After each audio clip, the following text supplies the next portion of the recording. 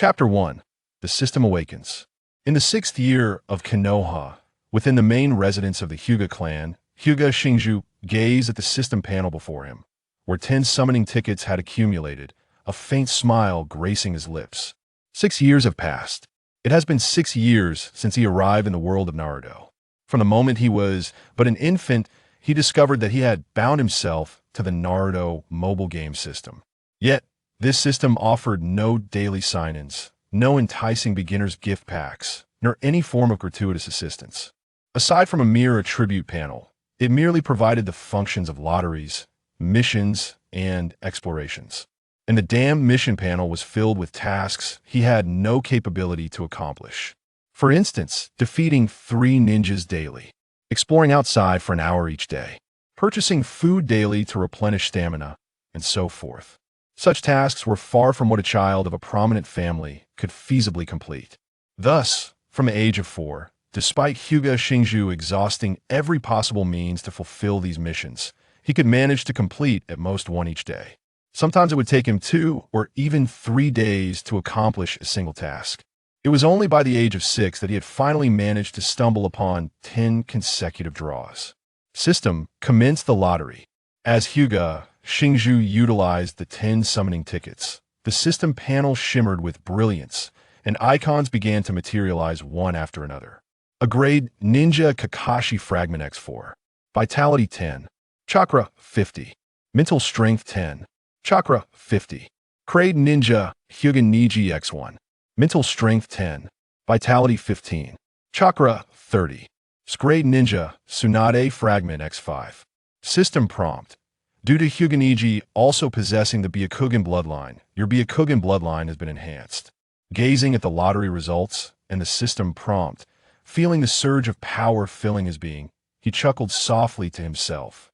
This 10 consecutive draw had yielded 4 fragments of Kakashi, 5 fragments of Tsunade, as well as a complete card of Hyuga Niji, along with an inexplicable enhancement to his bloodline. The fragments of a grade ninja Kakashi required a total of 40 to form a complete card thus. Possessing 1/10 was indeed a pleasant surprise.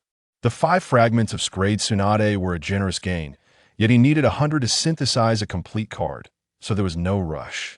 However, what delighted him the most was not the elite Jonin Kakashi or the formidable Tsunade, but rather Hyuga Niji. Though Niji was merely a genin, he was a genius endowed with the Byakugan, who trained diligently and had the capability to independently develop the Hyuga Clan's secret techniques. Moreover, in the original story during the Chunin exams, had Niji not encountered Naruto, who possessed the protagonist's halo, he might have passed the final exam and become a Chunin. For the 6-year-old Hyuga Xingzhuo, Niji's complete card was the most suitable ninja for him at present. As he carefully absorbed the 3 taijutsu skills brought to him by Hyuga Niji, especially the memories of the training process for these techniques, a glimmer of enlightenment flickered within him. It appeared that by summoning characters, he could directly acquire their training memories.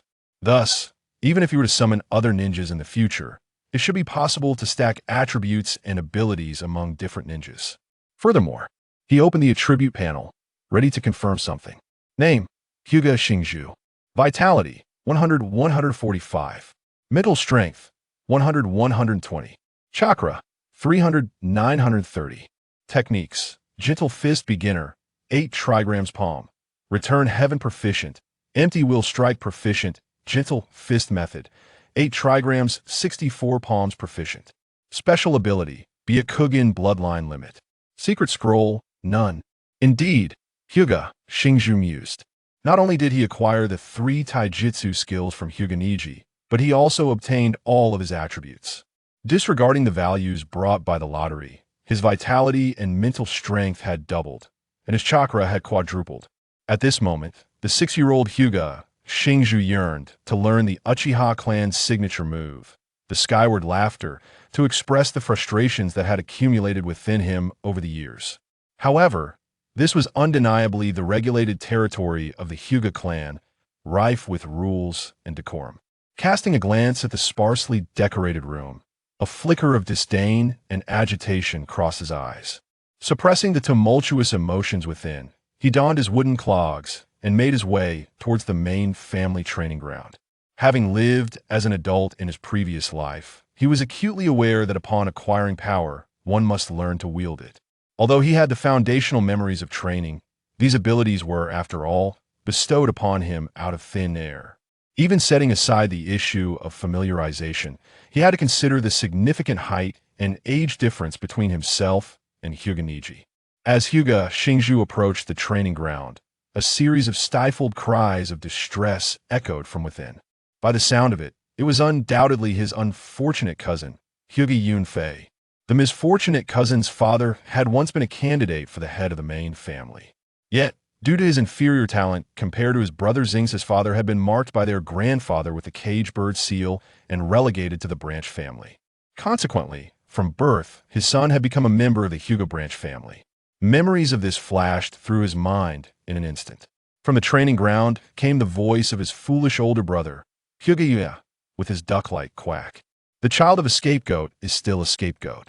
Hyuga, I am the next heir to the head of the family, while you are merely a wretched branch family guard.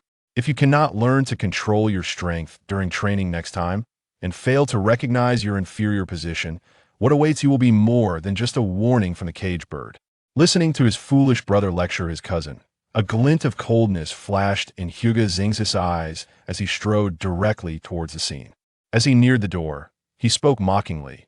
A 9-year-old who cannot even defeat a lower-ranking branch family member is nothing more than a worthless laggard.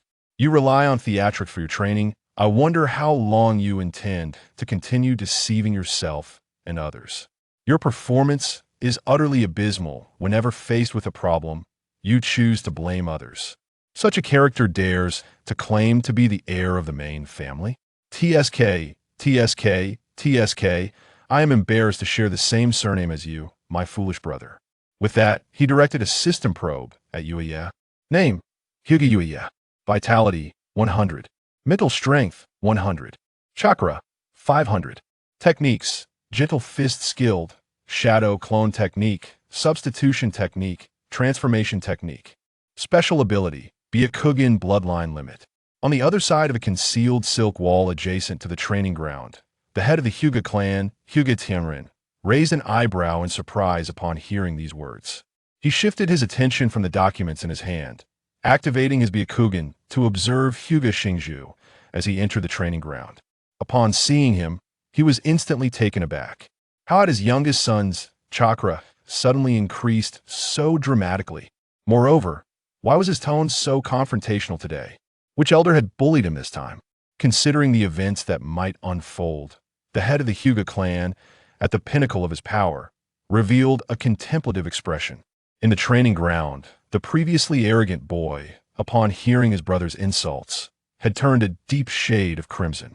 He glared at the entrance, gritting his teeth as he articulated each word. Hyuga Xingzhuo, have you lost your mind today? How dare you insult me? Hyuga Xingzhuo chuckled derisively. Not only do I dare to insult you, but I also dare to strike you. I have long found you displeasing today. I must teach you a lesson to make you aware of who is the elder brother and who is the younger brother. With that, he suddenly accelerated, lightly leaping over the slumped, vacanted Hyuga, charging straight towards Hyuga. Byakugan activate. Chapter 2. The Six-Year Pact. Byakugan activate. Hyuga Xingzhuo initiated his gentle fist technique. His mouth was unrelenting. You're not even that old, yet you act like a tyrant at home. Your only skill is bullying your own kin. Out there, are you merely a lackey for the other ninja clan's kids? What are you made of to dare call yourself the heir of the head family? Hyuga, too, activated his Byakugan. Enraged by the insults, he trembled all over, struggling to deflect Xing's attacks while shouting, "How dare you? I am merely following the elder's orders to befriend them. I am not some sycophant." Hyuga Xingzhuo feigned disdain, yet internally, he held even greater contempt for this foolish brother. Is being a lackey to outsiders the main concern? The real point is to bully one's own family, is it not? Can't you even grasp that? Then again, it is the decaying Hyuga Clan. Bullying one's own kin is an age-old tradition. He had intended to familiarize himself with the abilities he had just acquired during his visit to the training ground, and this incident was fortuitous. Previously, when he lacked the strength, he could only observe coldly from the sidelines. Today, with the power to teach this annoying brat a lesson, and the rules permitting him to compete openly for the position of clan head, how could he bear to hold back? Thus, Xingzhuo treated his brother as a living target, beginning to familiarize himself with the abilities bestowed upon him by Niji. He commenced with the beginner-level gentle fist technique he had trained over the past 2 years. The gentle fist bore some resemblance to the Tai Chi of his former life. Or rather, it could be said that it was derived from Tai Chi. Hence, the movements of attack and defense exuded a sense of beauty, akin to the interplay of yin and yang in Tai Chi. However, Hyuga, relying on his more proficient gentle fist technique, gradually gained the upper hand in this exchange. Seeing the continuing would yield no favorable outcome, Xingzhuo felt he had sufficiently warmed up. Thus, he prepared to employ the empty wheel strike, a taijutsu technique gifted to him by Hyuga Niji. Xingzhuo intentionally exposed a flaw to his foolish brother, who, upon realizing it, was sent stumbling back 5 paces. After evading the distance, he exerted force beneath his feet, abruptly reversing direction and launching himself forward in a swift assault. A strike of empty rotation. Before Hinata Xingzhuo could react, Xingzhuo landed 3 consecutive blows to his brother's chest. Flowing like water, he executed a spinning kick that sent Xingzhuo soaring into the air. Before Xingzhuo could gather his wits, Xingzhuo leveraged the ground to propel himself upward, delivering a fierce additional kick. This kick was both precise and brutal, rendering Xingzhuo momentarily unconscious midair before he crashed heavily to the ground. What a frail opponent! How can such a waste aspire to be the clan leader? Xingzhuo lamented, his thoughts echoing with sincerity.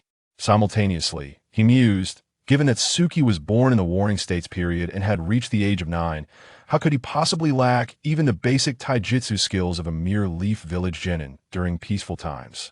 He hadn't even resorted to using Niji's Kaiten or the formidable 8 trigrams, 64 palms yet. Casting a glance at his cousin Hinata Yunfei, whose gaze burned with intensity, Xingzhuo chose not to heed his inner thoughts and help his brother up.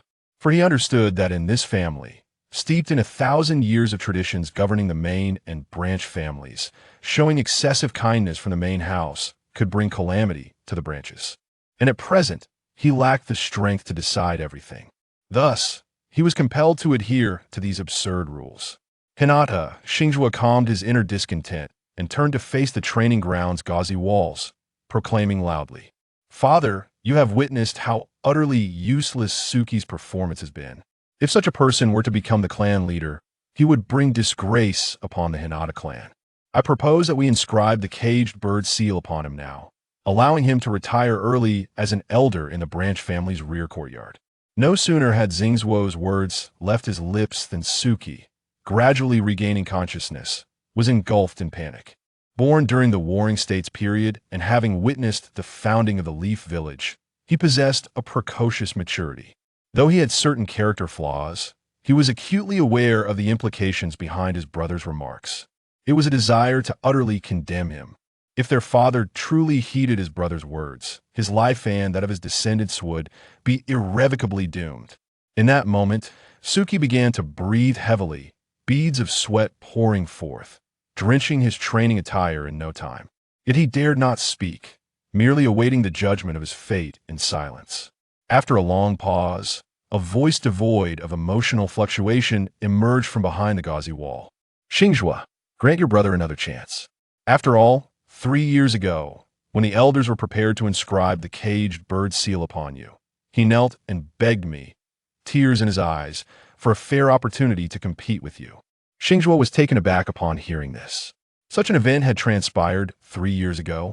He could hardly believe that someone so foolish now once cared for him. Memories of his childhood flickered rapidly. Though they seldom met, each encounter left Suki visibly excited. Xingzhuo suddenly realized that while this brother had been foolish, he had also been endearingly so. Had the elders of the clan corrupted him into this insufferable state? With this thought, Xingzhuo's gaze softened towards his brother. However, for the sake of his reform plans and for the good of this brother, was determined to claim the position of clan leader. Meeting Hinata Tsuki's pleading gaze, Xingzhuo stood still for a moment, contemplating, before turning to leave. Without looking back, he declared, "In that case, I shall grant him 6 years. If, after 6 years, he cannot defeat me, he must relinquish his claim to the position of clan leader." As his words echoed in the air, Xingzhuo had already departed the training ground. At that moment, the elder on duty approached the clan leader, having taken a detour. Furrowing his brow, he quietly inquired, "Is 6 years not too long? Moreover, the main branch has historically—" Hinata Xingzhuo raised a hand to interrupt the elder, taking a sip of tea and responding coolly. Traditions of the past were established to prevent the Byakugan's secrets from leaking.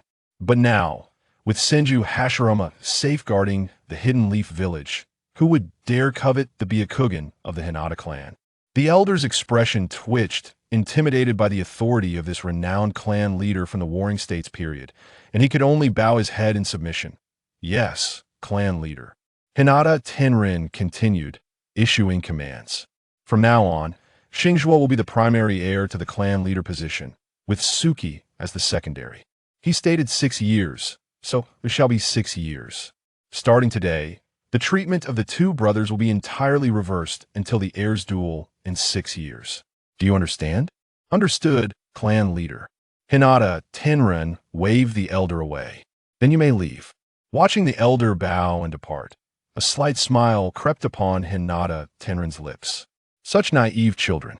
6 years is both overly benevolent and exceedingly arrogant. After all, 15 is the age when a ninja's prowess reaches its zenith. Xingzhuo, what will you employ to contend with your brother? Yet, this was of little consequence. To him, both children were his own flesh and blood. Whoever proved to be the more exceptional would inherit the position of clan leader. This was not merely tradition, it was also his testament to his own brother. Years ago, he had defeated his own brother by a mere 5-year margin to claim this position, and his descendants were bound to follow suit. Chapter 3. Hinata Yunfei. Shortly after Hinata Xingzhuo returned to his abode, Hinata Yunfei unexpectedly arrived for a visit. Xingzhuo gazed at his cousin, who was half kneeling on the ground outside the door, an indescribable sensation swelling within him. After all, he had just been tormented by the curse seal, reduced to a pitiful state akin to a lifeless dog sprawled on the floor. Observing the bloodstains lingering on the exposed bandages and the crimson threads veining his cousin's eyes, he surmised that his cousin had followed closely on his heels the moment he departed from the training grounds. With this thought, Xingzhuo swiftly spoke, "Please rise before you speak. I am not fond of others kneeling at a whim." Upon hearing this, Hyang Yunfei promptly stood up, picked up a nearby tray, and, with his head bowed and voice subdued, replied, "The elders have exchanged the family resources available to you and young Master Yue. This sealing scroll contains your cultivation resources for this month." Xingzhuo, intrigued, took the sealed scroll, untied its bindings, and approached the table to unfurl the parchment. To be honest, he felt a twinge of curiosity regarding the cultivation resources that Yue might possess. Although he was unfamiliar with the art of sealing scrolls, he could certainly comprehend the contents inscribed upon it. The scroll revealed 1,000 silver notes x100, body refining elixirs x3, healing elixirs x3, and a family weapon exchange voucher x1, totaling a staggering 100,000 taels. The young Hinata Xingzhuo experienced a blend of discontent and elation. His discontent stemmed from the fact that, as the second heir to the clan, he had previously received a mere 2,000 taels as a monthly allowance, with nothing more to his name. Conversely, joy washed over him at the newfound wealth. It is noteworthy that within the 3 daily tasks assigned by the system, he had only been able to accomplish 1 exploration task. Now, with financial means and the strength of a lower ninja, he could finally consider the other 2 daily tasks. This meant that what once took him 2 years to accumulate for a tenfold draw could now, with wealth and power, be achieved in approximately 8 months. Should he accept randomly issued commission tasks, he might even shorten this duration further. With this in mind, he felt emboldened, even decades later. When the original story reached its climax, he would not fear any adversary. Contemplating this, Xingzhuo turned to Yunfei and inquired, "You are adept in sealing techniques, are you not? Please assist me in unbinding this scroll." Yunfei promptly bowed his head in affirmation, took the sealed scroll, placed it upon the table, and with a gentle tap, A cascade of silver notes and several vials materialized before them. Xingzhuo gazed at the phenomenon with a sense of novelty. Although he was aware that sealing scrolls were quite commonplace in the original anime and often associated with the affluent, the functionality akin to that of a storage space piqued his interest. "When you have the time, please teach me how to utilize sealing scrolls," he remarked to Yunfei. The latter parted his lips, initially inclined to assert that as his guardian, he would manage perfectly well on his own. But recalling the somewhat irritable demeanor of the individual before him, he quickly nodded in agreement. Xingzhuo picked up the silver notes on the table and briefly counted them. Finding the amount satisfactory, he intended to tuck them into his pocket, only to realize he had none. He glanced at his cousin, who appeared humble and submissive, and noted the expanding crimson hue beneath the bandages. A thought crossed his mind, prompting him to inquire, "Aren't you leaving yet?" Hinata Yunfei replied with a respectful demeanor. "Young Master Xingzhuo, I have received instructions from the family head to serve as your personal guardian from today onwards, remaining at your disposal." Upon hearing this, Xingzhuo let out a peculiar click of his tongue. Yunfei, initially believing it to be a sign of dissatisfaction towards himself, felt an increasing sense of anxiety. However, to his astonishment, the young master presented the contents of the sealing scroll right before him. "Then help me carry the money. I have no pockets on me. Curse this traditional attire," he remarked. Yunfei was taken aback. He never anticipated that the young master would bestow such trust upon him, allowing him to carry these silver coins. At that moment, Xingzhuo suddenly remarked, "By the way, you may take those secret healing potions and weapon exchange vouchers as a reward for safeguarding me. Particularly the healing potions. I strongly advise you to utilize them immediately." Hinata Yunfei, taken aback, replied, "But those potions are exceedingly precious." Xingzhuo waved his hand, interrupting his words. "Cousin Yunfei, I recognize your exceptional talent as a branch family member. Yet, even the most gifted require time to grow. These rare elixirs are better bestowed upon you than my foolish brother. Thus, it is settled." Yunfei widened his eyes in disbelief upon hearing this.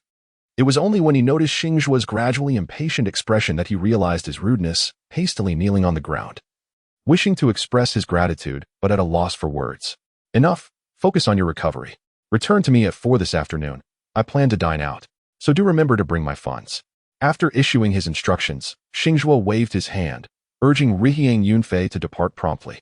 The latter gathered his belongings from the table, glancing back thrice as he left, still seemingly incredulous that the young master would bestow such precious elixirs upon him. Yet, as a member of the branch family, the education he received instilled in him a reluctance to question or disobey. Once Yunfei was gone, Xingzhuo exhaled deeply.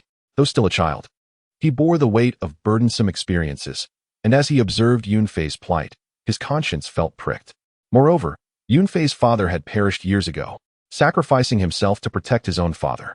As a close cousin, Yunfei now bore the responsibility of acting as a bodyguard despite his injuries. It was truly pitiable. With the system at his disposal, which allowed him to augment the attributes and chakra of other ninjas, relying solely on the elixirs and arduous training seemed a rather inefficient path. "Ah, the cursed remnants of Japanese customs," he mused. "By the way, Yunfei is only 12 years old this year, isn't he?" Lost in reflection, Xingzhuo recalled his own childhood, at 12, catching frogs by the small creek in his rural hometown, rummaging through bird nests, and using a slingshot to shoot at small birds. He had been an innocent, carefree child, utterly oblivious to the complexities of life. In stark contrast, he thought of his cousin, now wrapped in bandages, bearing a caged bird curse seal on his forehead, his face a mask of anxiety and unease. It was indeed a disheartening sight. Xingzhuo rubbed his temples, his brother's words echoing once more in his ears. "The child of a scapegoat is also a scapegoat." What difference is there between this and the oft-repeated adage from his past life, "The child of a poor man is also a poor man"? Perhaps the distinction lies in the fact that in this world, truths manifest in a far more brutal manner before every unfortunate soul. Thus, in the days to come, Xingzhuo must strive to alter this fate. While this world may be tainted, at the very least, he must ensure that his own patch of land remains unblemished. This was the original aspiration that guided him to this realm. Xingzhuo stifled a drowsy yawn. Before pursuing his aspirations, he decided to indulge in a brief afternoon nap. Later in the day, Hinata Yunfei had been waiting outside Xingzhuo's door for an hour in advance. The 12-year-old boy exhibited no inclination towards idleness, standing upright with unwavering resolve. Had it not been for the unique architecture of the Hinata family residence with its lengthy eaves, Xingzhuo mused that his cousin would soon be sun-kissed upon his emergence. slipping into his wooden clogs and adjusting the sleeves of his robe. He glanced at the approaching Yunfei and remarked with a hint of detachment, "From now on, come whenever I ask you to. Granting you discretionary time is intended to ensure your effectiveness when I require your assistance. Do you understand, cousin?" A flicker of something unusual crossed Hinata Yunfei's gaze. His lips quivered as if he wished to voice a response, yet ultimately he nodded in agreement. Xingzhuo walked ahead, shaking his head to himself. Glancing at his cousin, who was half a body length away, he casually inquired, "What do you enjoy eating? Do you have any recommendations?" Chapter 4. Strolling Young Master. "I don't have any particular preferences. Any food will suffice," Yunfei responded earnestly. However, Xingzhuo was not convinced. Without turning his head, he remarked, "That simply won't do. Good food serves as a fleeting yet exquisite redemption in the bitter journey of life. If you lack a preference, allow me to introduce you to a variety of culinary delights. You are bound to discover your own form of salvation." Upon hearing this, Yunfei pressed his lips together. Momentarily taken aback, yet he soon regained his composure. He nodded once more, though his tone had subtly shifted from before. Xingzhuo cast a seemingly casual glance back at Yunfei, soon realizing that his cousin's demeanor had shifted since their earlier encounter at the training grounds. Previously, his eyes had betrayed a sense of anxiety and numbness, but now they sparkled with a newfound vitality. Acknowledging this change, Xingzhuo nodded to himself. He carefully navigated the intricacies of family dynamics. Whether it was reprimanding Hyuga or intentionally showing kindness to his cousin, he had ample justification for his actions. The rivalry with Hyuga required no elaboration. It was merely a contest. However, the motivations behind his treatment of his cousin were far more complex. Beyond feeling pity for him and empathizing with his plight, there was a significant underlying intention to cultivate a bond. It is essential to recognize that this world is that of Naruto, not the once mercenary realm where greed reigns supreme. Here, one encounters feudal lords, clans, and various antiquated systems and backward ideologies. In this environment, if one invests emotions in another and forges connections, it is unlikely that the recipient will harbor ill intentions. Historically in Naruto, perhaps only Uchiha Obito directly or indirectly caused harm to the fourth Hokage and his spouse, motivated by a blend of betrayal, conspiracy, and a convoluted theory of a peaceful world of his own design. Such treachery is exceedingly rare and difficult to replicate. Thus, setting aside this exceptional case, the prevailing ethos of this world is, to a significant extent, commendable. Moreover, if one adds the condition that emotions are invested from a superior to a subordinate, the latter is likely to serve loyally, with a strong aversion to any form of insubordination. Although Xingzhuo did not require his cousin to serve him in such a manner, as he aspired to consolidate control over the Hyuga clan to further his ambitions, fostering trusted allies became imperative. The Hyuga clan resides in a thriving area of Konoha, surrounded by important buildings and family estates of the village. Xingzhuo had long harbored a desire to voice his grievances. The reality of Konoha appeared boundless in its expanse. Aside from the Hokage rock to the north, a glance in any other direction revealed a myriad of structures stretching into the horizon. This overwhelming sight had previously deterred him from venturing far during his exploration missions, leading him to meander only in close proximity. However, with the presence of his cousin as a guardian and a significant enhancement to his overall physical prowess following a card draw, Xingzhuo felt emboldened. Thus, upon departing from the clan grounds, he set forth toward areas he had never before explored. Today, he resolved to thoroughly wander the streets of Konoha village. At that moment, Hinata Yunfei suddenly inquired in a hushed tone, "Young Master Xingzhuo, would you like me to conceal my presence and accompany you?" Xingzhuo, with a hint of curiosity, turned back and inquired, Why must one conceal themselves? Being by your side may potentially disrupt your refined enjoyment, as Master Hyuga has previously instructed me." Upon hearing these words, Xingzhuo's expression turned somewhat peculiar, yet he declined with a hint of disdain, deeming the command utterly nonsensical. "Forget everything you said from now on. Just follow me for the time being," he declared. Afterward, he turned back, not missing the opportunity to remark, "Shopping alone is simply devoid of interest." Thus, the duo, one large and one small, moved in tandem through the bustling streets and alleys of Konoha, commencing their journey from the Hyuga clan's territory. Within a mere 3 hours, they had indulged in the culinary delights of an entire street. As the sun dipped below the horizon, Xingzhuo, rubbing his stomach, made his way back to the clan's abode. While there were no exquisite delicacies to boast of, the fried skewers and the tricolored dumplings had proven to be quite delightful. He reflected on this with satisfaction, pleased that he had completed 2 of his daily tasks, one being an hour-long exploration mission, and the other a physical replenishment task through dining out. However, he still had yet to fulfill the challenge of defeating 3 opponents, with only 2 victories remaining. Xingzhuo contemplated returning to the Hui ethnic region to engage in a friendly duel with Yunfei, subsequently devising a plan to seek out a division of their family. Ideally, he would enlist Yunfei's assistance in identifying those who had previously wronged him. This strategy would not only fulfill his mission but also gain the loyalty of others, rendering it utterly flawless. Beside him, Yunfei, who had accompanied the young master throughout their journey, was currently grinning foolishly, betraying none of the earlier depths of his sorrow and resentment. By the way, where did you reside before? Xingzhuo inquired. Young master, I previously lived in the house within the branch family's estate. You must have lived alone, correct? Indeed. Xingzhuo thoughtfully stroked his chin and remarked, then you shall return with me to reside in my courtyard. I have ample vacant rooms. And the spacious backyard is suitable for training. Huh? What do you mean by huh? It's settled then. As a bodyguard, shouldn't you reside nearby? Very well, young master. The decision, though multifaceted in reasoning, was predominantly driven by solitude. As one of the heirs to the clan, Xingzhuo lost his mother at a tender age and has since lived alone in his current quarters. During his childhood, the elder women of the clan would take turns caring for him, but as he grew older, apart from the servants who occasionally came to tidy up, the courtyard became an echoing silence, often occupied solely by him. Were it not for his frequent training sessions and meals with his father, Xingzhuo felt he might succumb to the madness of loneliness. While he pondered these thoughts, a group of 5 or 6 children suddenly burst forth from a nearby alley, their playful shouts piercing the stillness. Although referred to as children, they were of a similar age to Yunfei, around 10 years old. Upon spotting Xingzhuo and his companion, the children appeared startled, tumbling to the ground, rendered speechless. Just as Xingzhuo began to wonder if he had food stains on his face and reached to check, the leader of the group abruptly picked up a stone from the ground and hurled it towards his eyes. Accompanying this act were the fearful and disdainful words, "You monster with white eyes, get lost."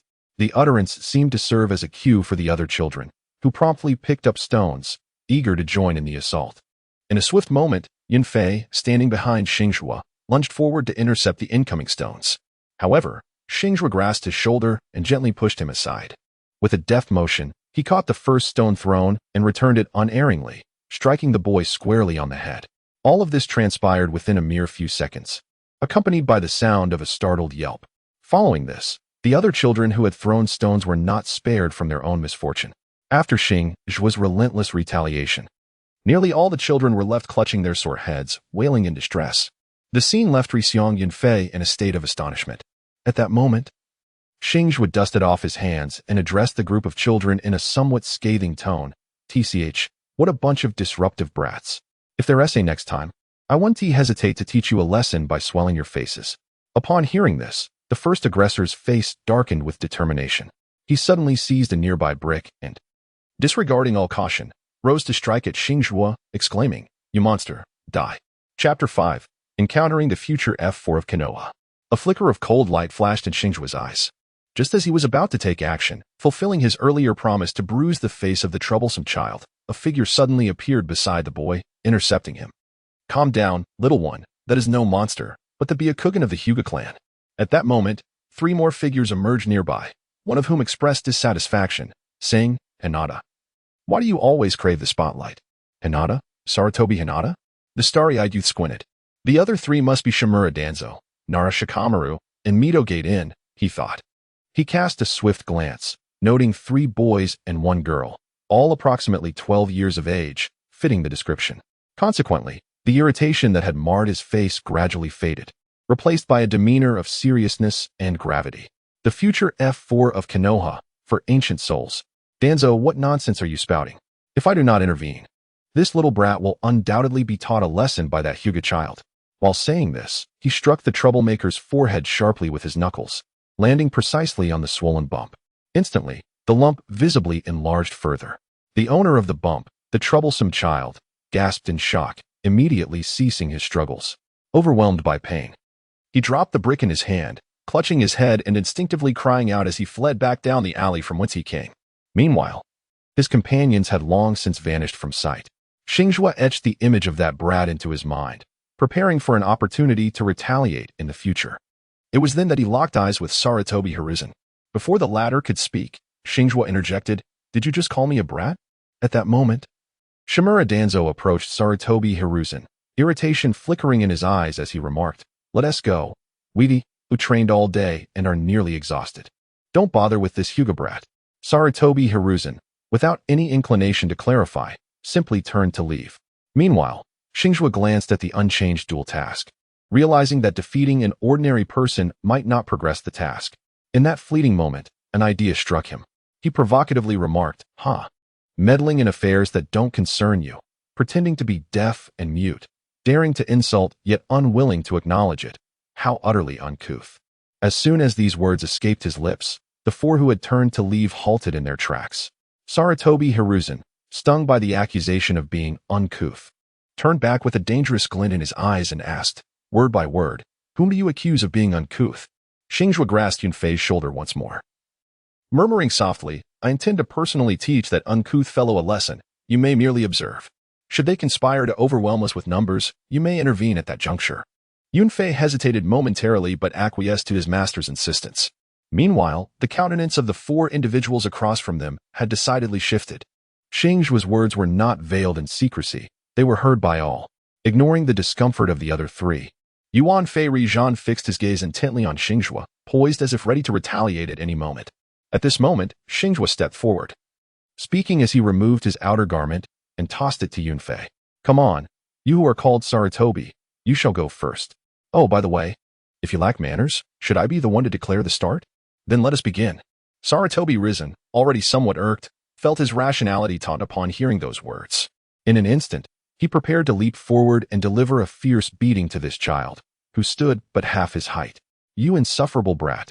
Today, I shall take it upon myself to discipline you on behalf of the elders of the Hyuga clan." Xingzhuo assumed the initial stance of a gentle fist, launching a proactive assault to seize the rhythm of the battle. "Who do you think you are, to presume to manage me on behalf of the elders of the Rixiang family? You possess neither the stature nor the grace. What authority do you wield? Is it your prematurely aged and unappealing visage that grants you such presumption?"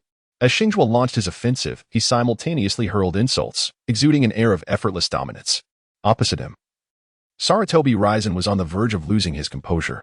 His previously restrained fists were now met with relentless counters from the impudent youth before him.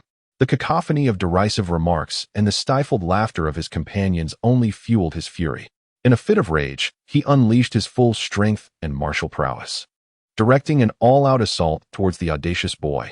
Yet, each punch he threw was effortlessly parried, and every kick returned with equal force.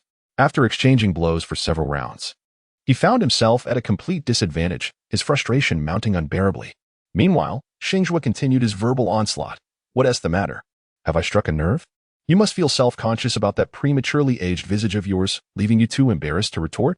At this, Sarutobi's breath grew increasingly labored, and his face flushed with indignation. "Oh, could it be that a mere child like me has left you so flustered that you can only defend yourself without a word? TSK. With such a level of skill, how dare you meddle in affairs beyond your grasp?" Xingzhuo, unrelenting in his retorts, continued to express himself fervently. "You claim that meddling requires patience, yet you grow impatient when unable to restrain that child, resorting to striking the swelling on another's face? Hence, I assert that your manners are lacking." At this moment, Sarutobi Hizashi, having made no headway, was nearly driven to madness by these scathing remarks devoid of profanities. Heaven knows, he merely sought to display his prowess before his companions, yet in the eyes of the other, he had become a nefarious villain. If you ask me, with such a venomous mind and hypocritical demeanor, you ought to sell your blood, perhaps even establish a poison refining workshop, regularly drawing blood to poison the weapons of others. Xingzhuo chattered incessantly, causing the face of Sarutobi Hizashi to gradually flush with indignation. Wishing to mimic his adversary, yet finding his mind devoid of any biting retorts, he could only shout in frustration, "Enough, you insufferable brat." With that, he abruptly leaped back, forming a hand seal. In an instant, a shadow clone materialized with a resounding pop, charging directly towards Xingzhuo. Xingzhuo advanced and struck, dispersing the clone. Yet it was already too late to prevent Sarutobi Hizashi from unleashing his next ninjutsu. Fire release, great fireball technique. A fierce blaze erupted from his mouth, surging directly towards Xingzhuo, who stood not far away. Witnessing this scene, Sarutobi Azashi's three companions furrowed their brows in concern. Among them, the sole female, Narakamaru, voiced her discontent candidly, stating, "Hizashi has gone too far. He is employing the Sarutobi clan's most powerful fire release technique merely to discipline a child. I shall certainly inform our teacher tomorrow." Mito gaped and shrugged, seemingly disdainful of her intention to report to the teacher. Meanwhile, Hyuga Yunfei felt a surge of blood rushing against the current upon witnessing such a formidable fire release technique. Faced with a ninjutsu of this caliber, even he found himself unable to withstand it. Just as he prepared to risk his life to shield the young master, suddenly, Hashizaki unleashed a torrent of chakra from both hands, spinning into motion. Is this the return of heaven? Yunfei instinctively gasped in astonishment. The technique, originally developed to compensate for the blind spots in the Hyuga branch family's vision, had long been under the strict control of the main family for reasons unknown, and was not easily taught.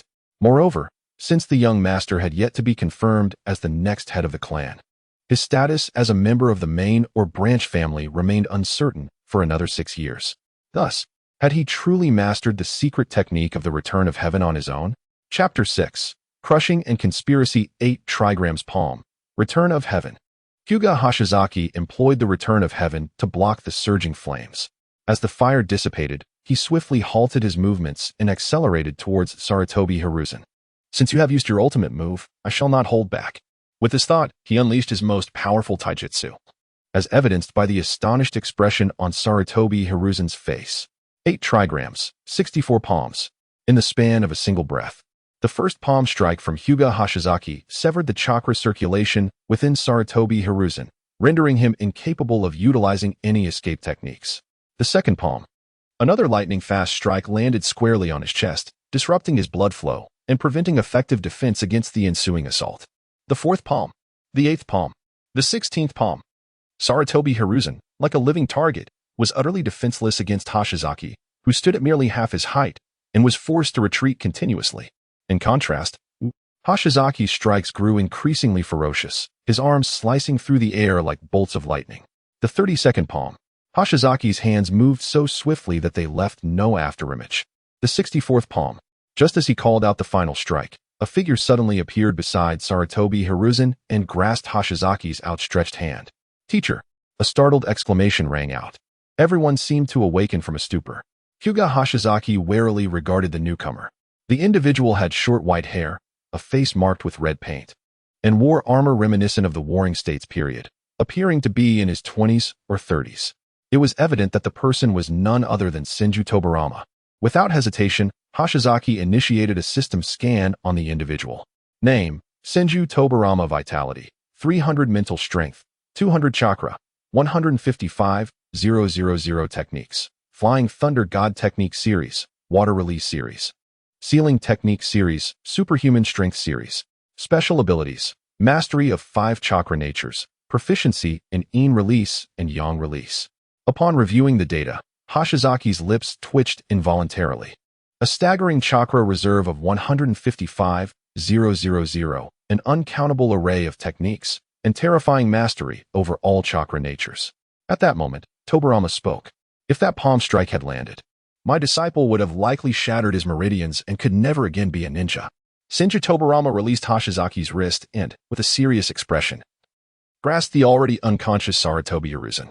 He then turned to the other approaching disciples and said in a deep voice, "Take Sarutobi to the hospital." Yes, the 3 disciples moved in unison, carrying Sarutobi Hiruzen towards the hospital. The atmosphere gradually cooled. Senju Tobarama now scrutinized Hyuga Hashizaki, while the older Hyuga Yunfei clearly recognized the identity of the visitor. Swiftly, he stepped in front of Hashizaki, blocking the gaze of the scrutinizing figure. Xingzhuo, feeling somewhat helpless, grasped his cousin's shoulder and gently pushed him aside.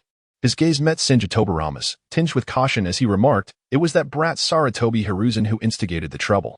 Senju Tobarama expressed his interest with a soft "oh," before inquiring, what kind of trouble did he cause?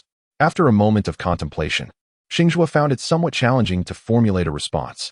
Surely, he could not reveal that his intentions were to provoke his opponent in order to fulfill a duel mission. Could he? Moreover, it was entirely possible that the individual before him had already perceived the truth with clarity. However, given the current circumstances, it seemed he could indeed seize the opportunity to express himself. Thus, maintaining a composed demeanor, he remarked, who instructed him to meddle in affairs that do not concern him. Senju Tobarama narrowed his eyes, his tone taking on a somber note as he replied, "Is safeguarding the villagers of Konoha merely considered meddling?"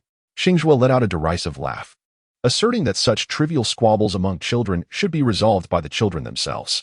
What could have been a minor issue was unnecessarily escalated by his interference, leading him to ponder whether there were sinister motives at play, aimed at maligning the Hyuga clan by branding the villagers as monsters with the Byakugan.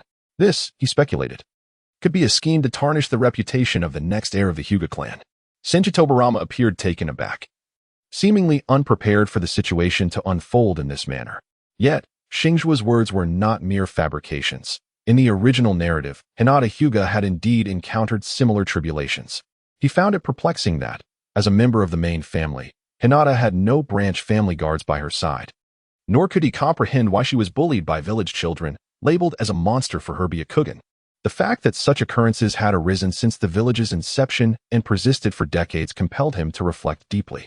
As these thoughts raced through his mind, Xingzhuo continued, addressing Tobarama, "As their teacher, you not only fail to resolve the conflict, but also stand here, preemptively casting blame upon me for the villagers' suffering. Is it that Senju cannot tolerate our Hyuga clan?"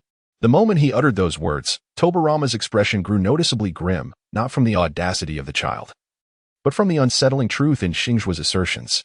There was likely some underlying scheme at play. "I shall investigate this matter," he declared. "If there truly are those conspiring in the shadows, I will bring the truth to Hyuga Tenrin, the clan leader." With that, he vanished from sight. Was it the Flying Thunder God technique? Xingzhuo mused, turning to see Yunfei standing there, dumbfounded. He tugged at Yunfei's sleeve. "Let us go. Why are you still standing there?" He donned his outer garment and strode ahead, lost in his thoughts. Yunfei, snapping back to reality, hurried to catch up. "Young master, is there really someone plotting against our Hyuga clan?" Xingzhuo caressed his chin and replied, "The probability is considerable." "Huh, what do you mean?" "The ninja world is vast, filled with an array of peculiar ocular techniques, secret arts, and extraordinary appearances. What grounds do those children have to label a Byakugan wielder as a monster? Moreover, during the Warring States period, the Hyuga clan was esteemed nobility of the Land of Fire. Surely, those children were incited by someone behind the scenes to speak thus." Yunfei furrowed his brows in agreement. Indeed, within Konoha alone, there are the Crimson Eyes of the Yuhi clan, the Sharingan of the Uchiha clan, and not to mention Lord Senju Tobarama, who also possesses red eyes. I am acquainted with some ninjas boasting yellow and green eyes as well. It appears that a myriad of appearances truly exist within Konoha. Xingzhuo clapped his hands and remarked, "Thus, it is evident that there must be some ulterior motive at play. Perhaps a reluctance to see the Hyuga clan produce a future Hokage, or a deliberate effort to suppress and persecute them." As he spoke, he cast a sidelong glance at the nearby architecture with his unsealed Byakugan. Yunfei, still somewhat perplexed, inquired, "Why does the young master think this way?" Xingzhuo continued with a smirk, "It is not merely the mightiest who can ascend to the position of Hokage. One must, like Lord Hashirama Senju, earn the recognition of all. However, the common folk in Konoha far outnumber the shinobi. If the uninformed civilians perceive the Hyuga clan's Byakugan as monstrous, then no matter how diligently the shinobi from the Hyuga clan strive, they shall never attain universal acknowledgement." He then turned to Yunfei, whose face was flushed with anger, and added, "For prejudice is the original sin. When such bias is sown in childhood, it will take root and flourish in the future, spreading to the next generations." This statement was laden with double meaning, seemingly addressing the current events while subtly alluding to the disparities between the main and branch families. It was uncertain whether Yunfei grasped the full implication, yet he was undeniably enraged. Xingzhuo, on tiptoes, gently patted the back of his head. "Well, it's not too late to realize this now. Upon my return, I shall inform my father that if this matter remains unresolved, there shall be no refuge for the Hyuga clan in Konoha. If it comes to it, we can always relocate back to the capital of the Fire Nation and reclaim our status as a prominent noble family." As the two figures, one large and one small, receded into the distance, a robust man with flowing hair and Senju Tobarama suddenly appeared atop a nearby building. The burly man wore a pained expression, his mood heavy as he spoke. "Tobarama, is what that child from the Hyuga clan said true? Has such an incident arisen merely 6 years after the village's establishment?" Senju Tobarama regarded his brother's demeanor with a hint of resignation. "Brother, while it is possible that the little brat is exaggerating the situation for his own ends, We cannot dismiss the likelihood that someone is indeed orchestrating mischief behind the scenes. However, I have already dispatched personnel to conduct an investigation, and I believe results will emerge shortly. Then I shall leave this matter in your capable hands. Notify me at once should you uncover any findings, he said, before vanishing in an instant, leaving Senju Tobarama alone in contemplation. Sometimes I truly wonder who the Hokage really is. Chapter 7. Daily Tasks and Assignments. Upon returning to the clan's grounds, Hyuga Xingzhuo's first course of action was to report this incident to his father, Hyuga Tenrin. As anticipated, he took Xingzhuo's discovery with great seriousness and proactively offered a reward. Please provide me with 2 additional guards, their skills at least that of a genin, as I wish to engage in daily practice with them. Xingzhuo made such a request. However, Hinata Xingzhuo shook his head in refusal, stating, "This is impossible. There are fewer than 100 ninjas within the clan, and nearly all of them are occupied with crucial responsibilities. It is simply unfeasible to spare anyone to accompany you for training and sparring." Upon hearing this, Xingzhuo curled her lips and remarked, "Is that so? Fewer than 100? Truly, a clan on the verge of extinction. No wonder there are conspiracies against the Hyuga in Konoha." Hinata Tenrin, listening to her words, felt a twitch in his forehead. Seeing the atmosphere turn awry, Xingzhuo hurriedly rose to leave. However, just as he stepped over the threshold, he turned back, his voice lacking conviction. "If you won't grant me that, then at least provide more monetary compensation. 100,000 taels is scarcely enough for my sustenance. I spend over 10,000 a day just wandering about. If outsiders were to learn of this, they would surely deem our Hyuga clan as impoverished and miserly." Tianren Hyuga could no longer contain himself. He unleashed an empty palm strike, sending Xingzhuo, who was about to put on his shoes at the entrance, flying. "You have no sense of decorum. Be gone at once." Xingzhuo, though thrown out, felt no pain, merely a sense of embarrassment from the fall. He glanced at Yunfei, who rushed over to assist him. Xingzhuo chuckled softly as he pointed toward his father's location, whispering, "Look, he's anxious." Upon hearing this, a bead of cold sweat trickled down Hinata Yunfei's forehead. Although he was unaware of what the young master meant, the mocking tone was genuinely unsettling. In the end, the loyal Yunfei stealthily retrieved his shoes, and the two departed from the clan leader's residence, both looking rather disheveled. Subsequently, Xingzhuo accompanied Yunfei to the branch family's courtyard. He deliberately refrained from entering, choosing instead to linger behind and eavesdrop on the commotion within. To his surprise, he discerned someone hurling verbal jabs at Yunfei, a voice unmistakably belonging to a youth. "Oh, look who has returned. It's our branch family's prodigy, Hinata Yunfei. I've heard you've switched masters. I wonder if there's any truth to that." Upon hearing these words, Xingzhuo immediately rushed inside, effortlessly defeating his opponent under the guise of a spar, thereby fulfilling his duel task for the day. At long last, after 6 years in this world, he completed all of his daily tasks for the first time. Praise be to Hinata Niji. As a future prodigy of the Hyuga clan, merely possessing a C-rank genin card has completely transformed his previous predicament. Should Niji be born under normal circumstances in the future, he must express his profound gratitude to him. That very evening, after reporting the incident, suddenly, Xingzhuo received a notification from the system. A random commission task had been triggered. Investigate the true culprit behind the defamation of the Hyuga clan. Task rating, A. Task issuer, Hyuga Tenrin. Task reward, a random A-grade complete card. Upon receiving this commission, Xingzhuo was so exhilarated that he spent the entire night awake. What is an A-grade complete card? If a C-grade card signifies a lower ninja nearing the rank of a middle ninja, and a B-grade card represents a middle ninja approaching the rank of a higher ninja, then considering he had previously drawn fragments of Kakashi's card, it could be conclusively inferred that an A-grade card is tantamount to a higher ninja nearing the status of a shadow. Thus, in his eyes, completing this task would elevate him directly to one of the most formidable ninjas of the Hyuga clan. In the following days, aside from attending the family training ground on designated days to receive the Elder's teachings in gentle fist techniques, Xingzhuo devoted himself to the completion of the commission task, diligently fulfilling daily duties, and essentially ceased other forms of training. In his perspective, 2 arduous years of training could not compare to the enhancement brought by a C-grade lower ninja card. So why toil needlessly? Had it not been for the occasional guidance he provided to his cousin Yunfei regarding the 8 trigrams palm, he would have solely focused on accumulating 10 consecutive draws and fulfilling commissions as his primary endeavors. However, this A-grade commission task proved to be quite challenging for him, leaving him at a loss for where to begin. Initially, he planned to approach those mischievous children, so he took Hyuga Yunfei along to investigate. After 3 days of searching, they finally located the group of children, but regrettably, their efforts yielded little fruit. When they inquired who had imparted this knowledge to them, the children replied that all the little ones spoke this way. Each inquiry about who had first claimed that the Byakugan was a monster resulted in varying answers from each child. After toiling for half a month, Xingzhuo realized that he could not uncover the truth solely by himself. Just then, a notification suddenly appeared on the system panel. Notification: the A-grade random commission task has been completed by another individual. Task completer, Nara Shikamaru. The system began the assessment process. Following evaluation, the system concluded that the host had played a significant role in providing hints during this commission but had not participated deeply. Hence, the task's completion rating was set at B. You have received a B-grade commission task reward. B-grade complete card X1. Upon reading these notifications, Xingzhuo felt a pang of disappointment, yet also a sense of relief. Disappointment was inevitable. Who wouldn't aspire to ascend rapidly and become a formidable force in the ninja world? Realizing that he was incapable of completing the commission task had indeed caused inner turmoil. Thus, the fact that the task was completed by another and he was still awarded a reward brought him some solace. With this thought, he claimed the reward of the B-grade ninja complete card. Who could it be?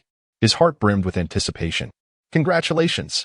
You have obtained B-grade ninja, purple flower. What? Xingzhuo was somewhat taken aback, as he could not immediately recall who Xianghua was. However, after a sudden influx of memories regarding the cultivation of summoning techniques, sealing arts, and binding methods flooded his mind, he finally realized. This ninja known as Xianghua was none other than the petite figure among the 6 paths of pain.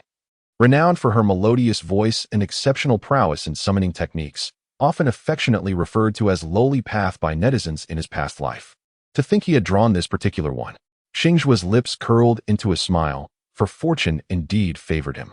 In his eyes, this hydrangea possessed an extraordinary ability to master the most fundamental sealing techniques, both the art of sealing and unsealing, transforming them into formidable skills.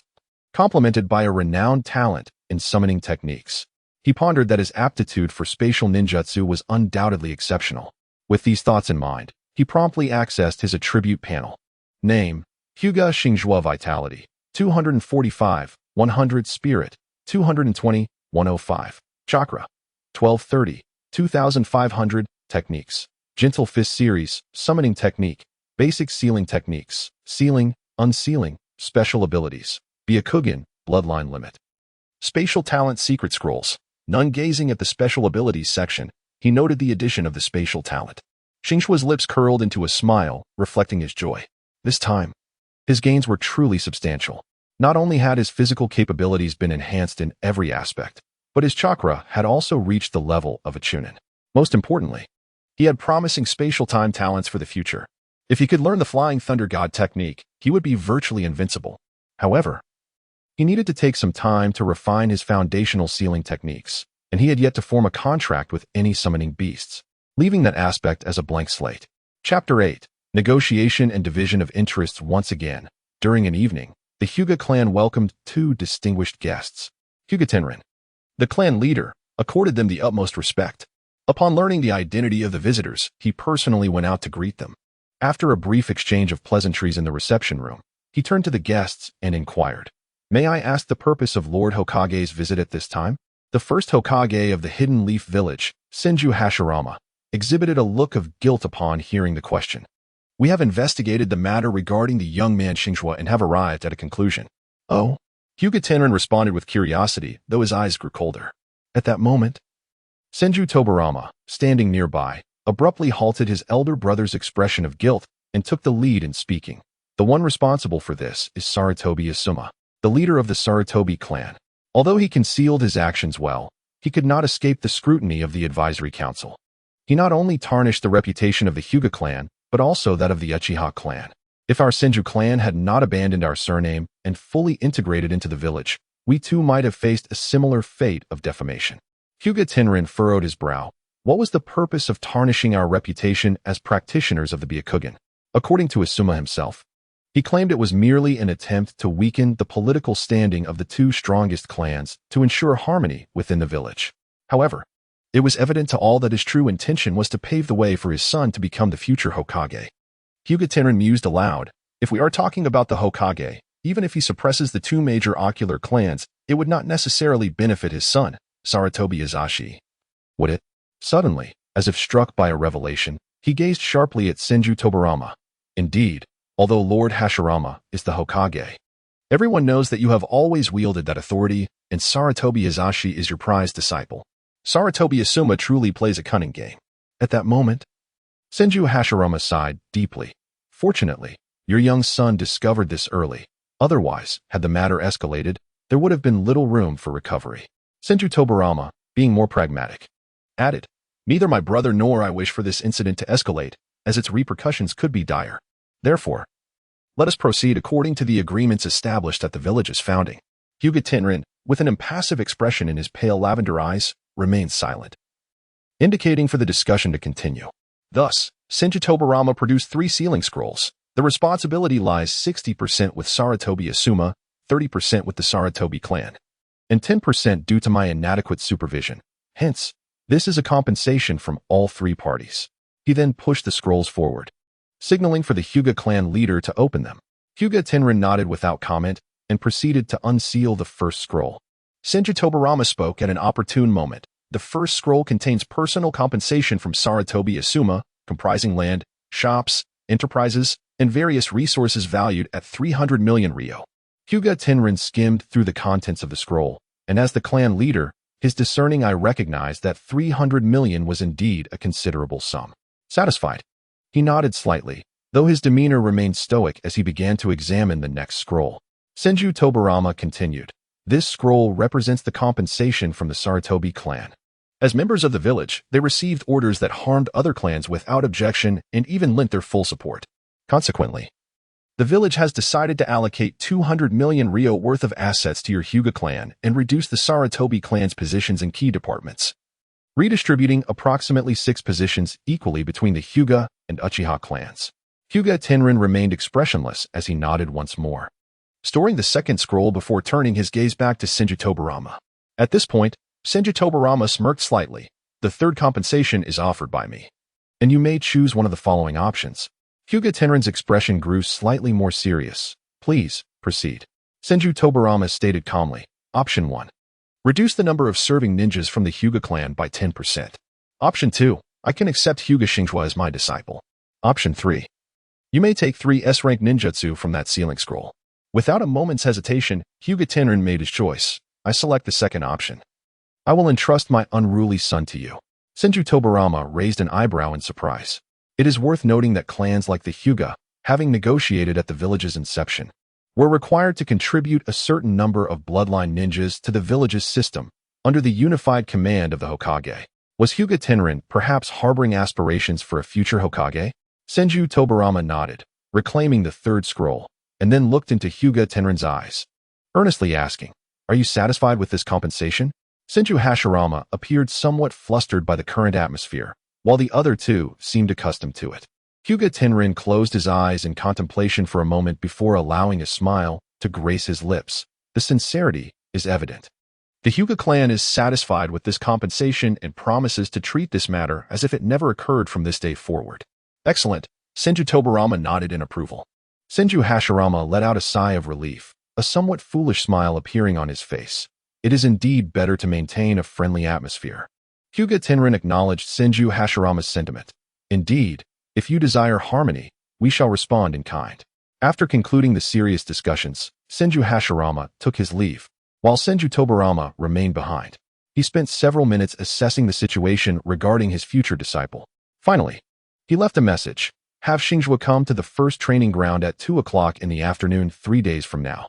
He then utilized the Flying Thunder God technique to depart from the Hyuga clan's territory. In the aftermath, Hyuga Tenrin summoned the elders of both the main and branch families to deliberate on the matter and allocate the respective benefits. As the instigator of the incident, Hyuga Xingzhuo entered the sight of the clan's high-ranking officials with an exceptionally high evaluation, receiving a share of benefits valued at 1 million ryo. Yes, although he had secured 500 million ryo in compensation from the Sarutobi clan, the primary gain, namely, the opportunity to be Senju Tobarama's disciple, had already been claimed by Xingzhuo. Were it not for Hyuga Tenrin presiding over this benefit distribution, it is likely that not a single Rio would have been allocated to a mere 6-year-old child. The following morning, Xingzhuo was still in the embrace of slumber when he was jolted awake by the muffled exclamations of his cousin Yunfei outside. Having keenly discerned his cousin's temperament, he was well aware that Yunfei was not one to react impulsively. Thus, he pondered what could have transpired. Could it be that Yu Yi had come seeking retribution? With this thought racing through his mind, Xingzhuo swiftly rose from his bed, charging out with a fierce demeanor. Moments later, a contract for a tricolored dumpling shop and another for a fried snack establishment lay before him. Xingzhuo inquired with a hint of disbelief. Are you saying this was personally delivered by the elder? Yunfei replied with excitement. Indeed, young master, 2 shops were sent by the elder. It is said that a meeting lasted all night, and it was the head of the family who secured this property for you. Hiss! Xingzhuo inhaled sharply, a chill running through him. Did Hinata Tian's mind falter? Although he could not quite comprehend the meaning behind falter, he could certainly discern the unfavorable tone in the young master's words. Consequently, it was now Yunfei's turn to gasp in surprise. Chapter 9. Assets and Investments. That midday, Hinata Xingzhuo took Yunfei to the village to assess his assets. Their first destination was a dango shop located on a branch road of the main commercial street in Konoha. Given that the 3-color dango bore a resemblance to the mochi found in Chinese desserts, Xingzhuo had indulged in it several times before and had developed a fondness for it. However, he had only frequented the largest dango shop situated on the main thoroughfare and had never visited this smaller establishment, which could accommodate only about 20 patrons at a time. Upon entering, Xingzhuo first presented the contract and then declared his identity. After completing the necessary formalities, the 3 individuals in the shop appeared as if they had seen a savior. The middle-aged woman managing the cash register said, "Last night, the owner informed us that there has been a change in management, and he has taken all the working capital with him. We currently lack the funds to purchase raw materials and are awaiting your direction." From Xingzhuo's preliminary understanding, the dango shop employed 2 middle-aged women and a young woman, who served respectively as the chef, a server and cleaner, and the cashier and financial officer. Their salaries were modest. The chef earned 10,000 taels a month, the server 8,000, and the cashier 9,000. Originally, the shop's daily revenue hovered around 6,000 taels, and after deducting various costs and labor expenses, the net profit at the end of the month amounted to 70,000 taels, barely a slight improvement over merely renting out the premises, earning just enough to make ends meet. Now, with an infusion of 50,000 taels in working capital, the business could resume operations. At this juncture, Xingzhuo turned to Yunfei and inquired, "How much do I have left?" Without even glancing at the sealed scroll, Yunfei promptly replied, "Young master, you have 33,000 taels remaining." Xingzhuo sighed, remarking on the fleeting nature of money. Upon hearing this, the 3 original employees in the shop exchanged anxious glances, fearing that this young master might contemplate closing the business and dismissing them all. However, their worries were unfounded. Xingzhuo not only intended to continue the venture, but also aimed to enhance its operations. He began to formulate his ideas in his mind and subsequently convened a small meeting within the shop. Xingzhuo intends to replicate a milk tea and dessert establishment in the world of Naruto. The pursuit of profit is of little consequence. Rather, it is a quest to satisfy his own culinary cravings. Thus commenced a meeting of 5 individuals, although it was primarily Xingzhuo who dominated the discourse. From the nuances of interior design to the direction of culinary development, from enhancing employee benefits to cultivating a brand culture, and even to the ambitious concept of a nationwide chain in the future, an array of unprecedented ideas and concepts within the ninja realm emerged. Nearly 3 hours of discussion left the other 4 attendees in awe of Xingzhuo's creativity and capabilities. However, no matter how promising the future may appear, the realization of his vision necessitates investment, at least an additional 500,000 Rio. Perhaps it is the abundance of debt that alleviates his worries. Xingzhuo has meticulously crafted a fried food establishment. He plans to transform this larger, yet somewhat secluded eatery into a multifaceted snack shop that offers barbecued dishes, fried skewers, and spicy hot pot. This endeavor requires a minimum investment of 700,000. Having established the investment and direction, he indulged in a simple lunch. After completing 2 daily tasks, Xingzhuo prepared to head home to earn some money. On the way, Yunfei was counting on his fingers, seemingly lost in thought, which piqued Xingzhuo's curiosity. "What are you calculating?" he inquired. With a troubled expression, Yunfei replied, "Young master, over the years, I have only managed to save 80,000 taels, falling significantly short of the 120,000 taels I aspire to. Upon hearing this, Xingzhuo couldn't help but chuckle softly. This cousin of his truly remained a child at heart, contemplating the idea of offering money as a form of support. Nevertheless, he merely consoled him with a reassuring pat on the shoulder, adopting an air of profound wisdom as he declared, "I am engaged in legitimate endeavors. How could I possibly be devoid of funds? You must understand, those who attain enlightenment are often aided by many, while those who stray from the path find little assistance." After finishing his whimsical discourse, he continued on his way, leaving Yunfei standing in place, his eyes sparkling with astonishment. This time, he felt quite confident in securing an investment, for during the asset acquisition earlier that day, he had discovered that both former proprietors of the two shops bore the surname Yunfei. Considering the previous A-level commission task and its successful completion, coupled with the family's unusually generous rewards, he felt assured in his prospects. Xingzhuo has already deduced the situation quite accurately. In the Hidden Leaf Village, presided over by the formidable ninja deity, Senju Hashirama, any conflicts should be resolvable through peaceful dialogue. Surely, that matter has been amicably settled by now. Furthermore, considering Xingzhuo's perspective, if he possessed 100 coins, he would allocate no more than one to his own son. Thus, it is evident that the family must have reaped substantial benefits, leaving him with but a mere grain of sand slipping through his fingers. If he does not extract a bit more now, he may find that this opportunity will vanish. Upon returning to the clan's territory in the afternoon, the very first task Xingzhuo undertook was to approach his father for financial assistance. Hyuga Tenjin, having toiled tirelessly for an entire day and night without rest, initially wished to dismiss his younger son as please. Yet, he could not withstand the relentless persistence of his son, who presented a compelling argument. Whether discussing the clear logic behind investment strategies or speculating on the compensation amount from the Sarutobi clan, his reasoning was both sound and exaggerated.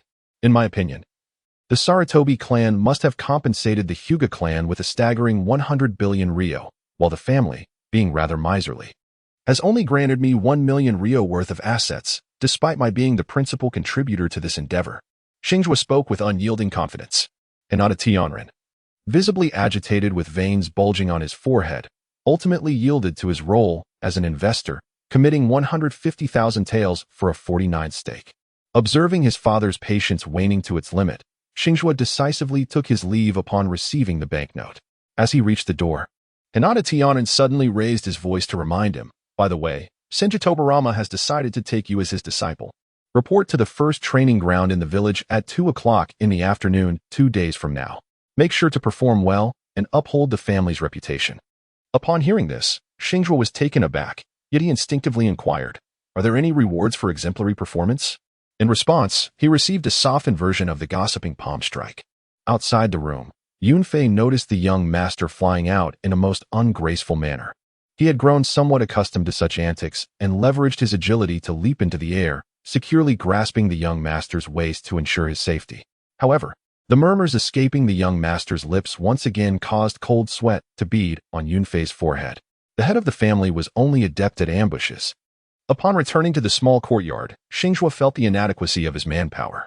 With the addition of 2 enterprises, it was imperative to have personnel dedicated to oversight and management. For instance, it would be unwise to directly entrust the employees of those 2 establishments with funds. It was not a matter of fearing their potential defection, but rather an acknowledgement of the specialization required in various fields. After much contemplation, Xingzhuo resolved to seek another individual from his clan. Although he held deep-seated reservations about the inhumanity of the branch family system, he recognized that, when it came to employing trustworthy individuals, the branch family members were invariably the most reliable. Having made up his mind, he instructed Yunfei to remain in the courtyard, allowing him to arrange his time for rest or training. Xingzhuo then proceeded to visit the elder of the branch family. Chapter 10. Seeking assistance and sealing techniques. Xingzhuo was not well acquainted with many members of his clan.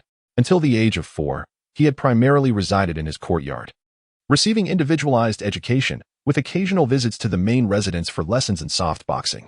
After turning 4, he frequently ventured into the village for exploratory tasks, leading to a rather monotonous existence, occasionally marred by the elder's disdain for his lack of decorum. However, he had inquired with his cousin and learned that, aside from the clan leader, the elder responsible for the allocation of branch family members was Hinata Xiao. Thus, Xingzhuo made his way directly to Hinata Xiao's abode. straightforwardly requesting personnel to assist in managing the enterprises. You wish to enlist 2 branch family members to help oversee the enterprises? Hinata Xingzhuo, his face marked by age and a serious demeanor, reiterated his inquiry to Xingzhuo. Xingzhuo, with an impassive countenance and an unwavering heart, replied, indeed. If the branch family has sufficient personnel, I would appreciate the deployment of 4. Oh no, 6 would suffice, and 10 would be even better. My 2 shops still require managers, and in the future, I plan to open additional branches. Furthermore, I personally need individuals to oversee the management of my burgeoning wealth. Hinata Takashi observed this diminutive figure articulating demands with remarkable clarity, audaciously inflating the numbers. Suddenly, his expression softened. He understood that, barring any unforeseen circumstances, this shameless young rascal was destined to become the family head. After all, his innate talent, brazen demeanor, maturity, and composure far surpassed that of Hinata Xingzhuo. Hence, he would strive to fulfill the future head's requests. However, as he watched the incessant stream of demands escalate to 20 individuals, all accompanied by reasonable arrangements proposed by the little one, Hinata Takashi felt a pang in his heart.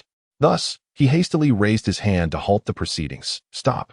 Young Master Xingzhuo, please cease. The branch family can allocate a maximum of only 2 individuals for your request. Xingzhuo secretly rejoiced within, yet outwardly displayed a hint of dissatisfaction. I have spoken at length, and you can only provide me with 2 individuals? Hinata Takashi seemed to perceive Xingzhuo's concealed delight.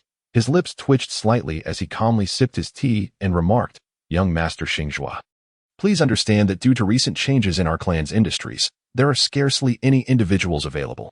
Allocating 2 is already the utmost limit. Very well then. 2 individuals it shall be.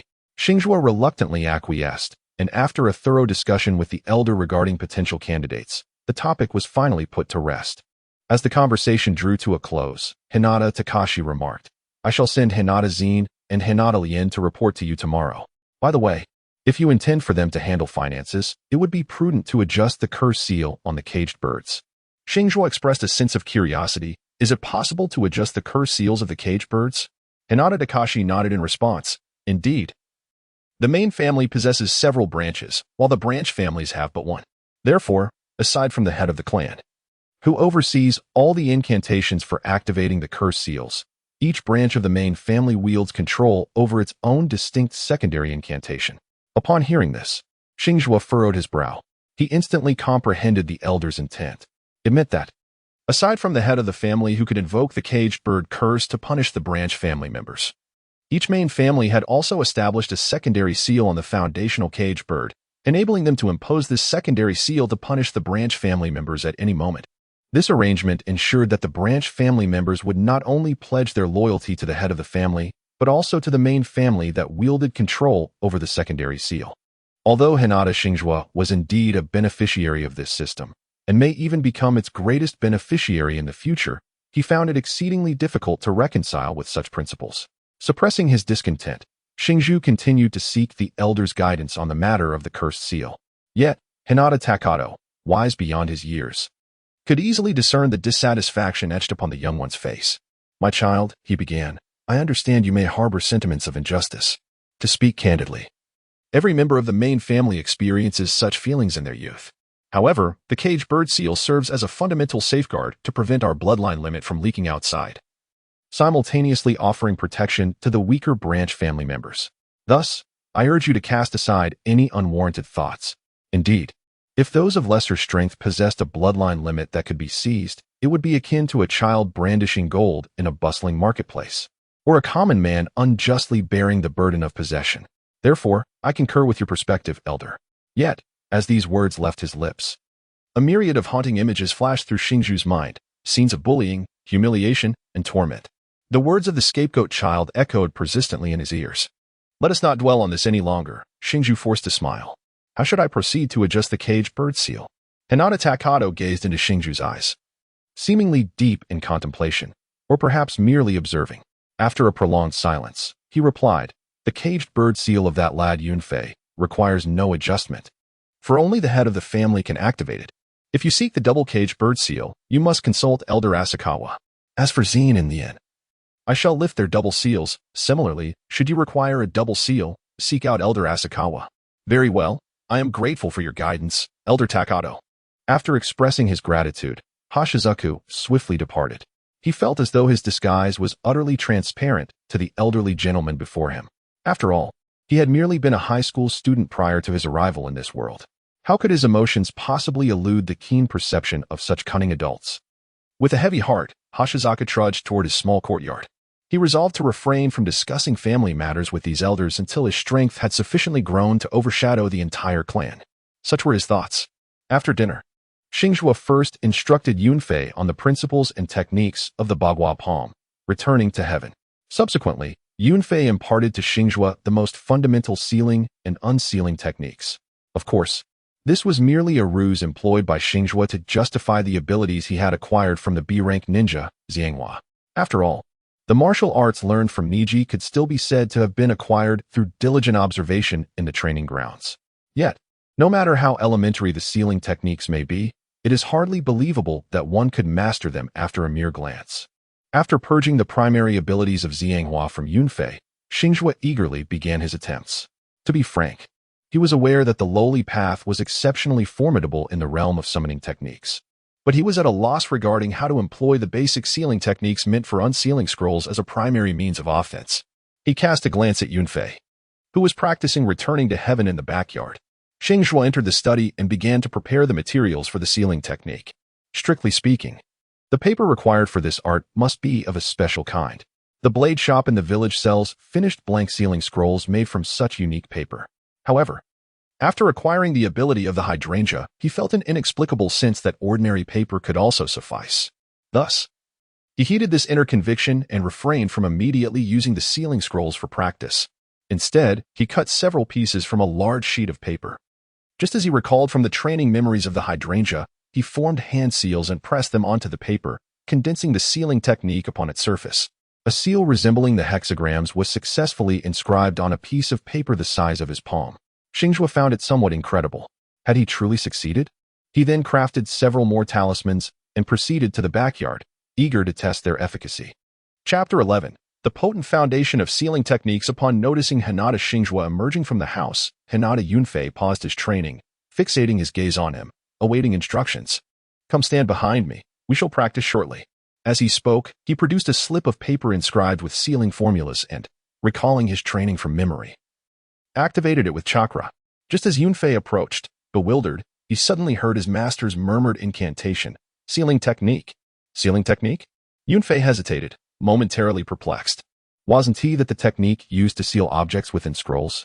What purpose could practicing the sealing technique in thin air serve? Before he could ponder further, the moment Xingzhuo's incantation concluded, the slip of paper in his hand erupted with a powerful suction. This force was so immense that it not only conjured a swirling vortex akin to a tornado, but also lifted Yunfei, who had been wiping sweat from his brow, off the ground. He was perilously close to being drawn into the slip of paper, along with the swirling debris and furniture. In a flash, Xingzhuo swiftly severed the connection between his chakra and the talisman, nullifying the sealing technique. He then shoved aside the furniture that had collided with him due to inertia and grasped the dazed Yunfei with one hand. With the other, he executed a defensive maneuver to shield against the incoming clutter. Remarkably, this entire sequence transpired within a mere 3 or 4 seconds. As the dust settled, Xingzhuo stood amidst the chaotic backyard, panting heavily, secretly astonished. Why did the potency of the sealing technique he had executed surpass that of the power depicted in the training memories provided by Xianghua? Could it be that the attributes of each individual and their inherent talents were cumulative in nature? Lost in contemplation, Yunfei's faint voice suddenly broke through. Master, you are still holding on to me. Xingzhuo's attention was drawn back as he glanced at Yunfei, who was being held by the waistband of his trousers, appearing exceedingly fragile.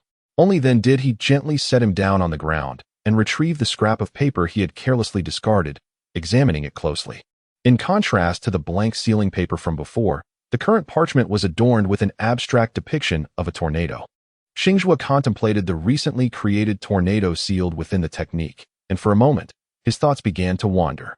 If a tornado could be contained by such a sealing technique, could not ninjutsu be similarly confined?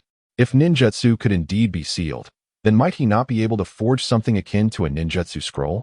The more he pondered, the more plausible it seemed. and Xingzhuo resolved to experiment with this notion in the future. Not only could he encapsulate ninjutsu for instantaneous deployment as a lethal weapon, but he could also seal away his adversary's techniques during battle, only to retaliate in kind. Alas, Xingzhuo cast a glance at the still stunned Yunfei. Unfortunately, the Hinata clan held a disdainful view towards the elemental transformation jutsu, resulting in a near absence of such teachings within the clan. Contemplating this, he resolved to experiment with his foundational sealing techniques outside in the future.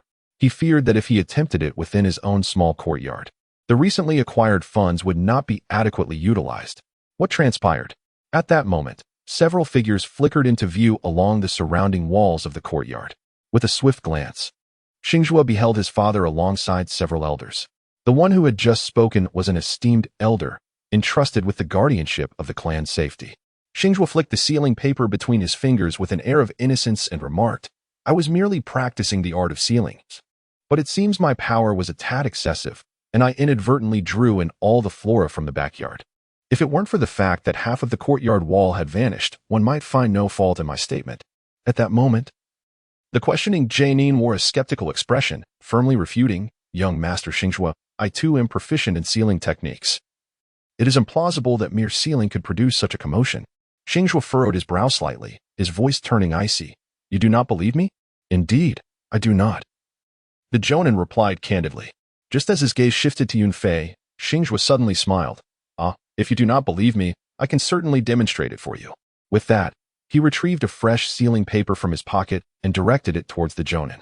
As the Jonin's expression grew perplexed, and his eyes filled with a mixture of emotions, looking at Xingzhuo as if he were a foolish child, the latter suddenly turned to the other elders and inquired, "If the commotion truly arises from my sealing technique, can I be absolved from any damages incurred during the demonstration?" Unlike the other elders, who wore strange expressions, Hinata Tunrin observed Yunfei's demeanor, contemplated for a moment, and nodded in agreement. "Very well." With affirmation secured, Xingzhuo turned to the chuckling Jonin, his lips curling into a similar smirk. "In that case, sealing technique." As his words fell, just as the elders were about to be amused by the child's antics, a force akin to a hurricane erupted. The first to be affected was the Jonin elder. One moment he appeared unable to contain his laughter, his chest heaving. The next, the suction struck, his expression crumbling instantaneously. Had he not adhered to the wall with chakra, he might have been swept away by the force. Boom. In the span of a second or two, the surrounding wall shattered, debris swirling towards the sealing paper. The prepared Jonin elder, feeling the bricks beneath his feet being drawn away, swiftly dropped to the ground, anchoring himself with chakra. Just as it seemed the distant structures would suffer, Hinata Tianren suddenly called out loudly, "Xingzhuo, cease this at once." The whirlwind seemed to dissipate instantly at those words. Xingzhuo pocketed the chakra paper and tossed it to the beleaguered Jonin. "This is a sealing technique I learned today, since you doubted me before. Consider this tempest as a gift." With that, he pulled the disheveled Yunfei along as they made their way inside. However, just before they reached the threshold, he turned to address the esteemed members of the clan standing atop the wall. "Do remember to send someone to repair the wall. After all, it was your actions that caused this." With that, he closed the door, leaving the elders outside. "Young master," Yunfei spoke weakly. What is it?" Xingzhuo gently set the person down and, with a casual tone, inquired. Yunfei, contemplating the potential rudeness of leaving the elders outside, felt an inexplicable hesitation to voice his thoughts, swayed by the serene, yet cheerful demeanor of the young master. "It's nothing. Perhaps you should wash up first?" Observing the dust-covered casual attire, Xingzhuo nodded in agreement. "Let us wash together. You've been dirted by me as well, and the indoor hot spring is ample enough." With that, the two proceeded to a room in the front courtyard. This was an indoor hot spring room, recently repaired at Xingzhuo's behest. Originally intended for medicinal baths, it had, upon his decision to relax, transformed into a bathing haven for his cousin. Naturally, Riyang Yunfei did not perceive this medicinal spring as his own, but rather recognized it as a gracious gift from the young master. Chapter 12. The sealing technique continued the following morning. After finishing breakfast, Xingzhuo busily crafted paper slips inscribed with sealing techniques. Yunfei, on the other hand, assisted by exchanging a mountain of paper, enough to fill half a room, from the elder in charge of the clan's supplies, before dedicating himself to practicing the 8 trigrams and 64 palms taught to him by his young master.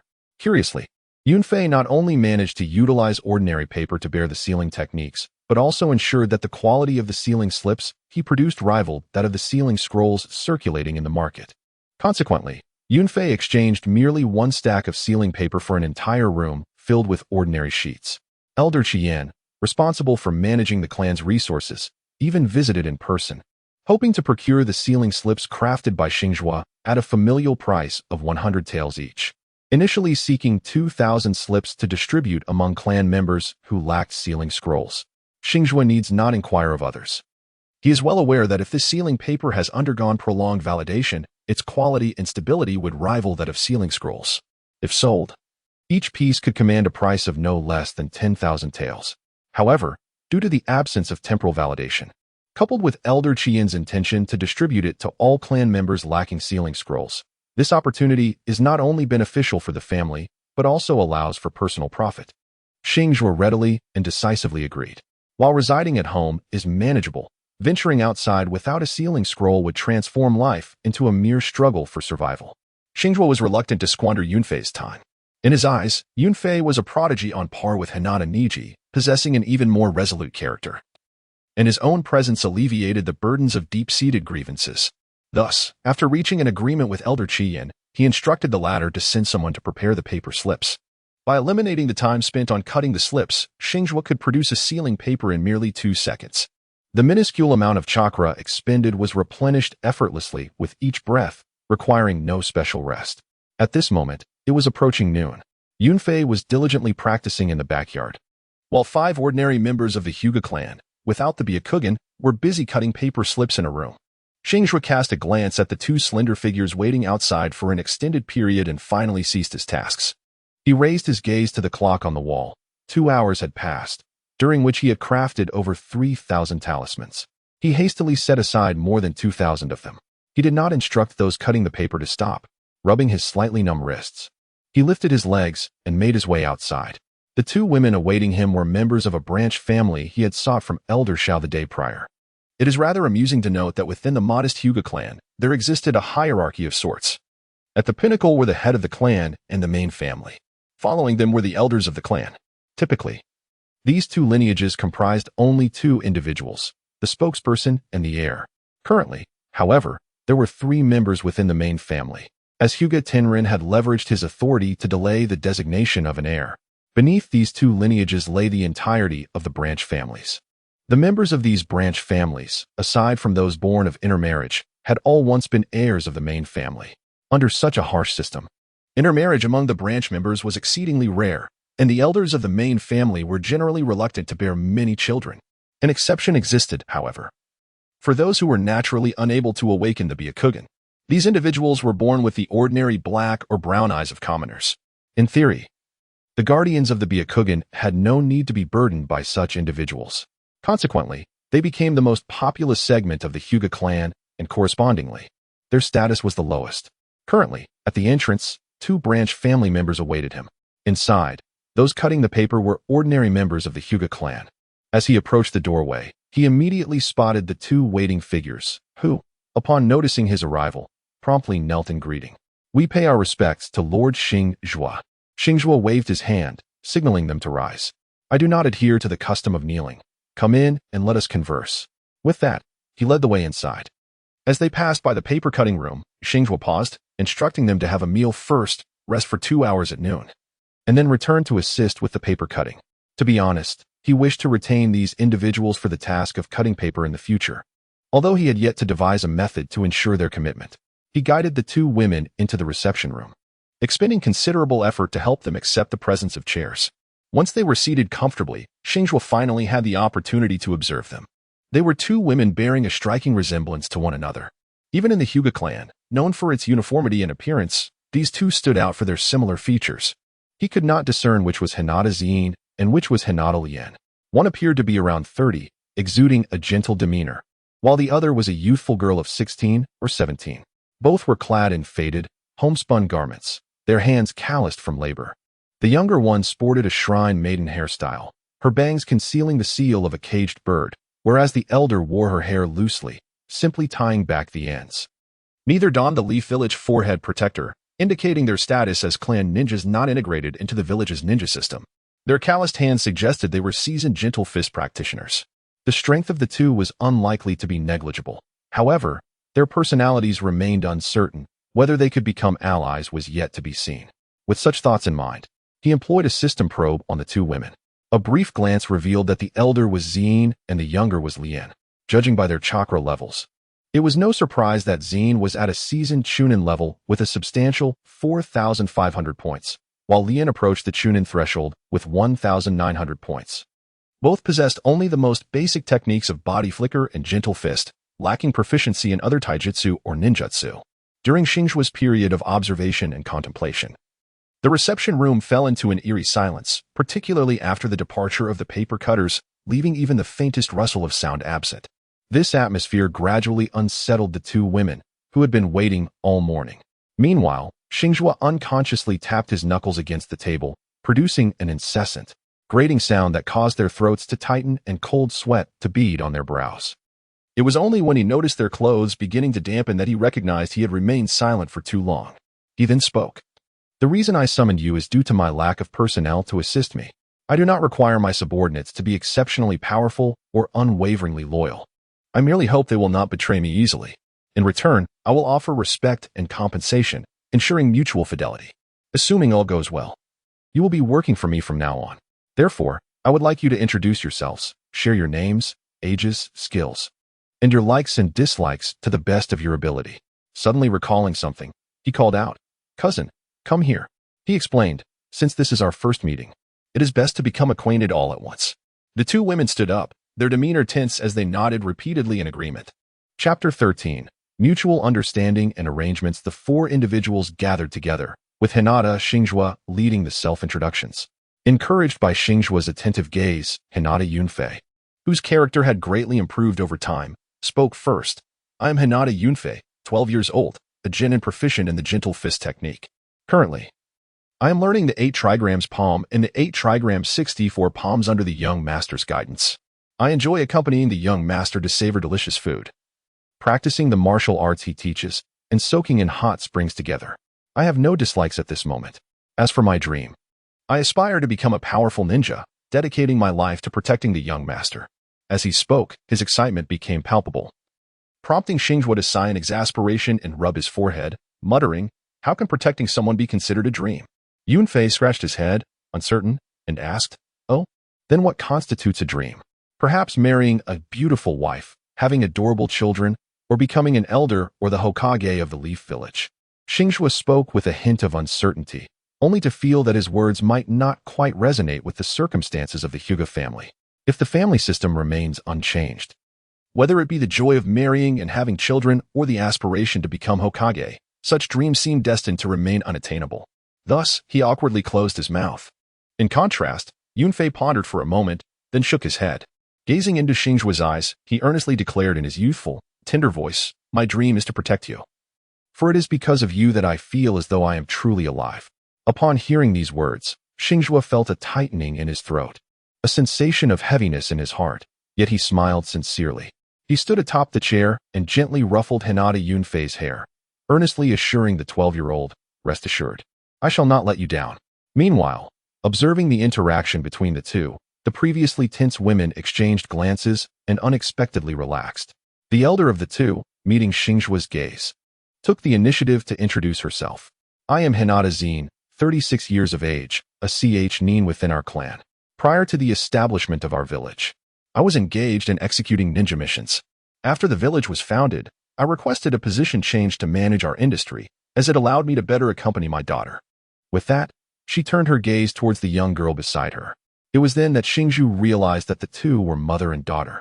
Hinata Zine gazed tenderly at her daughter and continued, "What I cherish most is accompanying my daughter as she grows, while what I detest is being away from home for extended periods. My dream is for Lien to find happiness, for I owe her so much." Hinata Lien shook her head, saying, "Mother, please do not say that. You have already given so much." Xingzhuo observed their relaxed demeanor and, feeling the sincerity between them, introduced herself with heartfelt sincerity, mentally awarding Aunt Zine a commendable score. Could a mother, wholly devoted to her daughter, truly be deemed a villain? Next came Hinata Lien's introduction. My name is Hinata Lian, and I am 16 years old, also a genin. I have been fulfilling family missions within our clan's ninja team, and I excel in reconnaissance and basic medical ninjutsu. What I enjoy most is having leisure time to read, while what I dislike is..." At that moment, Zine suddenly grasped her daughter's hand beneath the table, preventing her from expressing her dislikes. Yet their actions were not particularly discreet, nor did they appear as subtle as they presumed. Xingzhuo cast a glance at the girl who bit her lip, her face etched with determination, and took the initiative to speak. "What I detest are caged birds." Upon uttering these words, the countenance of the other three turned pale. Even Yunfei, who had spent a considerable amount of time with the young master, revealed a flicker of fear in his eyes after a moment of panic, let alone the other two. However, the anticipated curse punishment did not manifest. It matters not. While I acknowledge that caged birds serve as a means to protect the bloodlines of those with diminished strength, I cannot condone certain ideologies. Xingzhuo took a sip of tea and spoke slowly. His words eased the atmosphere slightly, yet the three of them remained somewhat tense. Xingzhuo continued, "I firmly believe that the weak indeed require protection, yet the strong should not be shackled by such constraints. Thus, I have refrained from placing the caged bird seal upon the three of you, nor do I intend to do so in the future." As he spoke, his gaze flickered towards Hinata Ren, ultimately settling on Hinata Yunfei. "Cousin Yunfei, I assure you that if your strength reaches the level of a genin sufficient for self-defense, I shall lift your caged bird seal in my pursuit of the position of clan head." A thunderous resonance echoed in Yunfei's mind upon hearing these words, as if he were ensnared in a dream. Meanwhile, Xingzhuo's gaze shifted to the astonished mother and daughter. "You are no different. As long as you earn my trust and possess the strength to protect yourselves, the caged bird seal upon you will become unnecessary." With that, he emphatically blinked, "Of course. This is contingent upon my ability to defeat that foolish fellow, Sakiyo, and successfully assume the mantle of the next Hinata clan leader." Regaining her composure, Hinata Rin broke free from her mother's grasp and rushed to Xingzhuo's side, kneeling with tears in her eyes. "I shall pledge my loyalty to you. I will prove my fidelity and continuously strengthen myself to break free from this fated confinement." Observing the fervent expression of the young girl, Xingzhuo nodded, sensing that the conversation could not continue in this vein. Thus, he decisively stated, "The contents of this discourse must remain confidential. Until I possess the requisite capability, it is imperative that those antiquated elders remain unaware of my intentions for reform within the clan." With that, he outlined their future arrangements. "Cousin Yunfei, you shall continue as my protector, dedicating time to hone your physical techniques. Sister Rin, I shall refer to you as such. You will also serve as my guard for the time being, alternating with Cousin Yunfei. In your leisure, focus on training, and I shall procure for you a training resource package identical to that of your cousin." Then he turned his attention to Hinata Zine. "And Zine, your responsibilities are the most considerable. In order to cultivate their potential, I require financial resources. Thus, you must manage the two enterprises under my name with utmost diligence. We shall discuss the specifics of these ventures in due course." Having delineated these plans, Xingzhuo dismissed the two young ones and closed the door to the parlor, embarking on an intricate discussion regarding the renovation and operational goals of the two shops. True to her experience in managing clan assets for 6 years, Hinata Zine grasped the intricacies of any task with remarkable ease. Even when faced with unfamiliar concepts, she quickly comprehended them upon Xingzhuo's elucidation. Consequently, the responsibility of overseeing the investments and renovations of the two shops was entrusted to Hinata Zine. While his prior promise to procure training resources for Hinata Round became a crucial motivation for her endeavors. Chapter 14. Summoning Techniques and Air Palm by Delegating Tasks to Professionals. One can comfortably await the arrival of wealth. Hinata Xingzhuo mused with delight, envisioning the prospect of achieving financial independence once the new establishment opened. A day had elapsed since the previous conversation among the four individuals. During this day, he allocated 2 hours to explore the village and replenish his stamina, also engaging in sparring sessions with the three, thereby fulfilling his daily objectives. However, despite possessing chakra at the genin level, Hinata Zine's combat prowess remained comparable to that of her daughter. Tomorrow marked the day he would meet Senju Tobarama at the first training ground of Konoha. At this moment, Hinata Xingzhuo sat sipping tea in his room, contemplating how to confront the inevitable challenges reminiscent of classic trials, such as the bell-stealing exercise. Presently, his chakra reserves were undoubtedly at the genin level, yet his offensive capabilities were limited to gentle fist, reversal, and the 8 trigrams 64 palms. While these skills rendered him a barely adequate Genin, they fell short of sufficiency. Even a 6-year-old nearing 7, possessing the potential of a future Kakashi, would likely surpass him in practical combat. The sealing techniques and summoning arts imparted by Zien had only been partially explored, with sealing techniques being the sole focus thus far. The sealing technique and unsealing technique could be considered rudimentary offensive maneuvers. The sealing technique, utilizing pre-prepared sealing papers, could create a hurricane-like vacuum effect over a distance of 10 meters, while the unsealing technique could expel the absorbed wind with equal force. However, he had yet to experiment with whether these techniques could absorb ninjutsu. He would have to seek an opportunity for further experimentation, particularly in light of the impending challenge from Senju Tobirama. Xingzhuo felt that the meager resources at his disposal were hardly sufficient even for the most trivial of tasks. Thus, the urgent need to purify the spiritual techniques bestowed upon him by the hydrangea had become paramount, as it would bolster his abilities. Furthermore, it was not solely the purification of the spiritual techniques that required attention. He also needed to devise a plan for his spiritual beasts and artifacts. Yet, with the testing period looming tomorrow, how could he possibly purify the spiritual techniques and contract a spiritual beast within a single day? Sighing deeply, Xingzhuo resolved to seek an audience with the elder responsible for the clan's ninjutsu. Regardless of the outcome, it was essential to attempt the purification of the spiritual arts first. He hoped that those stubborn old-timers would prove to be of assistance. The elder in charge of the clan's ninjutsu was named Hinata Xingzhuo. At that moment, he was in a quiet chamber diligently transcribing ninjutsu. Suddenly, a guard announced the arrival of Hinata Xingzhuo. "Let him in," he instructed, continuing with his work. When Xingzhuo entered, he was greeted by a striking scene. A middle-aged man was diligently transcribing a ninjutsu scroll at his desk, with an entire stack of completed scrolls beside him. He clicked his tongue, realizing that these elders were not merely occupying their positions without merit. Take this individual before him, for instance, at the very least. He was industriously engaged in work during his lunch break. "Young Master Xingzhuo, what assistance do you require?" Hinata Xingzhuo was the first to speak. Xingzhuo seated himself at the chair opposite the table, making an effort to feign an innocent demeanor.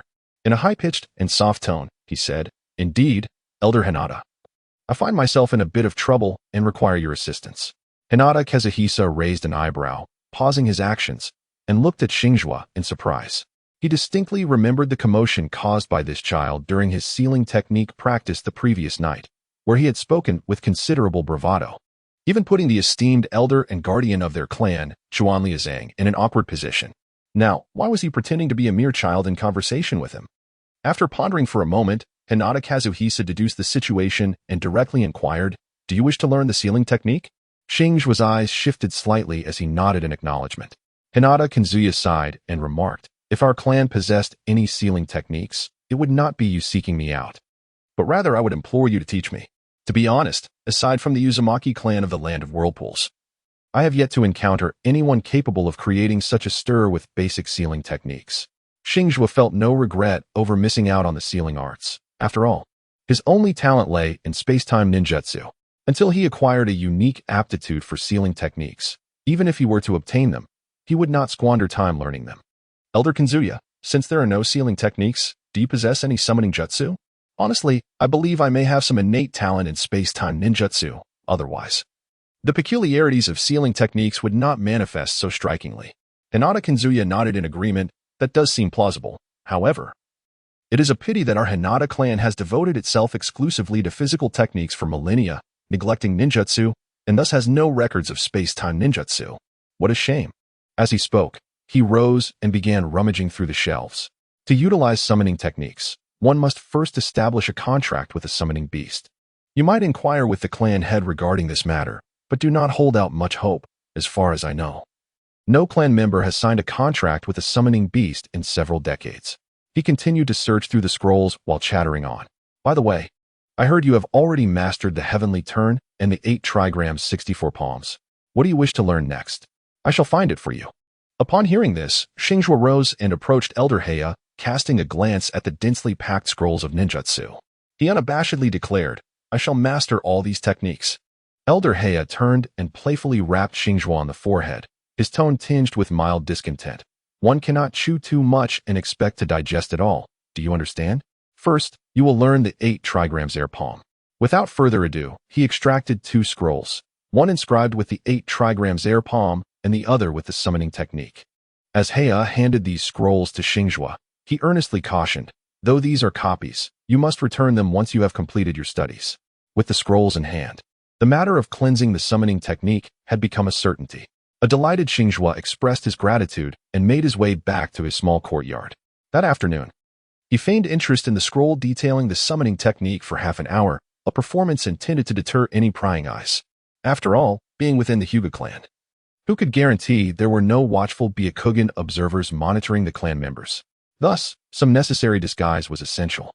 Subsequently, he ventured to the front courtyard, pretending to practice the summoning technique.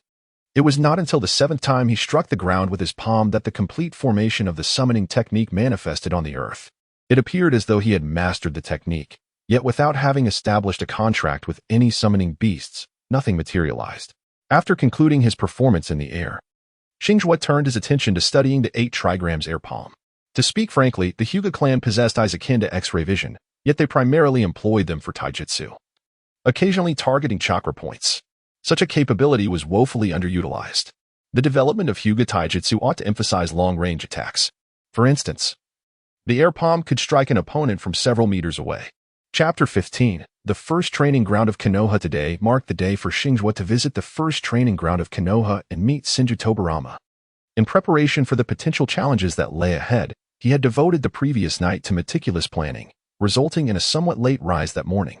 Dressed in the new attire sent by the clan head, Xingzhuo set off for the training ground accompanied by Yunfei and Lien. "Young master, there are 20 minutes until 2 o'clock, Yen reminded him, glancing at her wristwatch. Xingzhuo nodded, casting a glance at the electronic watch adorning Lien's wrist, before turning back and quickening his pace. It is indeed peculiar that the technological framework within the world of Naruto is remarkably chaotic. At the onset of the series, a plethora of modern devices make their appearance, including televisions, refrigerators, computers, and surveillance equipment. Yet, during the climactic final battle, communication relies on the mind techniques of the Yamanaka clan, seemingly dismissing technological advancements altogether, which are hardly utilized in significant events. The trio arrived at the first training ground of Konoha just 5 minutes shy of 2 o'clock in the afternoon. As Xingzhuo stepped through the entrance of the training ground, he immediately spotted 2 clusters of individuals not far away. The first group comprised the future Konoha F4, Sarutobi Hisashi, Shimura Danzo, Mito Kanzuya, and Uchiha Kaharu. In the other group, there was a black-haired youth clad in a short-sleeved shirt emblazoned with the Uchiha clan's emblem, accompanied by a chubby, somewhat endearing boy. Xingzhuo needed no contemplation.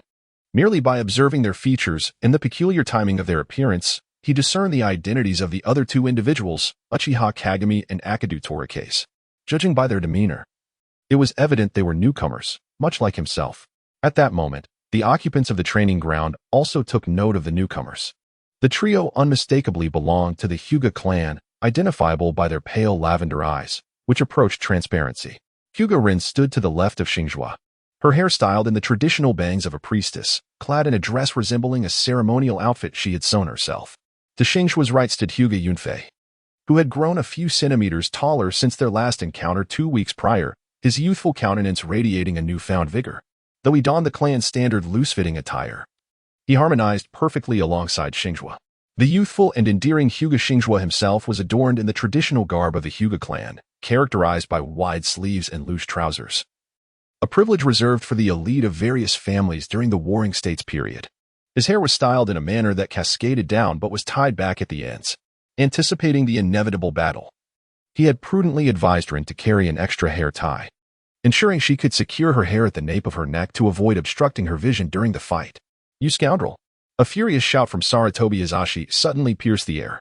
As Xingzhuo approached, he observed Hisashi appeared significantly more haggard than he had a week prior. At that moment, his companion Shimura Danzo was firmly restraining him, preventing any rash actions.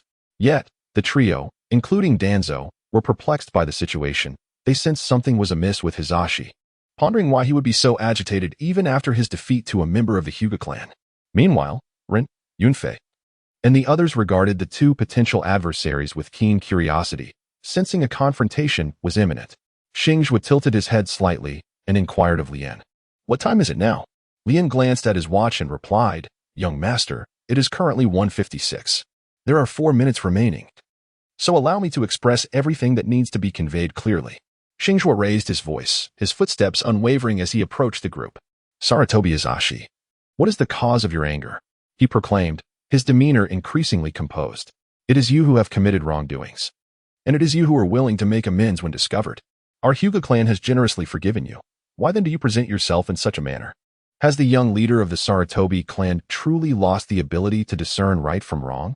Sarutobi Hizashi roared in response, you slander me. This is all your slander. You simply cannot tolerate my interference, which is why you have escalated this matter. Xingzhuo sensed that the other party was utterly blinded by rage, uttering such foolish words that he could hardly suppress a laugh at their absurdity. So, you believe that the events surrounding the Sarutobi clan were orchestrated by me as an act of vengeance, manipulating an entire family and enlisting the ninja god of the shinobi world to take sides? Upon the utterance of these words, anyone with a semblance of reason could discern who was in the right. After all, the Hokage is not an individual who cannot distinguish between right and wrong. At that moment, a figure suddenly materialized in the open space among the 3 groups training.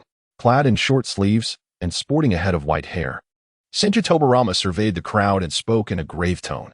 Enough, let this matter be set aside. He then turned his gaze to Sarutobi Hizashi, sighing as he continued. Hizashi, I find it hard to believe that your father did not disclose the truth of that incident to you, and your conduct today has left me quite disappointed. Even if you harbor doubts about me, suspecting some sordid deal, you should have faith in my brother, the Hokage of Konoha. Should you have any further inquiries? Seek me out after today as training, and I shall elucidate the matter for you. By now, Sarutobi Hizashi had regained his composure.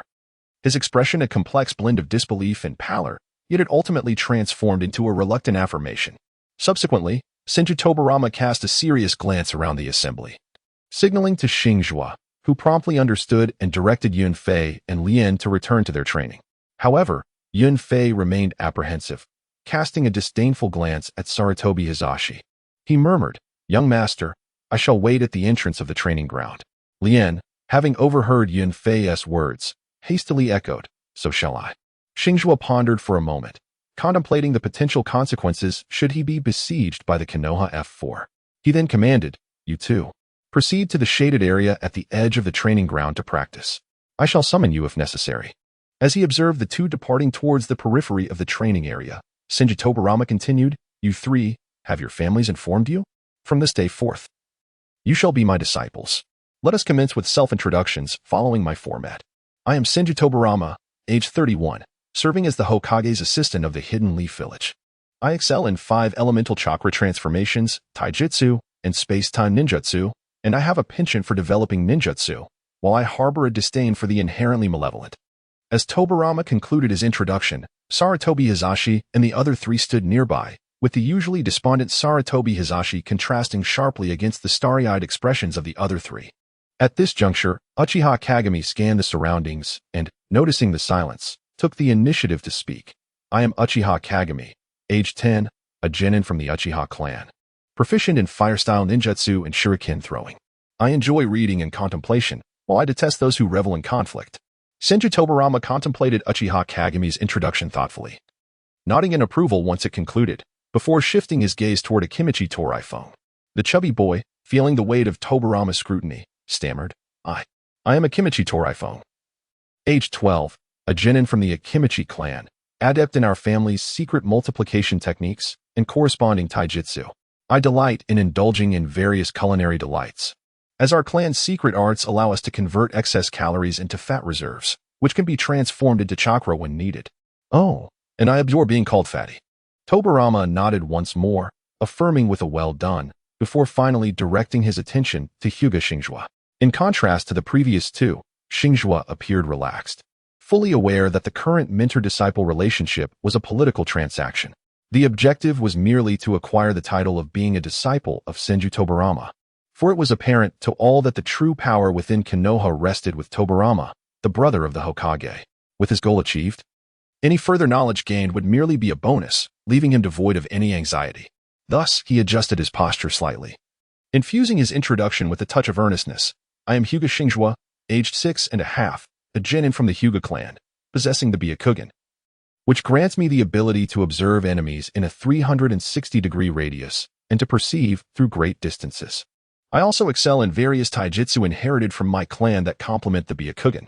On the day I mastered sealing techniques, I created quite a stir, and the clan elders remarked on my exceptional aptitude for space-time ninjutsu.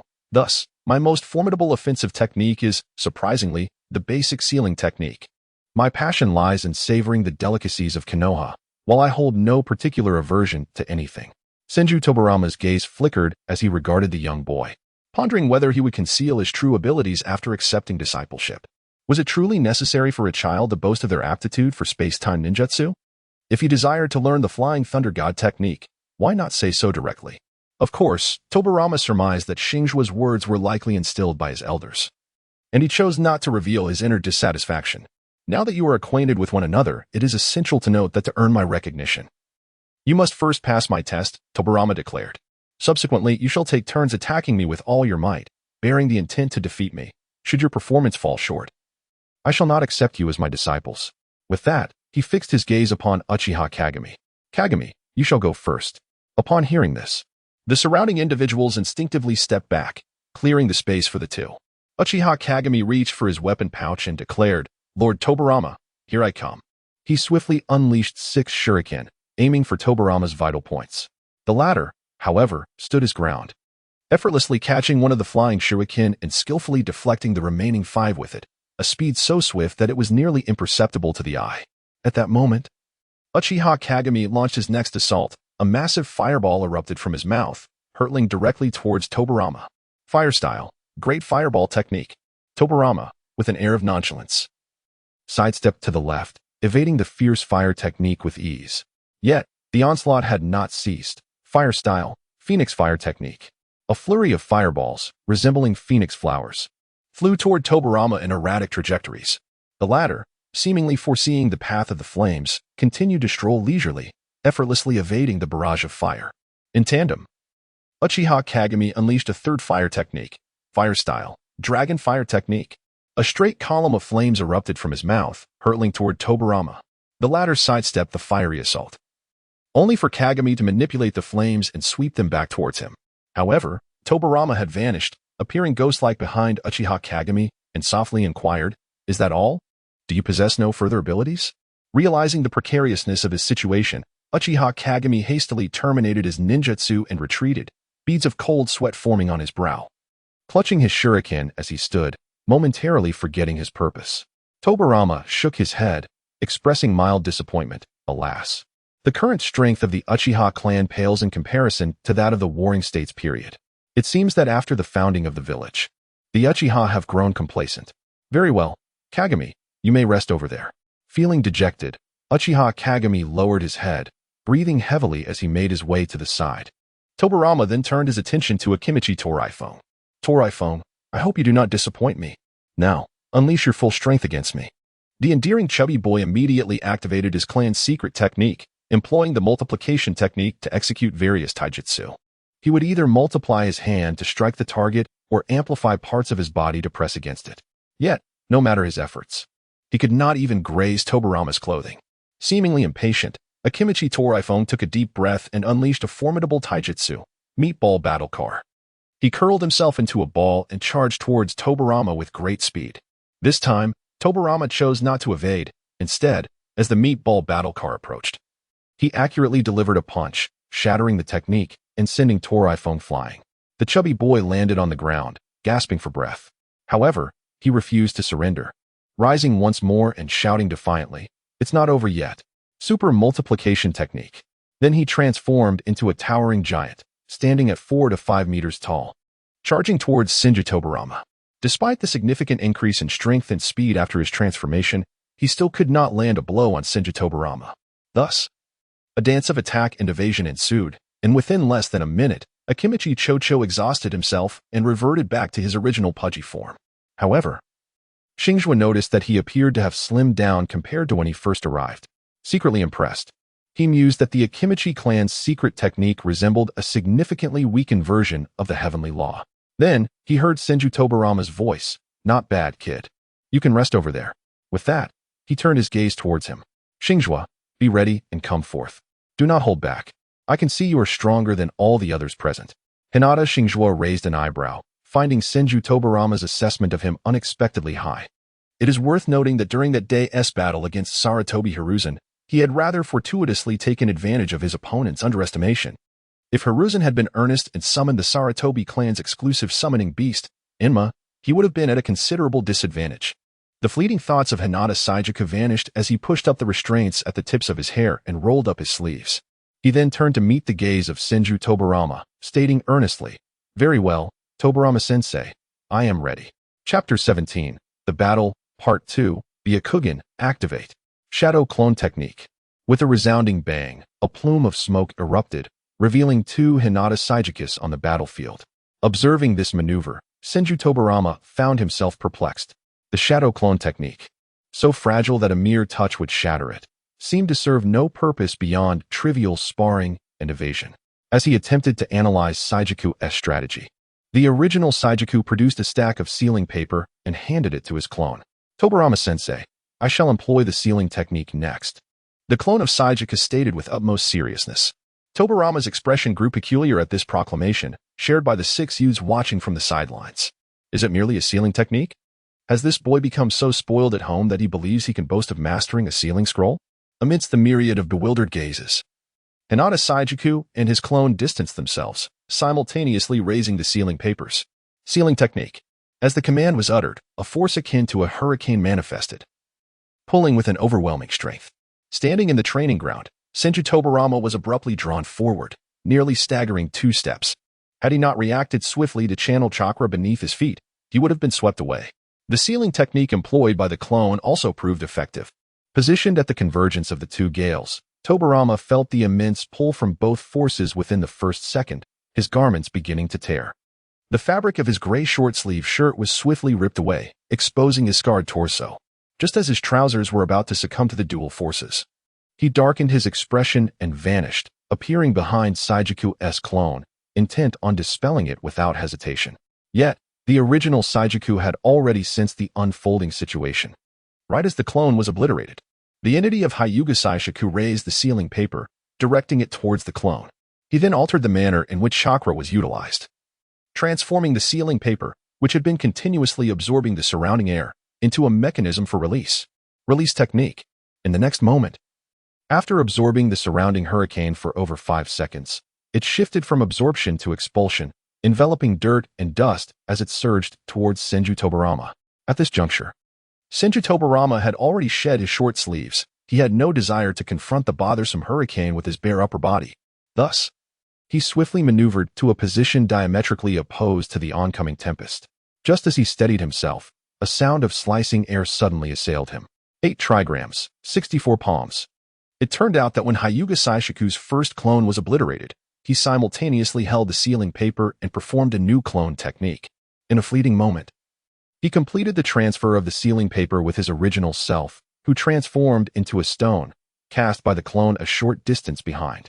This location had been deduced while he observed the other 2 individuals undergoing their trials. If Senju Tobarama wished to evade the hurricane, he would inevitably appear behind him. Thus, as soon as the original self awaited the emergence of Senju Tobarama, he unleashed his most formidable attack. 8 trigrams, 64 palms. An invisible 8 trigrams array materialized beneath him. His initial strike landed with precision upon his opponent's chest. The gentle fist, imbued with chakra, severed the chakra pathways within Senju Tobarama's chest, obstructing the flow of chakra from that region. Within a second, his second punch connected with the opponent's neck, and through the Byakugan's vision, the pathways within the neck were similarly severed. The third punch, fourth punch, fifth punch, and so forth until the 64th punch. Within a span of 7 to 8 seconds, Hyuga Clan's arms appeared to leave traces as they relentlessly struck down upon the bare-chested Senju Tobarama's shadow clone. Indeed, a shadow clone, an advanced technique surpassing the basic clone technique, capable of performing ninjutsu. From the onset, after Hyuga Clan conducted a system probe on Senju Tobarama, he discerned that the latter was merely a shadow clone harboring 30,000 points of chakra. It is noteworthy that Senju Tobarama's original self possessed a staggering 150,000 chakra points. With only 30,000, it could hardly be anything but a shadow clone. However, this shadow clone exhibited an astonishing resilience. After enduring a full barrage of the 8 trigrams, 64 palms, it remained unscathed. This implied that the damage inflicted had not genuinely harmed the opponent. But why? Then, were the chakra pathways severed? Oh, it was due to the nature of the clone. Chakra became akin to a formless, rootless water, devoid of a continuous supply. Thus, after receiving the gentle fist, it merely failed to reinstate the severed chakra pathways. Yet for the shadow clone, the severance of its pathways did not constitute damage. No, this is not entirely accurate. It was not merely for him, but for the shadow clone before him, the severance of its pathways was not perceived as harm. As Hyuga Saishiku delivered his final punch, a rare smile appeared upon Senju Tobarama's previously stern visage. This is the first time I have fully experienced the 8 trigrams, 64 palms of the Hyuga clan. The sensation of having my entire chakra pathway sealed is quite extraordinary. To be candid, had the disparity in strength not been so vast, even my original form would likely have faced challenges, wouldn't you agree, Saishiku? With that, he leaned back, evading Saishiku's gentle fist, and then launched a counterattack. Hyuga Saishiku initially intended to counter the assault with his gentle fist, only to be startled by the explosive sound emanating from the punch aimed at him. Instantly, he leaped back to evade the strike. However, after several evasive maneuvers, he found himself in a dire predicament, unable to dodge further, and on the brink of being struck. At this critical juncture, Saishiku swiftly formed hand seals. Pig, dog, rooster, monkey, sheep. Summoning technique. A wall inscribed with the summoning seals emerged, erecting a barrier between the two combatants. In the next moment, Senju Tobarama's fist collided with the wall. Boom. The summon wall was shattered by a single punch. Saishiku's forehead twitched in response. So, it was a technique of tremendous strength. Had that struck him, he would surely have been hospitalized on the spot. Under the pressure of cold sweat, Hyuga Saishiku reluctantly produced a stack of sealing papers, preparing to resort to trickery. However, upon witnessing this, Senju Tobarama, emerging from the shattered wall, seemed unwilling to allow him to employ that distasteful basic sealing technique. With a hint of exasperation, he remarked, "All right, enough is enough. Your tactics are truly revolting, being torn to shreds and receiving dozens of punches, yet unable to retaliate." He candidly expressed his desire for revenge, but internally, he began to ponder deeply. Previously, he had not paid heed to Hyuga Saishiku's claim of possessing a talent for space-time ninjutsu. Yet, it was evident from the rudimentary sealing techniques that his aptitude was not merely commendable, it was on the verge of brilliance. Furthermore, the other party's summoning techniques only served to corroborate this notion. Why do ninjas typically form contracts with summoning beasts? Beyond the beast's formidable strength, it is primarily because most summoning beasts possess a certain degree of space-time aptitude. They can compensate for the caster's deficiencies in talent, allowing for the successful execution of summoning techniques through their mutual efforts. Individuals like Hyuga Saishiku, who summon inanimate objects, invariably possess exceptional gifts. Contemplating this, Senju Tobarama cast a profound glance at the new disciple, who stood gasping for breath. Chapter 18. Flying Thunder God Technique. Very well. I see within you the potential to surpass the limits of the Hyuga clan. After concluding the assessment, Senju Tobarama transformed into a new short-sleeved attire using a transformation technique. Then proceeded to evaluate Hyuga Saishiku. At merely 6 years of age, he had already attained a level of physical prowess equivalent to a chunin, along with a sealing technique of comparable strength, quite impressive indeed. As his praises echoed, several onlookers approached. Their expressions varied. Sarutobi Hisashi wore a face of defiance, looking rather insufferable. Shimura Danzo and Mito Kaze exhibited solemnity. Nara Chikage unabashedly displayed her admiration and adoration for Hyuga Saishiku, while Uchiha Kagami appeared contemplative and inquisitive. As for Akimichi Torikase, he seemed lost in thought, with drool escaping from the corner of his mouth, likely dreaming of delectable food.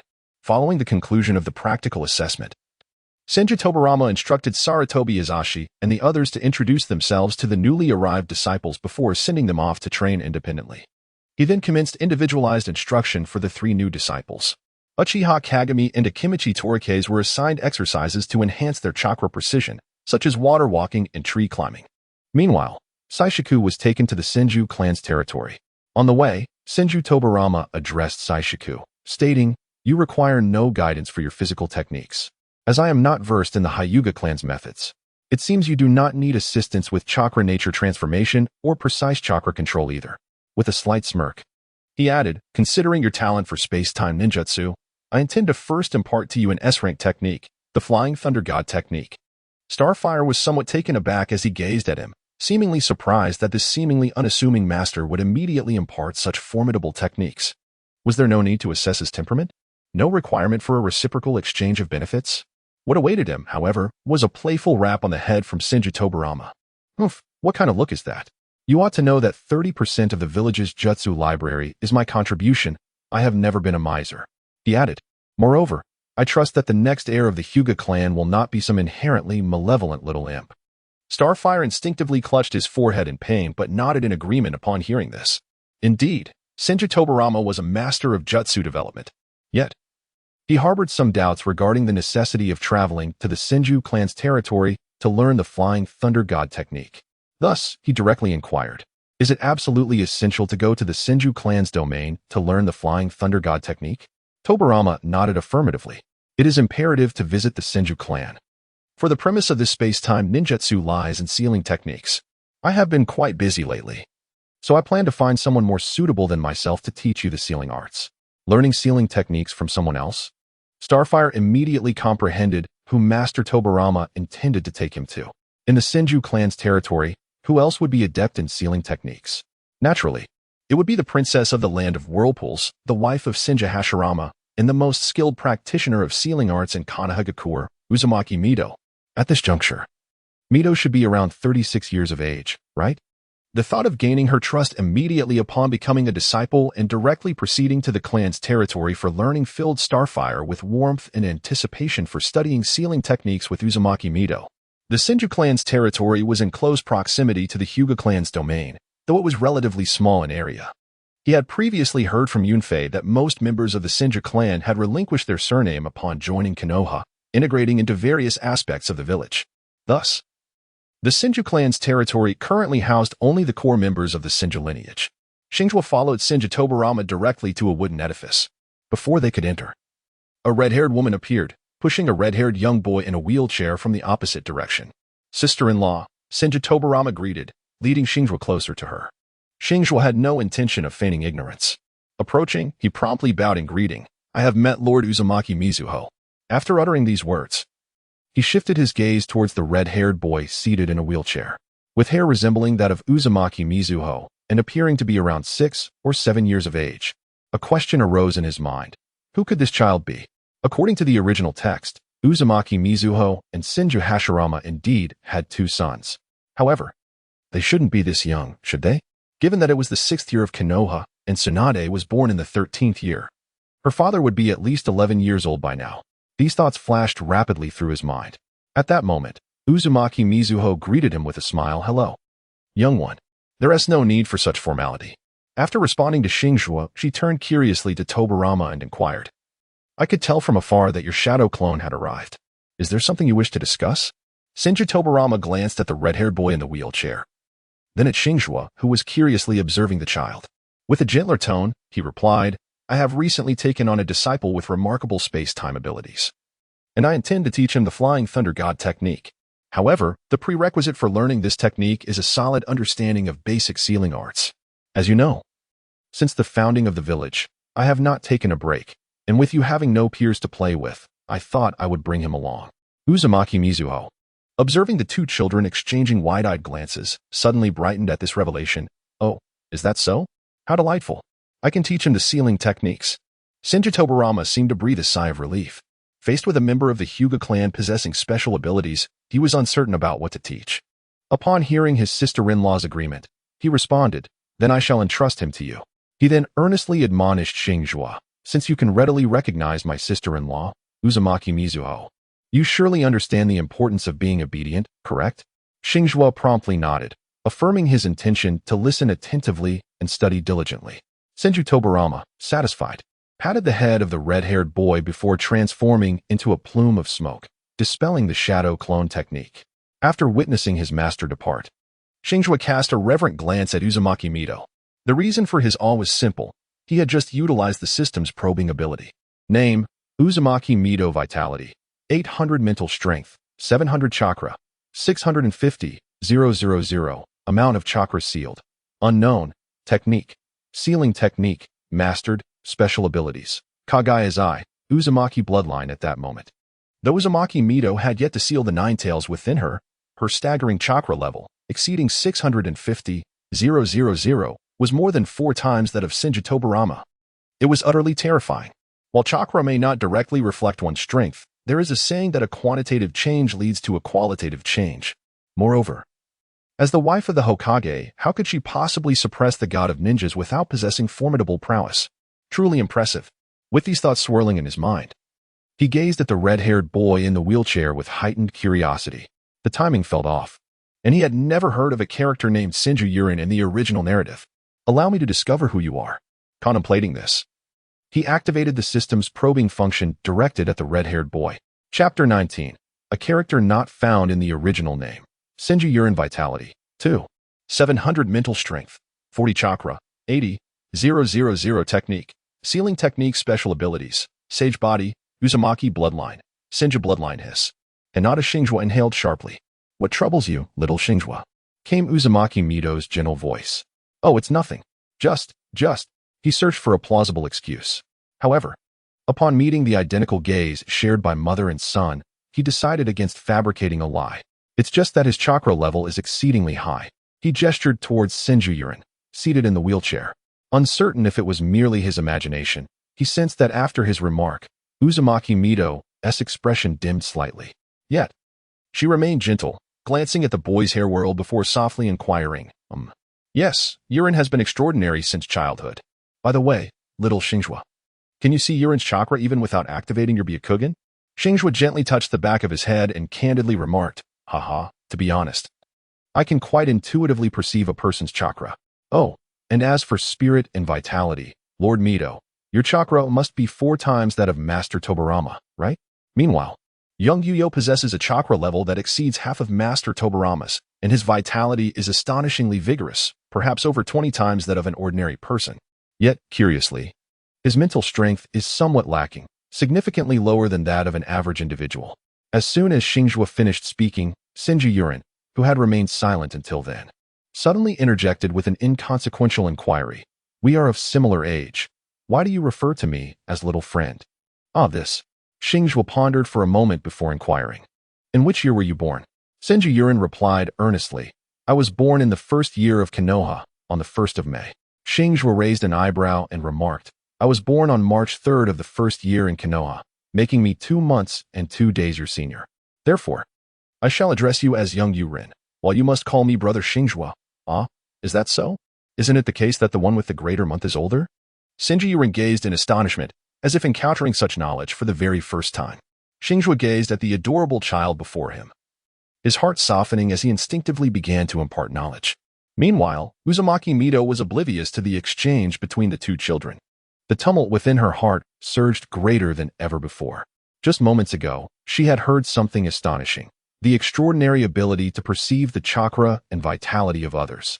She was well aware that her youngest son, Xingzhuo, possessed a vitality several times that of an ordinary person, a fact attributable to his unique lineage as the sole heir of Shinja Hashirama's extraordinary bloodline among her 3 children. However, the revelation that his mental fortitude paled in comparison to that of an average individual was an unforeseen discovery. Could it be that the root of Yurin's affliction lay within his mental capacity? This thought ignited a piercing glimmer in Mito's eyes. She had no doubt that the child before her spoke the truth, for Yurin indeed possessed an abundance of chakra, and her own chakra surpassed that of her uncle by more than 4-fold. As a bearer of the Uzumaki clan's bloodline, she was inherently endowed with formidable perceptive abilities. After enlightening Yurin on the concepts of age and months, Xingzhuo suddenly received a system notification. The message read, Fate Commission Task Triggered. Will the ephemeral fate, akin to that of a mayfly, be able to break free from its predetermined shackles? S-Rank Fate Commission Task. Rewrite the fate of Xingzhuo to prevent his premature demise. Countdown for Xingzhuo's life, 368 days. Commission Issuer, Uzumaki Mito. Reward, S-Rank Ninja Card.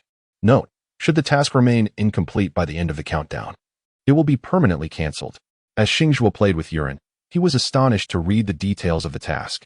The young boy with striking red hair had only a year left to live. Was it possible that this child, absent from the original narrative, had been forgotten due to an untimely death?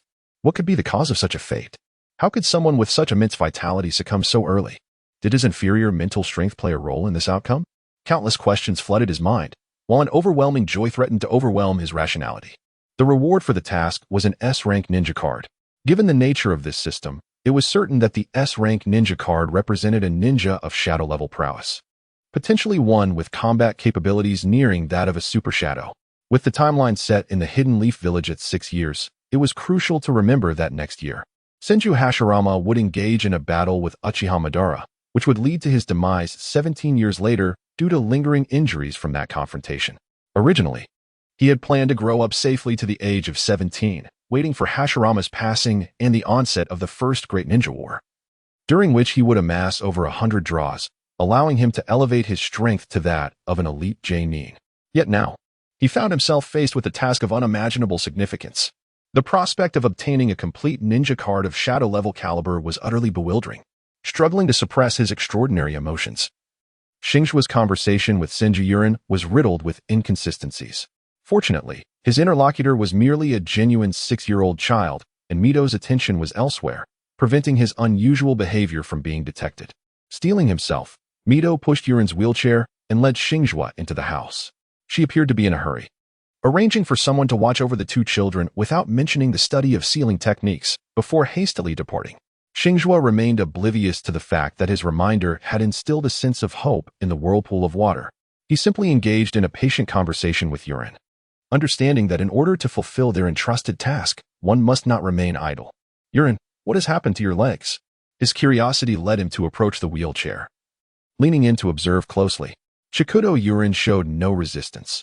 His youthful face bore an expression of helplessness. I have been like this since childhood. The only time I can manage to stand is just after waking up. Otherwise, I am utterly incapable of walking, which leaves me feeling quite powerless. Xingzhuo prodded his leg with a finger and inquired, do you have any sensation in your leg? Qianshou Yurin replied earnestly, of course I do. I am not paralyzed. Xingzhuo activated his Byakugan, meticulously examining his leg, and continued to inquire, what did the doctor say? Senju Yurin, upon hearing this, felt a tinge of disappointment. He replied softly, every doctor has claimed that I am quite healthy, and neither my father nor my uncle could identify any issues. Is that so? Then it may indeed not be an illness. Xingzhuo spoke soothingly, his gaze sweeping over every sinew and bone of the individual, yet he too found no apparent issue. Yurin shook his head and replied earnestly, no, I am certain that I am unwell, for I feel increasingly worse with each passing day. In the past 2 years, I required 13 to 14 hours of sleep daily. This year, I find myself needing 15 to 16 hours. Listening to his words, Xingzhuo felt a twinge of concern. It was evident that this was not merely an illness. What, then, could be the cause? After reviewing the attributes panel revealed by the system once more, he suddenly fixed his attention on the alarmingly low mental capacity of 40 points. Chapter 20. Alarmingly low mental capacity. It is exceedingly low. The mental capacity is indeed deplorably insufficient. Over the years, Hinata Xingzhuo had utilized the system's investigative function countless times. Yet this was the first instance he had encountered such a meager mental capacity. Even among the eldest of the Hinata clan, whom he had known, the lowest mental capacity he had witnessed was 85 points. In stark contrast, Yurin's 40 points of mental capacity juxtaposed with his 2,700 vitality was utterly discordant. Coupled with his lamentation about his declining mental state, Hinata Xingzhuo swiftly pinpointed the most significant issue currently afflicting the individual. The mental capacity is insufficient to support the physical constitution. But what use is this revelation? Xingzhuo was deeply troubled in thought. Xingzhuo, are you lost in your thoughts? Yurin waved her small hand before Xingzhuo's eyes. Xingzhuo grasped the small hand before him, momentarily relinquishing his futile contemplations. Indeed, certain thoughts had crossed his mind, causing him to momentarily lose focus. By the way, what do you usually do when you find yourself bored?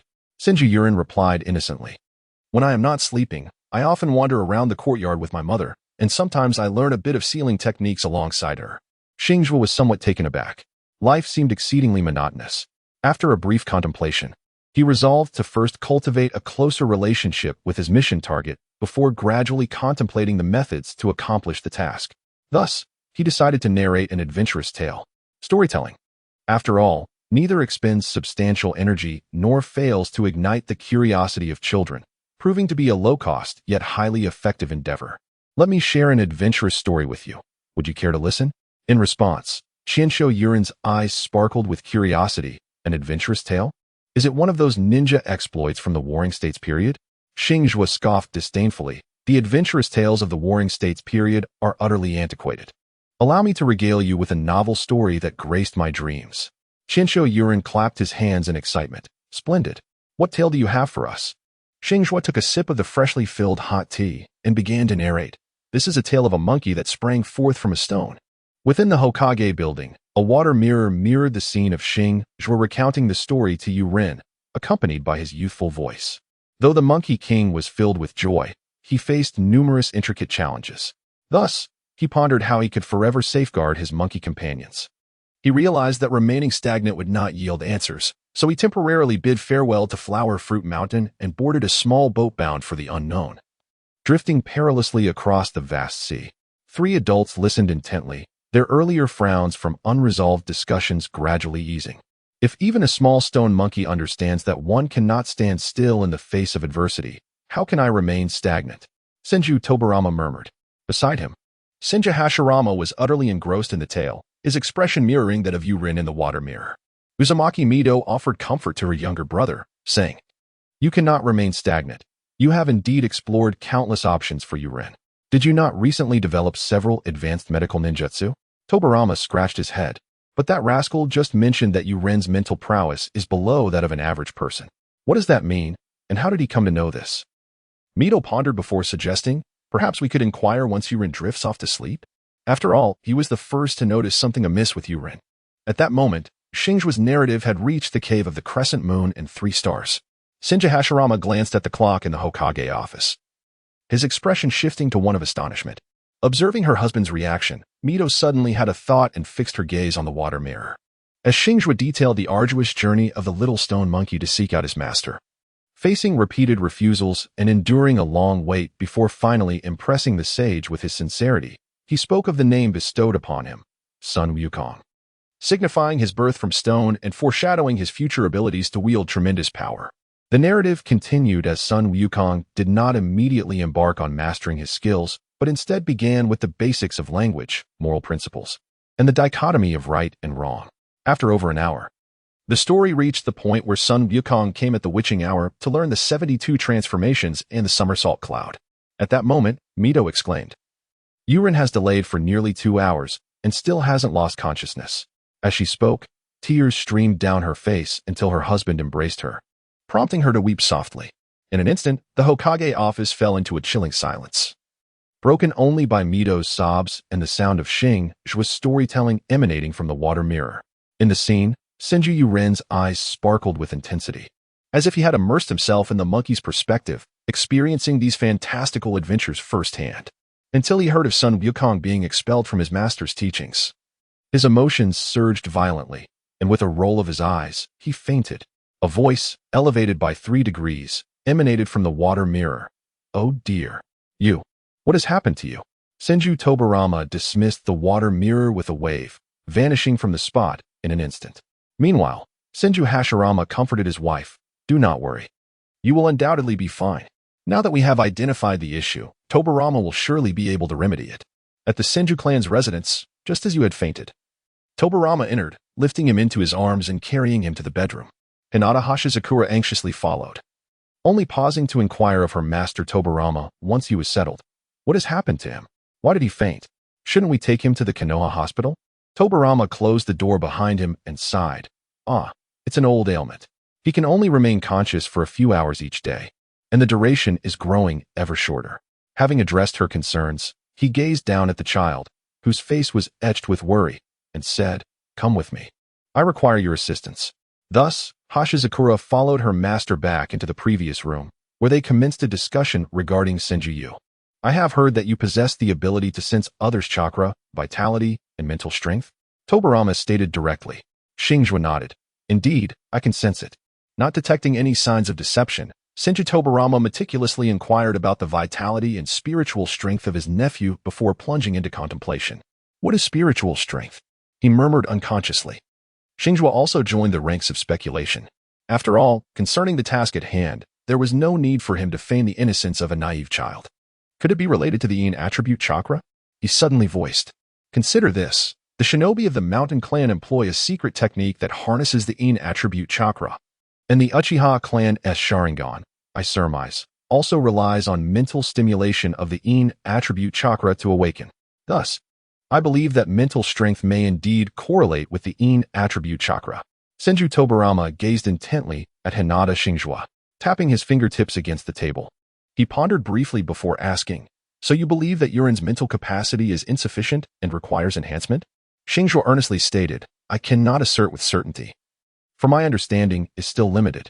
I cannot even guarantee that such a low level of spiritual energy does not indicate issues with the soul. However, I can assure you that if spiritual energy could be quantified in monetary terms, the spiritual energy of ordinary individuals I have encountered consistently measures at 100 taels. Only the very elderly tend to see a decline to around 85 taels. In contrast, both you and Lord Mito possess astonishing levels of spiritual energy, reaching several hundred taels. Yet, Yurin is an anomaly, with merely 40 taels. This is truly remarkable. The vitality of life is several hundred times greater than that of spiritual energy. I suspect that the core issue lies within this disparity. Chapter 21. An effective treatment plan. Do you have any ideas? Senju Tobarama inquired, gazing at Hinata Xingzhuo with an unconscious curiosity.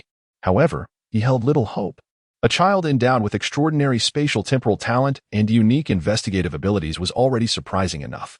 Could one possibly expect the child to keep pace with his line of thought? Meanwhile, Xingzhuo began to reminisce. In the original narrative, Senju Tobarama had developed a forbidden technique known as soul confinement. The purpose of this technique was to bind the souls of the deceased within their bodies, thereby maintaining the physical form's vitality to extend the opportunity for healing. This technique had been employed during the climactic final battle to save a gravely injured Sasuke, successfully reviving him. The crucial question arises, what was the purpose behind the development of this technique? Did Tobarama create it upon realizing that Senju Yurin's life was nearing its end, thereby seeking to buy time? Yet, what use is this information? The absence of Senju Yurin in the original narrative suggests that relying on forbidden techniques to delay time is futile. The techniques themselves are ineffective, and merely prolonging time yields no results.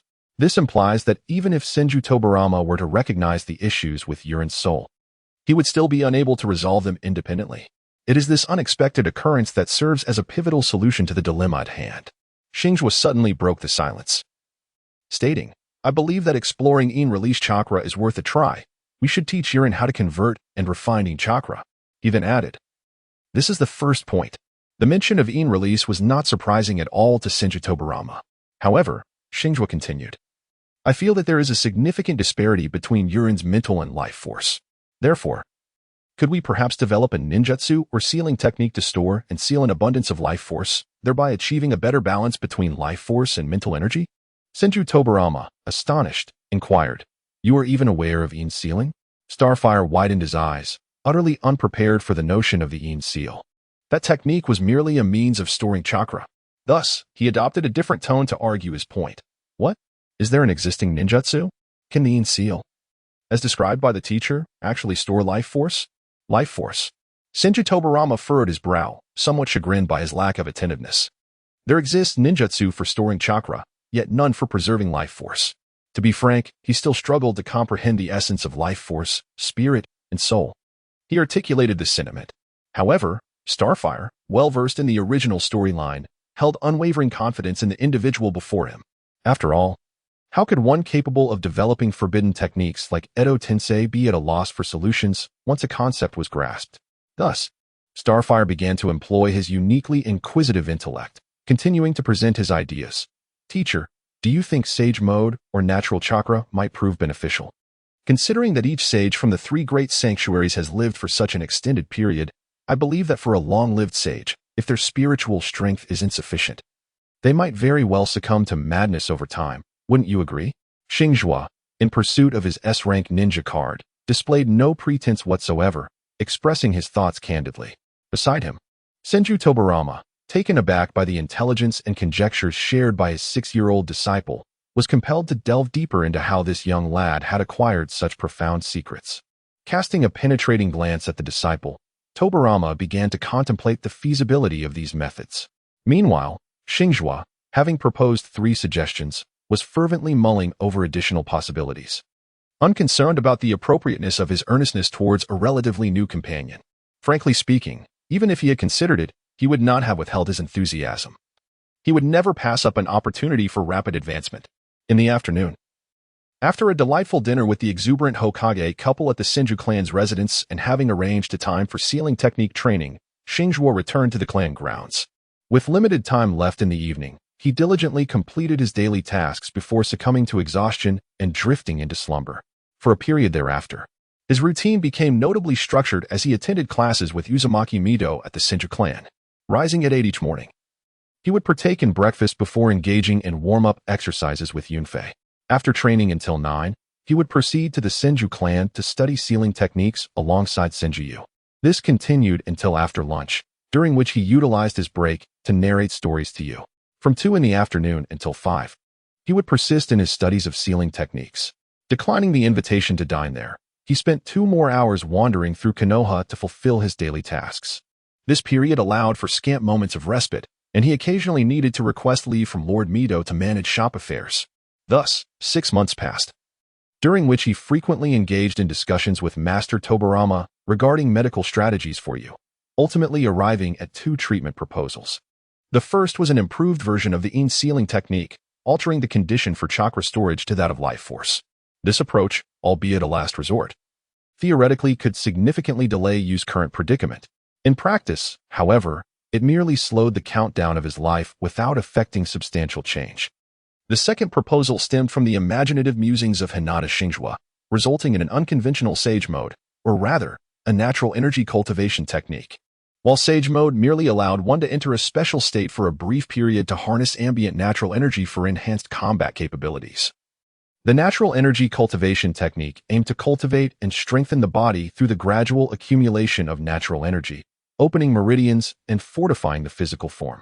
Over the past 6 months, as Xingzhuo's proficiency in sealing techniques accelerated, he also perused numerous clan manuscripts, particularly those concerning meridians and energy channels. By integrating principles from his previous life's cultivation practices, coupled with the boundless potential of chakra and the collaborative insights of Master Tobarama and Lord Hashirama, he devised this methodology. Initially, they presumed failure, as the method, despite its strength, seemed to exacerbate Yu's life force issues. Yet, unwilling to concede, Xingzhuo embraced the spirit of experimentation, secretly engaging in the practice. To his astonishment, not only did life force increase, but his mental prowess also gradually ascended. With this newfound approach, Senju Yu's life was finally imbued with hope. However, as Xingzhuo began to instruct you in the natural energy cultivation technique, the S-rank mission assignment was not immediately fulfilled. Nonetheless, the countdown for the task had vanished, indicating that Yu's life had been preserved. The complete resolution of the mission was merely a matter of time. Xingzhuo speculated that perhaps the mission would be accomplished once Yuren's mental strength reached the standard measure of 100 points. Chapter 22. The second 10 consecutive draws. Senju Yuren was a child afflicted by illness, rendering him more immature than his peers. Had he not been deprived of companionship throughout his childhood, it would not have been so easy for Hinata Xingzhuo to coax and deceive him into practicing the natural energy body refinement technique. However, this training was not instantaneously fruitful. It took nearly half a month for his mental strength to improve even slightly. Fortunately, the countdown for the mission had ceased, allowing for a few more years of waiting if necessary. Having nearly fulfilled this fateful mission, Xingzhuo only needed to await its conclusion. Yet, he had no intention of relaxing. This endeavor was not solely his achievement. He estimated that his contribution was merely 60%. Although he was the one who identified Yuren's issues, provided the inspiration for the treatment plan, and assisted in the training, it was Senju Tobarama, the developer of the body refinement technique, and Senju Hashirama, the master of natural energy coordination, who were the pivotal elements. It was already predictable that obtaining an S-rank card might be unattainable. Yet an A-rank ninja card should be within reach. After more than 6 months of diligent effort, the 7-year-old Xingzhuo felt disappointment at the prospect of possibly missing the S-rank card. Nevertheless, he held no regrets regarding the involvement of Tobarama and others, for this concerned the life of a friend, his first friend, whom he, Hinata Xingzhuo, wholeheartedly acknowledged. Additionally, there was another crucial point to consider. The conditions for practicing the natural energy body refinement technique were exceedingly stringent. Not only did it prove futile for adults, But children required physical capabilities and chakra levels several times greater than the norm to undertake the training.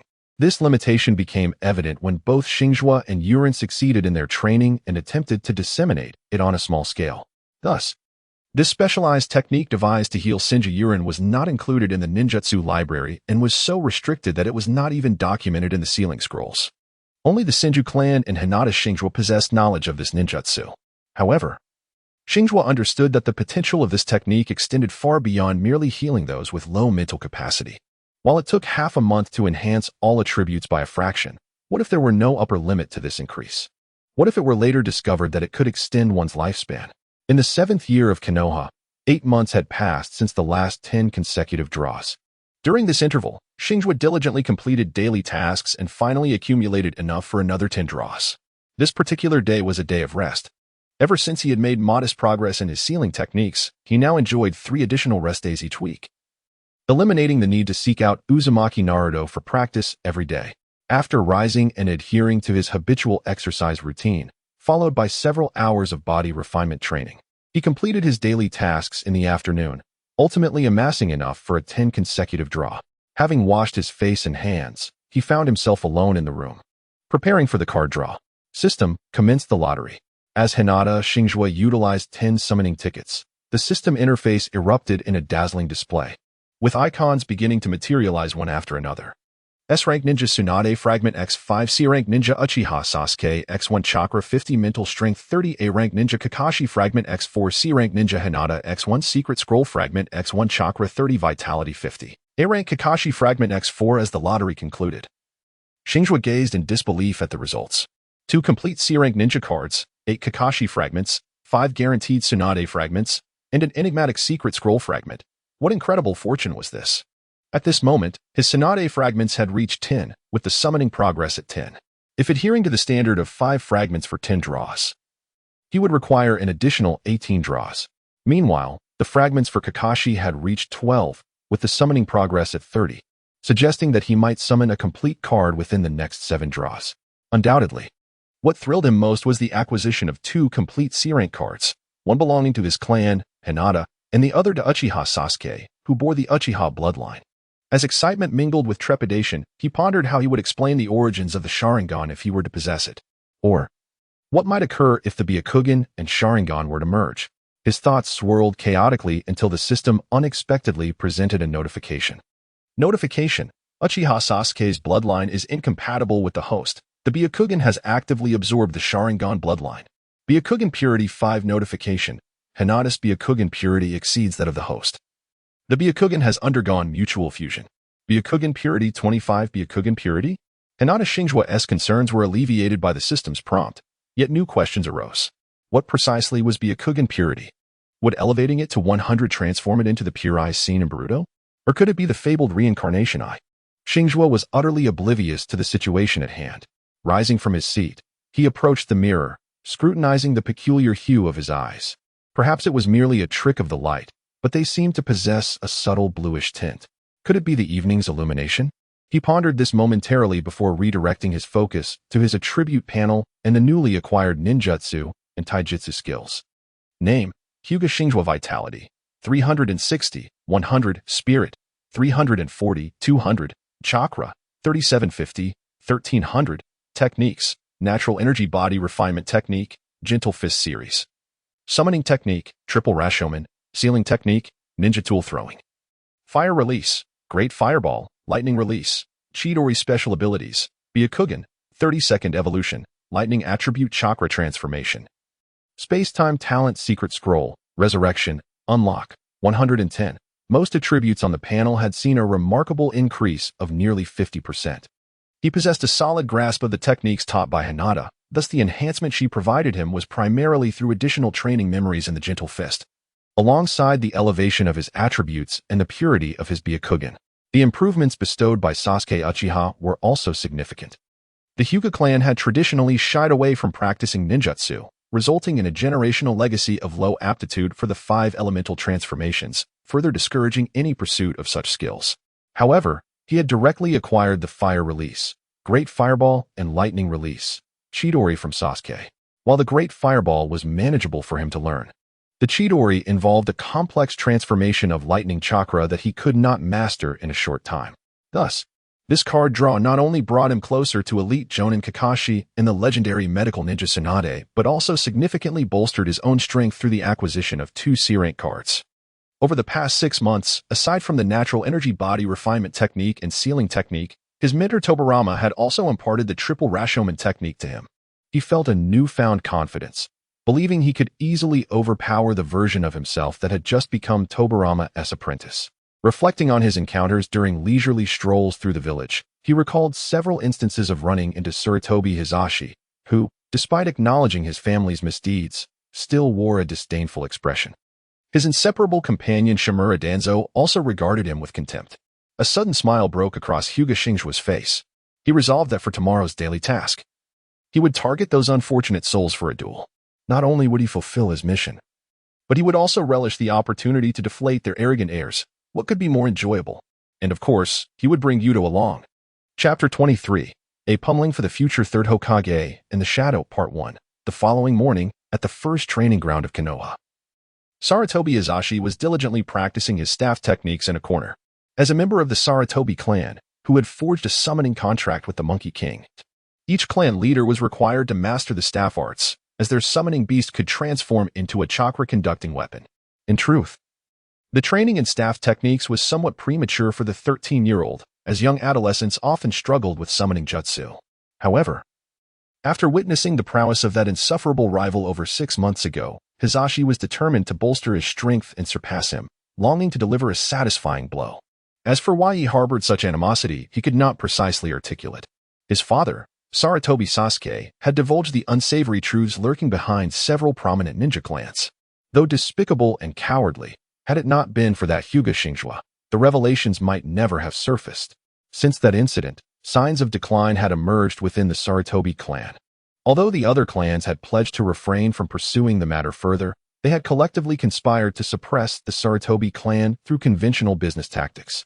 Each time Hisashi contemplated the unshakable sorrow etched on his family members' faces, his resentment towards Hyuga Xingzhuo deepened. "Hisashi, are you still thinking about that brat?" Shimura Danzo approached, wiping his brow as he inquired. Startled, Hisashi reacted as if his tail had been stepped on, raising his voice in indignation. Who would think about that detestable little brat?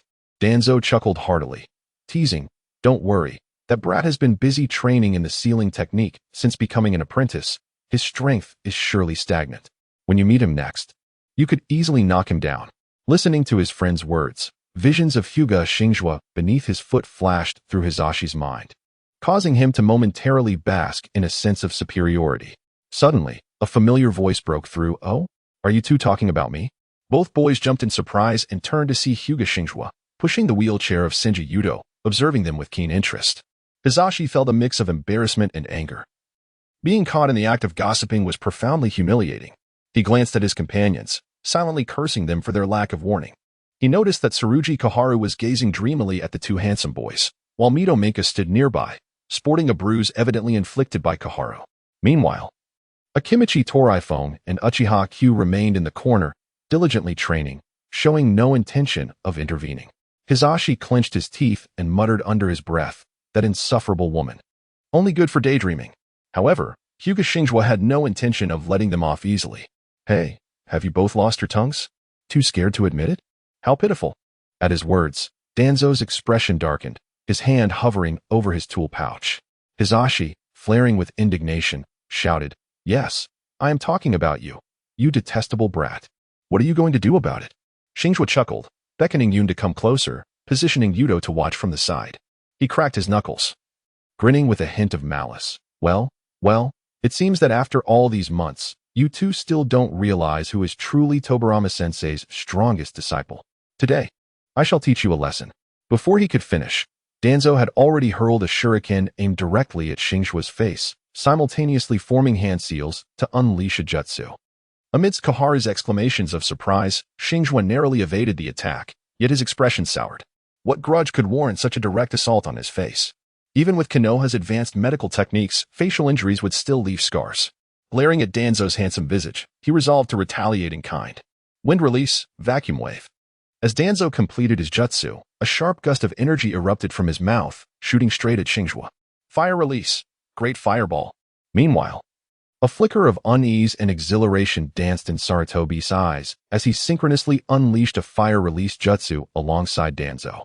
Just before the flames and sharp wind blades were about to strike Starfire, he stepped with his left foot, causing his entire being to vanish from the spot in an instant. In the wake of his disappearance, a profound crater was carved into the ground where he had just stood, while the subsequent fire release scorched the sand into a translucent hue. Upon witnessing this, Xingzhuo's lips twitched slightly. His initial intention was merely to engage in a friendly spar with these two individuals and subsequently defeat them. However, it seemed they were intent on taking his life. Given this, he resolved not to hold back any longer. Shadow Clone Technique. A clone materialized out of thin air, while the original Xingzhuo handed over a stack of sealing paper. As the clone employed the sealing technique, the combined forces of fire release and wind release surged forth once more. Yet, these two ninjutsu were entirely drawn into the sealing technique's formidable pull. Now was the moment. As Xingzhuo's true form called out, it simultaneously unleashed the fire style technique acquired from Uchiha Sasuke. Fire style, great fireball technique. The clone flicked its wrist, transforming immense suction into tremendous impact. Release of sealing technique. In an instant, Xingzhuo unleashed a tempest, employing wind style, vacuum wave, great flame technique, and the great fireball technique of its true form all at once. Although these techniques did not stack, the sheer magnitude of their simultaneous assault was visibly formidable. However, Sarutobi Hiruzen and Shimura Danzo did not remain passive. Realizing evasion was futile, they drew closer together. Sarutobi swiftly formed hand seals to deploy a defensive technique, earth style, earth flow wall. Meanwhile, Danzo exhaled a soft, white mist, wind style, wind reversal. This wind style technique rebounded part of the incoming tempest and vacuum wave's power. Yet, the residual force of the dual fire styles and wind style struck the earthen wall, turning it a fiery red and causing it to gradually crumble under the onslaught of the fierce winds. The portion of wind blades that had been rebounded by Danzo was easily dodged by both Xingzhuo's true form and its clone, as they remained hidden behind the crumbling wall. The clone began to utilize a second sealing paper, while the true form vanished from sight. Boom. The earthen wall finally succumbed to the hurricane's assault and exploded. Armed with a golden staff, Sarutobi shattered the last remnants of the fire technique, surveying the battlefield with fiery eyes. He accelerated towards Xingzhuo's clone, undeterred by the gale's pull. In fact, he embraced the powerful suction, wielding his staff to strike at the clone. Meanwhile, Danzo produced a kunai and sprinted alongside, prepared to act on opportunity. Just as Sarutobi was about to be ensnared by the sealing technique, his golden staff surged faster towards Xingzhuo's clone's head. Chapter 24. Annihilating the future third Hokage and the Shadow Part 2 at that moment. Everyone on the battlefield expected Xingzhuo to abandon the sealing technique in favor of defending against Sarutobi's incoming staff strike. However, a stone at Danzo's feet suddenly reverted from its transformation. It turned out that the Xingzhuo who had just vanished had transformed into a stone. At this moment, flames ignited in the hands of Xingzhuo's true form, which then struck Danzo squarely in the abdomen. Sealing technique, limb sealing. Boom. In the distance, the clone was obliterated by Sarutobi's attack. Boom. In the realm of celestial brilliance, Shimura Danzo lay sealed and cast aside, akin to a lifeless creature. Thus, Shimura Danzo was eliminated from the fray. For a fleeting moment, silence enveloped the arena. Struck down, Danzo's limbs lay immobile, his body convulsing like a worm. Anguish etched across his visage as beads of cold sweat cascaded down, mingling with the sand beneath him, rendering him utterly disheveled. Though Sarutobi Hiruzen had obliterated Hyuga Saishiku's clone, it was not without consequence. In that fleeting instant, his torso was ensnared within the confines of the sealing technique. Even as the sealing jutsu was disrupted, his garments were wholly stripped away, revealing vast swathes of bruised skin. Seated nearby in a wheelchair, Senju Yudo spoke softly to Hyuga and Kai, imparting knowledge. Although the limb sealing technique is a fundamental skill that restricts a ninja's mobility, its underlying mechanism is rather cruel. The practitioner endures excruciating agony akin to having their meridians severed. The others gasped at his words, with Mito Bonten paling in color.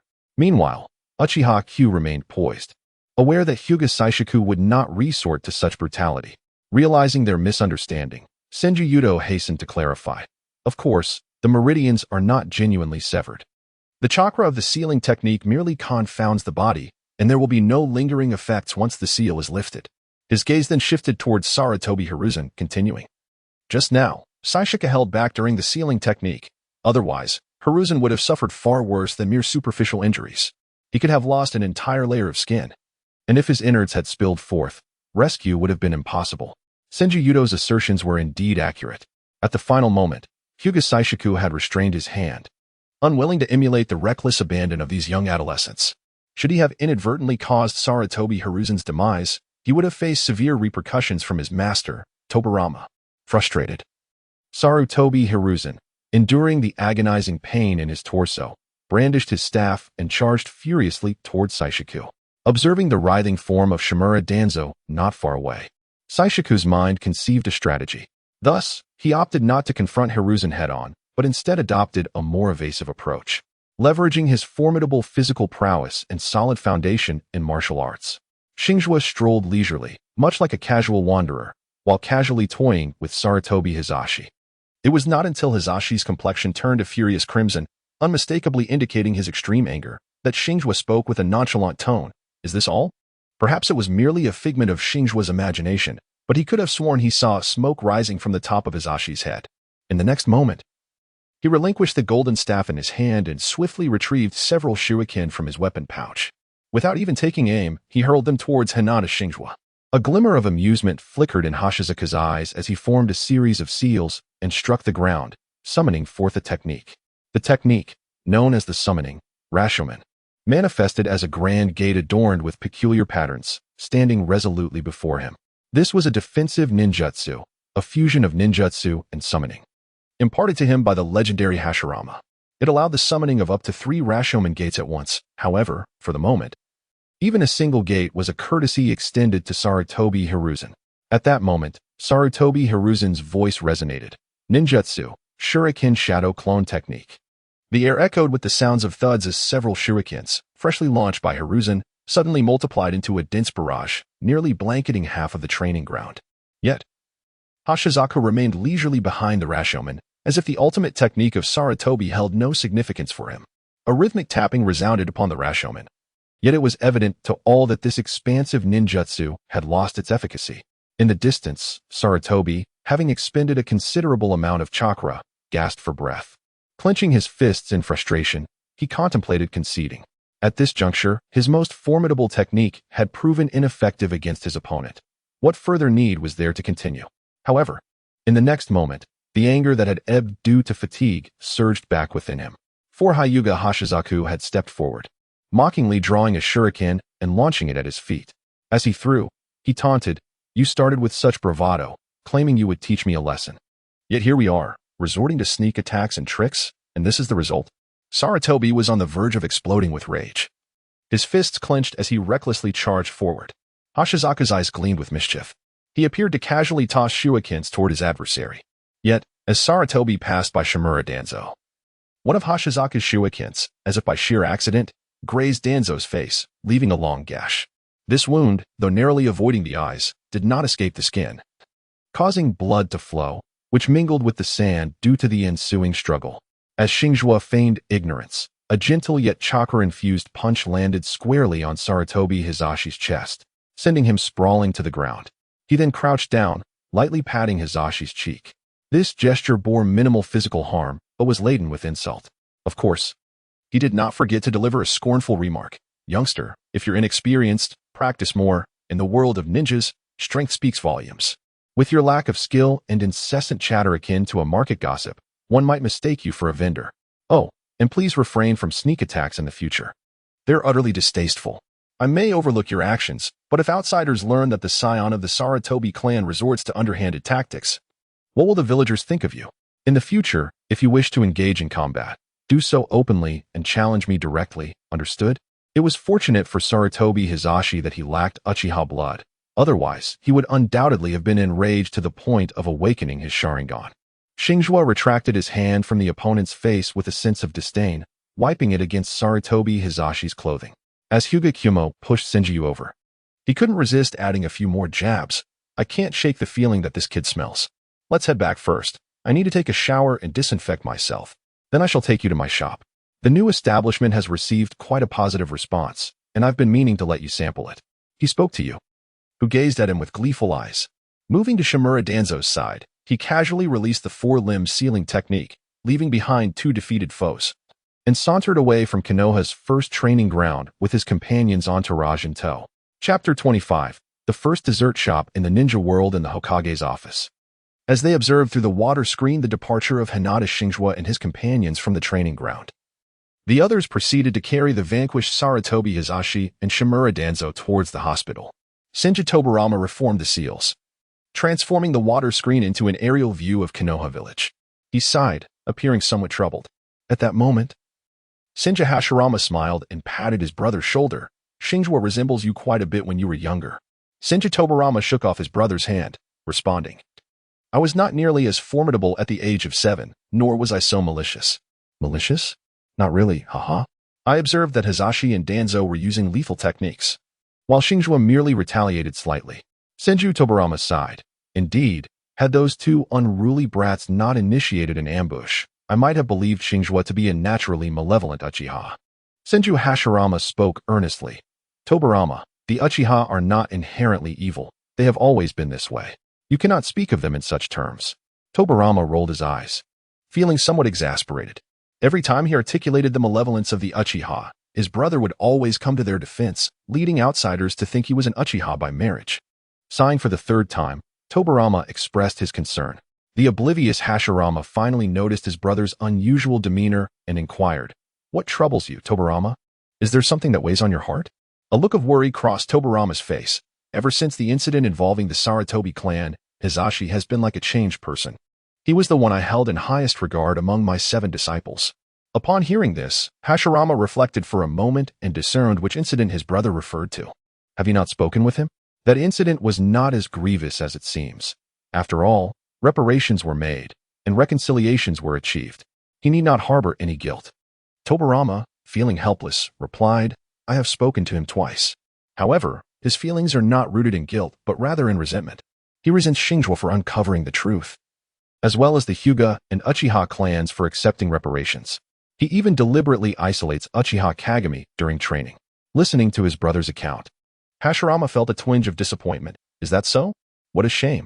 Gazing up at the aerial view of Konoha depicted on the water screen, Tobarama murmured, Indeed. What a pity. His words were laden with disappointment. In the commercial district of Konoha, at the Mishiwa dessert shop, Hinata Xingzhuo and his companions were seated at a table, indulging in an array of delectable desserts. Xingzhuo savored a chocolate caramel pudding, indulging in each delectable bite. Beside him, Qianshoyuran delicately nibbled on matcha cream mochi. Meanwhile, Hinata Yunfei wore a blissful expression as he relished a sea salt cheesecake. At the center of the table, an array of other exquisite desserts and a variety of milk teas and fruit teas were beautifully displayed. So, is it delicious? Xingzhuo spoke with a hint of pride. Yuren immediately nodded in agreement, exclaiming, It is absolutely delicious. I have never tasted anything so exquisite before, especially this mochi. It is 100 times better than the 3-colored dumplings. When I leave later, I must pack some for my mother. Haha, even if you hadn't mentioned it, I would have brought it up. I have already instructed someone to prepare it. We will send it back together when you depart. Yuren, somewhat curious, inquired. Then why not have them send it back now? Xingzhuo cast him a look of disdain. If I were to present it to Lord Mido, she would indeed be pleased, but that would be the extent of it. However, if it were you who purchased it for Lord Mido, not only would she be delighted, but she would also perceive that you have matured and become more considerate. Upon hearing these words, a spark ignited in Yuren's eyes, and he immediately yearned to take the wheelchair and return the item. Xingzhuo, with a hint of irritation, pulled him and gestured towards the kitchen, saying, These items are freshly prepared and not yet ready. Why are you in such a hurry? Yuren, with a naive nod, replied, Oh, I see. I will return to deliver them once they are done. The group engaged in casual conversation, exchanging words in a relaxed manner. Xingzhuo glanced at Yuren's current attribute panel, which revealed a mental strength of 56 points. It was estimated that he would require approximately 2 more years to complete his fateful commission. Such matters could not be rushed. 2 years would simply have to suffice. At that moment, 2 mischievous children suddenly dashed in from outside, peering around furtively. Upon noticing a table occupied solely by children, they approached with an air of arrogance, reaching out to snatch the creamy mochi that Yuren was enjoying. Observing this scene, Xingzhuo cast a glance at the attendant standing nearby. However, Before the attendant could utter a word, the employee, possessing strikingly white eyes, swiftly appeared beside Urine. Just as the child's hand was about to touch the machi, the attendant deftly seized the little rascal by the back of the collar. Children should not disturb other customers, he stated, his tone firm. With remarkable agility, he promptly ejected the two children, who appeared to be around 12 or 13 years old, from the establishment. Xingzhuo nodded in satisfaction. The clerk was a security personnel dispatched from within the clan. Since the shop's reopening, the sales of fruit teas and milk teas had soared. With the clan holding a 49% stake, the establishment had generated substantial profits for them, further augmented by the recent development of various desserts. To safeguard the secrecy of the beverage and dessert recipes, the clan sent a nin from their ranks. Initially, they had intended to send a genin, but Xingzhuo offered an additional 100,000 taels per month. Thus, a nin was dispatched instead. After satisfying his hunger, he called the nin over. "What is your name?" Xingzhuo inquired. The youth, seemingly around 16 or 17 years of age, slightly bowed his head and respectfully said, "Young Master Xingzhuo, I am Hinata Xingzhuo." Starshining gestured for the other to bend down, and with a reassuring pat on the shoulder, he encouraged, "Well done, Xingzhuo. Your work ethic is commendable. At the end of the month, I shall reward you with a bonus. Keep up the good work. Now, I have a temporary task for you." He then pointed towards Yudo Kazuki, saying, "This is my dear friend, Yudo Kazuki. I have prepared a complete set of desserts for him to take home. Your responsibility is to carry these delicacies and accompany Yunfei to ensure he returns safely. Do you understand?" Hinata Xingzhuo nodded earnestly, "Understood. I promise to fulfill this task." Xingzhuo nodded in satisfaction, receiving the meticulously packed assortment of desserts from the kitchen, and continued with a smile, "Haha, there's no need to be so serious. Despite Yurin being in a wheelchair, his combat prowess is no less formidable than that of an ordinary chunin."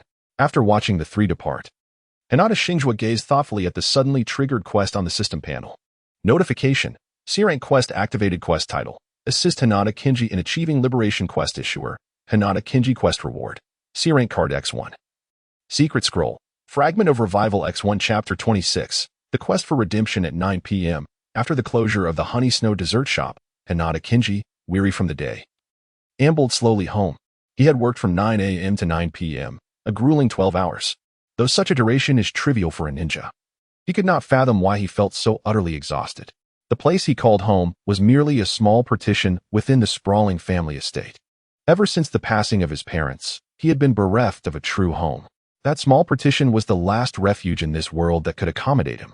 As he approached the entrance of the family estate, a sharp voice suddenly rang out. "Oh, Xingzhuo, you've returned so late from your escapades."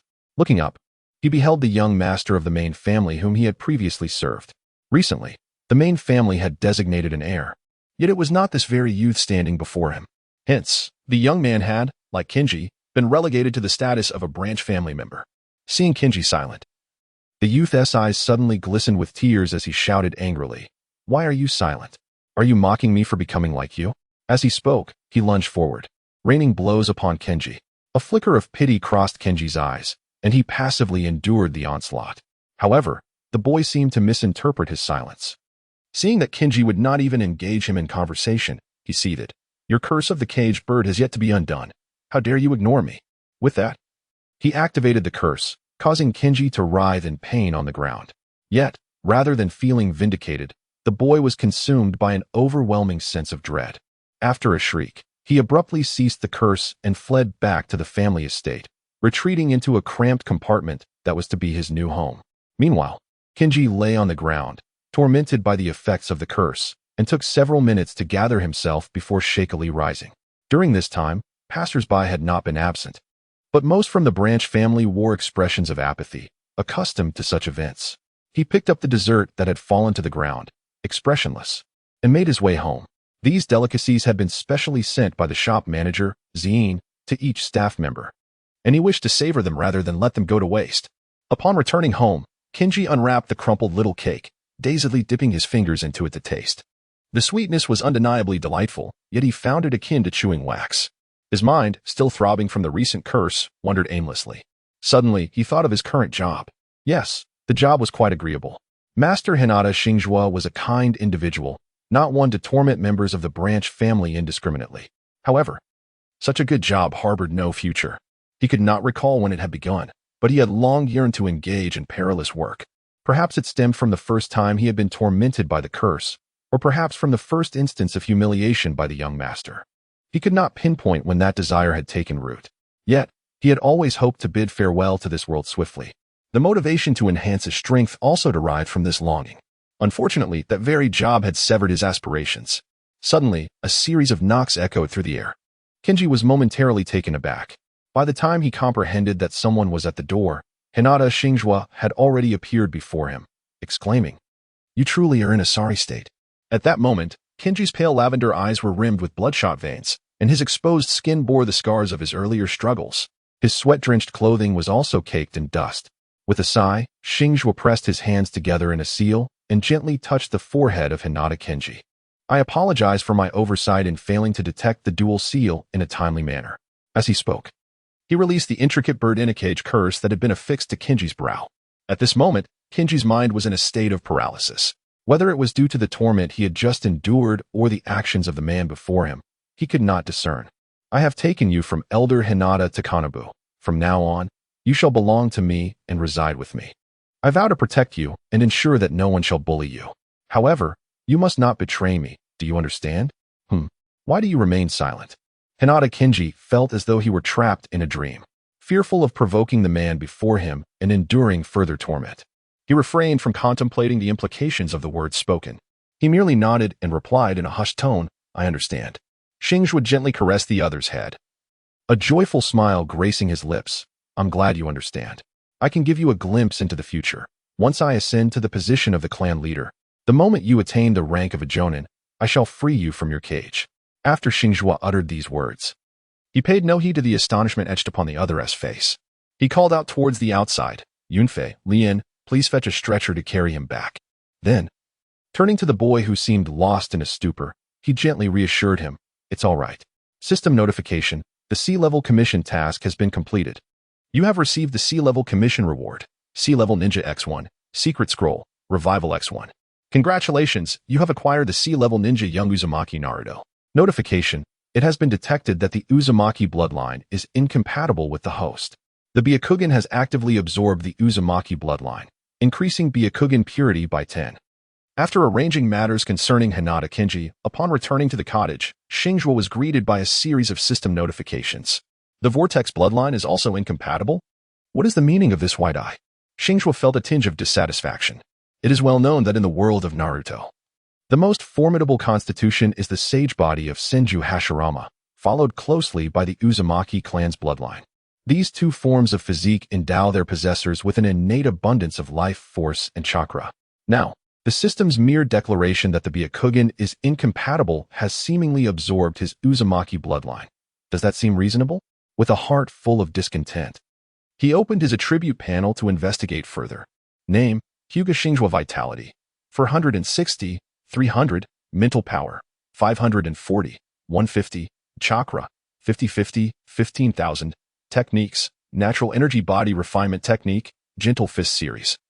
Summoning Technique, Sealing Technique, Fire Release, Great Fireball, Lightning Release, Chidori, Multi-Shadow Clone Technique, Rasengan Special Abilities, Byakugan, Second Evolution Level 40, Lightning Attribute Chakra Transformation, Space-Time Talent Secret Scroll, Resurrection, Unlock, 210.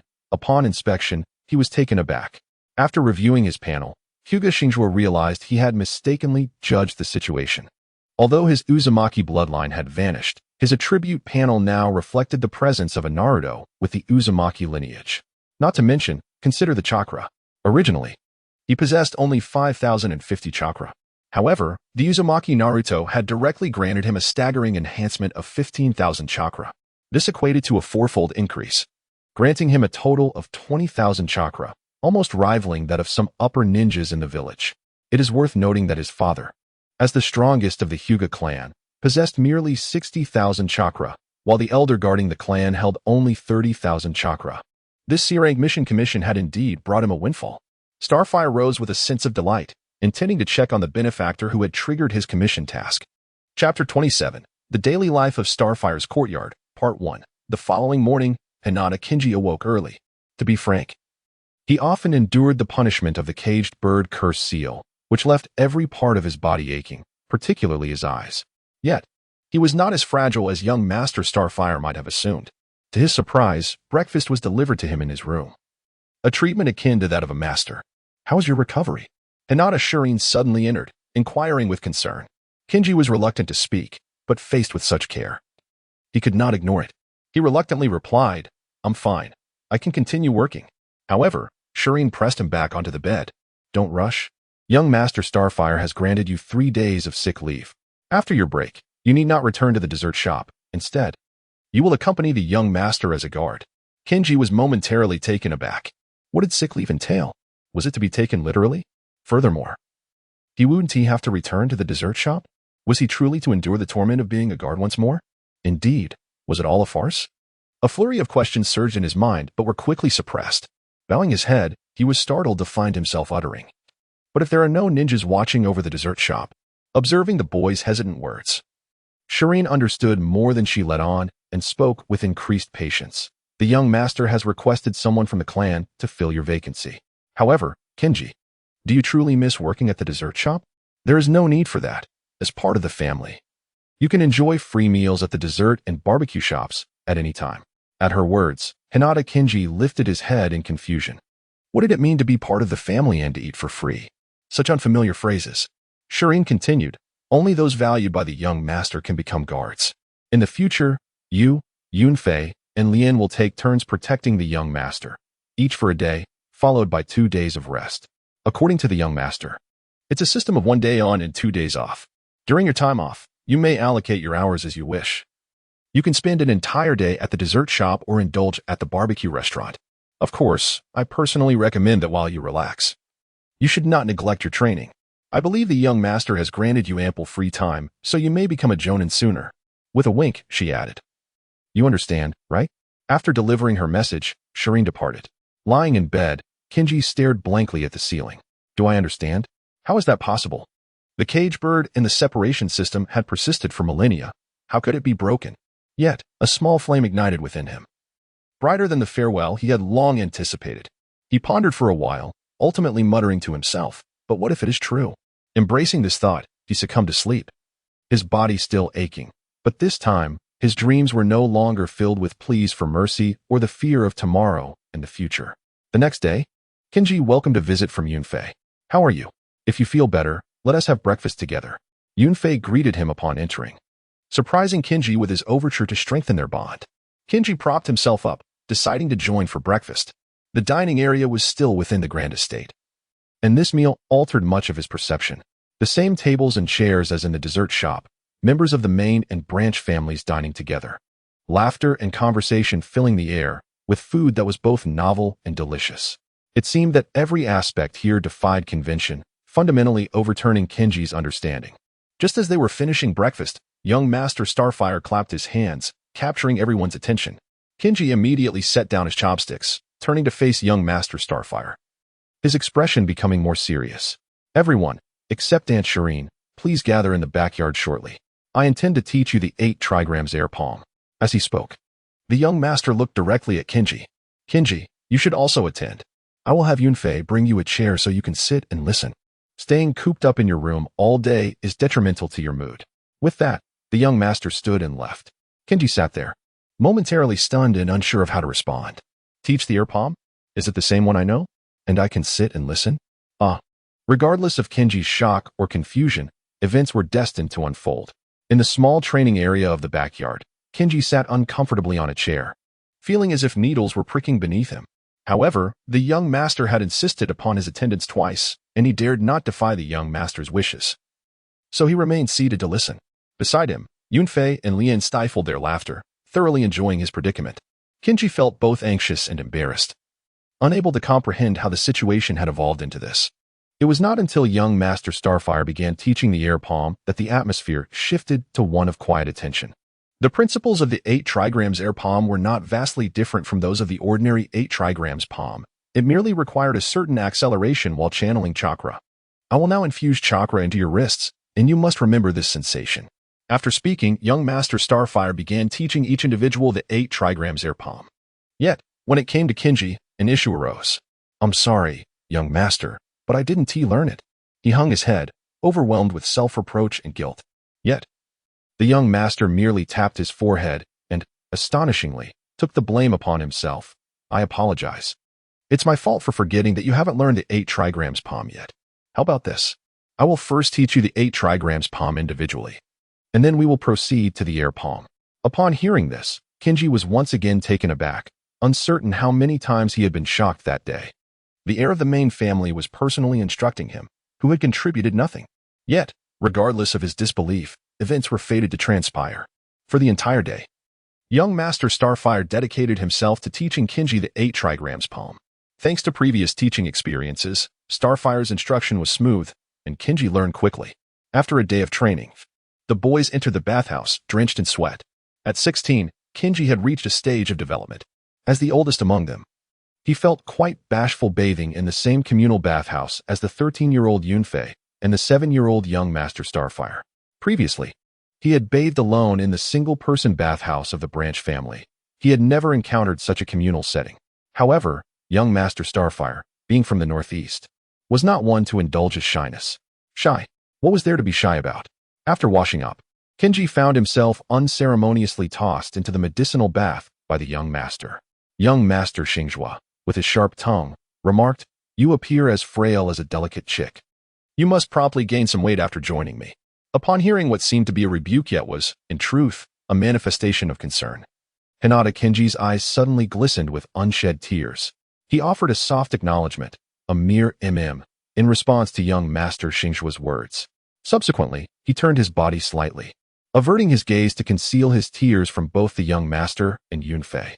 Chapter 28. The Daily Life at Xingzhuo's Courtyard, Part 2. In the bath. Xingzhuo relaxed his somewhat weary body, closing his eyes to contemplate his monthly earnings. The revenues from his dessert shop and barbecue restaurant had been soaring dramatically. What began as a monthly income of 100,000 taels had now escalated to a remarkable 1 million taels. His family was already making preparations to assist him in opening a branch, and the discussions regarding equity had recently reached a conclusion. Elder Qian expressed that he could only offer him a 20% stake in the new venture. However, with a firm grip on the recipe and copyright, alongside the tacit approval of his father, Hinata Tianren, he successfully negotiated his stake to 40%. This was already a rather inflated share, considering that he was neither investing capital nor exerting effort, merely providing a recipe and appointing a supervisor. Thus, the significant equity he secured was primarily attributed to his status as the future head of the family. Xingzhuo was indeed pleased to witness the substantial increase in the family's income. After all, with wealth comes the ability for family members to receive their share. Previously, his monthly resources amounted to a mere 100,000 taels. However, following the incident involving the Sarutobi clan, his family's resources surged to 300,000 taels. Yet, expenses were still a concern. Not to mention his own needs, he was also responsible for the training resources of Yunfei and Lian, and as the chief financial officer, Xin deserved a generous salary. The various chores around the courtyard required hiring help as well. Furthermore, with the addition of Xinzi, a prodigy in his own right, the allocation for training resources needed to be adjusted accordingly. Lost in these calculations, he suddenly realized that it had grown rather quiet in the bathroom. Glancing up, he saw Yunfei reclining in the bath, leisurely gazing at the ceiling. Meanwhile, Xinzi imitated him, albeit his figure, being somewhat more mature, made his posture appear rather constrained. Xingzhuo let out a helpless sigh. That fellow CNC still couldn't let go. Thus, he took the initiative to swim over, assisting his companion in spreading his legs, allowing him to stretch his form and achieve a forced relaxation. After another spell of awkward silence, Xingzhuo cleared his throat lightly twice and took the initiative to strike up a conversation. CNC, what was your monthly income before? CNC paused momentarily, yet promptly replied, at the dessert shop, my monthly income was merely 50,000, supplemented by my family. After joining the dessert shop, the family support increased to 70,000. Upon hearing CNC's response, Xingzhuo widened his eyes in astonishment and exclaimed, "What? Only 70,000? CNC nodded, casting a curious glance at young Master Xingzhuo. Is there an issue with 70,000? Xingzhuo gritted his teeth and declared, I have provided you with an additional 100,000 taels on top of the family subsidy, totaling 150,000 taels. That old fellow Hinata Qian has only offered you less than half. CNC lowered his gaze slightly, seemingly resigned to this as the norm. However, Xingzhuo felt that such a mentality needed to change. You shall continue to receive the family subsidy, and I will ensure that you receive a fixed amount of training resources along with 250,000 taels each month." Upon hearing the young master's words, Xianxi raised his head in confusion. He sensed that he had once again encountered something incomprehensible. Is it insufficient? I provided Yunfei and Lian with the same standard. At that moment, Xianxi suddenly grasped the situation, stammering, "It's enough, truly. It is more than ample." Xingzhuo gazed at Xianxi, who was stammering awkwardly, and was suddenly struck by a mischievous impulse. He jested, "Xianxi, you are already 16 years old. If you were to regularly visit the vibrant street for young ladies each month, 300,000 taels would indeed be insufficient." Upon hearing this, Rixiang Xianxi was momentarily taken aback. After comprehending the young master's words, his face turned an intense shade of crimson, and he nearly fainted from embarrassment. "Ha ha ha ha." Xingzhuo chuckled heartily as he helped the person up. Beside him, Yunfei couldn't help but join in the laughter. Xingzhuo perceived that Hinata Xingzhuo might be akin to the future Hinata, a person prone to shyness, perhaps excessively so. Upon realizing this, he felt he had discovered a source of amusement and resolved to tease the boy from time to time, adding a touch of joy to their lives while diverting Kenji from dwelling on negative thoughts. The trio lingered for over an hour before gradually departing, primarily due to Xingzhuo's relentless teasing of Kenji with impure jokes. The outcome was a continuous fit of laughter from the two, while the third oscillated between fainting from embarrassment and nearly losing consciousness from shyness.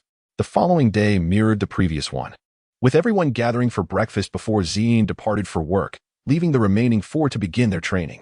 However, it seemed that Master Xingzhuo possessed an affinity for triumphing over others, as he would actively request sparring sessions, subsequently achieving overwhelming victories.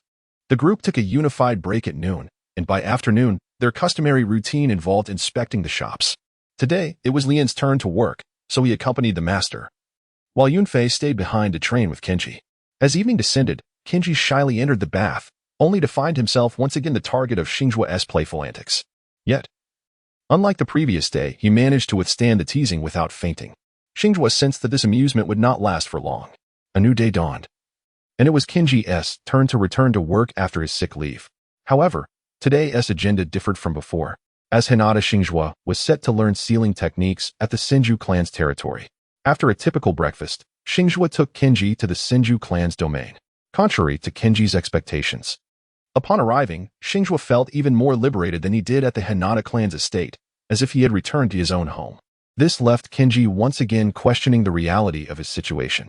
Surely, hadn't he been dreaming for the past few days? Of course, it was no dream.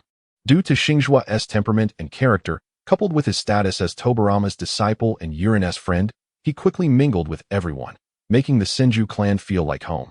"Ah, Lord Hokage is here. When will you teach me would-release techniques? Master, aren't you supposed to be at work? Without you, Konoha would soon come to a standstill. Yurin, why are you still lazing about? Hurry up and join me in learning. Lady Mito, today we are learning the four-symbol seal, right? I can hardly wait. Just 3 more sealing techniques, and I can learn the Flying Thunder God technique." Half an hour later, Xingzhuo, dragging Yurin, who was still rubbing his eyes, sat opposite Uzumaki Mito. Mito glanced at her son's lazy demeanor, finding nothing amiss. She affectionately ruffled the heads of the two boys, requested some snacks and tea, and commenced the day's lesson. The four-symbol seal was a technique that marked the beginning of more complex sealing arts, its principle revolving around the cyclical nature of the four symbols to achieve long-term sealing of a specific power. Meanwhile, Kenji was not idle. He savored the snacks delivered by the servants while pondering the body technique scroll that Xingzhuo had given him, equally engrossed in acquiring knowledge. Chapter 29, Natural Energy Sealing. All right. Let us conclude today's lesson here. Uzumaki Mito announced the end of the four-symbol seal instruction. Hinata Xingzhuo glanced at the clock on the wall, noticing time still remained, and promptly inquired, "Lady Mito, I have developed a technique based on natural energy body refinement. Would you mind taking a look?" He produced a ninjutsu scroll and presented it to Uzumaki Mito. Curious, Senju Yurin leaned over to see what his friend had created. Mito examined the scroll for several minutes, her expression contemplative as she seemed to be evaluating the feasibility of the technique. It was Yurin who first engaged Xingzhuo in discussion. "Xingzhuo, do you intend to store natural energy within your body?" Hinata Xingzhuo nodded and shook his head, not merely storing it in the body, but rather aiming to retain the natural energy refined through the meridians and acupuncture points on the foundation of natural energy body refinement. He added, I believe that after expending considerable effort to safely refine natural energy, it would be a waste to merely use it for body refinement and allow it to dissipate. Senju, well-versed in both natural energy body refinement and sealing techniques, immediately grasped Xingzhuo's intent. So, you wish to create an artificial chakra sea within your body using sealing techniques, akin to the chakra sea, but instead extracting natural energy from the outside to store in the sealed space? Upon hearing Yurin's understanding of his thoughts, Xingzhuo affectionately ruffled his hair. You are correct. That is precisely my intention, to establish a sealing technique for natural energy within my body, functioning similarly to the chakra sea. In fact, even if it merely serves as a reservoir for the purified natural energy, preventing its dissipation would still imbue my body with vitality. At that moment, Uzumaki Mido set down the scroll and suddenly remarked, not only that, if you abandon extracting chakra from your body as cells and instead treat the natural energy seal as a chakra sea, as long as you can achieve circulation, theoretically, your body would remain in sage mode indefinitely, and the ninjutsu you perform would transform into sage techniques. Most importantly, your lifespan would significantly extend due to not extracting chakra from your cells. Hinata Xingzhuo fixed his fervent gaze upon Uzumaki Mido. Lady Mido, is this technique feasible? Uzumaki Mido regarded Xingzhuo with admiration and praised, I must say, this is a genius concept, a marvelous idea. And the completeness of the sealing technique's thought process is remarkably high. However, once this technique is completed, it is likely that only the two of you will be able to practice it, as its premise is the mastery of natural energy body refinement, which is somewhat unfortunate. How about this? For the next few days, you two need not attend class. I will do my utmost to help you complete this technique. In the midst of his delight, Hashizaku did not forget to express his gratitude. Thank you, Lord Mido. I believe that with this technique, Yudo should quickly regain his spiritual strength and stand up completely. Then, we can go to the village together. Uzumaki Mido nodded with a smile. Yet her gaze bore a seriousness and earnestness that indicated her readiness to give her all. In truth, Hashizaku had been eagerly awaiting Mido's words. Although he had mastered numerous low and intermediate sealing techniques, the prospect of developing a technique beyond the advanced sealing art of sealing seemed utterly fanciful. Therefore, he had articulated his aspirations in the scroll of this natural energy sealing technique using the principles of sealing arts, rather than naively believing he could independently create a complete sealing technique. Given his current pace of learning, he would only have the opportunity to attempt this in another 20 years. While it was certain that this sealing technique was being completed at Mido's behest for her son, it made no difference to him. The sooner Yudo fully recovered, the sooner he could settle the S-rank fate commission. The earlier this natural energy sealing technique was developed, the sooner he could commence his path of cultivation. Indeed, it was cultivation. Without cultivating, how could he confront the foes of decades hence? Not to mention whether he would still be able to move in old age. Considering the enemies of that time, the Zatsutsuki who could effortlessly immunize against chakra ninjutsu, what means would he have to combat them? Even if he managed to obtain 10 S-rank cards by then, without reaching the 6 paths level, he would be utterly unqualified to take the stage, let alone prevail in battle. Thus, from the very beginning of addressing Yudo's spiritual strength dilemma, he contemplated whether he could enlist the aid of the forbidden technique master, Senju Tobarama, to help him develop a cultivation technique. After all, Tobarama was a formidable figure capable of creating the Edo Tensei and the Flying Thunder God technique. In this world, rich with the legacy of the 3 great sage lands, developing a cultivation technique should not be insurmountable, right? Today, he was elated to achieve his objective through Uzumaki Mido. In the spirit of reciprocity, he found himself increasingly fond of the red-haired Yudo. Come, let me take you to my barbecue restaurant for a feast. As he spoke, he unceremoniously lifted Yudo into a wheelchair, pushing it joyfully while calling for Kenji. And together they made their way to the barbecue shop. In the Hokage building, within the Hokage's office, Senju Tobarama held the latest statistical report, his expression darkening with palpable distress. At that moment, Senju Hashirama suddenly opened the door to the office and entered with a sigh. Clearly having lost everything in gambling and seeking refuge in the Hokage's office, before he could receive his brother's customary reprimand, Hashirama curiously leaned over to glance at the report in Tobarama's hands. Soon, the guilt on his face faded, and it gradually mirrored Tobarama's serious expression. Why is this happening? He inquired first. Tobarama rubbed his temples, not immediately responding.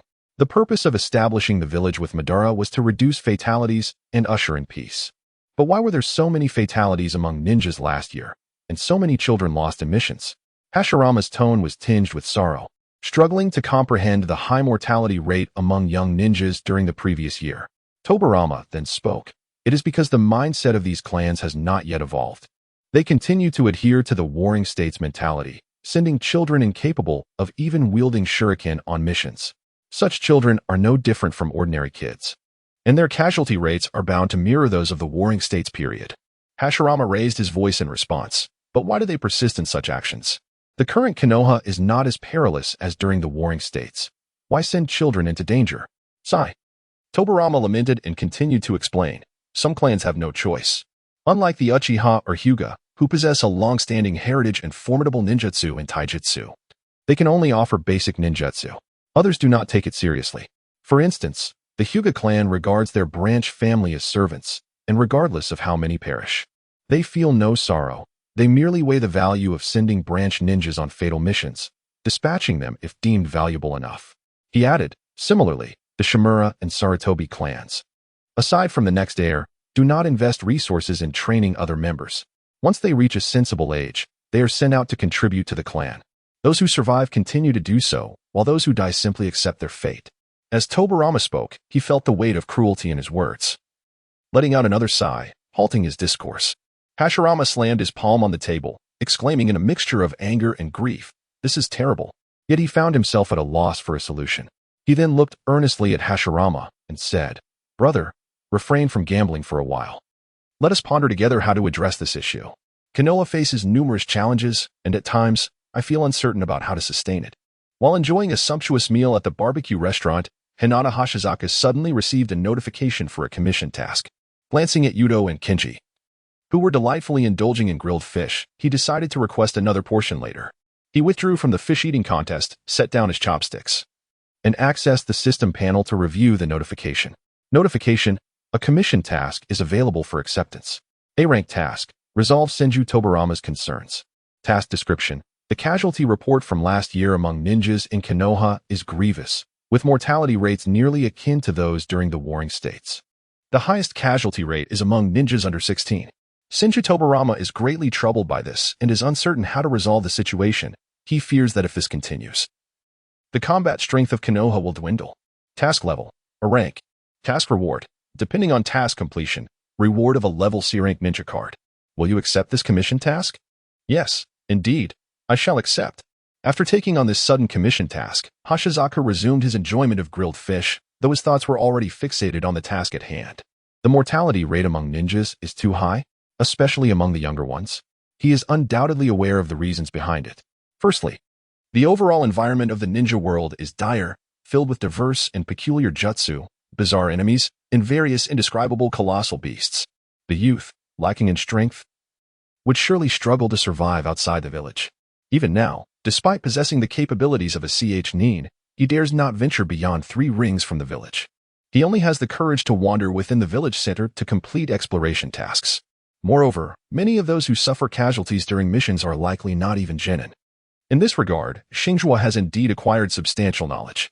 While accompanying Yunfei on a shopping trip, though, in reality, it was to fulfill exploration tasks, he noticed that apart from civilians, there were scarcely any young ninja children on the streets of Konoha. It starkly contrasted with the Konoha of 60 years ago depicted in the original work, where one would encounter young ninja children everywhere.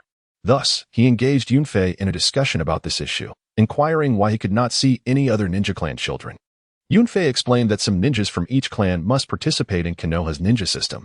However, this system is quite stringent. Not only does it categorize ninjas by rank, but it also rates commission tasks to ensure the safety of the ninjas, thereby strictly controlling the acceptance of tasks based on the ninjas' ranks. To maintain their income, various clans send out many children who possess only 1 or 2 jutsu to execute family tasks, resulting in a dearth of idle young ninja children in the village.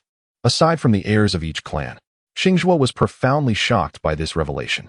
He continued to inquire, do they not care about the issue of generational continuity? If the children perish, does that not spell the end for their clans? Yunfei remained silent for a moment before responding. Many clans emulate the Hyuga, who have a long-standing lineage. Although they may not have a main house and branch houses, there still exist direct and collateral lines. As long as the descendants of the main line do not perish, the collateral line can fade away.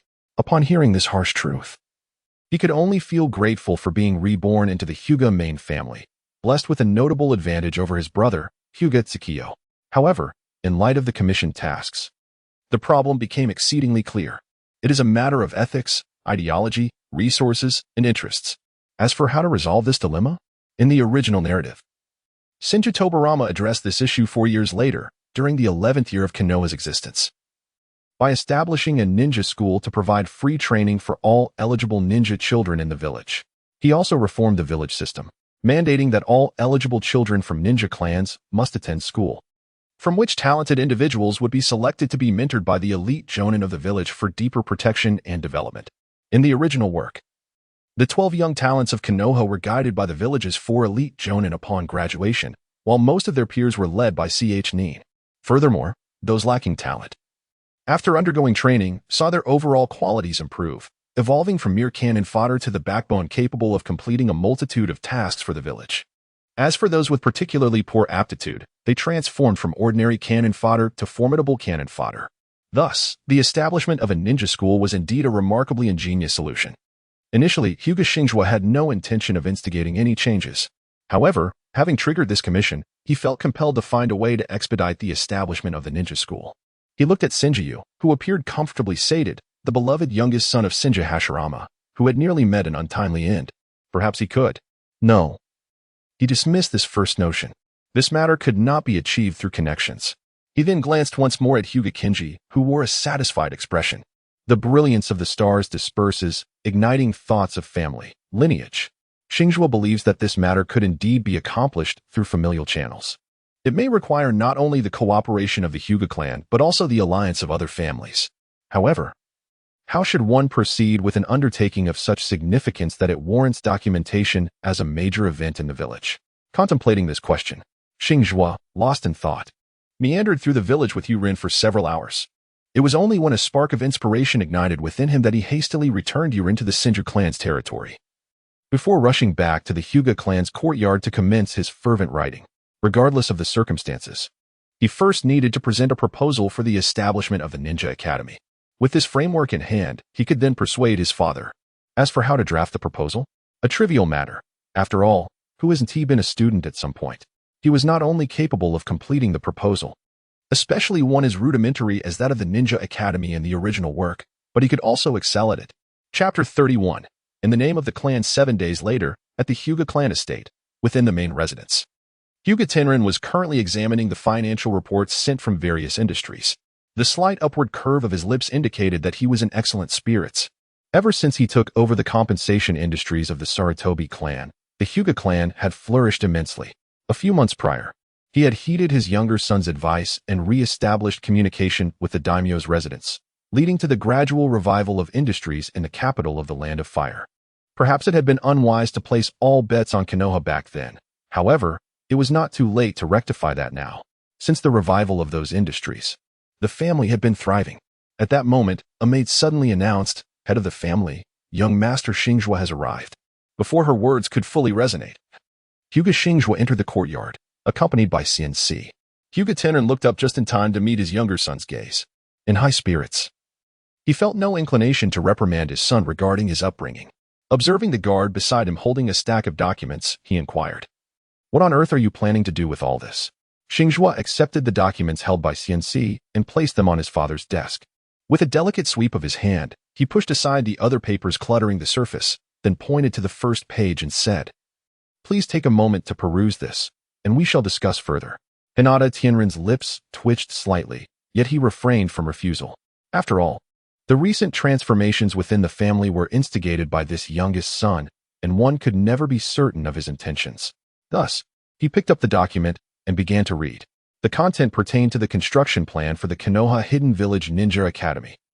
The initial motivation behind the establishment, the significance of the school, its positive impact, the enhancement of talent amidst warfare.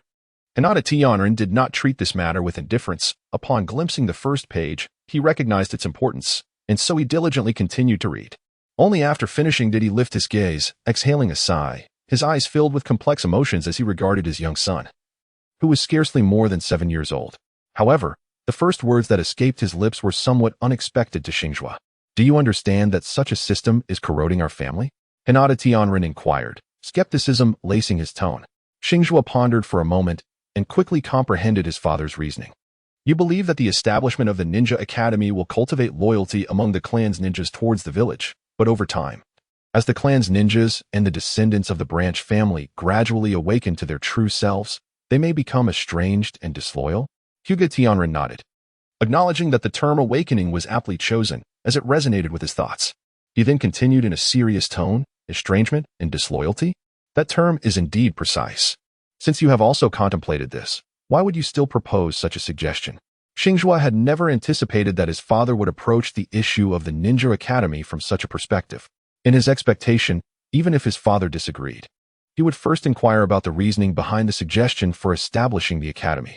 However, Xingzhuo discovered that his father's viewpoint was indeed quite astute and notably limited by the constraints of the era. Thus, he began to articulate his theory. If I were to assert that the future of our village lies in integration, with both small and medium-sized clans fully assimilating into the village and consequently becoming part of the common populace, would you believe it? Hinata Xingzhuo remained composed and replied, please, continue. Xingzhuo elaborated, on the clan level, the very first event following the establishment of Konoha was the dissolution of the Six-Year Clan. They concealed their surname, transformed into commoners, and integrated into various sectors of Konoha, subtly influencing the entire village. Although this event appeared to pertain solely to the Six-Year Clan, its occurrence effectively established a guideline and strategy for the future of the village. This is not a matter of individual will. The mere occurrence of this event, combined with the ninja system instituted by the village, inevitably heralds a transformation. Consider this, not all ninja clans are constrained like caged birds. And given that the village's ninja system surpasses that of the clans, coupled with the village's overarching national interests, the fragmentation of ninja clans becomes unavoidable. If, at that time, only the Hyuga clan remains, how shall we navigate our existence? Although Xingzhuo spoke these words calmly, his emotions were inevitably somewhat agitated. This moment could either signify the dawn of a transformation or the twilight of one. If this proposal were presented by the Hokage, do you believe that the Hyuga clan would still have a chance for survival? It would be far more advantageous to take the initiative now. We could transform from mere targets of change into exemplars of proactive transformation. As he listened, Hyuga Clan furrowed his brow and quickly interjected, wait a moment. I can't keep up. Let us dissect this point by point. Very well, Xingzhuo responded verbally, though inwardly he felt a twinge of disappointment for not having fully persuaded him at once. Hyuga Clan then inquired, assuming that the ninja clans will gradually integrate into the village, what leads you to believe that the Hyuga clan would not also assimilate? Xingzhuo replied, do you not possess the answer within your heart? The current standing of the Hyuga clan within the village is exalted, primarily due to the strategic value of the Byakugan in warfare. Should the Hyuga clan dissolve and integrate into the village, the family would inevitably decline, and the strategic worth of the Byakugan would diminish as the restrictions on intermarriage are lifted, leading to an overwhelming proliferation of its numbers and a consequent loss of status. Thus, apart from the enslaved branch families, no one within the clan would willingly choose to assimilate into the village. Furthermore, the village, fearing the loss of Hyuga bloodlines to other villages, would likely not welcome such an outcome. Hyuga Clan further inquired, if both the village and the clan are reluctant to dissolve and merge, what grounds do you have to assert that the Hyuga will become a target in the future? Humans possess empathy. If, in the future, the village embraces equality while only the Hyuga clan adheres to an aristocratic model, coupled with the clan's distinctiveness, the existence of clan ninjas would be inevitable. In such circumstances, to those in power, the Hyuga would appear as a diminutive military faction, while to the commoners, they would be perceived as a loathsome, decaying nobility. If indeed they were to find themselves ensnared in an atmosphere of universal suspicion, the Hyuga would be rendered powerless, stripped of their resources, and ultimately reduced to mere surveillance instruments for the ruling elite. Although Xingzhuo's words may seem alarmist, they resonate with the essence of the original narrative. However, the impact of these words on Hyuga Clan was profound. As a clan leader and a renowned figure from the Warring States era, Clan found himself breathing heavily at this moment. This is utter nonsense, he retorted, his tone urgent. Father, I am able to access the Xingzhuo clan's territory freely. Thus I am privy to numerous insider revelations. Xingzhuo spoke thus, and then recounted the information he had received from the system as if he had witnessed it firsthand, just yesterday. Master Tobarama was greatly troubled after reviewing last year's report on ninja casualties, and Lord Hashirama was deeply pained by the loss of young ninjas. I surmise that an institution akin to a ninja academy will soon emerge, for Lord Hashirama shall not allow the young ninjas of the village to continue perishing in such a manner. As the leader of the Hyuga clan, you must be well aware of the current circumstances among the various ninja clans in Konoha. There is a deliberate sending of young children to their deaths on missions, and a systematic elimination of branch clan ninjas for sacrifice. If the Ninja Academy is established, everything will inevitably unfold as I have predicted. Surely, with your wisdom, you can perceive this truth. Chapter 32. The Establishment of the Ninja Academy. Hinata was indeed worthy of being the clan leader. At this juncture, he had discerned Xingzhuo's intentions.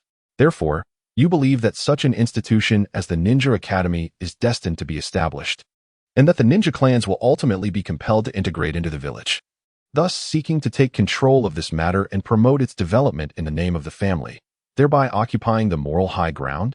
Xingzhuo nodded in agreement, stating, "Indeed, our appearance and lineage have fated us to remain distinct from the village, so in the future, Konoha will likely consist solely of our Hyuga clan, perhaps alongside the equally unique Uchiha clan. Rather than waiting to be treated as mere game for others, it is far more advantageous to take the initiative. Submit this proposal for the construction of a ninja academy under the name of our clan, and actively contribute, ensuring that the legacy of the Hyuga clan is deeply etched into the institution. By doing so, we can assert our rights and responsibilities within the academy. And regardless of whether it pertains to reputation, authority, or righteousness, possessing even one of these will render the future rulers of the village powerless against the Hyuga clan. Concurrently, maintaining contact with the feudal lord of the Fire Nation will help us preserve our noble status. Establishing a collaborative watchfulness that ensures both the lord and Konoha will reach a firm equilibrium regarding the continued existence of the Hyuga. This way, the Hyuga clan will ascend to a transcendent position above all families and commoners within the village, while also standing superior to all nobles in the eyes of the feudal lord. Hinata Tenrin pondered his youngest son's words, falling into a deep silence.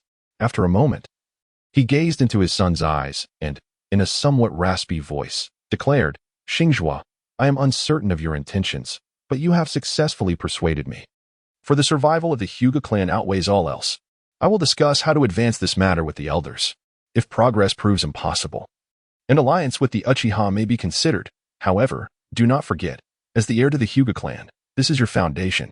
Of course, without the Hyuga, there would be no me." Xingzhuo nodded and continued, "Betraying my class interests is not something I would ever entertain. If I find something unsatisfactory, I will personally amend it. If I lack the ability to do so, I will simply depart. Treachery has never been a part of my character."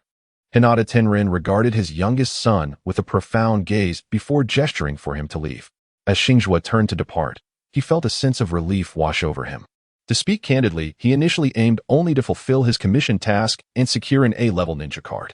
However, during the 7 days spent drafting the proposal, he increasingly sensed that events might unfold in the manner he envisioned, particularly when considering the plight of the Hyuga clan in the original narrative, where they were unjustly wronged by the Cloud Village.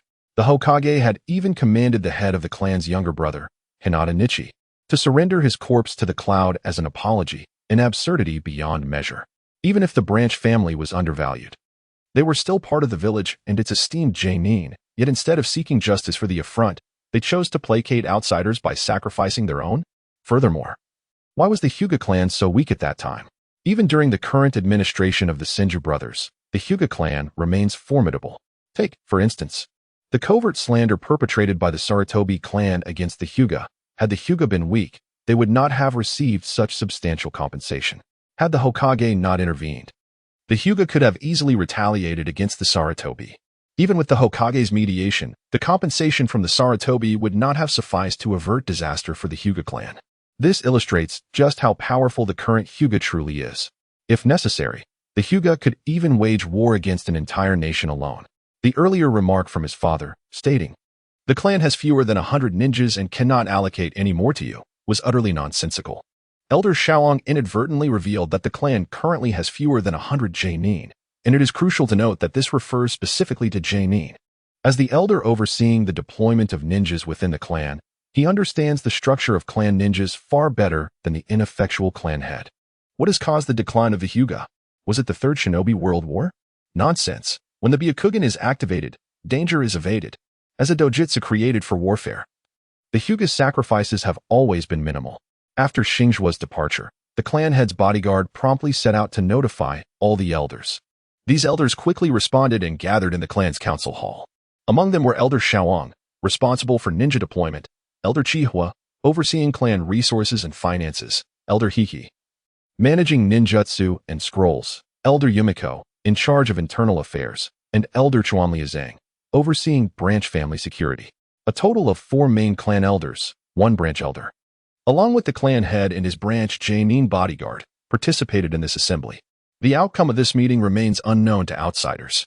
However, the next day, the Hyuga clan had sent a formal invitation to the Uchiha clan, visiting them that very afternoon. By the 3rd day, the Uchiha convened a clan meeting, during which intense arguments erupted. By the 5th day, the 2 prominent dojutsu clans jointly submitted a significant proposal to the Hokage regarding the establishment of a ninja academy, aimed at preventing the premature demise of the village's young talents and enhancing overall village strength. Upon the proposal's revelation, many ninja clans vehemently criticized the Hyuga and Uchiha clans.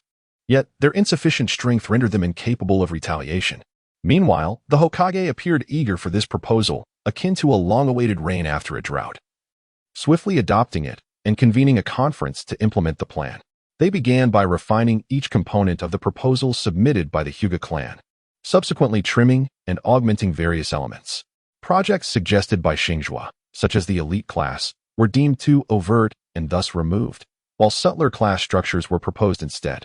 During the allocation phase of the project, the Hyuga and Uchiha clans, under the scrutinizing eyes of the other ninja clans, voluntarily offered financial and human resources to collaboratively establish the academy, promising scholarships for outstanding ninja students and even providing teachers. This initiative was wholeheartedly approved by Senju Hashirama, who lauded their efforts and agreed to several minor requests from both clans. This left Senju Tobarama, who had prepared to refute their actions, utterly stunned. Following the conclusion of the meeting, the construction of the Ninja Academy commenced with great fervor, expected to be completed by August or September. Meanwhile, as the Academy's establishment progressed, Xingzhuo's commission task reached its conclusion. Notification: a level commission task resolved Tobarama's worries has been completed. Task completers: Hinata Xingzhuo, Hyuga Clan, Uchiha Clan. The system has begun assessment for settlement. Following evaluation, the system has determined that the host played a pivotal role in initiating, promoting, and conceptualizing this commission while deeply engaging in the process, though not participating in every aspect. Thus, the task's rating is deemed a grade. You have received the reward for the A-level commission task, a grade ninja card X1. At this moment, Hinata Xingzhuo sat anxiously in his room, gazing at the system panel. Who could the A-grade Jainin card possibly represent? He muttered to himself as he awaited the reward's arrival. Prompt: you have obtained the A-grade ninja card Shinobi World War. Sai.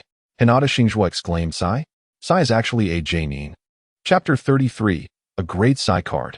For those familiar with the original narrative, Hinata Xingzhuo undoubtedly knew who Sai was, the backup for Team 7, a substitute for Sasuke, a pitiable soul raised within Root, and a survivor of Danzo's brutal scheme that forced 2 brothers into a deadly conflict.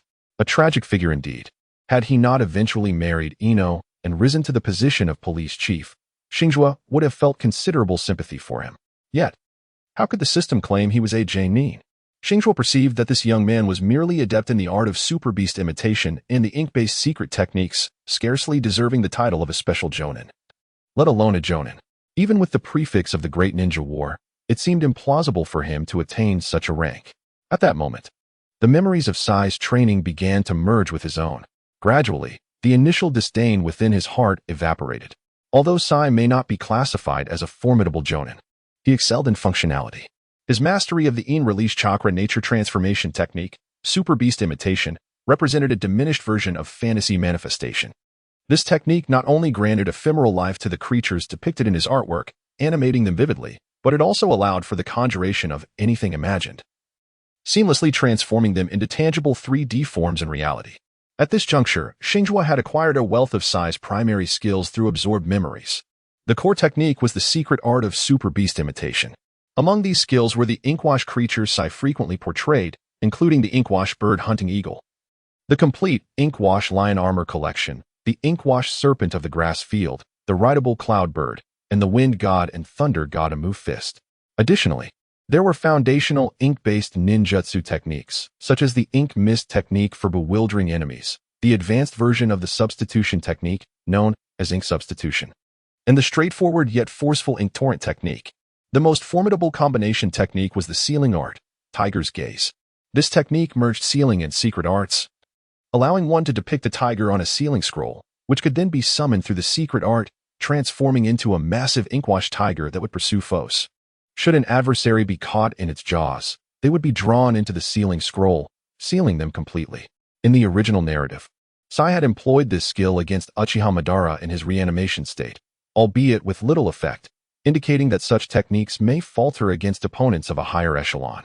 It remained uncertain whether, in the future, he could maintain Sage Mode, converting the chakra that underpinned his ninjutsu into natural energy, thereby elevating all techniques to Sage Arts, significantly enhancing their power and potentially enabling him to seal even the most formidable foes. As he absorbed these memories of capabilities, he felt a profound connection to them. With a hint of regret, Xingzhuo let out a sigh. After acquiring the C-grade and B-grade cards, he had formed a hypothesis. Now, having obtained the A-grade card belonging to A.J. Nin, his conjecture had been unequivocally confirmed. It appeared that the ninja cards acquired within this system solely provided ninja skills and corresponding physical attributes, without bestowing any additional qualities. For instance, if he were to merely gain Sajui's skills and physical attributes, Xingzhuo could at most achieve the rank of a special J-Nin. This limitation stemmed from his lack of combat awareness. He was not equipped with the necessary instinct to determine which technique to employ when confronted by various types of attacks from adversaries. Furthermore, he did not possess the opponent's physical prowess, such as the strength, reflexes, and overall resilience developed through years of rigorous training, attributes that are not reflected on the system's interface. These comprehensive attributes and combat experience constitute a crucial facet of a ninja's strength. When he had previously acquired the C-grade card, he had failed to recognize this issue, simply because a genin typically lacks substantial combat experience. Similarly, the B-grade card, representing the Wisteria, had not endowed him with any combat experience, and he had naively assumed that the individual was a support ninja, making the lack of combat experience quite reasonable. This realization solidified his initial hypothesis. Even now, with several ninja abilities at his disposal, his overall strength would undoubtedly not surpass that of a special J-Nin, as he remained woefully ignorant about the intricacies of ninjutsu. Not to mention, without the Byakugan activated, he could easily find himself at the mercy of a simple explosive tag while traversing the wilderness, a precarious predicament indeed. It seemed he had become a fragile cannon, possessing some power, yet lacking accuracy, rendering him vulnerable to shattering with the slightest impact. Clearly, he could no longer afford to lead a life of complacency after acquiring ninja abilities. Instead, he must diligently hone his skills and apply them in a multitude of battles to enhance his practical experience, thereby integrating all that he had learned into a cohesive mastery. After spending more than half an hour in self-reflection, Xingzhuo accessed the system panel. The J-Nin level Sajui had significantly augmented his chakra reserves, to the point that he could distinctly sense the change within his body. Name: Hinata Xingzhuo. Vitality: 760, 95, Spirit: 690, 300, Chakra: 20, 0, 50, 32, 000. Techniques: Natural Energy Body Refinement Technique, Gentle Fist Series, Summoning Technique, Sealing Technique, Fire Release, Great Fireball, Lightning Release, Chidori, Multi-Shadow Clone Technique, Rasengan. Secret Technique: Super Beast Imitation, Secret Technique, Ink Series Ninjutsu Special Abilities, Byakugan, 40 Secondary Evolution, Space-Time Talent, Lightning Attribute Chakra Transformation, In Attribute Chakra Nature Transformation Secret Scroll, Rebirth, Unlock, 210. As he gazed upon his attribute panel, Xingzhuo exhaled, his chakra now at a standard Jonin level. With a chakra quantity exceeding 50,000, he ranked among the more talented individuals within the Jonin class. To his pleasant surprise, he discovered an additional special ability, a transformation of chakra into the In attribute. However, the increasing number of abilities was beginning to complicate his combat framework. Moreover, the process of refining these abilities would necessitate a gradual approach. As far as he knew, The secret technique Super Beast Imitation was invented by Sai, allowing him to easily claim it as his own development and utilize it openly. Regarding other ninjutsu, aside from the multiple shadow clone technique, which required him to feign learning from his mentor Tobirama, he had no issues with the refinement process. Consequently, his immediate goal was to enhance his physical prowess, ensuring that his overall attributes met the requirements for employing these ninjutsu.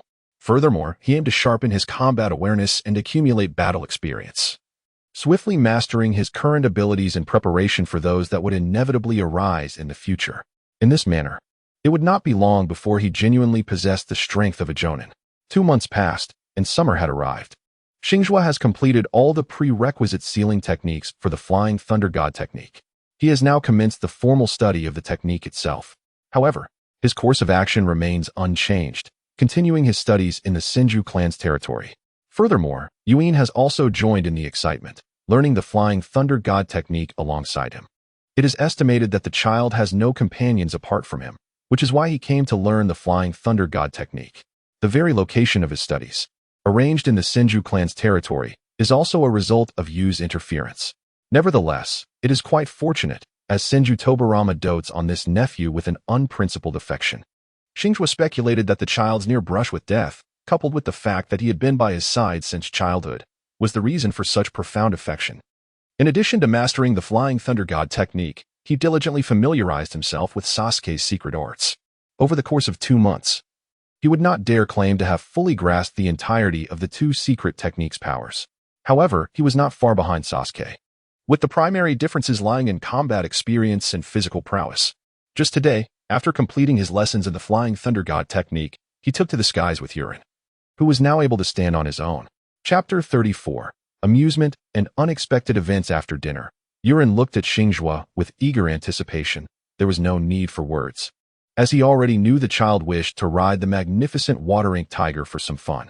To be candid, in Xingzhuo's eyes, Yurin resembled a typical child, pure-hearted, innocent, yet remarkably intelligent, endearing, and naturally gifted, grasping concepts with ease. Unlike the other children in the shinobi world, who seemed overly mature, nor like those who had suffered greatly and exhibited obsessive tendencies. Take for instance his older half-brother, Hinata Xingzhuo, who had withdrawn ever since that fateful incident when he was struck. It was said that after losing his guardian, Hinata Yukai, he had become almost deranged, practicing punches against a wooden post daily. Thus, Xingzhuo genuinely regarded this child as his younger brother, or even as a son, despite the fact that in his previous life, he was merely an 18-year-old boy. How have you been practicing the skills I taught you for treading water and climbing trees? Xingzhuo inquired. Ever since Yurin's mental attribute reached 60 points, the occurrences of losing control over his body or being partially paralyzed have become virtually non-existent. Thus, during the period when he was able to stand, Xingzhuo instructed him in the art of water walking and tree climbing to enhance his mastery over chakra manipulation. This training also proved advantageous for him when riding water-based creatures, allowing him to maintain his balance by channeling chakra. Yurin nodded in agreement, refraining from unnecessary conversation, and proceeded to walk up the wall in his socks, even traversing the ceiling before descending from the opposite wall. I am progressing quite smoothly, he stated with a serious expression after his descent, emphasizing his successful practice without any issues. Xingzhuo gently ruffled his hair, the sensation akin to petting a small dog. He then remarked, "All right, I shall inform Master Feijin, and today we shall indulge in something different." Yurin, filled with anticipation, inquired, "What kind of difference?" Xingzhuo dispatched a clone to the Hokage building to report to Xingzhuo Tobirama. It is essential to inform the elders when venturing out, for one can never be certain of the dangers that may lurk beyond. Subsequently, he retrieved 2 pieces of sealing paper and a roll of drawing paper from his pocket. From the sealing paper, he unsealed a large brush and a bowl of ink, and began to create on the drawing paper. Today, I shall paint a bird that can soar through the skies. How about we ride it and fly outside to the village hidden in the leaves? Upon hearing this, Yurin's eyes sparkled with excitement, and he joyfully bounced in place, exclaiming, "Yes, let us fly outside." Xingzhuo smiled gently, continuing to refine the details of the ink-painted bird. Unlike Sai's artwork, he opted for a larger representation, incorporating the whirlpool symbol of Konoha for precaution against friendly fire. Additionally, the bird required safety gear to secure its form. The intricacies of the bird had to be meticulously detailed. Although rendered in monochromatic ink, the closer it resembled a living creature, the more stable its structure became, rendering it less susceptible to disintegration. This approach significantly enhanced safety, albeit at the cost of time. Upon receiving the confirmation from his mentor Tobirama through his clone, he completed the final stroke and infused the painting with shadow chakra to activate it. In an instant, the ink bird seemed to come to life, soaring from the canvas into the sky, stretching its magnificent form before descending gracefully. At the moment of its resurrection, a profound connection formed between the bird and Xingzhuo's consciousness. Thus, rather than the ink painting possessing life, it could be said that he had created an ink clone. This clone, endowed with rudimentary thought, was capable of executing simple commands autonomously, even if the caster lost consciousness. After arranging for Yuan to settle on the back of the ink bird, Xingzhuo took his place beside him, securing the protective gear before daring to manipulate the bird for takeoff. Following Yuan's enthusiastic cheers, the two ascended on the water ink bird, circling low over the Senju encampment before soaring into the sky. Meanwhile, at the Hokage building, in the Hokage's office, Senju Tobirama smiled with satisfaction as he observed his disciple dispel the shadow clones, preparing to continue his work. He harbored no concerns for his nephew's safety, fully aware of the capabilities of those two children. One had mastered sealing techniques to a considerable degree, exhibiting combat prowess that rivaled that of a Chunin, and possessed physical attributes akin to those of his elder brother. Even a fall from the sky would likely result in a brief recovery, and were it not for some deficiencies in mental fortitude, he could not guarantee that the child would not ascend to become the next god of ninjas, but he would undoubtedly surpass his uncle. The other child had also achieved a commendable level in sealing techniques, with true strength nearing that of a Jonin, augmented by the Byakugan and self-invented secret arts. Mito had informed him that the child's chakra had already reached an ordinary Jonin level, demonstrating potential no less than that of his nephew. If these two children were to encounter enemies in the vicinity of the village, it would undoubtedly be the adversaries who faced the greater peril. Thus, Tobirama felt entirely at ease with their outing. Just as Tobirama began to read a financial report, Senju Hashirama suddenly entered the office. Tobirama initially suspected his brother had lost another gamble, but upon looking up, he was met with Hashirama's serious and grave expression. It was indeed a rare occurrence to see the optimistic Hashirama display such demeanor. Alarmed, Tobirama set aside his work and inquired, "Brother, what has happened?" Hashirama replied gravely, "Madara has returned to the village. He has challenged me to a duel outside the village. During this time, you must ensure the safety of the village and keep everyone at a distance from our battle." Tobirama furrowed his brows, realizing the seriousness of the situation. Uchiha Madara has returned to the village. After issuing his warnings, Hashirama turned to leave, reiterating as he reached the door, "Tobirama, listen to me. Protect the village, and do not come forward to assist." With that, he vanished from the doorway of the Hokage's office. Tobirama stood in a state of turmoil. Why had Madara returned? Was he still fixated on the position of Hokage, or did he intend to destroy the village? A flurry of thoughts crossed Tobirama's mind. Yet he understood the urgency of the situation and the need for immediate action. He swiftly summoned the heads of various departments to commence issuing commands. Notify the patrols to immediately recall the forest patrol teams. Inform the guard unit to retract the outer defenses to within the city walls. Alert the barrier team to prepare a large protective barrier. Close the gates immediately and prohibit anyone from leaving. Dispatch Jonin to reinforce the border defenses. A cascade of orders flowed from the Hokage's office, mobilizing the entirety of Konoha. Certain prominent clans sensed an unusual atmosphere and instinctively began consolidating their power. As darkness enveloped the sky and the Hokage's office momentarily quieted, Tobirama remembered an important matter. His young disciple and nephew had yet to return. He glanced up at the visible barrier above the village, acknowledging that it was impossible to breach. He would have to venture out to search for them. After a brief contemplation, Tobirama summoned his sister-in-law, Mito, to oversee the Hokage building. At this critical moment in Konoha, the only shadow-level figure he could entrust was Mito Uzumaki. Once he confirmed that all matters were in order, Tobirama vanished from the Hokage's office. Chapter 35, The Battle of Gods and Asuras, Part 1. As they soared into the sky and beheld Konoha, Hinata Xingzhuo felt a surge of exhilaration. Although it lacked the awe and beauty of viewing a modern city from an airplane in his previous life, witnessing a small civilization from such a low altitude proved to be a novel experience. However, amidst his admiration for the scenery, he could not help but harbor some skepticism towards the original narrative. Such a vast territory, comparable to a small county, surely housed a population of at least several tens of thousands, yet the original portrayal seemed woefully inadequate. In contrast to Xingzhuo's contemplations, Sinji Yuan, seated upon the bird's back, wore an excited expression that flushed his cheeks. He first endeavored to identify several recognizable buildings, then marveled at the villagers who appeared as mere ants from their height, before his gaze drifted dreamily towards the endless expanse of forest stretching into the distance. Xingzhuo can comprehend the plight of this child. Born during the bustling period of Konoha's founding, his parents were perpetually occupied. His two elder brothers were seldom at home. One was stationed for an extended period at the residence of the Fire Lord, while the other traversed the ninja world, leaving no word behind. From a tender age, he was afflicted with a debilitating mental condition, rendering him unable to walk. For him, the world was confined to a mere small courtyard. Due to feelings of inferiority and trepidation, he was reluctant to leave this secluded space.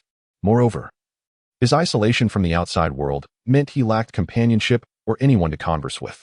Nonetheless, even if he yearned to explore his limited realm, he faced numerous challenges due to the inadequacy of his wheelchair. Xingzhuo pondered, had it not been for his fateful encounter with that mission, this unfortunate soul would have departed from this world 6 months prior. This explains the absence of any mention in the original narrative. Gazing at the charming boy with fiery red hair before him, Xingzhuo, filled with a sense of compassion for his younger kin, affectionately ruffled the boy's hair and resolved to take him on a delightful exploration of the Earth's beauty that day. Thus, after a leisurely flight on the ink-painted bird that circled Konoha for several minutes, they set off southward. There lay a lake, perfect for their visit. The two arrived at a picturesque lake not far from Konoha, where they shed their shoes and frolicked by the water's edge for over an hour, reveling in the experience until the sun dipped below the horizon and dusk enveloped the sky. Reluctantly, they began their journey back to Konoha, yet an unexpected incident suddenly arose. As Xingzhuo gazed down at the hidden leaf village, now enveloped in a formidable barrier radiating a verdant glow, he realized that the village must have encountered an urgent situation necessitating the activation of advanced protective measures during their absence. Thus, their return was evidently postponed. Beside him, Yuan, well-versed in sealing techniques, reached the same conclusion upon witnessing the barrier. This was a seal requiring the joint efforts of 20 ninjas, indicating that the village was indeed in peril. With a tone laden with concern and helplessness, he voiced his thoughts. The barrier, shrouded in an air of confusion, coupled with the encroaching night, rendered it impossible for them to discern the true state of the village below, leaving only vague outlines in their view. Just as they lingered indecisively in the sky, a sudden thundering sound erupted from the direction of the lake where they had been playing moments before. Turning their gazes, they beheld a diminutive crimson creature embroiled in a fierce struggle with a wooden figure, accompanied by a cacophony of booming noises. At that moment, Sinji Yuan exclaimed in astonishment. That is my father's would-release technique. He is battling a monster. Xingzhuo, we must hurry to see. Xingzhuo, equally fixated on the scene, was struck by a realization. What was the most significant event that transpired 7 years prior in the Hidden Leaf? Undoubtedly, it was the legendary clash between Uchiha Madara and Senju Hashirama. Madara had come primarily to consume Hashirama's flesh and blood, aiming to merge it with his eternal Manjiki Sharingan to attain the power of the Rinnegan. Additionally, he genuinely sought a confrontation with Hashirama, confident that if he were to falter, he could feign death, trusting that his dear friend would safeguard his remains. This battle had carved a valley into the landscape, giving rise to the fabled Valley of the End. Could it be that this monumental event was occurring today? What a remarkable coincidence, that without the involvement of Swaboku and the children, Uchiha Madara would not come knocking at their door. Truly, the malevolent nature of the Uchiha clan was undeniable. At that moment, unable to wait for Xingzhuo's response, Sinji Yuan, in a state of agitation, grasped Xingzhuo's arm and implored. Xingzhuo, dear brother, take me there. My father is in danger, and I wish to see.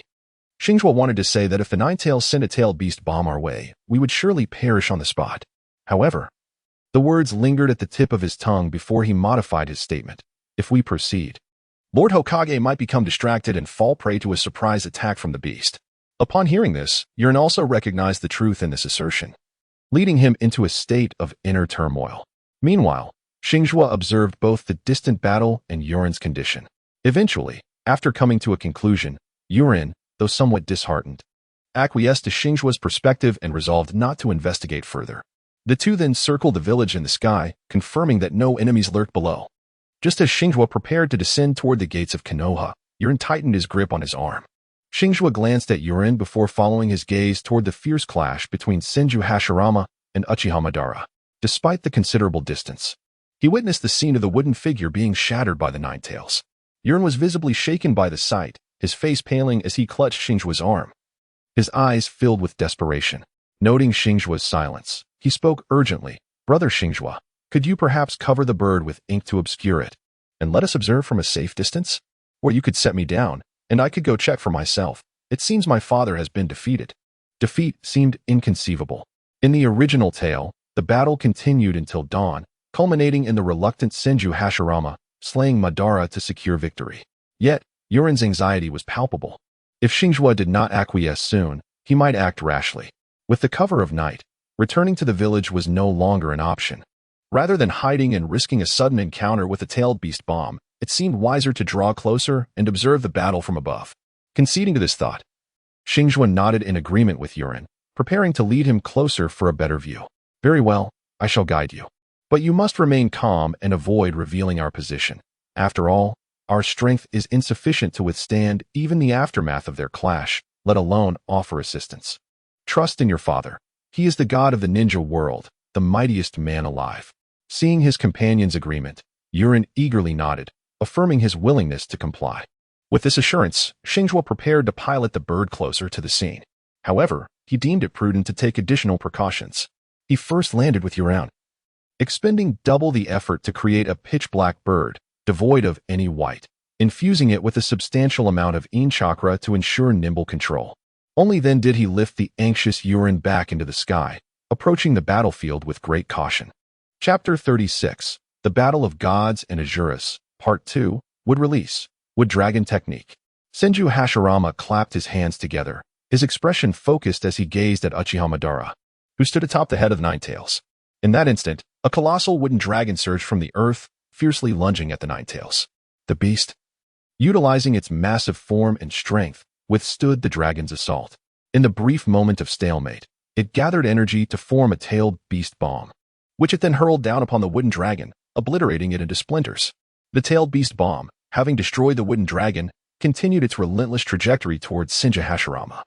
Standing atop a shattered tree stump, Hashirama remained unperturbed as he clasped his hands together to unleash another jutsu. Would release, would clone technique. Upon activation, a gigantic wooden hand emerged from beneath him, directly grasping the tailed beast bomb.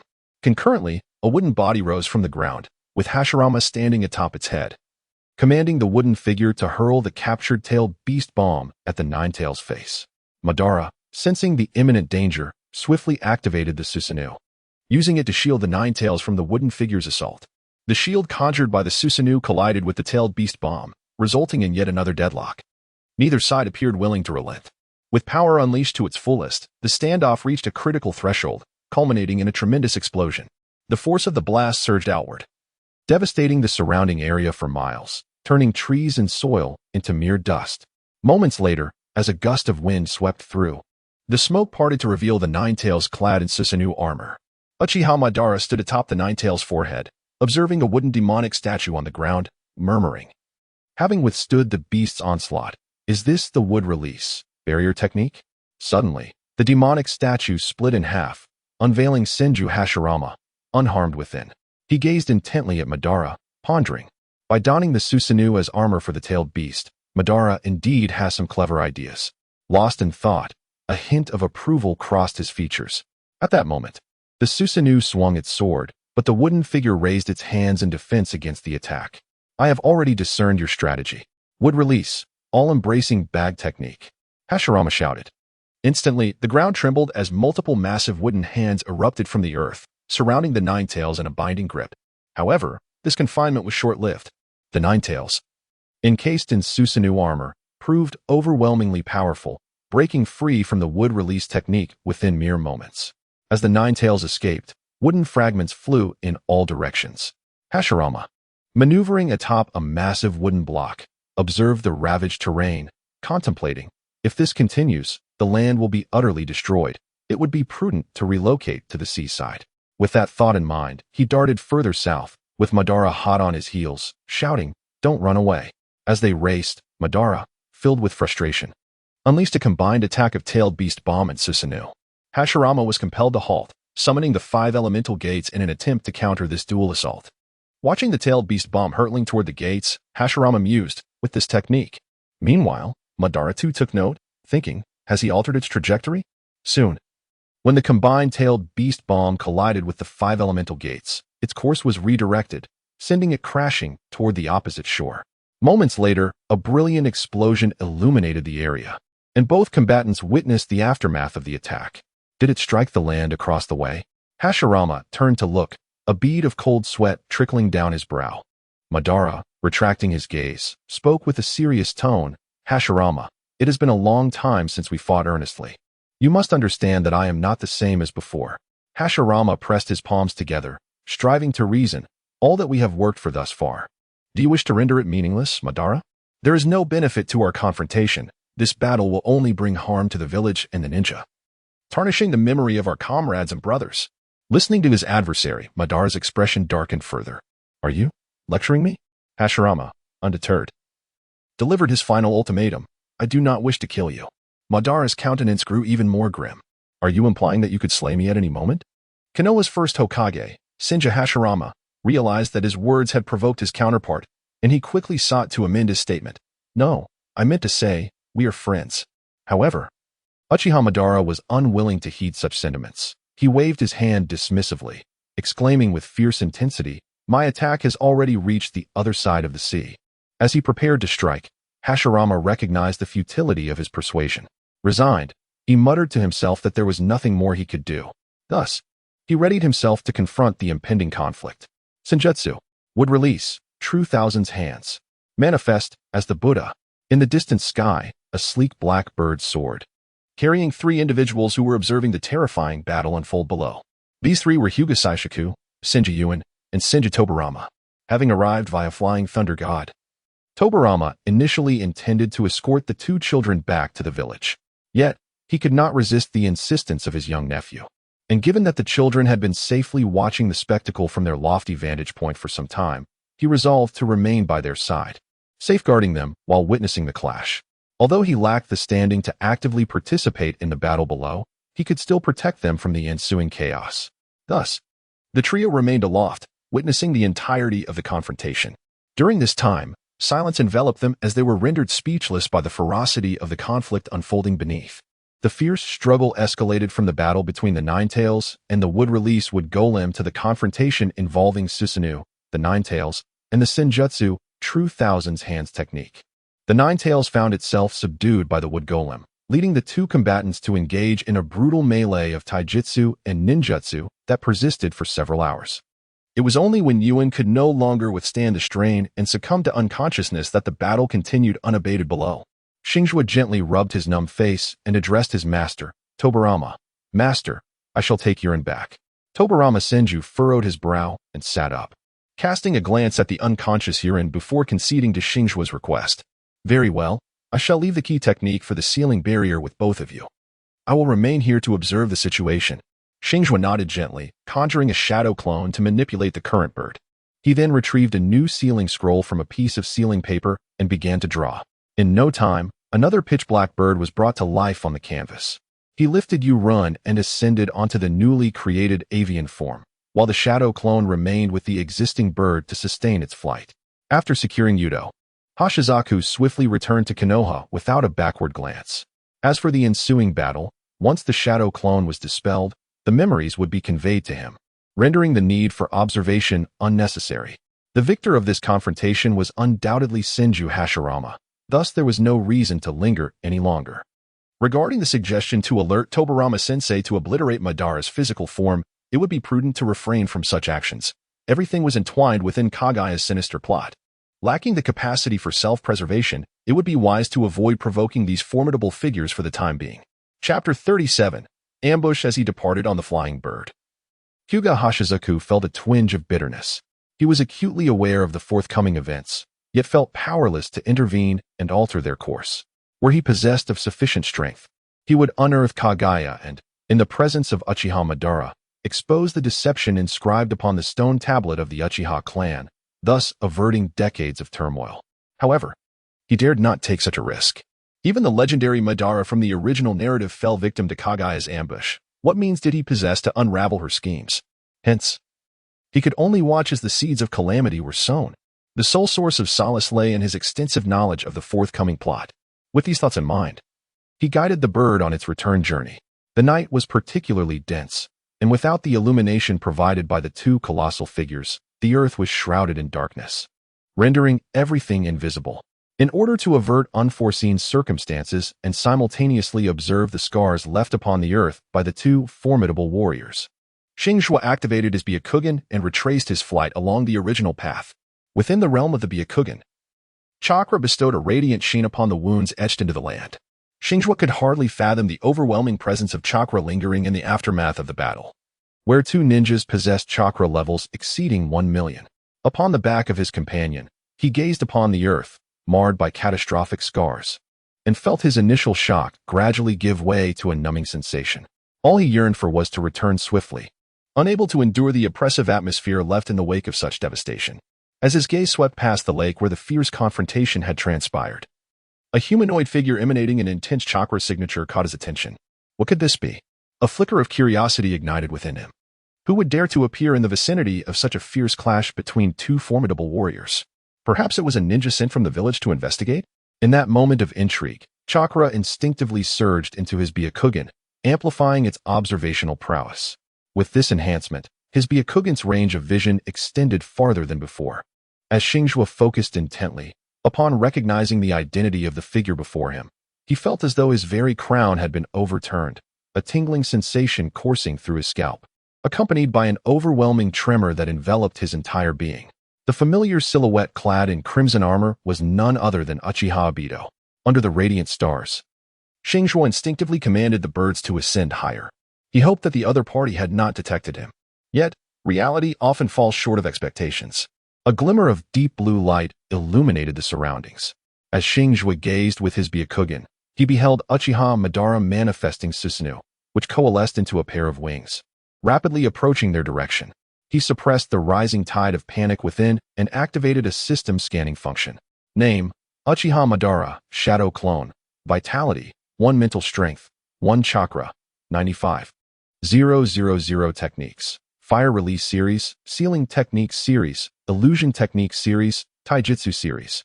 Special Ability: Eternal Mangeki Sharingan, Illusory. Though this Uchiha Madara was merely a shadow clone, it possessed nearly 100,000 chakra and most of the abilities of the original. At this moment, Hyuga Saishiku was swiftly contemplating how to respond to his opponent. Uchiha Madara had left a shadow clone behind, evidently with some ulterior motive.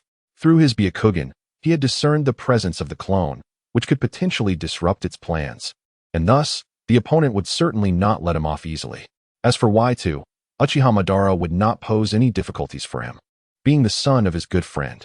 After a moment's reflection, he created a shadow clone and fashioned another bird, placing Y2 upon it for the clone to escort him back. Meanwhile, he himself rode on the dark bird, suspended in the air, preparing for a covert jutsu. As Uchiha Madara's shadow clone approached Hyuga Saishiku, it soon realized that the two figures in the sky were not its targets. The one who had just flown away was also familiar to him, Senju Y2, the youngest son of Hashirama. It seemed the old habit had resurfaced. He had fainted again at night. Madara mused to himself, pondering how such a robust man like Hashirama could father such a frail child. Leaving at this juncture was not in his nature. Therefore, he flew forward, gazing down from a height at the young Hyuga. You displayed considerable courage by sending your companion away and remaining here to face me, he remarked.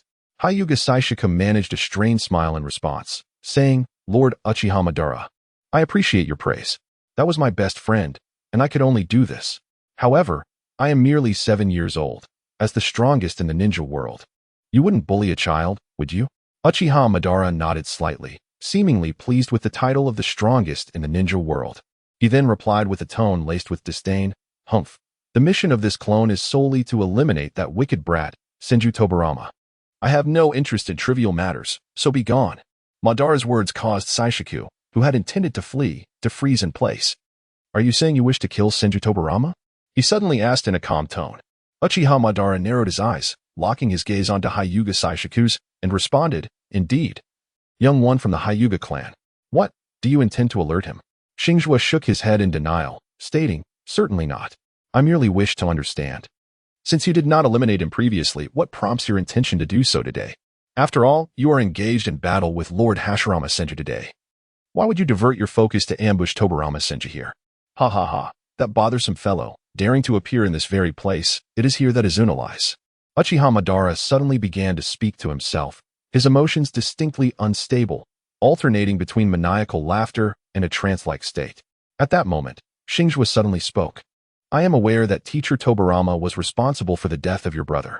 However, was it not the case that the brothers of Lord Hashirama, including teacher Tobirama's own brother, were tormented to death in turn by the Uchiha clan through their illusions? This statement pierced Uchiha Madara's heart like a sharp sword. In an instant, the image of his brother and the voice of his dear friend Hashirama surfaced in his mind. Just as he was about to voice a rebuttal, an exceptionally large tiger appeared, clamping its jaws around him and dragging him towards the sealing scroll on the back of the flying bird. With his combat instincts sharply honed, Uchiha Madara reacted in that fleeting moment. Yet, his current shadow clone lacked much of the original's power, particularly in terms of resistance to sealing techniques, rendering him nearly defenseless. Consequently, he could only let out an angry curse while simultaneously forming hand seals for a fire release jutsu. You little brat, how dare you flaunt such tactics? Fire release, great fire destruction. At this moment, Hinata Xingzhuo maintained the sealing technique, tiger's watchful gaze, with one hand while retrieving a piece of sealing paper with the other. Sealing technique, fire suppression seal. The dual sealing techniques were executed simultaneously, swiftly draining Hashizaku's chakra. In that fleeting moment, as Uchiha Madara's shadow clone was drawn into the sealing scroll, it dissipated into mist.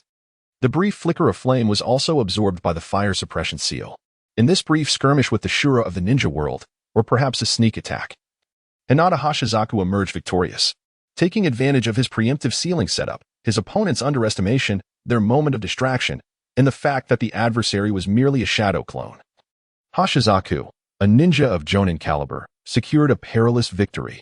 Chapter 38. The conclusion exhausted, Hinata Xingzhuo struggled to control the flying bird as it soared towards Konoha.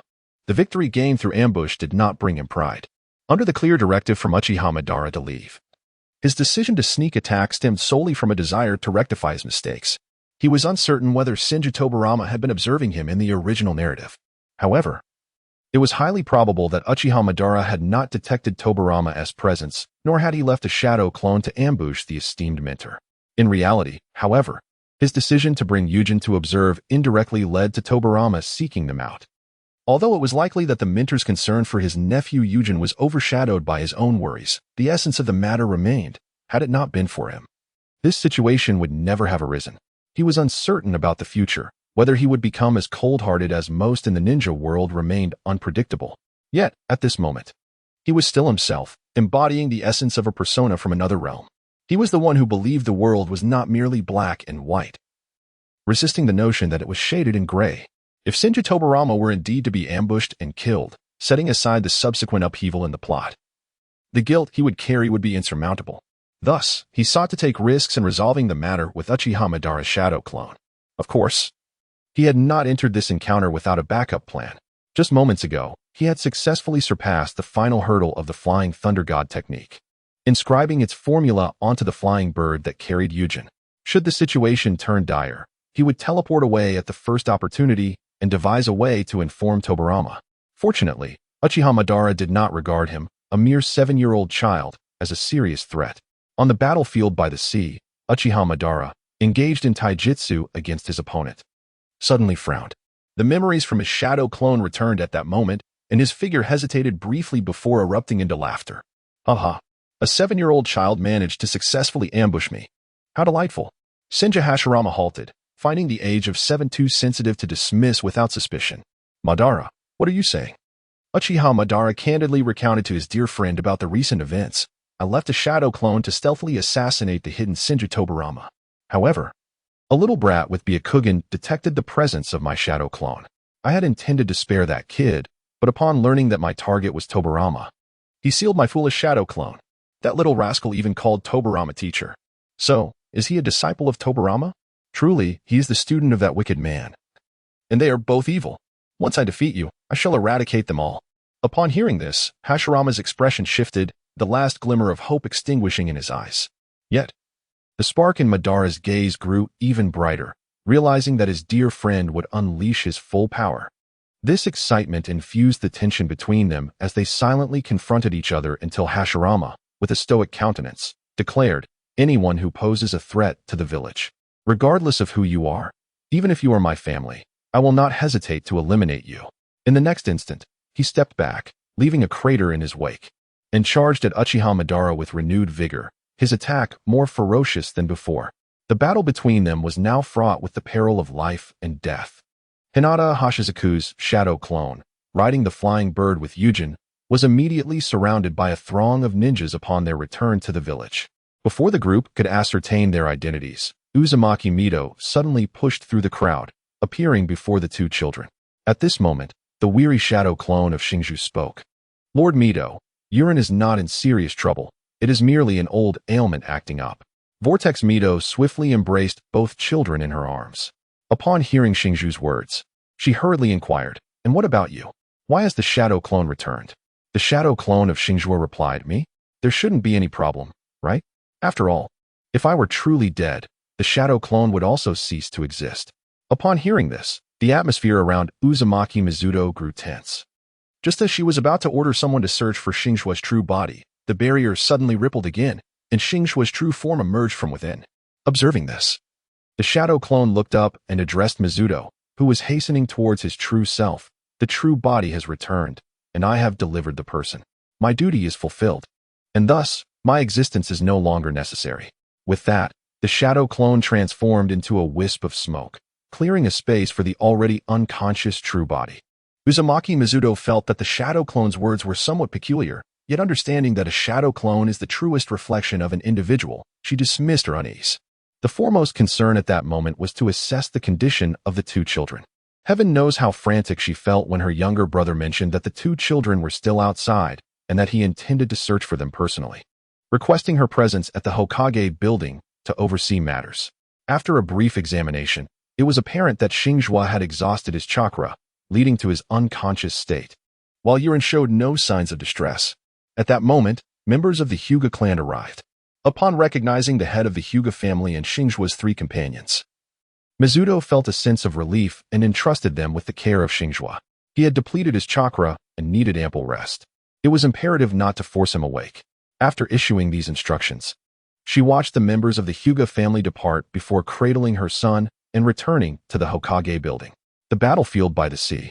The shadow clone of Xingzhuo perched upon a bird, gazing incredulously at Uchiha Madara, who had been pierced through the heart by a blade below. His eyes widened in disbelief. How could Madara have fallen so swiftly when dawn had yet to break? In the original narrative, Madara was defeated only after the sun had risen. Was this another alteration in the storyline caused by him? At that moment, Tobirama, who was beside him, suddenly vanished and reappeared next to Hashirama and Madara. Without a second thought, as a mere shadow clone, Xingzhuo followed suit. After all, there were no repercussions for his demise. Upon approaching, he overheard their conversation.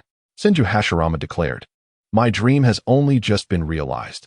I wish to protect it fiercely, and I cannot allow you to destroy it." Uchiha Madara, his heart pierced, murmured, "That was a would-release clone? I cannot believe I was stabbed in the back." Hashirama, with a fierce countenance, continued, "I must protect I must protect my village. Regardless of what transpires, I firmly believe that to protect the village is to protect the people, the ninjas, and the children. Be they my friends, brothers, or even my children. Anyone who dares oppose the village shall not be spared." As he spoke, he withdrew the blade. Madara, too, knelt upon the water's surface. The onlookers could not discern his expression, yet he muttered gloomily, "You have changed. Hashirama, you are losing sight of what truly matters. One day, this will lead to the village's darkness." With that, Uchiha Madara succumbed to lifelessness, sinking into the water. Meanwhile, Senju Hashirama, though gasping for breath, exhibited no signs of fatigue. Senju Tobirama gazed at his elder brother with concern. "Brother," Hashirama turned to look at him, and upon seeing Xingzhuo, managed a faint smile that failed to convey genuine mirth. "I am all right. Take Xingzhuo and return home. I wish to remain here alone for a while." Xingzhuo let out a sigh, leaving behind the words, "Uncle Hashirama, my condolences." He then dispelled his shadow clone technique, vanishing simultaneously with the ink-painted bird. Chapter 39. Card draw. The village of Konoha restored its usual order the following day. Upon awakening, Hinata Xingzhuo encountered Yurin, the first person to greet him. Yurin had learned about the subsequent events from his uncle Tobarama, and he was profoundly moved to discover that his companion had returned him home, bravely facing Madara's shadow clone alone. Consequently, he rushed over early in the morning, vigilantly waiting by the bedside for him to awaken, an apple in hand, ready to peel it only when he stirred. Though Tobarama did not outwardly show his feelings or mention the risks taken to seal Madara's shadow clone, he was quick to appear at Xingzhuo's bedside as soon as he opened his eyes. The man, nearing 30, still bore the appearance of a youthful man in his 20s. While he typically conducted his duties with precision and communicated with decisive efficiency, he found himself at a loss for words when confronted with his disciple, who had risked his life to save him. "Master, if I were to find myself in mortal peril, would you exert every effort to rescue me?" Xingzhuo discerned his teacher's silence and took the initiative to inquire. Senju Tobarama responded with unwavering clarity, "Of course, you and your companions are the hopes of Konoha. I would stake my life to ensure that hope endures." Xingzhuo paused for a moment, then smiled and said, "Isn't that enough? Teacher, to me, you are also the hope of the village. If Uncle Hashirama succumbs to despair, you must become the next Hokage, upholding the strength and peace of the village." At that moment, Yurin suddenly emerged, leaning on the bedside with sparkling eyes, eagerly asking, "What about me? You risked everything to send me back. Am I not your hope too?" This time, Xingzhuo did not give him a perfunctory response. After pondering seriously for a moment, he nodded and said, "Of course. Your talent is extraordinary.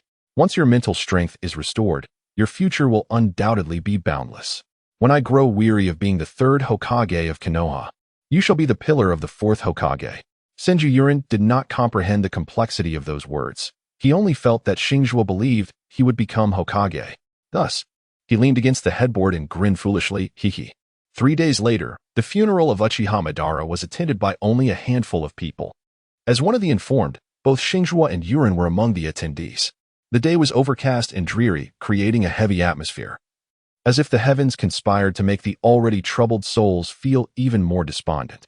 Xingzhuo gazed at the profile of Senju Hashirama, refraining from uttering any ill-considered words. What could he possibly say? Should he express that Uchiha Madara had employed a dojutsu capable of altering the outcome of death, urging him not to grieve? Or suggest that he should open the coffin to ascertain whether Madara had lost an eye? Perhaps he could inquire if Madara's mouth contained remnants of his flesh. Such thoughts were unnecessary. Provoking the man before him could have dire consequences, even if the latter would not hold a grudge against a child. Xingzhuo dared not take that risk. To be frank, he found himself unable to fathom this man, Senju Hashirama. The memories conveyed to him through the shadow clone depicted a figure who had forsaken his gentle nature in pursuit of his ideals.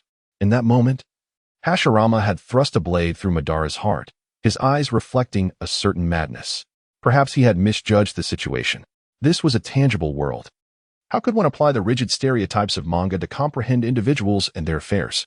It was possible that from the very beginning, Uchiha Madara and Senju Hashirama were fundamentally akin. Their divergent paths toward peace merely reflected their differing ideologies. In terms of fervor, they might be indistinguishable, one revered an illusory, peaceful world crafted through genjutsu, while the other championed an ideal of peace founded on mutual understanding. Indeed, they were chosen brothers of destiny. "Xingzhuo, let us depart," urged Yurin, tugging at his sleeve to signal that the funeral had concluded. Xingzhuo cast a glance at the still and silent Hashirama, then turned to depart with his companions. The ensuing days unfolded with remarkable tranquility, as the lives of everyone remained largely unchanged. The soul transformation could be observed in Yuyo's approach to training. Previously, he had trained solely to fulfill the promises made to his friends. However, it now seemed that the influence of his father and the battles he had endured, or perhaps the frequent fainting spells that had hindered Xingzhuo, had spurred a newfound diligence in his training. Xingzhuo is quite pleased with the outcome. After all, this ninja world is far from a peaceful realm. Enduring some hardships in daily life ensures that one can act without regrets in critical moments. It is indeed a commendable approach. Consequently, he has also immersed himself in rigorous training. The prospect of taking it easy seems bleak. The natural energy sealing technique developed with the assistance of Uzumaki Mido has been completed. The two children have already commenced their practice.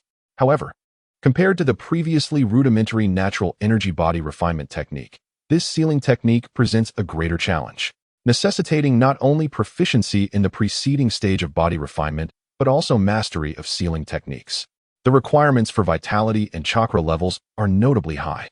In essence, the threshold for training is elevated above that of the natural energy body refinement technique, and since it is a sealing technique developed by Uzumaki Mido, it has not been included in the village's ninjutsu library or sealing scrolls. Naturally, the greater the difficulty of training, the more profound the results. Yurin's mental strength has progressed from an increase of 1.5 a month to an increase of 1 in just 7 days. Xingzhuo Hinata estimated that what was originally an S-rank destiny mission in Konoha, which would typically take 10 years to conclude, might actually be completed by next summer. In just 8 years. Consequently, his enthusiasm for training surged. Despite having mastered the Flying Thunder God technique and having achieved a substantial proficiency in sealing techniques, he still frequented the Hyuga clan's grounds daily. Time swiftly passed, and August soon arrived. The Ninja Academy was nearing completion, and all eligible children in the village were required to participate in entrance examinations. Hinata Xingzhuo was no exception. Regardless of whether he had defeated an avatar of Uchiha Madara or possessed the strength of a Genin, if he lacked theoretical knowledge, he would still be at risk of fatal accidents from explosive tags. However, before taking the entrance test, Hinata Xingzhuo decided to perform a tenfold draw, eager to see what characters he might acquire. After accumulating resources for half a year, he anticipated this moment with great excitement. System, tenfold draw. The system's interface materialized before him, and in the next moment, the lottery commenced. A-grade ninja fragment. Kakashi X4 chakra 50 vitality 30 secret technique fragments X1 mental strength 50 S-grade ninja. Tsunade fragments X5 B-grade ninja. Girl Shizun X1 chakra 30 mental strength 30 vitality 50. The tenfold draw concluded, and Hinata Xingzhuo surveyed the results with satisfaction. Although the Kakashi and Tsunade fragments were standard outcomes, he had surprisingly obtained a complete B-grade ninja card, the CH Nin level Shizun. He pondered whether her CH Nin ranking was based on combat prowess or overall ability. If it were purely combat strength, Shizun might not qualify. However, considering her proficiency in supportive medical ninjutsu, she could easily meet the CH Nin rating. Chapter 40. Medical ninjutsu. As he contemplated this, upon merging with Shizun's training memories, a revelation struck him. The CH Nin classification indeed encompassed overall abilities, including medical ninjutsu. According to the memories he absorbed, Shizun during her youth had alarmingly low combat capabilities, her expertise residing solely in various medical techniques. She possessed an A-grade medical ninjutsu, palm healing technique, a B-grade technique, minor extraction technique, alongside 2 C-grade and 3 D-grade techniques, which included healing technique, sedation technique, wound cleansing technique, calm technique, and healing technique. Her offensive capabilities were limited to a meager proficiency in poison application and kunai throwing. Truly, she was a disciple of the strongest medical ninja in the shinobi world. Despite her lack of offensive means, her medical ninjutsu was exceptional. She had mastered numerous techniques typically reserved for adult medical ninjas, particularly the A-grade palm healing technique. Now, Xingzhuo could be considered a versatile shinobi, proficient in taijutsu, ninjutsu, and secret techniques, endowed with the Byakugan bloodline limit, and now equipped with medical ninjutsu. Other than Jinjutsu, he had nearly achieved completeness. He had seamlessly integrated support, reconnaissance, and combat abilities, undoubtedly qualifying as an all-round Genin. After absorbing Shizun's memories, he opened his attributes panel to assess his current capabilities.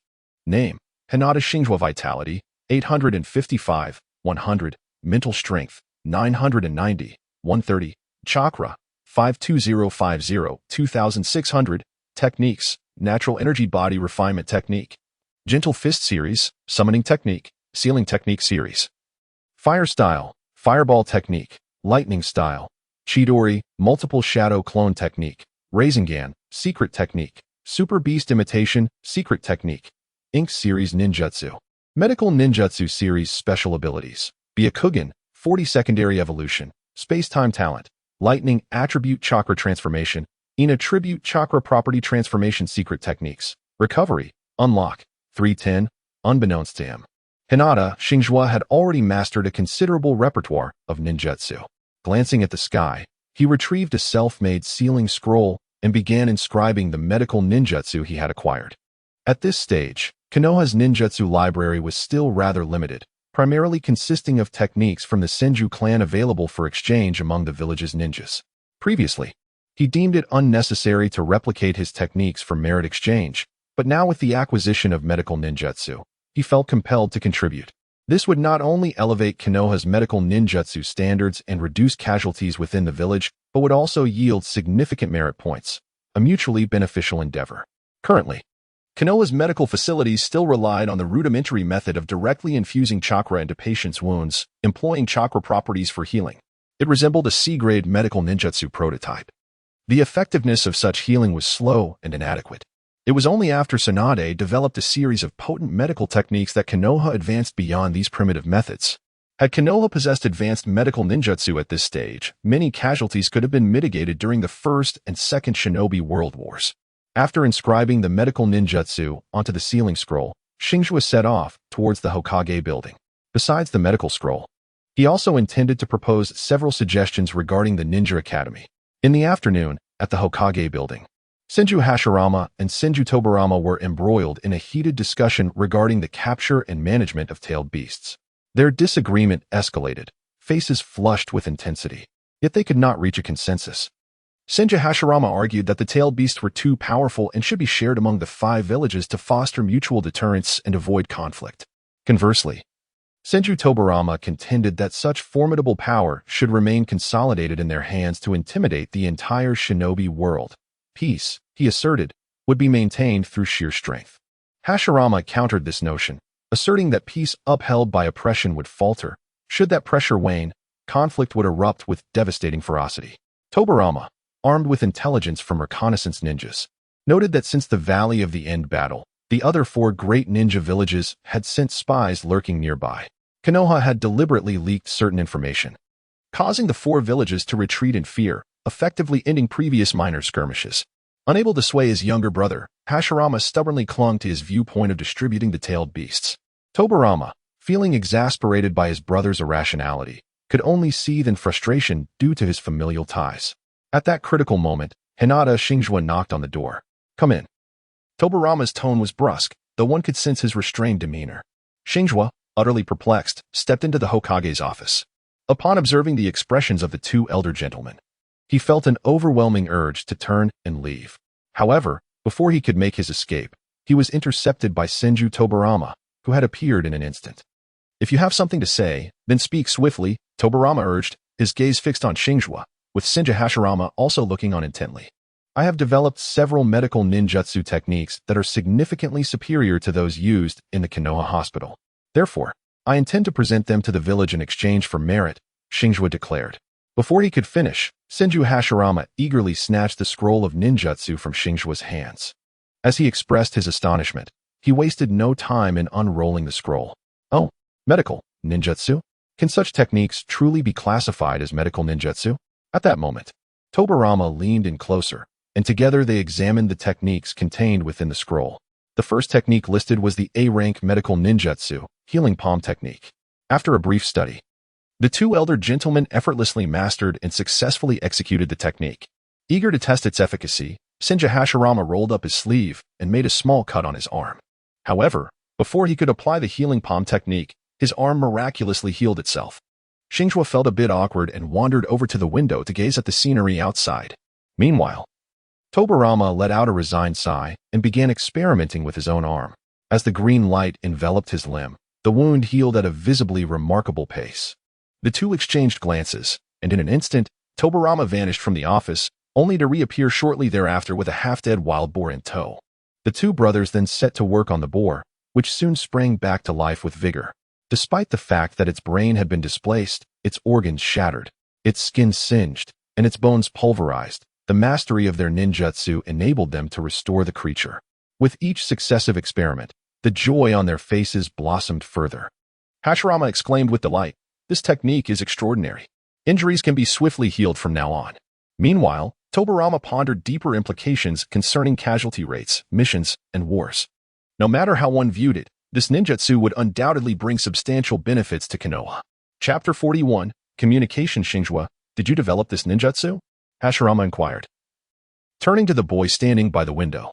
As Xingzhuo gazed upon the silly grin of the Hokage, he exhaled softly, a smile gracing his own face as he spoke with unwavering calmness. "Indeed, I have always found the existence of chakra to be quite remarkable. If chakra can accomplish anything, then why can it not heal others? Thus, I have developed these medical ninjutsu.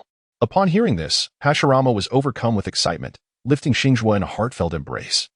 His voice choked with emotion as he murmured phrases of admiration. Xingzhuo accepted the Hokage's gesture with a mix of helplessness and bemusement. Tobirama, witnessing the scene, wore an expression of contentment and appreciation. Yet, he refrained from curbing his elder brother's exuberance, wishing to avoid the previously tense atmosphere. Xingzhuo, you have done splendidly. Medical ninjutsu is a path of ninjutsu development I had never contemplated. It appears I have been rather narrow-minded in the past. In addition to the equitable reward for your merits, I shall grant you one request. Upon hearing this, Hashizaku struggled momentarily but could not extricate himself from the fervent embrace of Senju Hashirama. After a brief contemplation, he spoke. Uncle Hashirama, if you have already mastered the art of sage techniques, perhaps you could impart medical ninjutsu to the doctors at the Konoha hospital? After all, the sooner the doctors acquire this knowledge, the sooner the patients can begin their recovery. Startled by Hashizaku's words, Senju Hashirama expressed a sense of urgency, exclaiming, You are absolutely right, Hashizaku. I shall head to the hospital immediately. With that, he leapt through the window, making his way towards Konoha Hospital. In the Hokage's office, the two individuals simultaneously exhaled a sigh of relief, exchanging a knowing glance that was accompanied by a subtle smile. Master, I came here to offer my suggestions. But since you mentioned that you would grant me a condition, I hope you will earnestly reflect on my proposal. Senju Tobirama waved his hand dismissively. You have always been one with ideas. Do not squander the reward I have given you. As long as your suggestions are reasonable, I shall give them due consideration. By the way, the plan for establishing the Ninja Academy originated from you, did it not? Do not deny it. I've reviewed your thoughts on ninjutsu development, and the style and tone of your writing are strikingly similar to that proposal. Although I am unsure how you perceive the village's difficulties, your plan has effectively addressed the village's pressing concerns. Upon hearing those words, Xingzhuo felt a tightening in his heart. Yet he feigned embarrassment as if his true intentions had been unveiled. He initially endeavored to justify his actions before proffering a suggestion. It was indeed the sorrow of witnessing the annual loss of numerous family members that compelled me to discuss and draft that proposal with my father and the others. In truth, I merely transcribed their ideas. The entirety of the plan was conceived by them.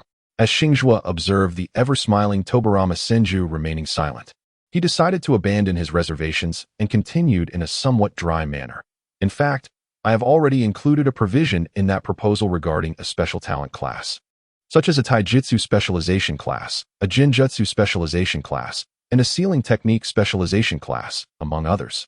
I am uncertain whether the village has embraced this suggestion, and at that time, I had yet to develop those medical ninjutsu techniques, which is why I did not include a medical ninjutsu specialization class. Even if this suggestion is not adopted, it would be beneficial to introduce some elective courses to foster students with such talents early on. I am here today to propose that in the future, when ninjas graduate from the academy and form three-man squads, one member must possess proficiency in medical ninjutsu. This way, the casualty rate among our Konoha ninjas would be minimized. Tobirama Senju initially nodded in agreement with his disciple's idea. However, he soon shook his head in disapproval. The concept is commendable, and the outcome could be promising. Yet the expenses required for these ideas are exorbitant and involve numerous considerations. Allow me to illustrate with an example. Firstly, regarding sealing techniques, Konoha's sealing techniques, or rather those of the Senju clan, originate entirely from the Uzumaki clan. While it is permissible for members of the Senju family to study these techniques, once they are disseminated, the Uzumaki clan would undoubtedly object. Secondly, concerning taijutsu, to be frank, although I have developed a forbidden-level taijutsu, and I know that the limits of taijutsu could potentially reach the pinnacle of mortal capabilities, this is still a ninja village. And the academy is primarily focused on training ninjas. If a student lacks any aptitude for ninjutsu and possesses only taijutsu skills, the village cannot afford to squander resources on a mere handful of taijutsu ninjas. Lastly, regarding the medical ninjutsu you just proposed, I must reiterate. Not everyone possesses the aptitude that you possess. Sealing techniques can be learned swiftly, and the Flying Thunder God technique can be mastered in 6 months. But medical ninjutsu of such caliber should be classified as A rank, right? Generally, even high-ranking genin only master a few A-rank jutsu. Do you expect to establish a specialization class for training medical ninjas at the academy? As he spoke, Tobirama's expression grew serious. Moreover, You may not be aware that sealing techniques and medical ninjutsu must not be leaked in the slightest. If they were to be exposed and other villages acquired them, we would lose our advantage concerning these techniques. Therefore, it is imperative that these ninjutsu are not propagated within the academy, especially since the students there are merely children. Listening to his master's words, Xingzhuo came to realize the naivety of his own thoughts. Indeed, since the original narrative indicated that the academy only taught the basic three-body technique, there must be a compelling reason behind it. Initially, he had assumed that the future third Hokage, Hiruzen Sarutobi, intended to restrict the training of ninjas from commoner backgrounds by withholding advanced ninjutsu. However, it now appeared that if ninjutsu were taught at the academy, what would be the probability of those techniques leaking? 100%. Rather than widely disseminating ninjutsu at the academy, only to have them pilfered by other ninja villages for their own gain, it would be far more prudent to cherish and protect these teachings, passing them down through a master-disciple relationship. At the very least, this approach would be justifiable from the village's perspective. Xingzhuo exhaled deeply, candidly acknowledging his mistake. I apologize. Master, it was my oversight not to consider these factors. Your words hold great wisdom. Feijian nodded gently, offering a comforting pat on Xingzhuo's head. It is reassuring that you understand. The entrance examination is tomorrow. You should swiftly return and prepare. With a sigh of resignation, Xingzhuo lamented, Master, are you truly certain you wish for me to attend the Shinobi Academy? I already possess the strength of a jonin. Tobirama delivered a light smack to his head, retorting with exasperation, You impudent brat, do not underestimate others. Do you believe you are the sole one of your cohort with jonin-level prowess? Xingzhuo was somewhat taken aback, exclaiming, Ah? At that moment, T-Jin produced a document and pointed to the regulations inscribed upon it, saying, What do you mean, ah? After all, you are among the inaugural cohort of the Ninja Academy. Tomorrow, during the entrance examination, I shall identify a selection of promising talents to form an elite class, personally mentored by several senior jonin from various clans until graduation. This class will consist of students spanning a range of ages, with the eldest likely being around 20 years old, including a few renowned jonin. Given your current abilities, it remains uncertain whether you will stand out among the rest. Xingzhuo felt that this ninja academy was quite different from her expectations, leaving her somewhat stunned. Why would renowned jonin attend school? Tobirama sighed and explained. It is precisely because many talented jonin and chunin possess a significant deficiency in theoretical knowledge, rendering them incapable of executing missions effectively. The root of this issue lies in the fact that they are primarily nurtured by small clans, where superficial training proves utterly inadequate. A systematic approach to learning ninja knowledge is essential. You must understand that not every clan can boast a lineage spanning thousands of years. The extent of knowledge deficiency among these ninjas is not vastly superior to your own. As he spoke, he cast a teasing glance at Xingzhuo. As for you, should you fail to secure a place in this gifted class and instead find yourself learning the basics of the transformation technique alongside those younger children, do not come to me in tears when you bring shame upon your family. Hinata Xingzhuo exclaimed loudly, akin to a cat whose tail had been stepped on. How is this possible? How could I possibly lose? Chapter 42. Entrance Selection Exam 1. Observing Hinata Xingzhuo excitedly sprinting out of the Hokage building, Senju Tobirama wore a sly smile. Indeed, he was still just a child. With a mere provocation, his competitive spirit could be ignited. He failed to consider that if a renowned jonin was required to attend classes, why was there a need for selection? Even if selection were necessary, how would it be conducted? Surely, it could not be said that after numerous trials, the most outstanding individual would proceed to further their education. A direct appointment would suffice. Tobirama's thoughts wandered to the underlying motives for orchestrating this entire affair, which was undoubtedly to lay the groundwork for the forthcoming 5 Kage summit.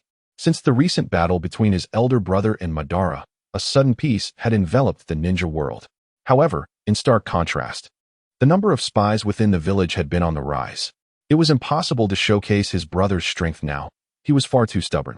Yet, allowing his disciple to exhibit prowess upon the stage he had constructed could serve a similar purpose. A 7-year-old jonin. What other village in the entire ninja world could boast such a foundation? If such a prodigy were to mature, would they not evolve into the next Senju Hashirama? In that case, his objective of using military might to intimidate the other ninja villages would be indirectly achieved. Ah, my foolish elder brother. With this thought, a long-lost chuckle escaped Senju Tobirama. Hinata Xingzhuo, however, sensed something amiss. Yet, he chose not to delve deeper. Rather than unearthing the intentions of those close to him, he resolved to prepare adequately for the entrance examination the following day. Upon returning to his clan's territory, Xingzhuo commenced his preparations. His first task involved the meticulous creation of chakra sealing cards, which could store chakra for everyday use and be extracted in one go when needed. However, after careful consideration, he decided to refrain from utilizing these cards for the time being. The chakra he had painstakingly accumulated over time was better reserved for critical moments rather than expended on assessments. Furthermore, exhibiting such abundant chakra at such a young age would inevitably raise suspicions. Next, he focused on the organization of his existing abilities. Xingzhuo began to reminisce about the skills he had already mastered. In the realm of physical techniques, he possessed the defensive art of Kaitian, alongside the offensive styles of Rupquan and Baguazhang. During this period, he had further refined his abilities through diligent practice, acquiring the Bagua Kongjang, and he could now execute a formidable 128 strikes with Baguazhang, marking it as a signature technique. In terms of ninjutsu, beyond the fundamental fire release, Great Fireball, he had also attained the lightning release transformation, Chidori, and the wind release transformation, Rasengan. He had mastered all mid to low-level sealing techniques, while his summoning jutsu was limited to the Rashomon technique, along with the shadow clone technique. He had previously conducted experiments, wherein his shadow clones could barely reach Naruto's daily proficiency, summoning around 20 to 30 clones at once. Exceeding this number would lead to overwhelming fatigue upon their dissolution, causing him considerable discomfort. Lastly, he had acquired the secret techniques brought by Sai, along with his own training in the Flying Thunder God technique. Xingzhuo contemplated training in the combat style of the formidable Minato Namikaze. However, he soon realized that his reflexes paled in comparison, prompting him to abandon this pursuit. Moreover, due to the plethora of abilities he possessed, which lacked a cohesive system, he sought the guidance of Master Tobirama for tactical advice. The counsel he received was to familiarize himself with all his abilities and to adapt as the situation demanded, an answer that felt rather ambiguous. As for the techniques of natural energy body refinement and natural energy sealing, their utility seemed limited for someone like Xingzhuo, who operated at an enhanced level.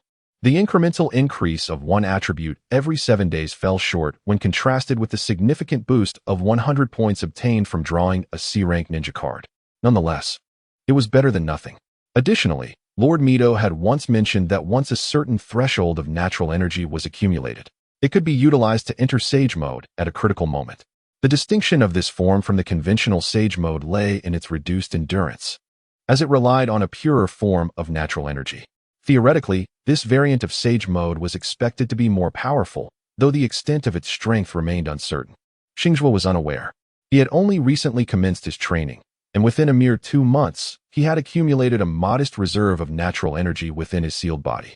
The following day, Qianshou Yuren arrived early at the small courtyard of Raihi Xingzhuo, eagerly awaiting their departure to partake in the entrance examination. Indeed, Yuren was to accompany him. His mental prowess had now reached an impressive 70 points, rendering him largely free from the specter of paralysis or sudden fainting spells. Moreover, with the advancement of his natural energy sealing technique, Xingzhuo observed that Yuren's mental attribute points had surged from a mere 71 to an impressive 61 in just 7 days. Perhaps by the year's end, he would transcend the monumental barrier of 100 points. Having overcome such adversities, Yuren could indeed be considered a prodigy. With the innate abilities of a sage, his sealing technique was no less proficient than that of Xingzhuo, though his physical techniques were lacking. The haphazard strikes he employed bore a semblance to a peculiar form of powerful boxing. After witnessing the fierce battle between his father and Madara, he had even embarked on the endeavor of mastering wood release. Inheriting both earth and water attributes, he had begun to grasp the fundamentals, now capable of employing techniques akin to sprouting saplings. Reflecting on this, Xingzhuo often felt a pang of nostalgia. Had Yuren possessed a slightly greater mental acuity in the original narrative and not met an untimely demise, Konoha would have been spared the antics of figures like Sarutobi Hiruzen and others. "Let us embark," he declared, after ensuring he had all necessary items. Xingzhuo donned a matching short-sleeved shirt and shorts, signaling their departure. As for Lien and Shinji, they had been dispatched early by Xingzhuo to attend a ninja training crash course at the academy, designed for the older Nin and Jinin.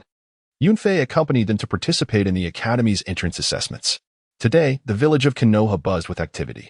Unlike the usual days where few peers could be seen on the streets, today, they were teeming with youth. Xingzhuo wandered through the streets, observing his peers who bore the marks of time and sighed deeply within. This era is excessively cruel. Perhaps one could say that the entire ninja realm is unforgiving. It resembles a flesh-and-blood mill, governed by the daimyo, relentlessly grinding away at the lives of the shinobi. He hopes that his arrival might usher in some change. As they strolled and conversed along the way, the trio swiftly made their way to the ninja academy. Xingzhuo's gaze traversed the crowd, surveying the campus that starkly contrasted with the modest school depicted in the original narrative, his heart swelling with astonishment. With the involvement of the Hyuga Clan and the Uchiha, the scale of the ninja academy had expanded significantly, adorned with numerous unfamiliar edifices, standing as one of the few towering structures in the village of Konoha. The trio followed the signs until they arrived at the exterior of a grand building, which they soon discovered to be a vast arena. It bore resemblance to the venue of the final round of the Chunin exams in the original work, albeit on a smaller scale. After completing their entrance examination forms, they were ushered into a waiting room, poised for the impending test. During this interval, they observed numerous adult villagers and visiting merchants entering another passageway leading to the spectators' seats. This ignited a question in Xingzhuo's mind. What spectacle could there be in an entrance examination for ninja students who had yet to become ninjas? Chapter 43, Entrance Selection Competition 2. Before long, Xingzhuo's perplexity was resolved. One segment of the entrance assessment involved testing chakra response. Through the system's probing function, he discerned that those devoid of chakra were promptly excused from the waiting room, directed to the outdoor field for basic physical tests. Perhaps the field was the true venue for the standard entrance examination? Individuals possessing a modicum of chakra, yet not exceeding 1,000, were directly granted admission, merely required to fill out a form before departing or proceeding to the spectator area.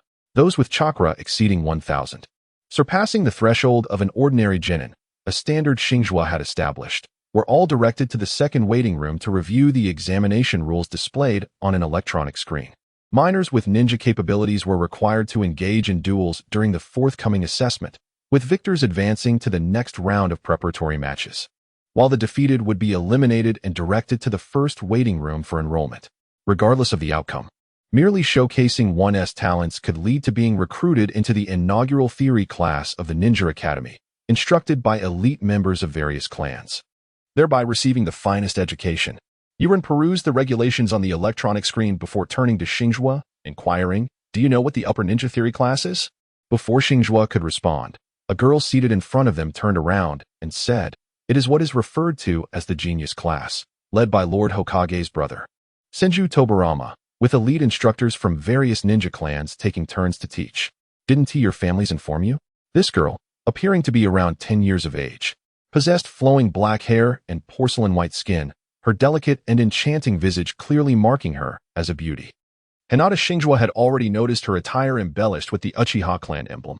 Upon her initiating conversation, he felt no inclination to distance himself. It was mentioned, though I did not anticipate it would manifest in this manner. At that moment, the girl had discerned the appearances of the two boys behind her.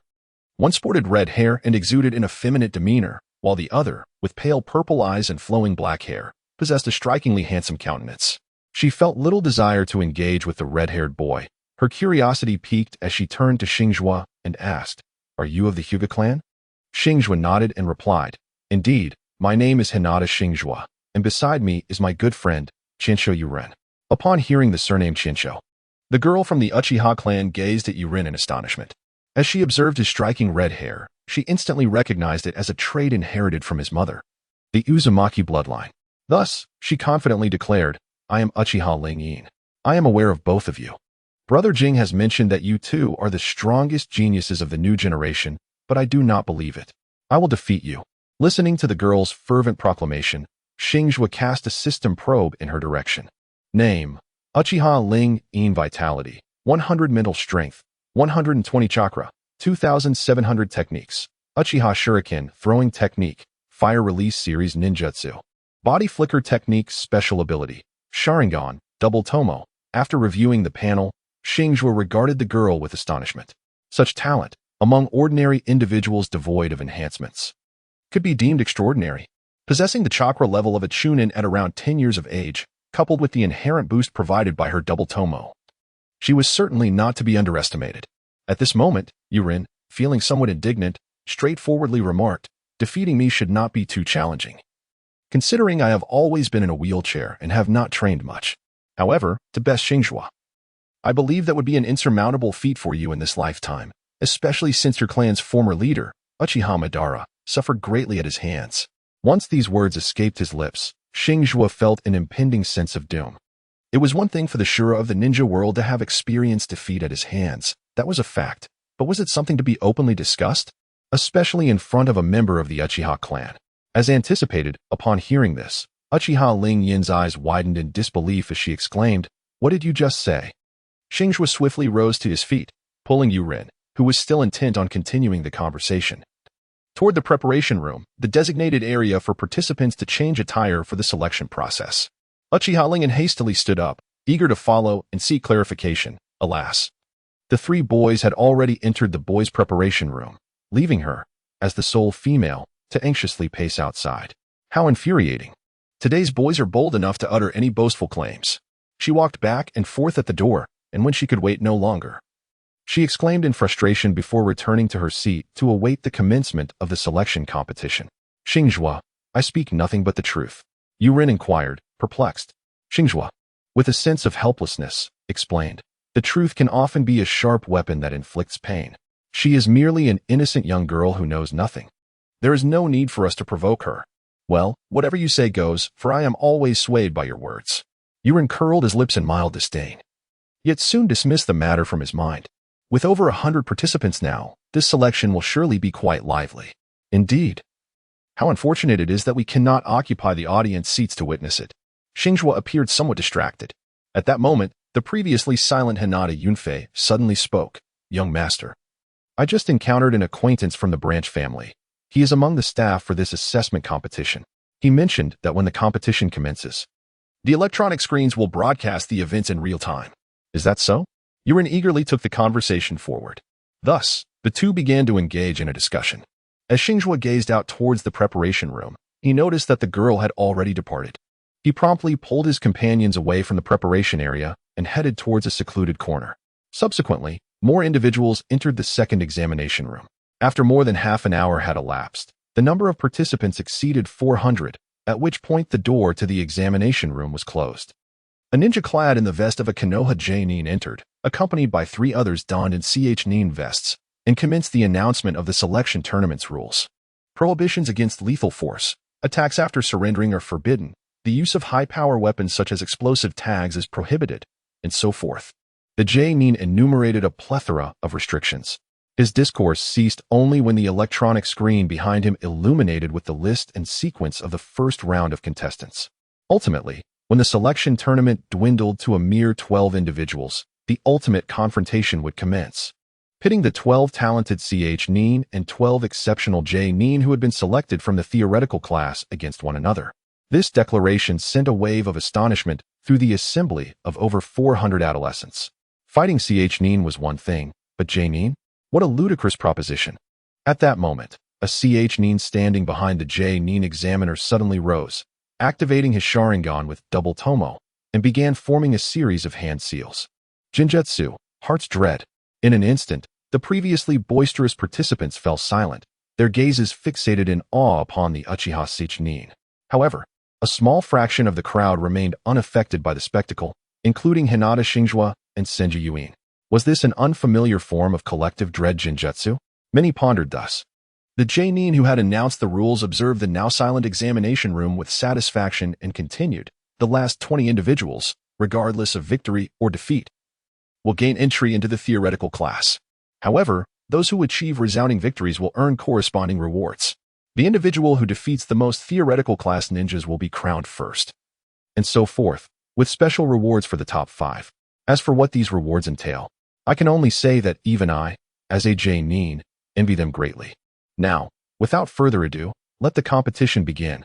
Chapter 44, Entrance Selection Tournament 3, with the J-nin presiding over the match departing. The battle roster on the large screen shrank to the corner. The scene of the selection tournament then appeared prominently in the center of the screen. The first match featured Uchiha Kagami versus Yamanaka Rina. On the arena, Uchiha Kagami, adorned with the Uchiha Clan emblem, and the blonde-haired Yamanaka Clan girl, Yamanaka Rina, exchanged bows before commencing their duel. Yamanaka Rina immediately employed the Yamanaka clan's mind-body switch technique. Uchiha Kagami, who had been forming seals to unleash a fire technique, found himself directly manipulated. Just as Uchiha Kagami, controlled by Yamanaka Rina, was about to raise his hand in surrender, a figure suddenly materialized behind her, pressing a kunai against her neck. The examiner promptly rendered his judgment. Uchiha Kagami wins. In the second examination room, Yuin and Yunfei were left bewildered, voicing their confusion. Xingzhuo elucidated that the profound art of shadow clones could deceive the secret techniques of the Mountain Clan. From the onset of the match, Uchiha Q had employed an illusion, momentarily bewildering Yamashiro Ryu. It was at that instant that Uchiha Q's true form had already concealed itself behind Yamashiro Ryu, sealing the outcome of the contest. The subsequent match featured Mito Min-in against Hinata Xingzhuo. Upon viewing the information displayed on the grand screen, Xingzhuo raised an eyebrow in astonishment. How could his misguided elder brother have arrived? Just last year, his chakra was merely in the hundreds, and yet now it had surpassed 1,000 so rapidly? In the arena, after exchanging respectful bows, Mito Min-in and Hinata Xingzhuo sprang into action, aware of the formidable close-range combat prowess of the Hyuga Clan. Mito Min-in swiftly retreated to create distance. However, Hinata Xingzhuo unleashed a flurry of air palms, compelling Mito Min-in to halt and evade. The gap between them quickly diminished as Mito Min-in suddenly produced a sealing scroll, employing the unsealing technique to extract blades, which he relentlessly hurled towards Xingzhuo. Yet, as a practitioner of taijutsu, Xingzhuo exhibited remarkable speed and reflexes, deftly dodging the incoming weapons and maintaining distance. Finally, when their separation was less than 10 meters, Mito Min-in leaped and unveiled 2 additional scrolls, scattering an array of blades through the air like a celestial maiden showering flowers. Xingzhuo's response was equally resolute, utilizing the heavenly spin for defense. The two remained locked in a struggle of weaponry and chakra expenditure. Before long, Mito Min-in exhausted his supply of blades, losing his most potent means of attack. Unable to execute a jutsu in time, he succumbed to a palm strike from Xingzhuo, rendering him unconscious. The examiner announced Hinata Xingzhuo as the victor of the second match. In the following bouts, no familiar faces graced the arena. Yet it was noteworthy that Konoha was teeming with prodigious talents at this juncture. Nearly every clan boasted more than 2 geniuses, including those on the brink of reaching the level of Jonin at such a tender age. Among them, Xingzhuo regarded a 14 or 15-year-old girl named Kurama Koyo as the strongest. Her mastery of illusion had swiftly dispatched the equally adept member of the Yuhi clan. At last, it was time for Hinata Yunfei to take the stage. Before his departure, Xingzhuo encouraged him, urging him to do his best without overexerting himself. In stark contrast, Yujin fervently implored, "Brother Yunfei, you must give it your all, defeat them." Hinata Yunfei pressed his lips together, sincerely expressing his gratitude to both Xingzhuo and Yujin before stepping into the examination arena. Soon, as the previous match concluded, Yunfei found himself face to face with Shimura Danzo. In the arena, Danzo cast a sullen glance at Yunfei, sneering, "You must be that arrogant brat's lackey. How is it that even someone of your caliber qualifies for the genius selection?" Yunfei shook his head, brushing back his hair to reveal the bird in a caged seal, and replied coolly, "Who is truly the waste remains to be seen. Rather than squandering words, let our actions speak." In the waiting room, Yujin anxiously gripped Xingzhuo's arm. "Xingzhuo, do you think Brother Yunfei can win?" Xingzhuo confidently declared, "He will win, I assure you." Unlike their first encounter a year ago, Hinata Yunfei had significantly progressed in strength due to Xingzhuo's guidance and resources, as well as daily sparring sessions. Initially at the level of a mere genin, Yunfei had ascended to the status of an elite chunin within a year. In his eyes, Shimura Danzo had barely reached the threshold of chunin level. Even if he were a genius, could he truly surpass Yunfei? As the referee announced the start of the match, Hinata Yunfei transformed into a mere shadow and charged towards Shimura Danzo. Similar to Mito Gates Inn, Danzo opted to create distance, but his methods were more varied, employing wind release techniques to attack while retreating. Wind release, vacuum sphere. Transparent spheres of wind shot towards Hinata Yunfei. He deftly dodged the projectiles, quickly utilizing the multi-shadow clone technique to create 2 clones, directing them towards different angles in a clear attempt to encircle Danzo. Obscured by mist, Danzo found it impossible to pinpoint the real body among the clones. In desperation, he unleashed wind release, vacuum wave towards the central clone. The widespread wind technique struck Hinata Yunfei, but with a dull thud, the hit figure dissipated into mist, rendering the attack ineffective. Danzo's expression darkened. At his current level, every technique consumed a significant amount of chakra. With 2 unsuccessful techniques, his chakra reserves were dwindling. Contemplating his next move, he resorted to the basic clone technique rather than the shadow clone technique, evidently intending to confuse his opponent and create distance for a more extensive wind release attack. Little did he know, the Byakugan was not merely for reconnaissance. It could also perceive chakra flow within bodies. The clones were nothing more than a mass of chakra mist. Devoid of any chakra movement, there was no way Hinata Yunfei would be deceived. Thus, he and his shadow clone swiftly approached the genuine target. And as Danzo was caught off guard, Hinata Yunfei unleashed his most formidable technique, 8 trigrams palm, gentle fist technique, 64 palms, sacrificing the last shadow clone to restrain Danzo. His true body executed the powerful strikes, 2 palms, 4 palms, 6 palms, 8 palms, up to 34 palms. At which point Hinata Yunfei propelled Danzo away to prevent irreversible harm. Medical personnel rushed in, encircling the now limp Danzo like a discarded rag doll, while the referee announced Hinata Yunfei's victory. A moment later, as Yunfei departed the arena, he glanced at the surveillance camera, silently vowing, "Young master, I will keep pace with you." Chapter 45. Entrance Selection Exam 4. The waiting room erupted into a clamor once more. The second such occurrence since the announcement of the match rules. This was not due to anything else but the striking appearance of Shimura Danzo, which had garnered considerable attention from the girls. The sight of him being carried out like a defeated dog shattered the illusion, leaving many girls with expressions of disillusionment. Meanwhile, the next round of matches commenced, featuring a familiar face for Xingzhuo, his junior, Sarutobi Nichiren, facing off against a rather arrogant Uchiha boy. Sarutobi Nichiren versus Uchiha Kid. The large screen indicated, "Next competitors, please enter the preparation area. Xingzhuo versus Nara Harumiko." Xingzhuo frowned at the forecasted pairing. Why must it be someone from the Nara clan? In his view, while you had many virtues, intelligence was not among them. If he fell into the hands of the Nara clan, would he fare well? Lost in thought, he noticed you, oblivious to the tension, eagerly rise to head towards the preparation area. He quickly cautioned, the Nara clan members are quite clever. Besides their family jutsu, the shadow imitation technique, be wary of their traps. Senjuyu, visibly not absorbing the advice, replied excitedly, "I understand, Xingzhuo. I will win handsomely." At that moment, a black-haired Uchiha girl in the front row stood, scanning the area. Upon spotting you heading to the preparation zone, she shot him a sharp glare before turning her attention to Xingzhuo, huffing in disdain before returning to her seat. Her behavior puzzled Xingzhuo, but soon the combat on the electronic screen captured his focus. Unlike 6 months prior, Sarutobi Nichiren had made considerable progress. He swiftly dispatched his opponent, a single Tomo Uchiha, with a more fluid combination of techniques than before. After his victory, you quickly entered the arena, facing a girl of around 13 or 14 with a wild hairstyle. Confidently, Senjuyu displayed a beaming smile, while Nara Harumiko scrutinized him, particularly intrigued by his hair color. As the referee called for the match to commence, Nara Harumiko suddenly formed hand seals and produced a clone. Rather than rushing towards you, the clone curiously observed its original, as if questioning, "Can you control this opponent?" The answer was a resounding no. As soon as Harumiko's shadow imitation technique made contact with you, it disrupted his hand seals, and he effortlessly broke free. Just as you prepared to employ water release, the girl abruptly dismissed her clone and raised her hand in surrender, forcing you to halt his technique, leaving him feeling frustrated and bewildered by his unearned victory. Xingzhuo in the waiting room was momentarily taken aback before realization struck. The matter of intelligence was moot.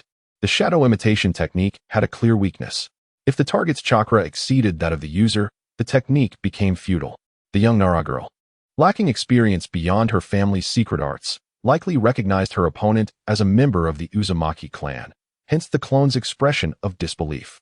However, you possessed not only the Uzumaki bloodline but also sage body lineage from his father, boasting an impressive chakra reserve of nearly 100,000 at just 7 years old, firmly within the realm of the elite. What could Nara Harumiko possibly rely on to secure victory? Amused by his own concern, Xingzhuo chuckled inwardly. With Yu's potential seemingly assured, what was there to worry about? Even if he were to be cleaved in two, his sage body would allow him to heal. On screen, the perplexed Yu exited the arena, soon followed by the announcement of the next round. Hinata Xingzhuo versus Tsumuji Koharu. Upon seeing this, Xingzhuo's lips twitched slightly. This junior sister, 5 years his senior and having entered the academy a year earlier, was notoriously tenacious. Since he had bested Saratobi Nichiren and Shimura Danzo, Tsumugi Koharu had seemingly distanced herself from them, instead growing closer to Uchiha Kagami and Akimichi Torif, often lingering near the Hinata clan to create encounters. Truth be told, Tsumugi Koharu was quite lovely for a girl of 12 or 13. Xingzhuo can confidently assert that Xiaochun's beauty is on par with that of Ino from the original work. However, the predicament lies in his complete lack of romantic interest in Xiaochun, especially considering he is merely 7 years old. To make matters worse, the idea of pursuing Xiaochun feels utterly monstrous, as he is unwilling to entertain such notions about a child, coupled with the ingrained stereotypes from the original narrative. Particularly concerning the elderly duo, Xingzhuo has no desire to cultivate any romantic relationship with Xiaochun. Consequently, he has consistently evaded her presence. Yet now, they're expected to engage in combat? As Xingzhuo made his way to the preparation area, a sense of irritation clouded his thoughts regarding the strategy. Should he resort to overwhelming force to defeat her, thereby instilling in her the realization that he was a man devoid of compassion? The battle in the arena concluded swiftly, and Xingzhuo was urged to step forward. Approaching him was the exuberant Chun, her face aglow with delight. Surrounding the arena, the stands were filled with villagers. An estimated 1,000 spectators present. In such a scenario, losing in a humiliating manner would certainly dampen one's spirits, wouldn't it? Dismissing the notion of ruthlessly overpowering Chun, he promptly formulated his combat objective, to gentlemanly overcome his opponent. At that moment, the Jounin referee announced, "The battle begins." In the next instant, the previously radiant Chun suddenly hurled 4 shurikens while commencing her hand seals. Fire style, Fire Dragon Flame Bomb. After Starfire effortlessly dispelled the incoming mobile sword with a secret ink technique, he faced the fierce Fire Dragon Flame bullet without hesitation. Instead of retaliating, he retrieved a blank sealing card and absorbed it. Seeing her attack had failed, the opponent, Tsurun Koharu, continued to form hand seals to unleash her ninjutsu. Fire Release, Ash Accumulation Burn. A massive cloud of scorching ash erupted from her mouth, surging toward Starfire. This was a wide-range fire ninjutsu, and Starfire could not guarantee that his sealing card would contain all the burning ash. Thus, reluctantly, he employed the unsealing technique, redirecting the Fire Dragon Flame bullet he had just sealed toward Koharu. Do not misunderstand. He did not intend to counter Ash Accumulation Burn with the Fire Dragon Flame bullet, but rather to utilize the wind absorbed during the sealing process to blow back the incoming ash. Meanwhile, Tsurun Koharu was keenly observing her opponent as she exhaled the ash. Having witnessed Starfire's capabilities, she understood the potential power of the unsealing technique. Consequently, she decisively abandoned her Ash Accumulation Burn and darted sideways to evade the impact of her own jutsu. Only after reaching a safe distance did Koharu realize that her junior seemed to be showing her considerable respect today, opting for counterattacks rather than initiating aggression. Chapter 46. Day of Rest. Upon this realization, a myriad of complex emotions surged within her. Joy, indignation, and anger at being looked down upon all intertwined. As a disciple of Senju Tobarama, even if you are a genius, what gives you the right to belittle me? With this thought, her attacks intensified.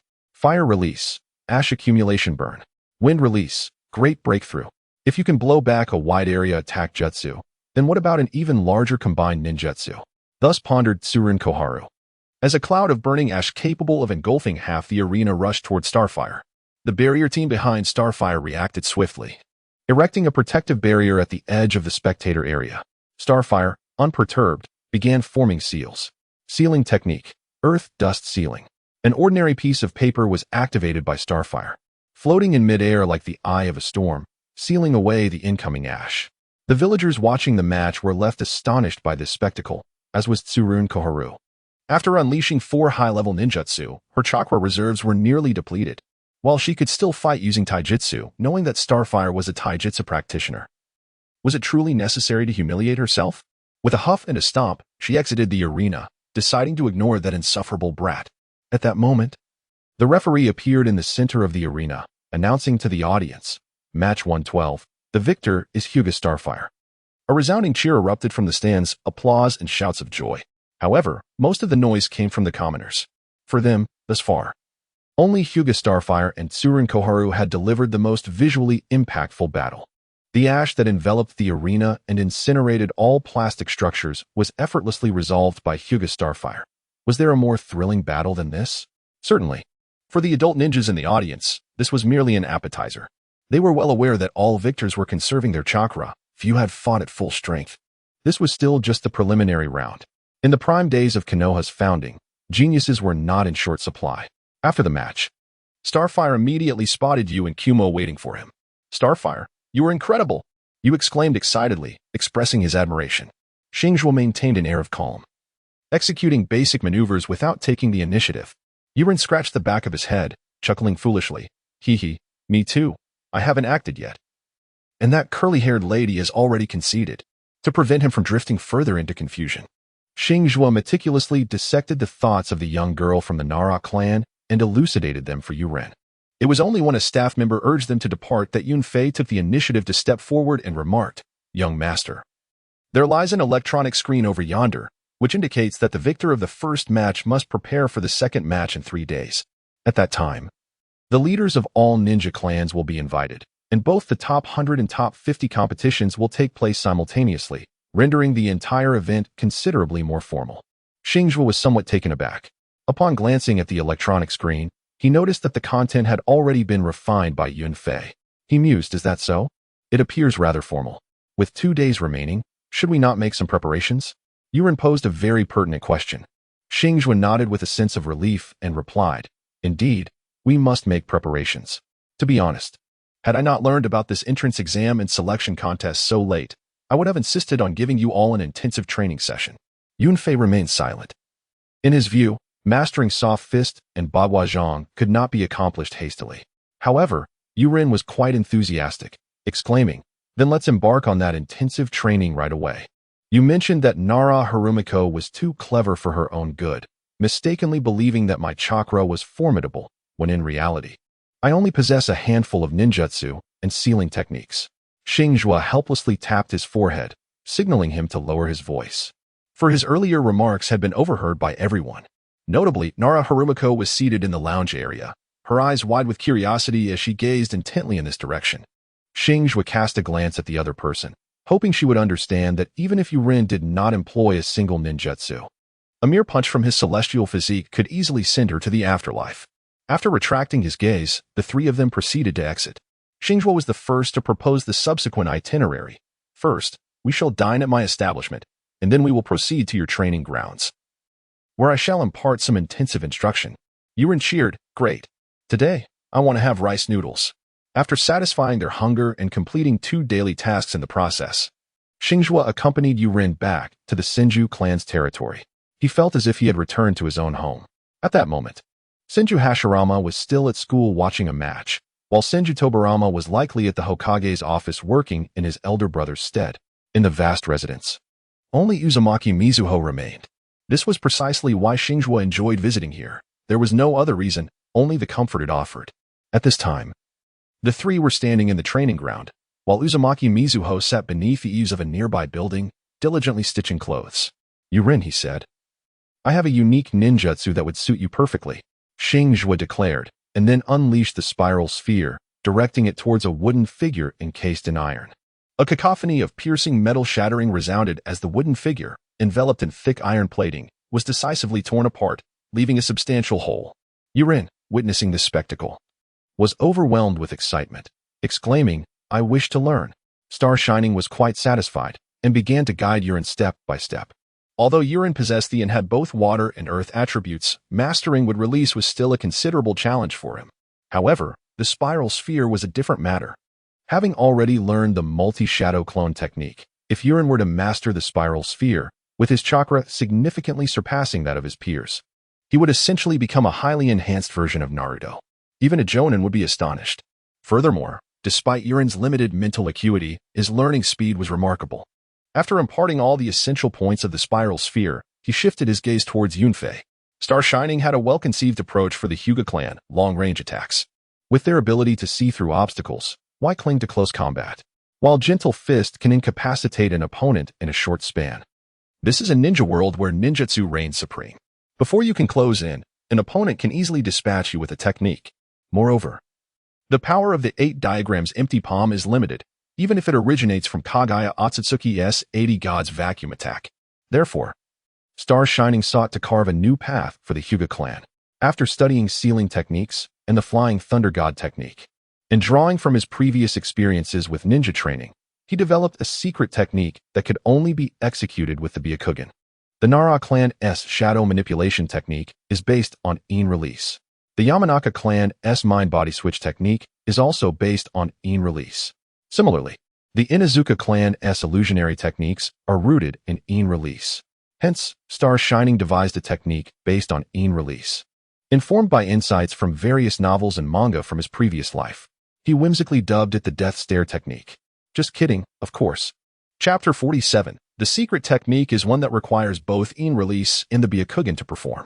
It bears some resemblance to the mind-body switch technique, albeit without its mental effects. This weakened version allows the user to penetrate an opponent's body from a distance using the Byakugan, targeting their blood vessels and organs to inflict damage directly. While the potency of this damage is yet to be amplified and cannot wreak havoc within a person's body, it can still effectively hit pressure points. He had already envisioned how to further develop this distant pressure point technique, perhaps even mastering the advanced technique of distant pressure point strikes 64 fingers through persistent practice and mental calculations. As for how to defend against such long-range damage techniques, he was prepared. In release requires in release for counteraction. However, he did not intend to share his defensive methods with anyone, at least until he had thoroughly mastered the Hyuga clan. He would withhold the means of defense from others. Naturally, he had no intention of revealing this technique. Teaching it to his cousin was purely an act of trust, as such trust was essential for building his own foundation. Besides, his cousin had yet to learn the chakra refinement and transformation of in release, meaning he wouldn't master this technique in just a few days. It was indeed the right time to impart this knowledge. Hyuga Star Shining had come to realize that his rate of power growth was exceedingly rapid. Perhaps by next year, once he completed the commission tasks regarding urine, he would acquire a reward of at least a full Jonin card. With good fortune, obtaining a full shadow level card would not be beyond the realm of possibility. Thus, enhancing the strength of those he trusted was a crucial component in securing his future. If he were to possess power exceeding that of a Jonin by next year, he should accelerate his plans. After teaching the method of the secret technique to Hyuga Yunfei, he began his own training. Although a few days would not significantly enhance his strength, it was sufficient for becoming familiar with his newly acquired abilities. Since mastering the Flying Thunder God technique 2 months ago, his mentor Tobarama had introduced him to the advanced Flying Thunder God / This technique is not strictly classified as ninjutsu but rather an application skill, making it relatively easy to learn. Currently, Hyuga Star Shining, solely relying on the Spiral Sphere, Chidori, and Flying Thunder God technique, had already brushed the threshold of an elite Jonin. Coupled with his other abilities, even with minimal combat experience, his strength was on par with that of an elite Jonin. He occasionally questioned whether the genius class and selection matches were arranged specifically for him. Yet he dismissed such thoughts as self-indulgent. From the perspective of a collective manager, why would one invest substantial resources into customizing training for a single individual? Time flowed swiftly. In 3 days, with Star Shining's hands-on guidance, Yurin had initially mastered the Spiral Sphere, emerging as an enhanced version of Sage Body Naruto. Yunfei had also begun to grasp in release and formally commenced the training of the distant pressure point technique. However, his strength had not yet improved, remaining at a level close to a Chunin. Star Shining appeared not to have learned anything new, yet his understanding of the Flying Thunder God / deepened, and he was determined to claim first place in the upcoming selection matches. This was not a time for hiding one's talents. It was not the era of Sarutobi Hiruzen's administration, where Shimura Danzo secretly harvested the village's geniuses. The Senju brothers now welcomed the talents within the village with open arms. Thus, it was an opportune moment for him to unveil a few aces. 3 days later, at the ninja school duel arena, the matches commenced. As news of the new student selection tournament spread, details about the event circulated throughout the village. For the first time since the village's establishment, the community engaged in fervent discussions about the preliminary contest, and interest was steadily rising. Members of the Hyuga clan quickly recognized the opportunity and began reproducing and selling the surveillance footage from the preliminary matches, splitting the profits 3 ways, most going to the village, while the remainder was evenly divided between the Hyuga and Uchiha clans. Consequently, the subsequent attention on the selection matches surged, particularly among certain ninja clans who finally understood why the Hyuga and Uchiha clans had fully supported the establishment of the ninja school. It was for profit. Unfortunately, Their perspective remained too narrow. For the two largest clans in the village, while money was indeed significant, a closer relationship with the village held greater importance. This understanding was only perceived clearly by the Hyuga and a few astute individuals, aside from the Uchiha, who had been brought in as allies. In the duel arena, the matches had already begun. Compared to the initial round of lackluster battles, the competition of 200 down to 100 was now quite spectacular. Those who advanced to the second round were primarily under 18 and at least Chunin level. Battles among ninjas are notoriously swift, with exchanges often resolved in mere seconds. Ordinary skirmishes typically concluded in under 3 minutes, while only clashes among masters extended in duration. However, the audience favored watching the confrontations of skilled fighters. Notably, Star Shining's familiar Sarutobi Hiruzen faced off against Uchiha Swearin. The intense battle between the similarly aged male and female culminated with Sarutobi succumbing to Uchiha's double Tomo Sharingan Genjutsu. Additionally, Uchiha Kagami encountered a Kimichi Torafu, resulting in a friendly match between the two disciples of Senju Tobarama. One could easily predict the outcome. The Akimichi clan's multiplication technique against the Sharingan and fire-release ninjutsu. Ultimately, Uchiha Kagami emerged victorious through the use of Genjutsu. Meanwhile, Star Shining's older brother, Hyuga Tsukio, faced a formidable opponent in the form of Kuruma Koyo, a girl around 15 or 16 years old, who exhibited a masterful command of her clan's secret techniques. Xingzhuo harbored doubts about the thoughts swirling in her mind, believing that whatever she envisioned would manifest in reality. A myriad of bizarre entities materialized, surging forward to unleash a fierce assault on Hinata Xingzhuo, creating a striking visual impact. Ultimately, it was only through Hinata Xingzhuo's unwavering determination, managing to endure for a minute with the aid of a miraculous recovery, before collapsing. Meanwhile, Kinumake stood motionless at the center, claiming victory. At that moment, the electronic screen in the examination room flashed the announcement for the next match, Hinata Yunfei versus Hitaki Saku. Upon seeing this announcement, Yunfei greeted them before preparing to head to the ready area. However, a sudden pang of concern struck Xingzhuo, who swiftly intercepted him. Just put on a show and concede the match. The disparity is far too great to hold any significance. Do you understand? She advised Yunfei, though not inherently stubborn. Yunfei appeared slightly taken aback, but ultimately nodded in agreement before turning to depart. At this juncture, Yurin inquired, "Is Hitaki Saku truly formidable? Why would you have big brother Yunfei concede?" Xingzhuo nodded, observing the young boy heading towards the preparation area with determination. That individual is 16 years old. The same age as Arima Akane, and should possess comparable strength, both at the level of a jonin. However, the extent of his power remains uncertain. As you know, I have the ability to perceive the chakra levels and mental fortitude of others. Chapter 48, The Clash of Geniuses 1. Soon, the battle in the arena concluded, and Hinata Yunfei and Hitaki Saku made their appearances. The match commenced upon the referee's signal. Suddenly, Hinata Yunfei utilized his technique, Kaiten, in place. As the audience in the viewing area watched in confusion, unaware of his intentions, Hitaki Saku's figure gradually vanished from sight. It turned out that what remained was merely an afterimage. His true self had, at that moment, appeared within the confines of Hinata Yunfei's Kaiten. At this juncture, Hitaki Saku seized Hinata Yunfei by the neck, forcefully interrupting the Kaiten. Just as he was about to throw him aside, Hinata Yunfei raised his hand, indicating his surrender. This action elicited a wave of astonishment from the spectators. Such a swift concession was unexpected. Hitaki Saku, taken aback, noted that his previous opponent had stubbornly refused to yield, leaving him no choice but to render the opponent unconscious. Yet, this one proved to be perceptive enough to recognize his own limitations and surrender decisively. Hitaki Saku gently released him, and after the referee announced the outcome, the two departed towards the opposite side. Perhaps feeling chatty, he walked alongside Yunfei and could not resist inquiring, "Why did you surrender so decisively?" Yunfei rubbed his slightly reddened neck and replied, "My master instructed me to concede directly. I had intended to exchange a few moves with you before yielding, but your strength is formidable. Indeed, my master seems to know everything." "Your master?"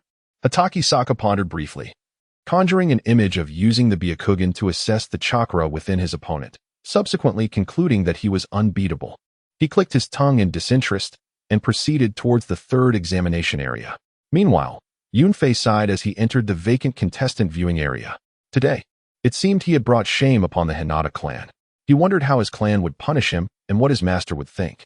Lost in thought, he found little motivation to watch the competition until the screen displayed Xingzhuo versus Nara Eri, prompting him to perk up. On the other side, Xingzhuo mentally exclaimed, "Not Nara again." Could it be that Xingzhuo was paving the way for his nephew's path to Hokage, allowing him to engage with the chosen laborers of Konoha? The Nara clan? It was quite possible. This time, he held no concerns regarding Yuan falling into a trap. After all, Yuan possessed the resilience of a tank, complemented by speed, strategy, intelligence, and an abundance of chakra. Faced with such a monstrous contender, aside from Arima Akane and Hitaki Saku, nearly no one stood a chance. Soon, after the referee called for the match to begin, 7-year-old Yuan and 15-year-old Nara Eri commenced their battle. Perhaps aware of Yuan's identity or due to prior intelligence, Nara Eri chose not to employ her clan's secret technique, the shadow imitation jutsu. Besides that, she was familiar with some wind release techniques. However, Yuan was particularly adept at countering wind release techniques, as ordinary wind attacks could barely breach his defenses. Thus, an unusual scene unfolded in the arena. The diminutive powerhouse, Xingzhuo, created massive craters in the ground wherever he stepped, while the graceful and agile Nara Eri danced around, evading him while playfully using wind techniques to tickle Yuan. This spectacle left many spectators in a state of astonishment, pondering the origin of such a peculiar talent. It wasn't until Yuan was led in circles that he suddenly reacted. Consequently, he summoned 100 shadow clones, simultaneously surrounding Nara Eri. Faced with this overwhelming situation, Nara Eri, who had been skillfully evading Yuan, raised her hands in surrender with a look of resignation. As she exited the arena, Yuan cheerfully waved to the villagers in the audience. The sheer display of summoning hundreds of clones had captivated the audience, who were now brimming with enthusiasm. Nara Eri, however, muttered in exasperation, "Hurry and leave the stage. Make room for the next match." Look at the referee's expression, it's turning grim. Yuan, momentarily taken aback, quickly responded, Oh, right." As the two departed, he could not help but ask, "Are you the sister of Nara Harumiko?" Nara Eri, both teasing and reflective, replied, "Indeed, little Yuan, you are quite impressive. Both my sister and I have fallen to your prowess." The competition continued unabated. Soon, it was Xingzhuo's turn. Gazing at the anticipated results displayed on the screen, he fell into contemplation. Another Uchiha? This name sounds familiar, Uchiha Shana. Casting a glance at the 16 or 17-year-old boy walking towards the preparation area with him, Xingzhuo utilized a system probe. Name, Uchiha Shana Vitality, 100 Mental Strength, 300 Chakra, 26,000 Techniques, Fire Release Series. Body Flicker Technique Special Ability, Sharingan, 3 Tomo, a standard Jonin profile. Xingzhuo pondered this. Yet the 3 Tomo Sharingan of his opponent made it clear that such metrics were not to be considered as reliable indicators. It is well known that a single Tomo signifies the strength of a low-ranking ninja, 2 Tomo denote the prowess of an elite Chunin, while 3 Tomo epitomize the might of an elite Jonin. Thus, the Uchiha Shana before him, at the tender age of 16 or 17, was undoubtedly an elite Jonin. This realization sparked a sense of excitement within Xingzhuo. Would he truly face defeat in his inaugural battle against a peer of equal caliber? On the other side, upon recognizing that his adversary was merely a small child of 7 or 8 years, Uchiha Shana felt his patience wearing thin. Was it not absurd for a prodigy of the Uchiha clan, who inherited the will of Madara, to bully a mere child from the Hyuga clan? Perplexed, he leaned closer to Xingzhuo, expressing his impatience. "Hey, little Hyuga brat, why don't you just concede as soon as you step into the arena? I have no desire to pick on you." Xingzhuo stepped back a few paces to avoid looking too upturned. Once their gazes met, he responded earnestly. 3 Tomo is nothing particularly remarkable. By the way, I possess the Flying Thunder God technique. I trust you are familiar with it, so do not concede too easily. Uchiha Shana was momentarily taken aback. The Flying Thunder God technique? Of course, he was aware of it. As a follower of Uchiha Madara, he had spent considerable time alongside Madara's brother, Uchiha Izuna. It was Izuna who had fallen victim to the sinister Flying Thunder God technique wielded by the notorious Senju Tobirama. What was the meaning of this? Was this child perhaps a disciple of that malevolent Senju? Or had he mastered the Flying Thunder God technique as an adept? Contemplating this, Uchiha Shana regarded Xingzhuo with a predatory glare, abandoning any thoughts of conceding. He resolved to impart a severe lesson to this child. Meanwhile, Hyuga Xingzhuo maintained an innocent smile. If his opponent underestimated him to the point of being swiftly defeated, what significance would that hold? He did not wish to squander this opportunity for a battle against an equal. In the audience, Hyuga Tenrin and Uchiha Inaba sat together, engaged in conversation as they observed the match. My youngest son mentioned to me that forming an alliance with your Uchiha clan is rather unstable. Hyuga Tenrin jested lightly. Uchiha Inaba was somewhat taken aback. Oh, your youngest son is that little rascal Xingzhuo, isn't? Why does he perceive our Uchiha clan as unstable? Hyuga Tenrin's expression turned serious. He remarked that the awakening of the Sharingan within the Uchiha clan is founded upon experiences of love and loss. After traversing such a path, normal individuals inevitably sustain some degree of mental trauma. Thus, I suggest that you cultivate some mental health ninjas. Uchiha Inaba fell into contemplation. Currently, the two clans were enjoying a harmonious relationship, and as the head of the Uchiha clan, he felt compelled to heed the counsel of an ally. Were these words spoken by anyone else, he might have dismissed them outright, or even rebuffed them. Your clan is the one with mental trauma. Yet, since these words came from the head of the Hyuga clan, particularly from Hyuga Xingzhuo, who had developed the healing techniques, he could not afford to overlook them. It is worth noting that Hyuga Xingzhuo held considerable influence at a higher level. The medical ninjutsu he developed benefited all in various ways. Thus, Uchiha Inaba's expression grew earnest. There is merit in that. What does Xingzhuo believe we should do to cultivate mental health ninjas? Hyuga Tenrin chuckled heartily. Haha, I did not quite grasp that. Should I arrange for Xingzhuo to visit you afterward? Uchiha Inaba displayed genuine delight. That sounds splendid. I shall personally welcome him alongside the elders. The next match features that little rascal Xingzhuo. Oh dear, how unfortunate that he encounters Shana. Hyuga Tenrin gazed at the electronic screen displaying the arena, swiftly recalling the intelligence regarding Uchiha Shana. He then combined it with the information he already possessed. Feeling a shiver run down his spine, he turned to the Uchiha clan leader beside him and stated that boy Xingzhuo is a disciple of Senju Tobirama. I must observe from the sidelines. This statement was somewhat vague. However, Uchiha Inaba, aware of the context, quickly connected the dots and hurriedly rose to follow Hyuga Tenrin. Let us go together. When Hyuga Xingzhuo and Uchiha Shana stood upon the arena, one's gaze was filled with ferocity, while the other's sparkled with exhilaration. Begin. As the referee announced the commencement, a thunderous roar erupted on the battlefield.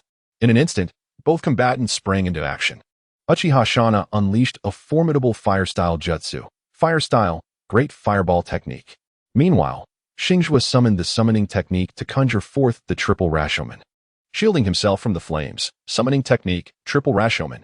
As the conflagration capable of engulfing the entire arena collided with the triple Rashomon. The first gate quickly scorched to a charred black, fragments cascading downwards. The remaining flames were thwarted by a violet barrier encircling the arena. At this moment, standing behind the Rashomon, Xingzhuo tore apart a sealing paper. Instantly, a multitude of sealing papers erupted forth, accumulating to half a person's height. Subsequently, Xingzhuo retrieved a brush, and a flock of small birds grasped the sealing papers, soaring into the sky. Just as the second Rashomon teetered on the brink of collapse, the number of white birds above multiplied exponentially.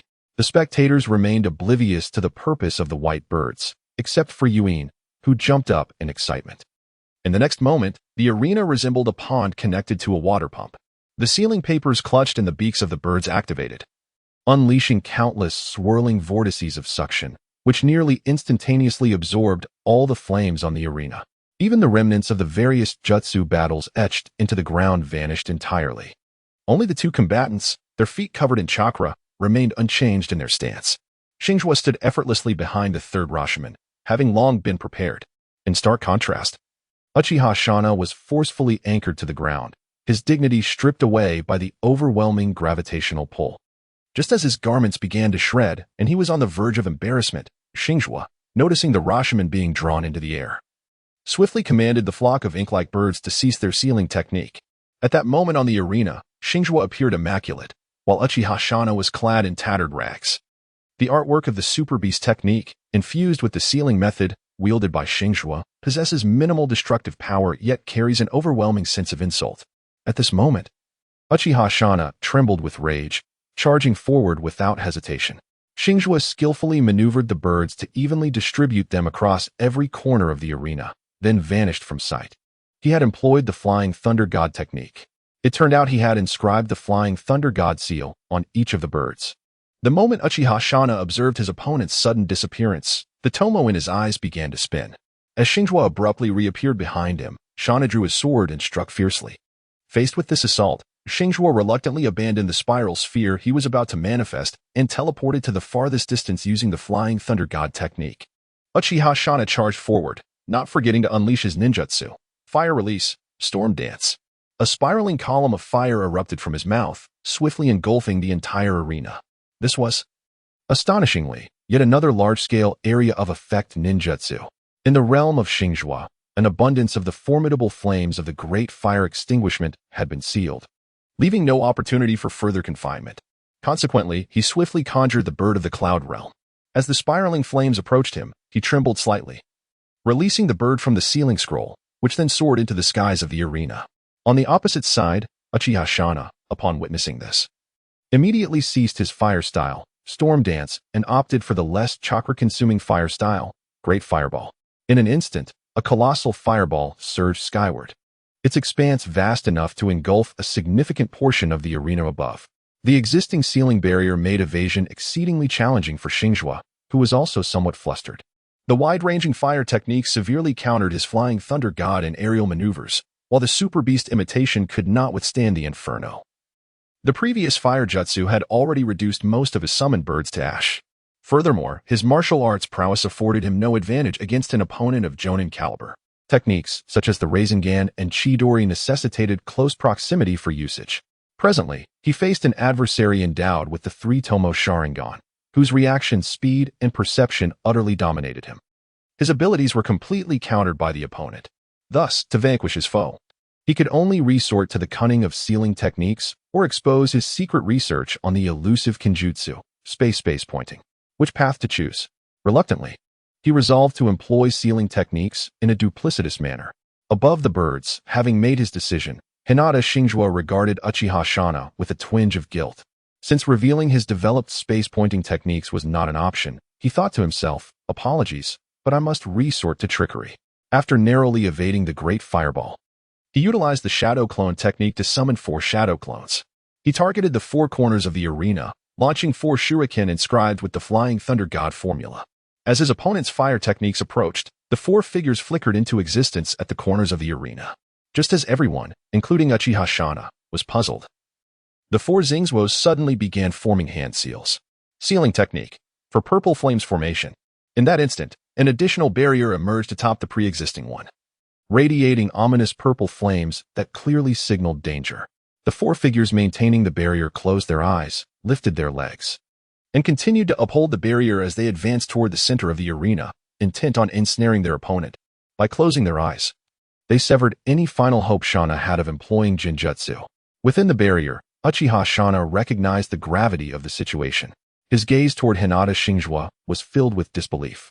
This young lad had not only mastered the nefarious Flying Thunder God technique of the white-haired Senju, but had also acquired such a formidable sealing technique. As he observed the barrier constricting, he dispatched a clone towards it. With a resounding crack, the clone's hand was incinerated upon contact with the barrier. After receiving this feedback, Uchiha Shana cast a venomous glance at one of Xingzhuo's clones and began forming hand seals, attempting to breach the barrier from within. Fire style, Great Fire Dragon technique. Fire style, Great Fire Extinguishment. Fire style, Dragon Flame Song. Waves of searing flames crashed against the 4 purple flames formation, yet the barrier remained unyielding, undisturbed by the onslaught. Meanwhile, the spectators erupted with excitement, their expressions reflecting either grave concern or relief at having avoided the perils faced by the 2 combatants on stage. As Xingzhuo sustained the barrier, forcing Uchiha Shana into the arena's center, he suddenly urged, "Surrender, Uchiha Shana. You cannot breach my barrier." The only response was a bitter grunt filled with resentment. Xingzhuo felt a tinge of helplessness, yet when confronted with the proud Uchiha, he had his methods. "If you refuse to concede, I shall manipulate the barrier to prevent it from scorching your flesh. However, losing your garments to the flames of the barrier would surely be quite the embarrassment. I doubt you would wish for thousands to behold your unclad form." Perhaps envisioning such a scenario, Uchiha Shana's face flushed with alternating shades of crimson and pallor, nearly provoking his Sharingan to awaken. As the barrier threatened to envelop him, Uchiha Shana, without activating his Manjiki Sharingan, ultimately raised his hand in a decisive gesture of surrender. The referee entered the arena to announce the outcome of the match. As Xingzhuo dispelled his shadow clone and the barrier, Uchiha Shana did not linger in the arena for even a moment. He vanished from sight, evidently utilizing the body flicker technique to escape. Meanwhile, Xingzhuo simply shrugged in resignation, glancing at his father on the sidelines. After a nod of acknowledgement, he proceeded towards Yuen, who was waving at him. On the sidelines, Uchiha Inao was unable to maintain his composed demeanor any longer. He cast a peculiar gaze towards Hinata Xingzhuo. His thoughts unmistakably evident. With a son so extraordinarily gifted, what could you possibly be concerned about? Are you worried that your son might lose control and eliminate the Uchiha clan's prodigy? Or are you intentionally toying with me? Hinata Xingzhuo, wiping the sweat from his brow, spoke somewhat sheepishly. I was only aware that Xingzhuo had mastered the Flying Thunder God technique, which could potentially drive Uchiha Shana to madness. I did not anticipate that his developed secret arts and sealing techniques would be so formidable. The Uchiha clan leader feigned belief in the other's words, a forced smile gracing his visage. Your Hinata clan has truly produced a remarkable genius. Hinata Xingzhuo chuckled in response, indeed. Xingzhuo, you are extraordinary. To think sealing techniques could be employed in such a manner. As soon as the match concluded, Yuen rushed over, exclaiming joyfully. Xingzhuo surveyed the peculiar expressions on the faces of those in the third examination room, feeling a twinge of embarrassment as he led Yuen to a secluded corner. In truth, a ninja's combat mentality is also a crucial aspect of their strength. Take me, for instance. My abilities are completely countered by Uchiha Shana, leaving me to ponder which skills might turn the tide. Yuen scratched his head and candidly admitted, I can't do it. Faced with the situation you just described, the only thing I could think of was using water style. I simply couldn't conceive of employing sealing techniques. Xingzhuo, feeling helpless, supported his forehead and said, water release can counter fire release, and you are unable to employ sealing techniques. Yuen, as if struck by enlightenment, clapped his hands and exclaimed, indeed. Water release counters fire release. In the depths of his heart, Xingzhuo mused, this is utterly foolish. The two exchanged a few more casual remarks before their attention shifted to the forthcoming matches. Aside from Uchiha Kagami and Uchiha Suiren, with whom he had a brief acquaintance, there were hardly any familiar faces for Xingzhuo. Yet, the spectacle of combat was anything but tedious, with the majority being chunin, the diverse array of ninjutsu, family secret arts, and the fierce competition of bloodline limits was truly dazzling. During this time, a formidable character named Yun Jinhui made an appearance.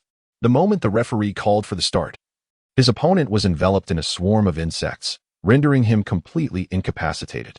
If it had ended there, it would have been unremarkable. However, Yun Jinhui's foe was a jonin from the Suki no Kaze clan, whom Xingzhuo had previously investigated using the system. Caught off guard, he was eliminated in a single, decisive strike. The expressions of everyone in the third examination room shifted dramatically. Xingzhuo Xian pondered how he would confront the oil woman of the Jinhui clan if it were himself in that predicament. He could only rely on unleashing chakra throughout his body, crafting a semblance of a chakra armor, and endeavor to conclude the battle swiftly before his chakra was depleted.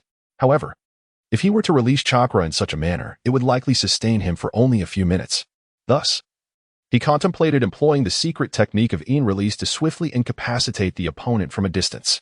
Upon devising a strategy, he exhaled in relief. Yet, when he turned to witness Yuen covered in goosebumps, he could not help but reflect on how Yuen would fare against the Oil Woman clan. He swiftly calculated in his mind and soon reached a conclusion. He could prevail, for Yuen possessed an abundance of chakra. Following this line of thought, he further considered how he and Yuen would contend against Onma Hongya and Hitaki Saku afterward. As he continued to muse, the first half of the 100-strong competition came to a close. The referee, a jonin, announced that the competition for the top 50 would commence at 2 o'clock in the afternoon, thus temporarily concluding this segment of the event. The contestants in the third waiting room gradually rose to depart.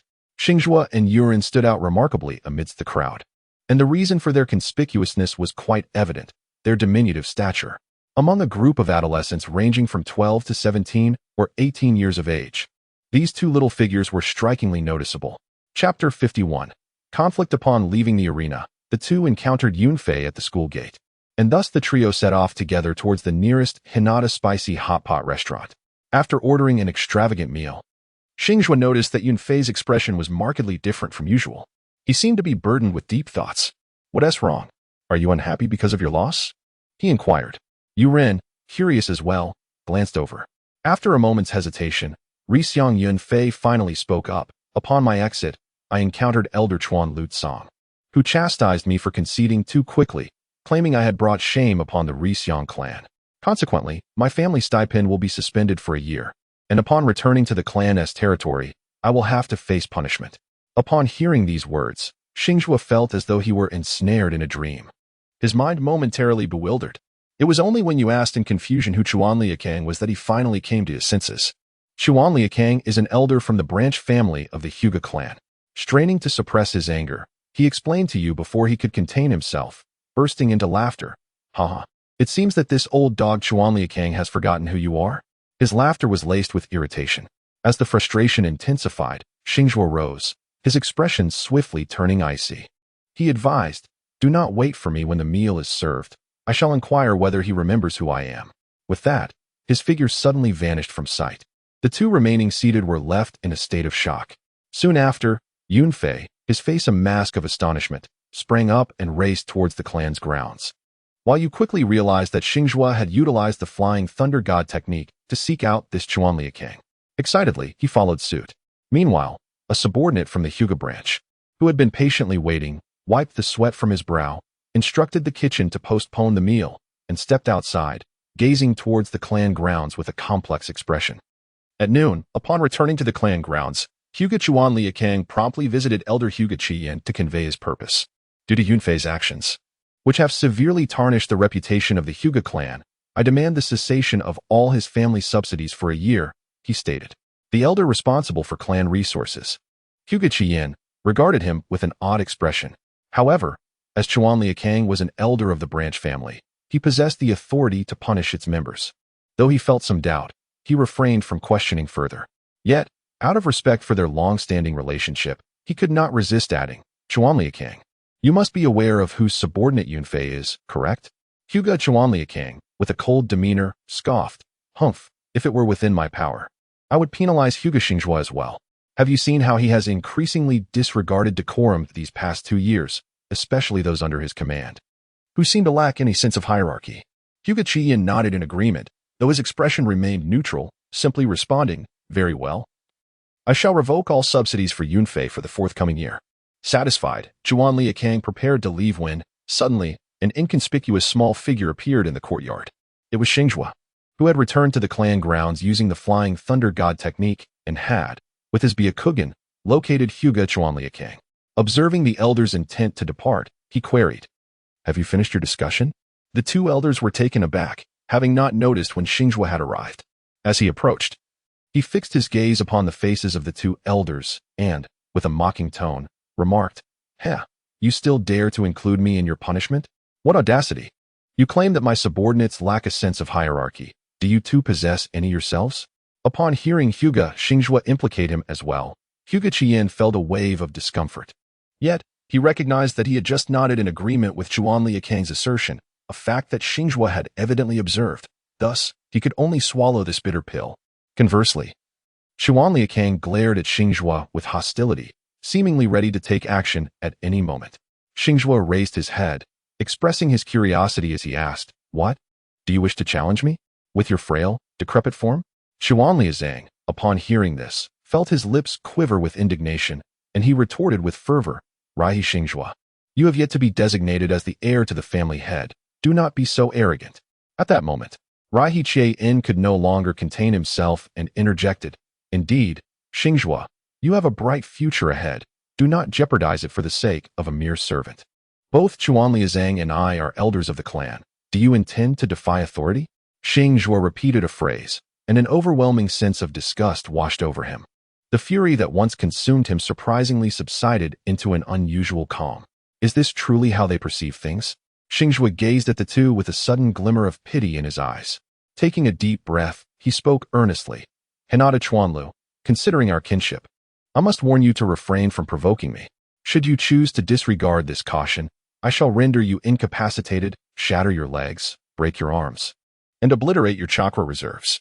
Oh, and you," he added, turning his gaze towards Hinata Qiyan, "our collaboration over the past year has been relatively pleasant, and I shall regard you as an elder for the time being. You would do well to embody the demeanor of one." With that, He prepared to utilize the Flying Thunder God technique to return to the hotel for a meal. However, Chuanlu, his face contorted with rage, suddenly erupted, striking out with a furious palm. With young Master Yi poised to inherit the family headship, I shall take it upon myself to eliminate you, this insolent wretch. Hinata Xingzhuo, who had also been trembling with anger, was now filled with astonishment. While others may remain oblivious, he certainly was not unaware that Hinata Xingzhuo was the unequivocal heir to the family leadership. How dare Chuanlu act in such a manner? Xingzhuo had kept his Byakugan activated and had already sensed Chuanlu's impending action as he turned to leave. Alas, I warned him, yet he remains obstinate. With a sigh, he pivoted to counter the attack. Boom! The furious strike from Chuanlu collided with Xingzhuo's full-powered palm, sending shockwaves that affected everything in the vicinity, resulting in their separation. Xingzhuo remained steadfast in his position, while Chuanlu staggered back several paces, toppling the furnishings of Elder Qiyin's reception area. In the next instant, Chuanlu surged forth once more. Consumed by wrath, Xingzhuo cast a disdainful glance at the multitude of clan members converging towards him. With decisive intent, he summoned a Chidori in the palm of his hand and struck it forcefully upon his opponent's shoulder. As Chuanliazang's shoulder was pierced by Xingzhuo's attack, he swiftly pivoted, delivering a crushing blow that shattered the other arm of Chuanliazang underfoot. Just as Xingzhuo prepared to fulfill his earlier threat of breaking the man's legs, Hinata Xingzhuo suddenly appeared, forcefully pushing Xingzhuo aside. Halt! Hinata Xingzhuo bellowed with fury. Xingzhuo, realizing his inability to fulfill his promise, felt no anger. He turned his head slightly to gaze at Elder Qiyin, offering him a smile before directing his attention to his father. On this day, it was Hinata Xuanyang who first took action. I propose that we immediately sever his chakra reservoir and confine him to a solitary cell for a century of reflection. Chapter 52. Handling originally filled with rage, Hinata Tenrin experienced a momentary stiffness upon hearing his younger son's words. He swiftly directed his gaze towards Hinata Xingzhuo, seemingly inquiring about the matter through his eyes. Although Hinata Xingzhuo was an elder of the main family, his age had diminished much of his strength, and he had not encountered such circumstances in many years. Currently, he was repeatedly provoked by these two, especially upon witnessing Hinata Xingzhuo's smile, which left him in a daze. Seeing the head of the family's questioning gaze, he instinctively sided with Xingzhuo, who also belonged to the main family. Why yes, there are some minor disagreements. Young Master Xingzhuo spoke rather vehemently, and then Chuanliazang suddenly launched a surprise attack, resulting in this situation. Chuanliazang, lying on the ground in pain and on the verge of unconsciousness, had expected Qiyin to stand against their common foe. To his astonishment, this old fellow had aligned himself with the opposite side. In a fit of rage, he rolled his eyes back and fainted. He was indeed overcome by indignation. Hinata Tenrin glanced at Qiyin, then at his younger son, who appeared unfazed. With the arrival of several other elders, he finally reached a resolution. Hinata Xuanyang had defied authority by attacking the heir of the family over a verbal dispute. Thus, he would be stripped of his position as an elder and sent to the branch family estate to live out his days in seclusion, unable to leave without permission. After achieving a satisfying result, Xingzhuo joyfully approached his two companions. He could no longer linger. What if someone provoked him? Merely relying on his patience would not suffice to deter such individuals. Thus, it was better to avoid confrontation altogether. With this thought in mind, he quickened his pace. At that moment, Hinata Yunfei and Senju Yurin had just arrived. As they approached, they witnessed the scene unfolding and overheard the Hinata clan leader's remarks regarding the fate of Hinata Xuanyang. However, before they could remain any longer, Xingzhuo whisked them away.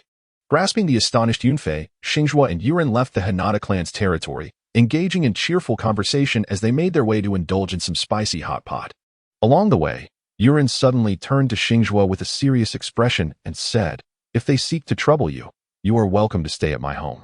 We have ample space, and my mother is quite formidable. She can protect you."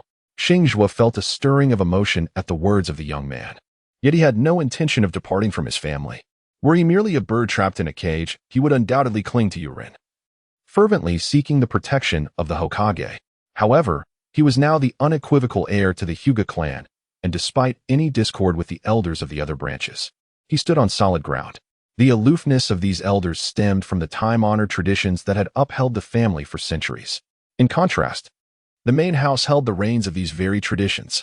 Any attempt to overturn them would equate to undermining their own foundation. Xingzhuo was perplexed by the thoughts of Hinata Xuanlu, and he found himself disinclined to delve into whether Hinata Xingzhuo had made any promises to that elder. His desire was simply to maintain a low profile until he attained shadow-level strength, yet he would not cower in the face of provocation. Today was no exception. After finishing lunch, the trio indulged in a 2-hour respite. During this interval, Xingzhuo earnestly contemplated the 3 subordinates he had nurtured and reached a resolution. Since the commencement of the Ninja Academy a few days prior, he had enrolled Hinata Ren and Hinata Xingzhuo in a year-long theoretical training course for ninjas. Except for rest days, they spent their remaining time engaged in this training. It was said that this would be the only cohort of such a program, as future sessions would revert to standard classes. It would be a shame not to participate. Meanwhile, Yunfei, having reached the top 100, was assigned to the academy's regular class. Xingzhuo resolved to accompany his cousin to school starting today, intending to support him until he successfully graduates before contemplating future arrangements. The current educational framework at the school spans 4 years. Though alterations may arise in the future, it is anticipated that this particular cohort will remain unaffected. While Yunfei harbors some reservations about this decision, as he is reluctant to part ways with Xingzhuo, he will not resist it. Over the past year of companionship, he has discerned the temperament of his family's young master. It is important to address matters directly, to refrain from harboring grievances, to entertain personal opinions, yet to avoid rejecting arrangements without just cause. Thus, beginning today, with the exception of rest days, Xingzhuo will have little time free of his attendant. Although this presents a slight discomfort, there is no alternative.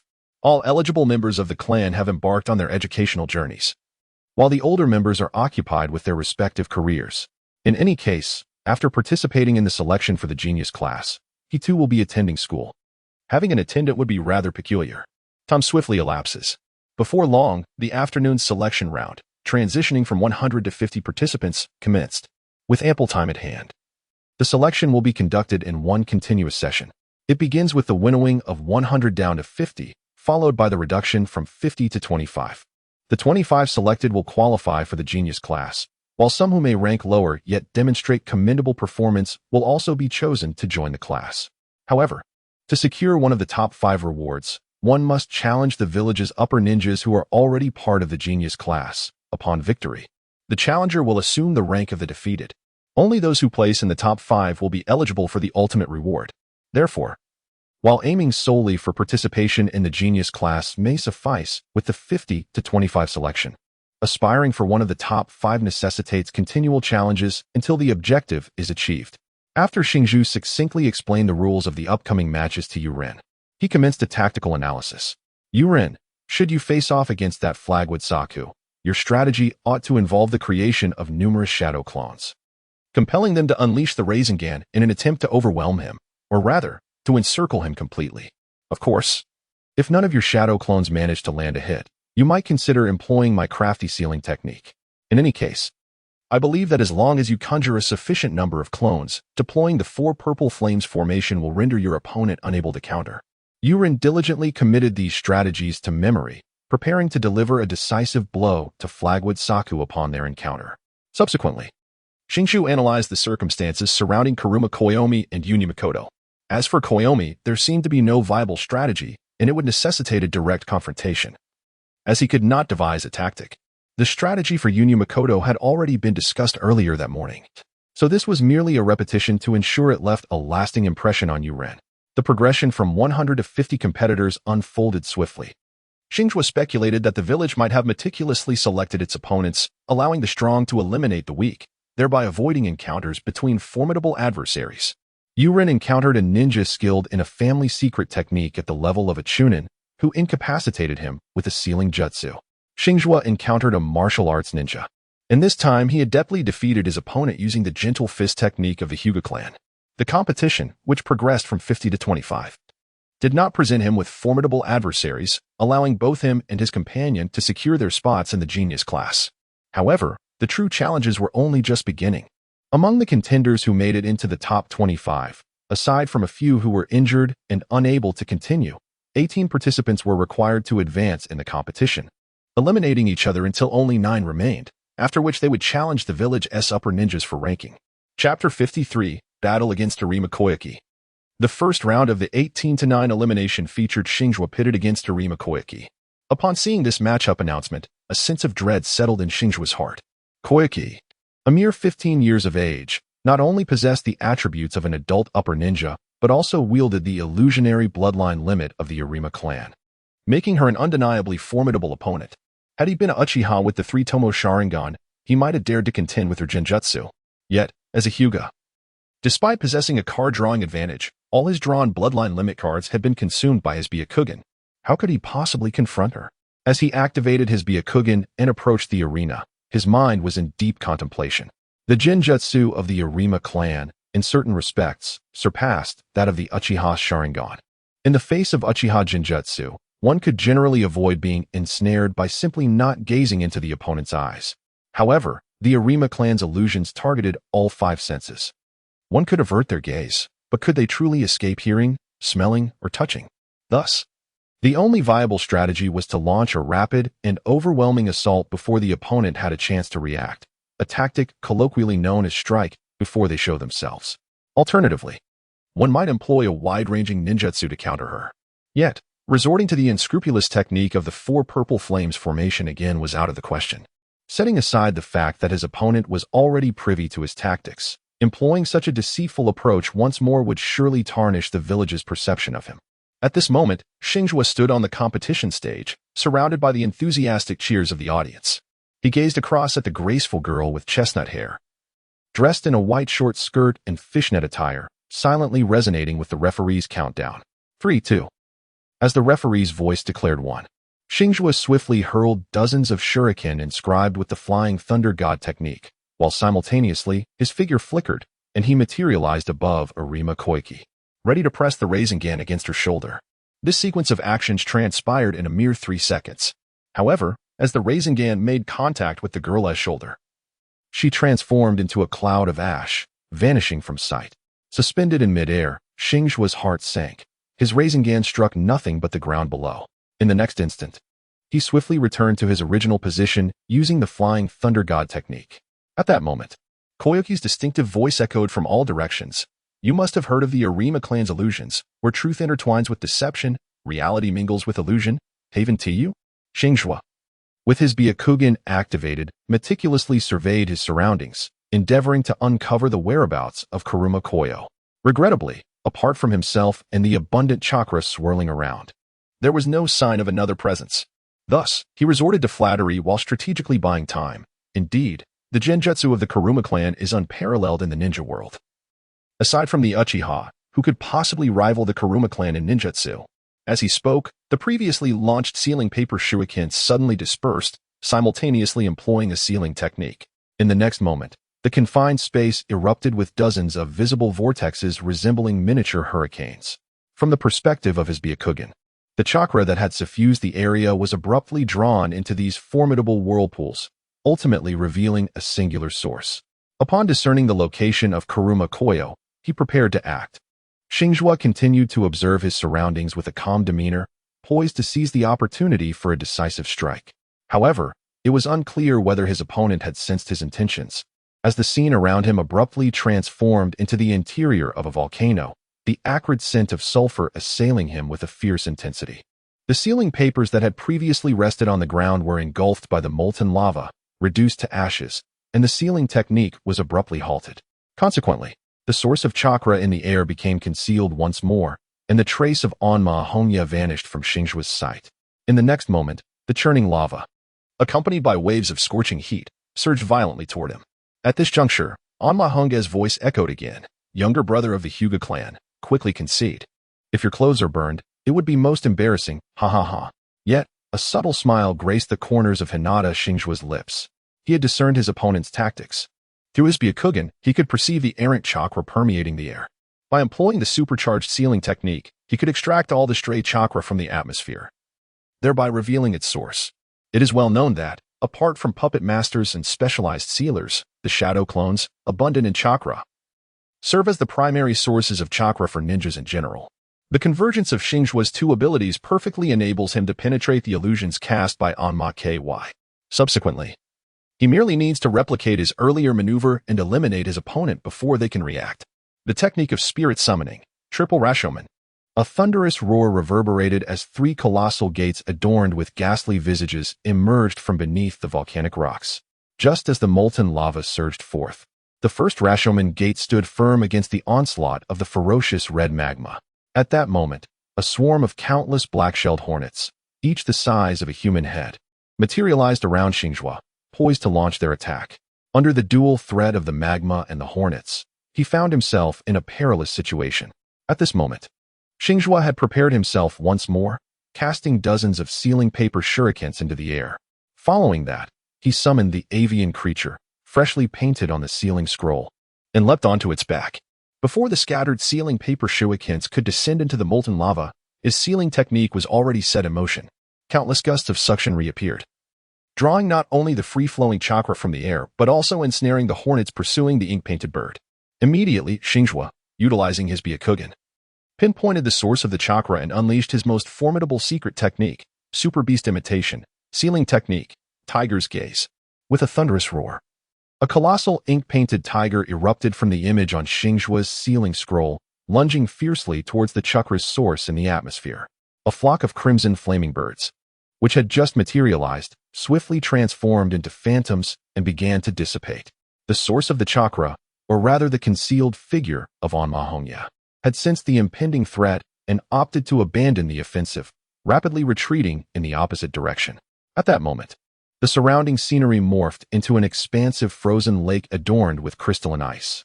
The area around the ink-painted white tiger transformed into an icy cavern as it pursued its target, shedding ink that was promptly frozen in place by the ice, causing its form to gradually diminish.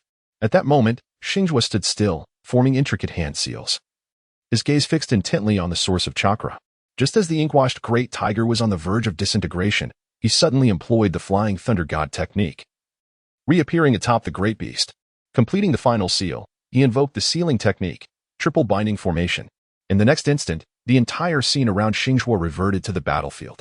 Meanwhile, the previously concealed Akuma Kage materialized in the center of the formation, her eyes wide and unblinking as she stared at Xingzhuo.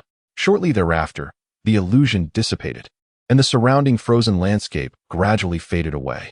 Xingzhuo drew a shuriken and approached the girl, whose figure was ensnared by a seal, with measured steps. He pressed the shuriken against her neck, declaring, "I have won." The audience erupted in a thunderous roar, their fervent cheers rising to a crescendo. Xingzhuo turned his head and saw his father grinning widely, accompanied by a group of elders from the Hyuga Clan. The faces of those venerable men were adorned with smiles, devoid of their usual solemnity. Shifting his gaze, he noticed that the Senju brothers were also gazing at him with warm smiles. Under the radiant stars, Xingzhuo instinctively shook his head, feeling only a sense of luck in his victory. Had it not been for the Byakugan and the sealing technique, how could he possibly have bested the genius girl before him? At this moment, as the sealing technique was lifted, the referee emerged to announce to the audience below, in the first match of the top 18, Hinata Xingzhuo emerges victorious. In the stands, watching his son conclude the battle unscathed, Hinata Tianren was nearly overwhelmed with joy. However, he maintained a composed smile, concealing the tumult of emotions within. Nearby, the elder Hinata Yumiko, closest to Tianren, praised, "Young Master Xingzhuo is undoubtedly the strongest genius our Hinata clan has seen in a century." Tianren internally agreed, but merely responded, "It's nothing remarkable, really." On the other side, Elder Hinata Hei's eyes widened in disbelief as he exclaimed, "Head of the clan, this is far from nothing. That Karama Koyo, aside from you, I doubt anyone in our clan could defeat her. The fact that young Master Xingzhuo captured her without injury is simply astounding. Capturing is far more challenging than killing." Yet, Tianren continued to downplay it, saying, It's nothing, really." Unbeknownst to anyone, he was filled with a euphoric delight that left him feeling utterly invigorated. Not far away, a small group of Hinata clansmen expressed their excitement, joining the exuberance of the villagers as they cheered loudly. This group included Hinata Yunfei, Hinata Xin, Hinata Lien, and Hinata Xianshi. Although the three, aside from Xin, regularly sparred with their young master, their lower abilities had prevented them from witnessing his true strength. Today, however, their joy was no less than that of the clan head. Further away, Hinata Yi gazed at the arena with a sense of bitterness and melancholy. Sarutobi Raizen wore a face full of jealousy and hatred. Shimura Danzo appeared gloomy, while Nara Koharu was filled with complexity, and Mito Gate Un was sullen and silent. As disciples of Senju Tobarama, they had lost their matches early on, missing the opportunity to join their master's gifted class. Meanwhile, Hinata Xingzhuo and Uchiha Kagami advanced to this stage, making them feel both inept and unfortunate. The ever-widening gap between them and their old rivals only deepened their discontent. Among the distant audience, most were captivated by the dazzling special effects of the match, which were exceptionally spectacular, featuring whirlwinds, volcanoes, ink-like creations, and icy caverns. For the entertainment-starved villagers, it was a veritable visual feast. Thus, their cheers erupted with fervor. The ninjas, however, were more discerning. Apart from a few elite jonin who recognized Hinata Xingzhuo's tactics, the majority of the hundreds of ninjas attributed his victory solely to the Byakugan. Can your Byakugan even see through Genjutsu? In an instant, the Byakugan gained a new level of admiration in the eyes of the ninjas. Regardless of the myriad expressions in the audience, once Xingzhuo and Kurama Koyo exited, a pair of young civilian ninjas, nearly at the level of jonin, stepped onto the stage. One excelled in water techniques while the other specialized in fire techniques. As the two elements clashed, the water ninja, possessing slightly superior strength, ultimately claimed victory. The next match was Senju Yuin versus Hatake Saku. On the sidelines, in the waiting room, the 14 competitors awaiting their turn were anything but calm, especially some of the chunin who had relied on luck to arrive at this stage. Notably, among these 14 were two from the Uchiha Clan, Uchiha Kagami and Uchiha Swearin. Seemingly related, their interactions were familiar yet distant. All participants longed to face these two Uchiha as opponents, believing it would bring them closer to their ultimate goal. However, after Hinata Xingzhuo confronted Kurama Koyo and Senju Yuin faced Hatake Saku, most breathed a sigh of relief, no longer clinging to the desire to encounter the two Uchiha. They were uncertain of Senju Yuin's capabilities, but they were well aware that the other three competitors were formidable. It would be ideal if they could eliminate one another. At this moment, Yuin made his way onto the arena, reflecting on the strategies his companions had shared for his upcoming battle. He planned to create numerous shadow clones and employ the Rasengan through them. At that moment, Xingzhuo remarked, "You are remarkably resilient. You can fail countless times. Yet your hypothetical opponent, Hatake Saku, appears to be nothing more than a frail, prematurely aged man with white hair. Thus, he can only afford one mistake." Senju Yuin, well aware of the power of the Rasengan, wholeheartedly agreed with this statement. Consequently, he felt no trepidation about the impending battle. On the arena, Hatake Saku gazed at Yurin's crimson hair and slowly began to speak. "I know you, you little brat from the Senju clan. The disparity between us is vast. I suggest you surrender quickly." Yurin, uncertain of his opponent's strategy, scratched the back of his head and mimicked, "I also know you, you little brat from the Hatake clan. Surrender at once." Upon hearing this, Hatake Saku's forehead twitched, barely containing his urge to curse, and he suppressed his voice in anger. "Hey, I'm 10 years older than you. Only I can speak to you in that tone." Yurin shook his head, his expression serious. Xingzhuo once said that some people become less useful as they age. Being older is no excuse for arrogance. By the way, a synonymous saying is that some have lived long enough to resemble a dog, if I recall correctly. Hatake Saku was momentarily stunned, and once he comprehended the implication, his frustration nearly boiled over. How could this insolent child utter such venomous words? At that moment, the referee, a Jainin, took the stage, announced the countdown, and commenced the match. Hatake Saku narrowed his eyes, deciding to eliminate the red-haired brat swiftly before confronting the true opponent. 3, 2, 1, begin. As the referee's words echoed, Hatake Saku's figure had already appeared behind Senju Yurin. He raised his hand like a blade and aimed directly at Yurin's neck. In those 2 seconds, Yurin had completed his hand signs, ninjutsu, multiple shadow clone technique. Just as Hatake Saku's hand struck Yurin, hundreds of shadow clones materialized out of thin air. Yurin's main body was sent flying from the blow, while the shadow clones brandished Rasengan, charging toward Hatake Saku. Not one to remain passive, Hatake Saku drew a short blade, evading and slicing through the clones with remarkable agility. Within seconds, he reached Yurin's main body. Just after being thrown, Yurin sat on the ground, grinning broadly like a child. Until Hatake Saku stormed up to him and positioned the blade at his neck, Yurin's youthful palms suddenly ignited with 5 flames of varying attributes, striking fiercely at Hatake Saku's abdomen. This was, unmistakably, the sealing technique, 5 Elements Seal. The force of the 5 Elements Seal sent Hatake Saku stumbling back, causing him to lose grip on his short blade, which then grazed Yurin's upper abdomen, leaving a visible, gaping wound. A small portion of the audience immediately rose to their feet, eager to halt the match and rush for assistance. However, no one anticipated that the long gash on Yurin's abdomen would visibly heal. In the stands, the previously anxious Senju Hashirama, now gleefully grasping Uzumaki Mito's hand, exclaimed that their son had inherited his vitality. Uzumaki Mito chuckled, her eyes crinkling in delight, uncharacteristically not disapproving of her husband's childlike enthusiasm. Meanwhile, Senju Tobarama, though pleased, felt a twinge of worry upon observing his nephew's opponent. The Hyuga clan was no ordinary ninja clan. It was once a family of warriors. Even if chakra was sealed, a short blade could rival a typical nin in martial prowess. In the arena, after successfully executing the 5-element seal, Yurin believed the battle was secured.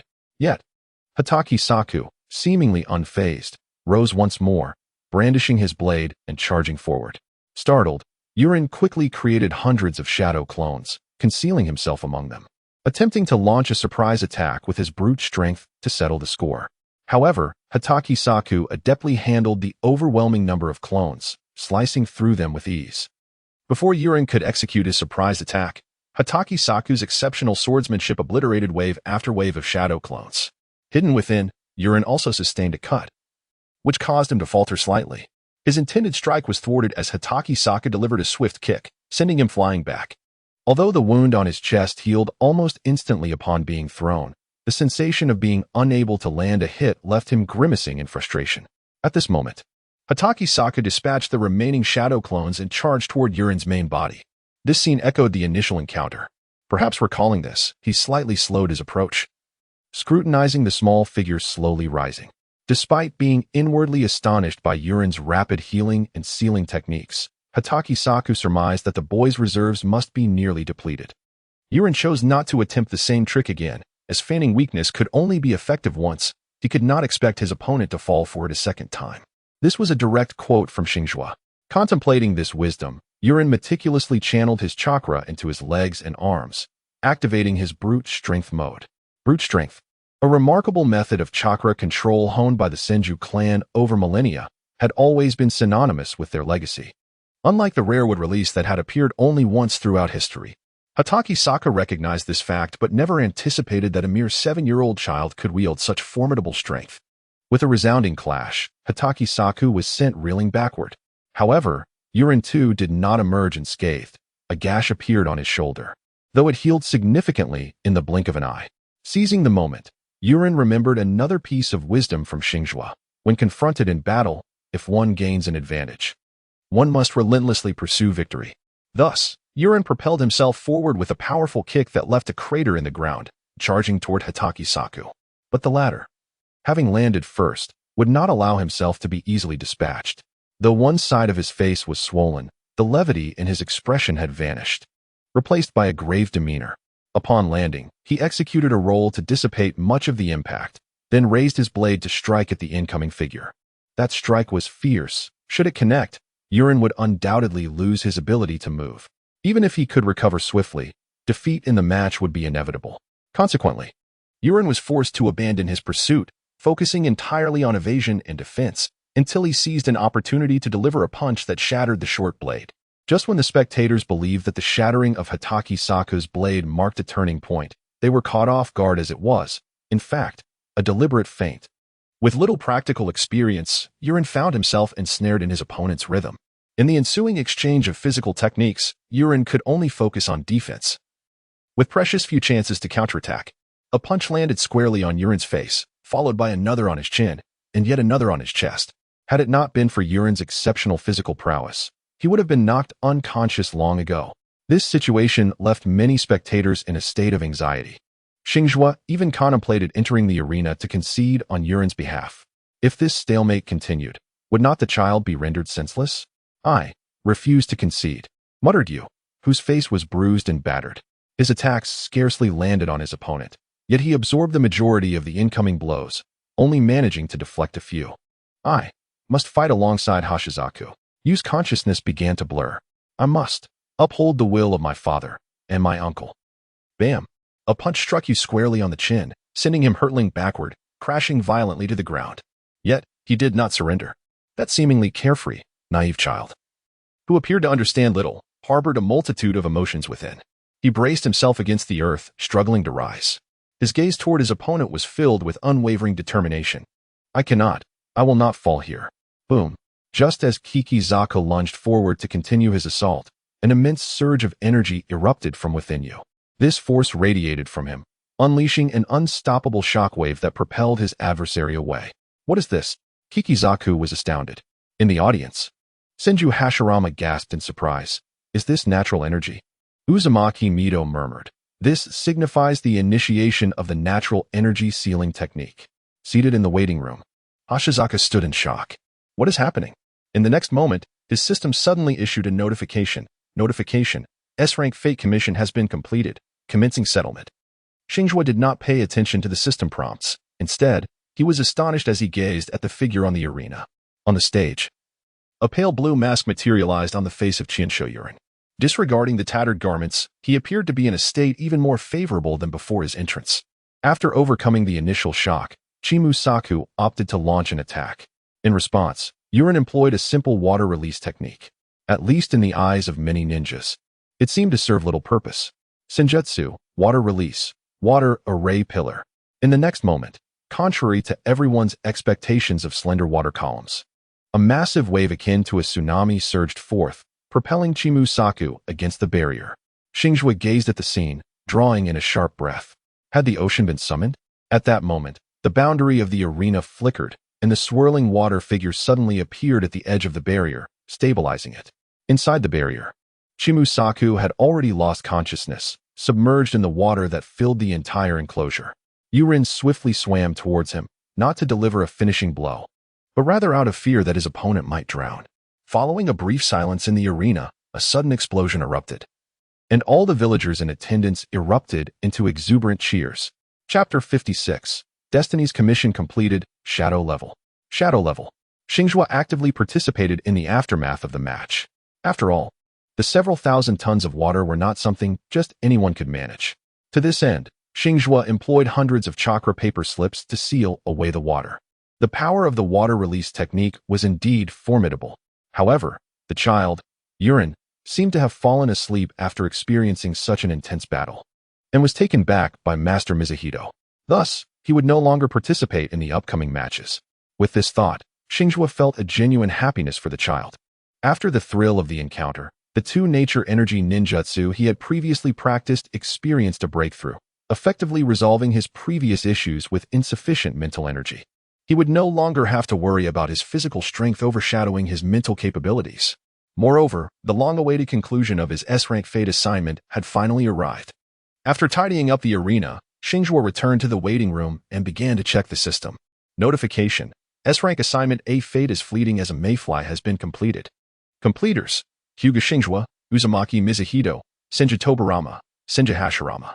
The system has commenced evaluation for the assignment. According to the system's assessment, the host played a crucial role in identifying the fundamental cause of Senju Yuren's brief lifespan, facilitating the completion of the treatment plan, leading the entire treatment process, and deeply engaging in it. Therefore, the assignment has been rated as S-Rank. You have received an S-Rank assignment reward, S-Rank Ninja Card X1. Would you like to claim it now? Xingzhuo, feeling a surge of excitement, rose from the waiting area of the examination room and retreated to an empty lounge, where he locked the door before opting to claim his reward. Notification: you have received the S-Rank Ninja Complete Card Final Battle, Rei Ninja Angel, Akatsuki's White Tiger, Conan. Upon seeing the reward, Hinata Xingzhuo gasped in disbelief. Conan? To him, it seemed implausible that she could be classified as an S-Rank ninja card. Aside from nearly obliterating Uchiha Obito with 60 trillion explosive tags, what remarkable feats had Conan achieved? Why was she regarded as a figure of shadow-level prowess? However, as he absorbed the training memories imparted by the system, he began to comprehend the gravity of his misunderstanding. He realized he had been profoundly mistaken. In his recollection, Conan was merely a low-ranking member of the Akatsuki, possessing the combat strength of an elite Genin, or perhaps considered the weakest among shadow-level ninjas. Even after preparing 60 trillion explosive tags and engaging in a 10-minute barrage against the formidable Uchiha Obito, she ultimately succumbed to defeat. Yet, upon acquiring the opponent's training memories and reflecting on several battles from the original narrative, he recognized the extent of his error. Firstly, Those explosive tags were not true explosive tags. Rather, they were a form of transformation technique. This technique represented an advanced application of the paper jutsu of the god of paper. It allowed her to transform paper into her clones, various substances, and even explosive tags. For instance, in the climactic battle between Konan and Uchiha Obito, she ingeniously utilized chakra to transform a material, seawater, into paper, subsequently converting that paper into explosive tags. The 60 trillion explosive tags were the culmination of years of preparation. To further disguise these tags, she reverted them back to seawater, effectively completing a circuitous transformation. However, she had complete mastery over those materials and could revert them to any previous form at will. Thus, prior to the battle, even the Sharingan could not perceive this transformation technique, remaining oblivious to the fact that the seawater on the battlefield was, in fact, composed entirely of explosive tags. Secondly, there was Konan's extraordinary resilience. Setting aside the transformation technique, the paper created through the paper jutsu of the god of paper possessed formidable strength. Once she entered the state of the god of paper, her body transformed into this high-density paper. In this state, she became completely immune to physical attacks, toxins, and basic energy assaults, as well as largely impervious to most ninjutsu attacks, including fire techniques. Should she sustain a powerful blow that obliterated her paper form, she could survive using the remnants of her paper body or reappear on another sheet of paper, akin to a weakened version of bloodline resurrection. This realization dawned upon him after acquiring the training memories. Starfire suddenly recalled. In the original work, Konan maintained her paper form while controlling 600 billion explosive tags that detonated beneath her for a staggering duration of 10 minutes. Throughout the annals of ninja history, who could withstand such an onslaught of 600 billion explosive tags for 10 minutes in the flesh? Previously, he merely lamented that this woman was wasteful, but upon reflection, it became evident that she possessed extraordinary resilience. Had it not been for the loss of an eye that enabled him to activate his Anaji, even Uchiha Obito would have succumbed to the explosive devastation. In such dire circumstances, who in the ninja world could endure that level of damage? Perhaps even Senju Hashirama would falter. Yet, Konan managed both the casting of the technique and the absorption of the blasts, ultimately remaining unscathed. If not for her insufficient chakra that led her to withdraw from the god's paper master technique, victory would have been utterly unattainable for the one-eyed Obito. The formidable early-game boss nearly fell to Konan's solitary prowess. Moreover, if one sets aside preconceived notions about Konan, they would discover that her other battles sufficiently demonstrate her strength. She single-handedly defeated the Akatsuki member Sasori, subsequently recruiting him into the organization. This alone illustrates the immense advantage of physical immunity, allowing her to completely counter taijutsu and pure physical attack ninjas. Later, when Pain assaulted the Hidden Leaf Village, she effortlessly battled numerous elite shinobi from the Hyuga Clan while simultaneously gathering intelligence, a testament to her formidable abilities. At that moment, Starfire realized he had hit the jackpot, especially considering his mastery of the Flying Thunder God technique, his exceptional talent in space-time ninjutsu, and his proficiency in sealing techniques. These abilities, when combined with the God's Paper Master technique, create a synergy far beyond mere addition. He was on the verge of taking flight. Imagine if the Konan of the original work utilized natural energy for her secret arts, could teleport using the Flying Thunder God, and each of her paper creations could store chakra and natural energy, absorb and release ninjutsu, and inscribe various sealing techniques onto the paper. If she could store a vast number of explosive tags within the sealing space of her paper and learn the interlocking explosive tag technique developed by the master of the door, how formidable would she become? Terrifyingly powerful. Even though her damage output might seem somewhat singularly weak, visibly the most potent damage was achieved through the accumulation of explosive tags. However, should he refine these combat concepts, he could at the very least attain an absolute invincibility. As long as he found ways to enhance his damage output, he would undoubtedly emerge as the most powerful among the conventional shadow-level ninjas. Although he may still not reach the realms of Senju Hashirama and Uchiha Madara, he believed that with a few more lucky draws and successful mission completions, accumulating several shadow-level strengths would make surpassing Uchiha Madara and Senju Hashirama a feasible endeavor. Coupled with his training in natural energy body refinement technique and natural energy sealing technique, the future looked exceedingly promising. As dawn broke and the rain ceased, Hyuga Starfire felt empowered to shatter the ninja world. Level 57 Shadow Level Panel Attribute Panel. Name: Hyuga Starfire Vitality, 955, 100 Spirit, 1120, 100 Chakra, 54650, 120,000 Techniques. Natural Energy Series, Gentle Fist Series, Summoning Technique, Sealing Technique Series. Fire Release, Great Fireball, Lightning Release, Chidori, Multiple Shadow Clone Technique, Rasengan, Secret Technique, Super Beast Imitation, Secret Technique, Ink Series Ninjutsu, Medical Ninjutsu Series. God-S Paper Master Technique Special Abilities, Byakugan 42nd Evolution, Space-Time Talent, Lightning Attribute Chakra Transformation. In Attribute Chakra Nature Transformation, with both his vitality and spirit exceeding 1,000, Starfire felt that even without the Sage Body, he was not significantly inferior to the Uzumaki bloodline. His chakra, which had initially been that of an ordinary J-Nin, surged to over 170,000, surpassing that of his master, Senju Tobarama, and achieving a standard shadow-level chakra volume. Now, he merely needed to familiarize himself with his newly acquired abilities to become a true shadow-level master. In this age of the Warring States, with the 5 great ninja villages coexisting, he finally possessed the capability for self-preservation. At that moment, the sounds of celebration from outside filtered through the walls and doors, prompting Starfire to recall his surroundings. He suppressed his joy and excitement, opened the door, and returned to his seat in the examination room. At this time, the large screen in the examination room displayed that the battle was nearing its conclusion. This confrontation featured Uchiha Kagami against Waihai Shinku, with the former ultimately succumbing to the latter after approximately 5 minutes of intense struggle. The next match would feature 2 female ninjas, one named Kage, a J-Nin, and Uchiha Rin. At this moment, Xingzhuo found himself in a state of bliss, entirely disinterested in the ongoing match. Yet, the cacophony emanating from the audio devices repeatedly disrupted his contemplations of combat strategies, forcibly redirecting his attention to the unfolding battle. It was yet another one-sided contest. However, the young kunoichi named Hui, seemingly around 16 or 17 years of age, harbored a grudge against Uchiha Swearin. Each of her strikes was aimed squarely at her opponent's visage. As if the outcome of the fight mattered little, tarnishing the other's exquisite beauty was her paramount goal. Despite Uchiha Swearin's numerous attempts to resist, she found herself continually on the receiving end of the blows, her once lovely features becoming increasingly bruised, yet she remained obstinately defiant, refusing to concede.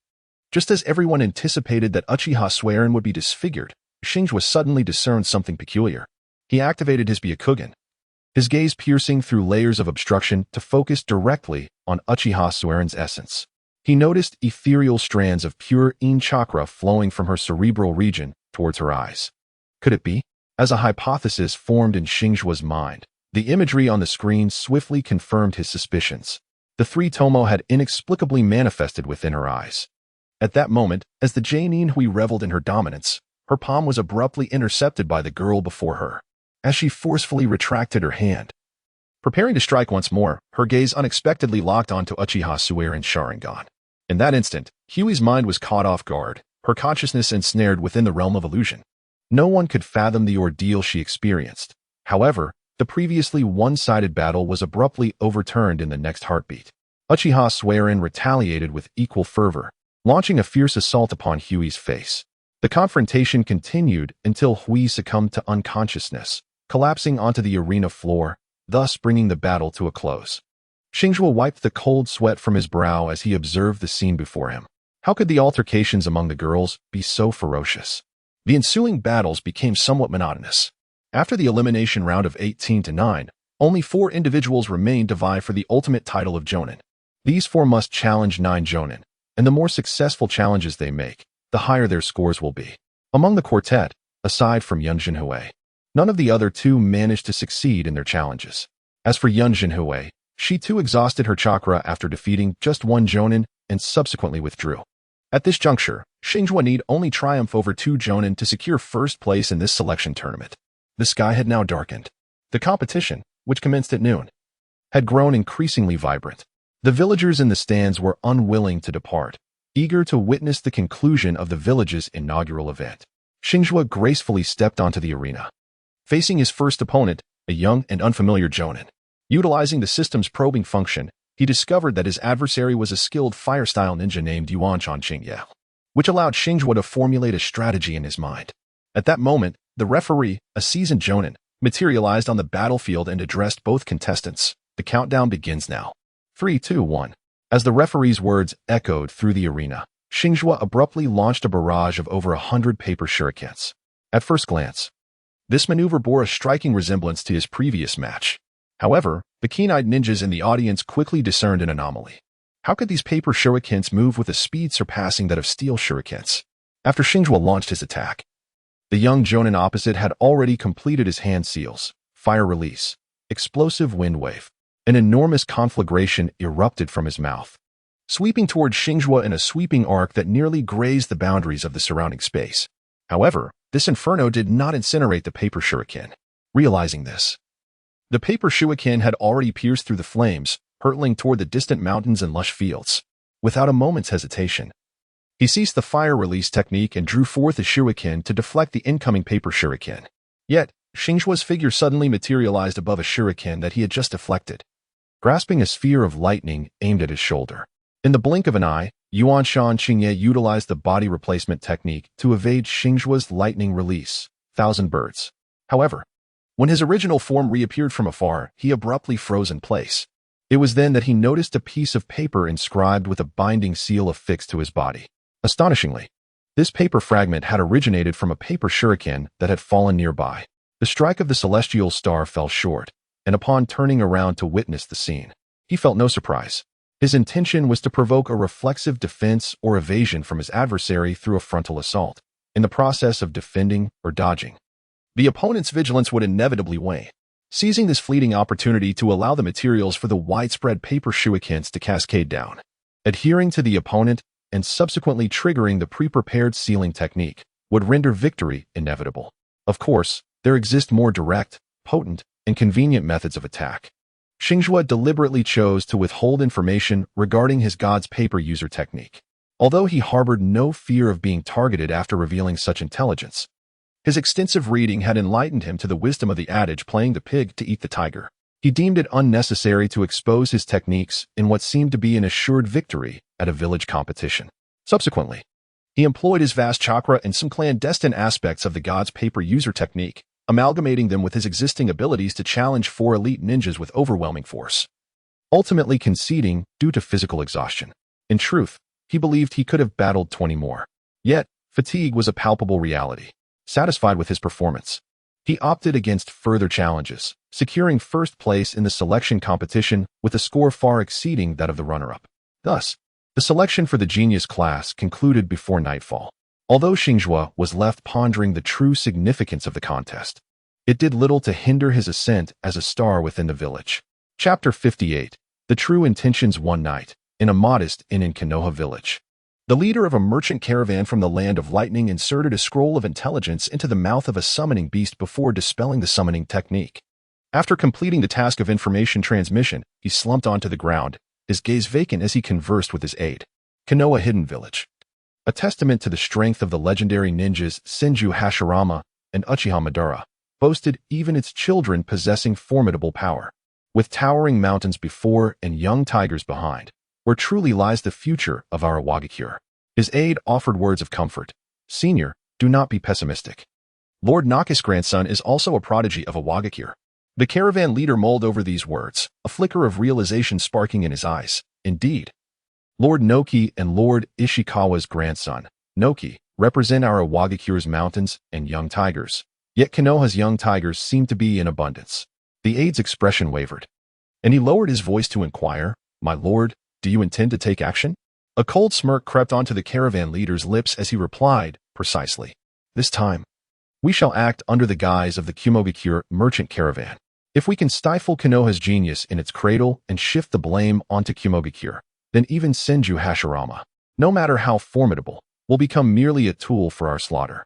The aide's throat tightened as he posed a pressing question. But what if our identities are exposed? Can the village withstand the wrath of that individual? This inquiry sliced through the caravan leader's hopes like a knife of truth. Despite his belief in Hashirama's kindness and naivety, he dared not gamble. Thus, he rasped, then. At that moment, a white-haired figure clad in armor materialized before them. With a gaze that seemed to pierce through the very essence of life, he coldly declared, There is no need for decisions, as you have already been exposed. In the next instant, 7 Konoha elite ninjas appeared, effortlessly capturing the spies seeking Konoha's intelligence and whisking them away for interrogation. The foremost figure among them was none other than Senju Tobarama. He retrieved a list, striking out the final target, a faint smile gracing his lips. This selection competition had not only enabled the transmission of impactful intelligence back to adversarial villages, but also facilitated the capture of numerous spies through insightful leads, all while showcasing the prowess of the new generation to the villagers and mission clients, thus achieving long-term objectives. It was a resounding success, a veritable triumph. As he contemplated this, a handsome, endearing visage flitted through his mind. Tobarama mused that had it not been for his most exceptional disciple frequently crossing his path, he might not have devised such a brilliant stratagem. Surely, the reward he had preordained for him would not disappoint. Before departing, he instructed his ever-loyal subordinate, after the interrogation, "Send them to my laboratory. The techniques of sealing explosive tags, the mutual explosive tag technique, and a scroll sealing 500 explosive tags." Upon returning home, Hinata Xingzhuo gazed at the reward for securing first place and realized that he had received a bespoke prize. He recognized the mutual explosive tag technique, knowing it to be developed by Tobarama's master in the original narrative, yet he pondered the nature of the sealing explosive tags technique. With these thoughts, he picked up the nearby ninjutsu development log and began to read. "Xingzhuo, I am aware of your exceptional aptitude in space-time ninjutsu and sealing techniques. Consequently, I have dedicated time to develop 2 unique ninjutsu tailored for your mastery. Only after you have fully grasped the Flying Thunder God technique can you begin to learn the mutual explosive tag technique. I had conceived this idea long ago, but your remarkable sealing talent has inspired me to refine it further. Thus, I developed the sealing explosive tag technique, which requires you to seal explosive tags into your sealing paper using a special method, combined with 12 sealing techniques and 32 hand seals, allowing for remote activation. However, the power of the sealing explosive tag technique is significantly inferior to that of the mutual explosive tag technique, necessitating prior knowledge of its application. Utilizing the Flying Thunder God technique, the mutual explosive tag can serve as a swift and lethal strike, while the sealing explosive tag technique can function as a delayed explosive device. Remember, only by leveraging your unique abilities can you learn the sealing explosive tag technique. Do not impart it lightly to others." Upon closing the ninjutsu development journal, Xingzhuo felt a surge of emotion. The mutual explosive tag technique was commendable, particularly in conjunction with the Flying Thunder God technique. However, the sealing explosive tag technique was exclusively crafted for him.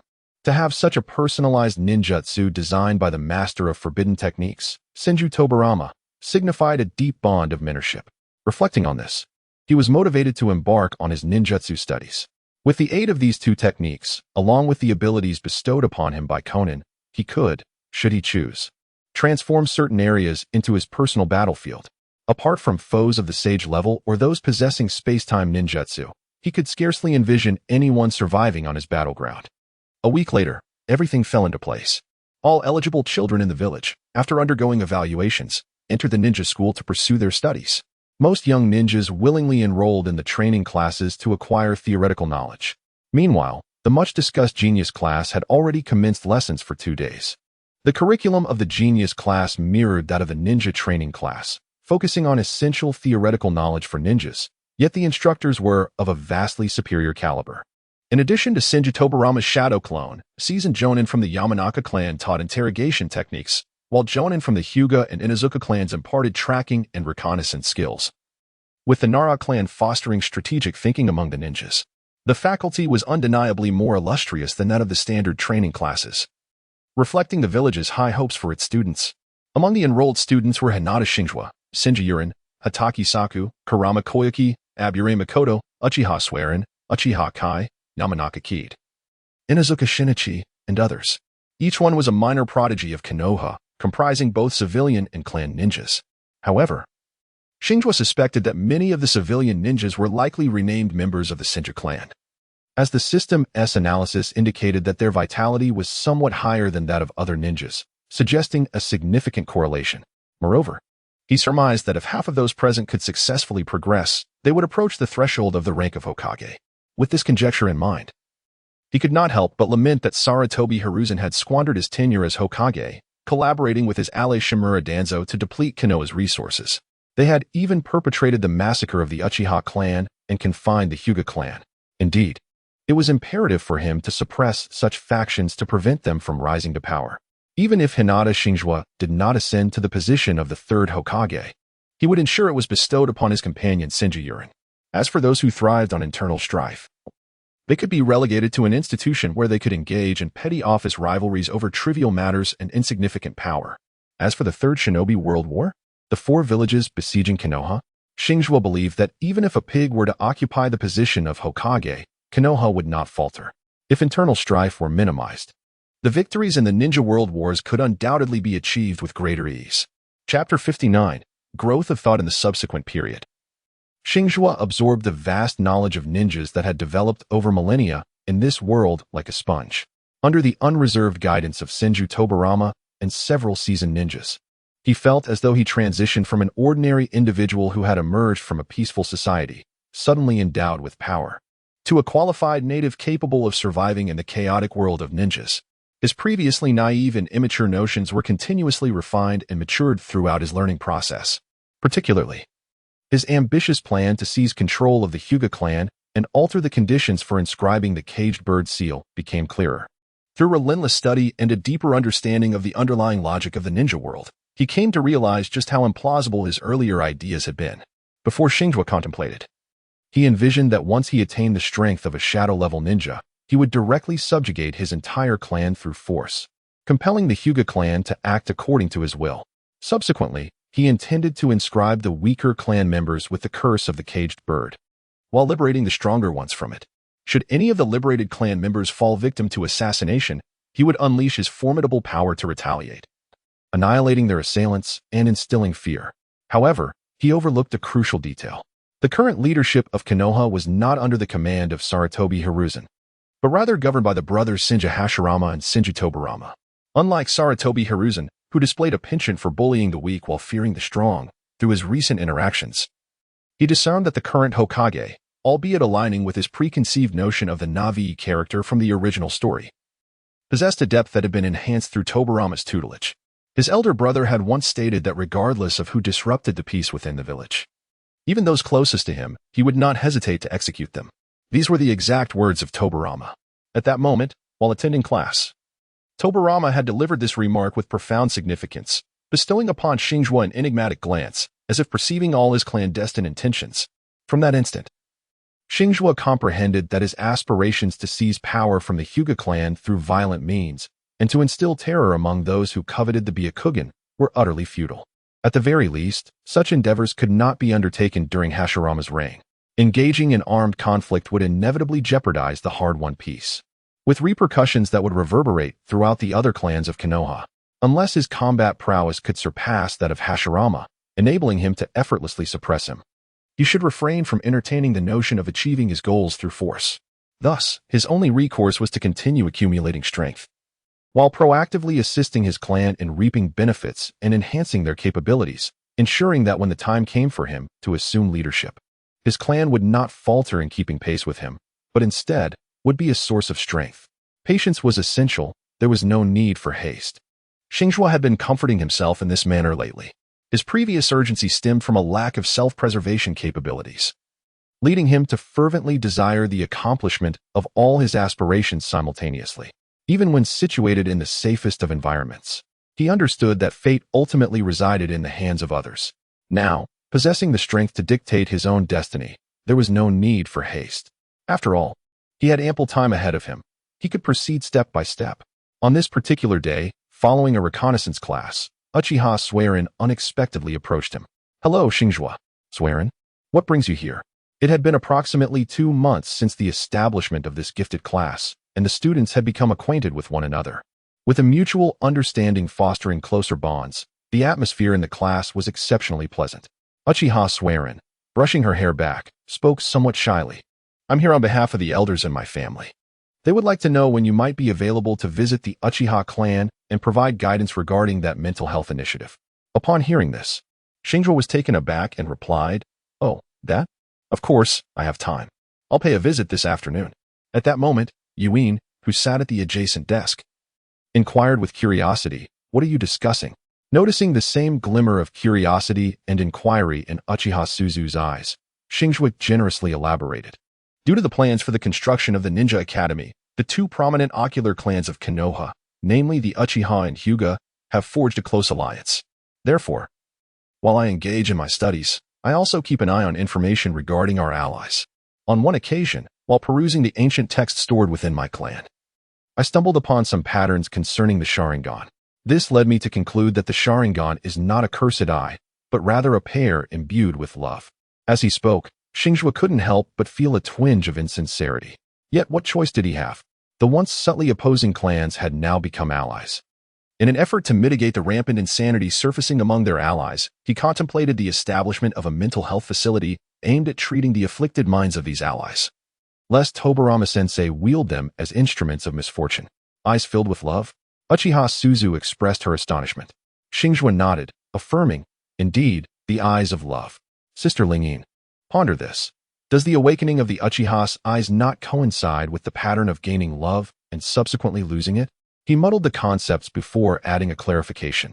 Of course, the love of the Uchiha transcends mere romantic affection. It encompasses the bonds of kinship, aspirations, and even familial love. Is that so? Lingyin rapidly engaged her mind, attempting to align it with Xingzhuo's theory, and she found it surprisingly plausible. At that moment, Yuin interjected, "What, then, does the mental therapy plan imply?" Upon hearing this, Uchiha Lingyin set aside her contemplation of this seemingly rational theory and widened her eyes, listening intently to Xingzhuo. Consider the anguish one endures after acquiring love only to lose it. Such suffering necessitates a method akin to that of medical ninjas, who devise ways to aid Uchiha clan members in recovering their wounded spirits after awakening their Sharingan. Naturally, my theory is grounded in evidence. I have perused numerous ancient texts and discovered that the awakening of the Uchiha is frequently accompanied by a myriad of negative emotions. These emotions serve as a protective veneer, a barbed armor that victims erect following their injuries. As Lingyin absorbed his words, she found increasing validity in his assertions, and a sense of gratitude towards Xingzhuo blossomed within her. Yet, she could not resist teasing to describe irritability, arrogance, and disdain for others as a protective veneer truly puts you in a challenging position. Xingzhuo smiled awkwardly, his laughter conveying the essence of his words. This is precisely why I brought this matter to my father's attention, and he must have informed the upper echelons of the Uchiha clan. After comprehensively grasping the situation, Yorin's eyes brimmed with admiration for Xingzhuo. To him, Xingzhuo seemed to possess boundless abilities. Meanwhile, Uchiha Lingyin exhibited a hint of guilt, remarking that those old-timers likely verified the facts before acknowledging the validity of what you said, displaying a complete lack of sincerity. Upon returning, I shall ensure they face consequences for their actions. Xingzhuo promptly interjected to defend the Uchiha higher-ups, saying, "Oh, Sister Lingyin, let us prioritize harmony. After all, we are classmates from the same village. Assisting the Uchiha is tantamount to aiding our village, so let us not speak of any cost involved." Regardless of his sincerity, at the very least, his attitude was commendable, reflecting a significant departure from his previous demeanor. Perhaps this was the result of personal growth through learning. Or maybe it was an evolution in his approach stemming from an increase in strength and perspective. Chapter 60. A visit to the Uchiha. No one possesses a deeper understanding of the Uchiha than the Uchiha themselves. Yet, in the past, the world labeled their Sharingan as a cursed and ominous eye. Lacking a voice to counter such slander, they could only resign themselves to this disparaging narrative. However, now someone had emerged, intent on vindicating them, attempting to rebrand the Sharingan as the Eye of Love, supported by a self-consistent theory of psychological healing. Upon verification, this theory proved remarkably sound, as if the Sharingan were indeed meant to embody love. What reason could they have to refuse? That very afternoon, Xingzhuo, accompanied by his companion Senju Yurin, paid a visit to the Uchiha clan's territory.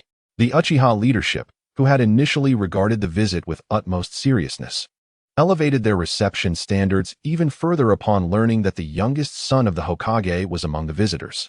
The scale of the reception rivaled that of the previous gathering, which included all the higher-ups of the Hyuga clan. Naturally, no one was foolish enough to underestimate the significance of the young Uchiha due to his age. Following the selection matches at the Ninja Academy, Xingzhuo had gained considerable renown, overshadowing many of his contemporaries and drawing comparisons to the formidable middle-aged ninjas. The presence of the Hokage's youngest son had captured the attention of all, although some questioned why. After the Xingzhuo clan had seamlessly integrated into Konoha, he retained the Xingzhuo surname. Most recognized the unique physique and extraordinary talent inherited by Xingzhuo, leading them to speculate that he was the true heir of the Hokage.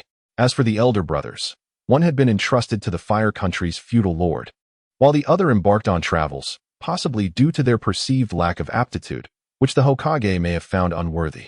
Thus, following the fortuitous convergence of two powerful factions, and particularly given Xingzhuo's emotional distress stemming from the recent examinations, his extensive knowledge of psychological theories gleaned from numerous visits to mental health facilities allowed him to swiftly devise a comprehensive treatment plan for mental health issues. Under his guidance, the Uchiha could feasibly approach the Hokage to advocate for the establishment of a dedicated department for psychological treatment, aimed at addressing the mental traumas faced by ninjas after missions and the potential psychological care for retired ninjas in the aftermath of future wars. Setting aside discussions of profit, power, or influence, the mere prestige gained from such an endeavor would suffice to bring honor to the Uchiha clan. Xingzhuo spoke with remarkable candor, unreservedly expressing his thoughts in the presence of Yuin.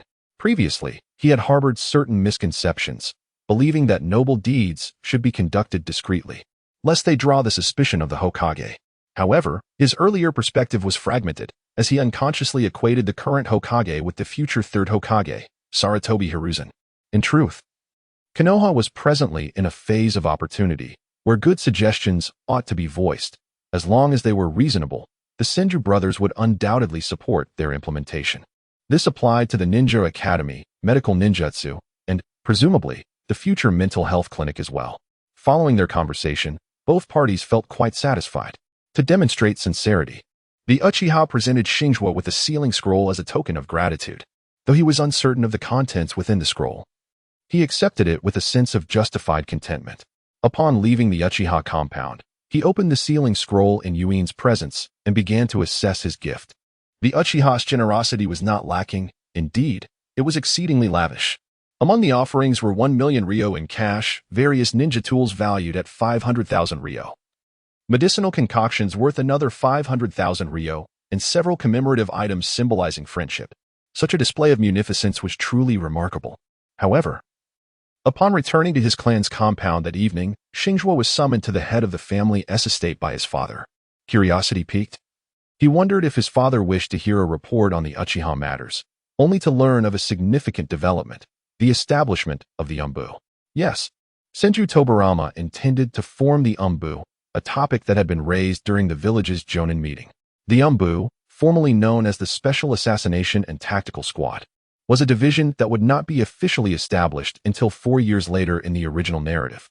The premature formation of this department was closely linked to the early establishment of the Ninja Academy. Hisashi, the father of Hashizuku and the current leader of the Hyuga Clan, expressed his concerns regarding this matter.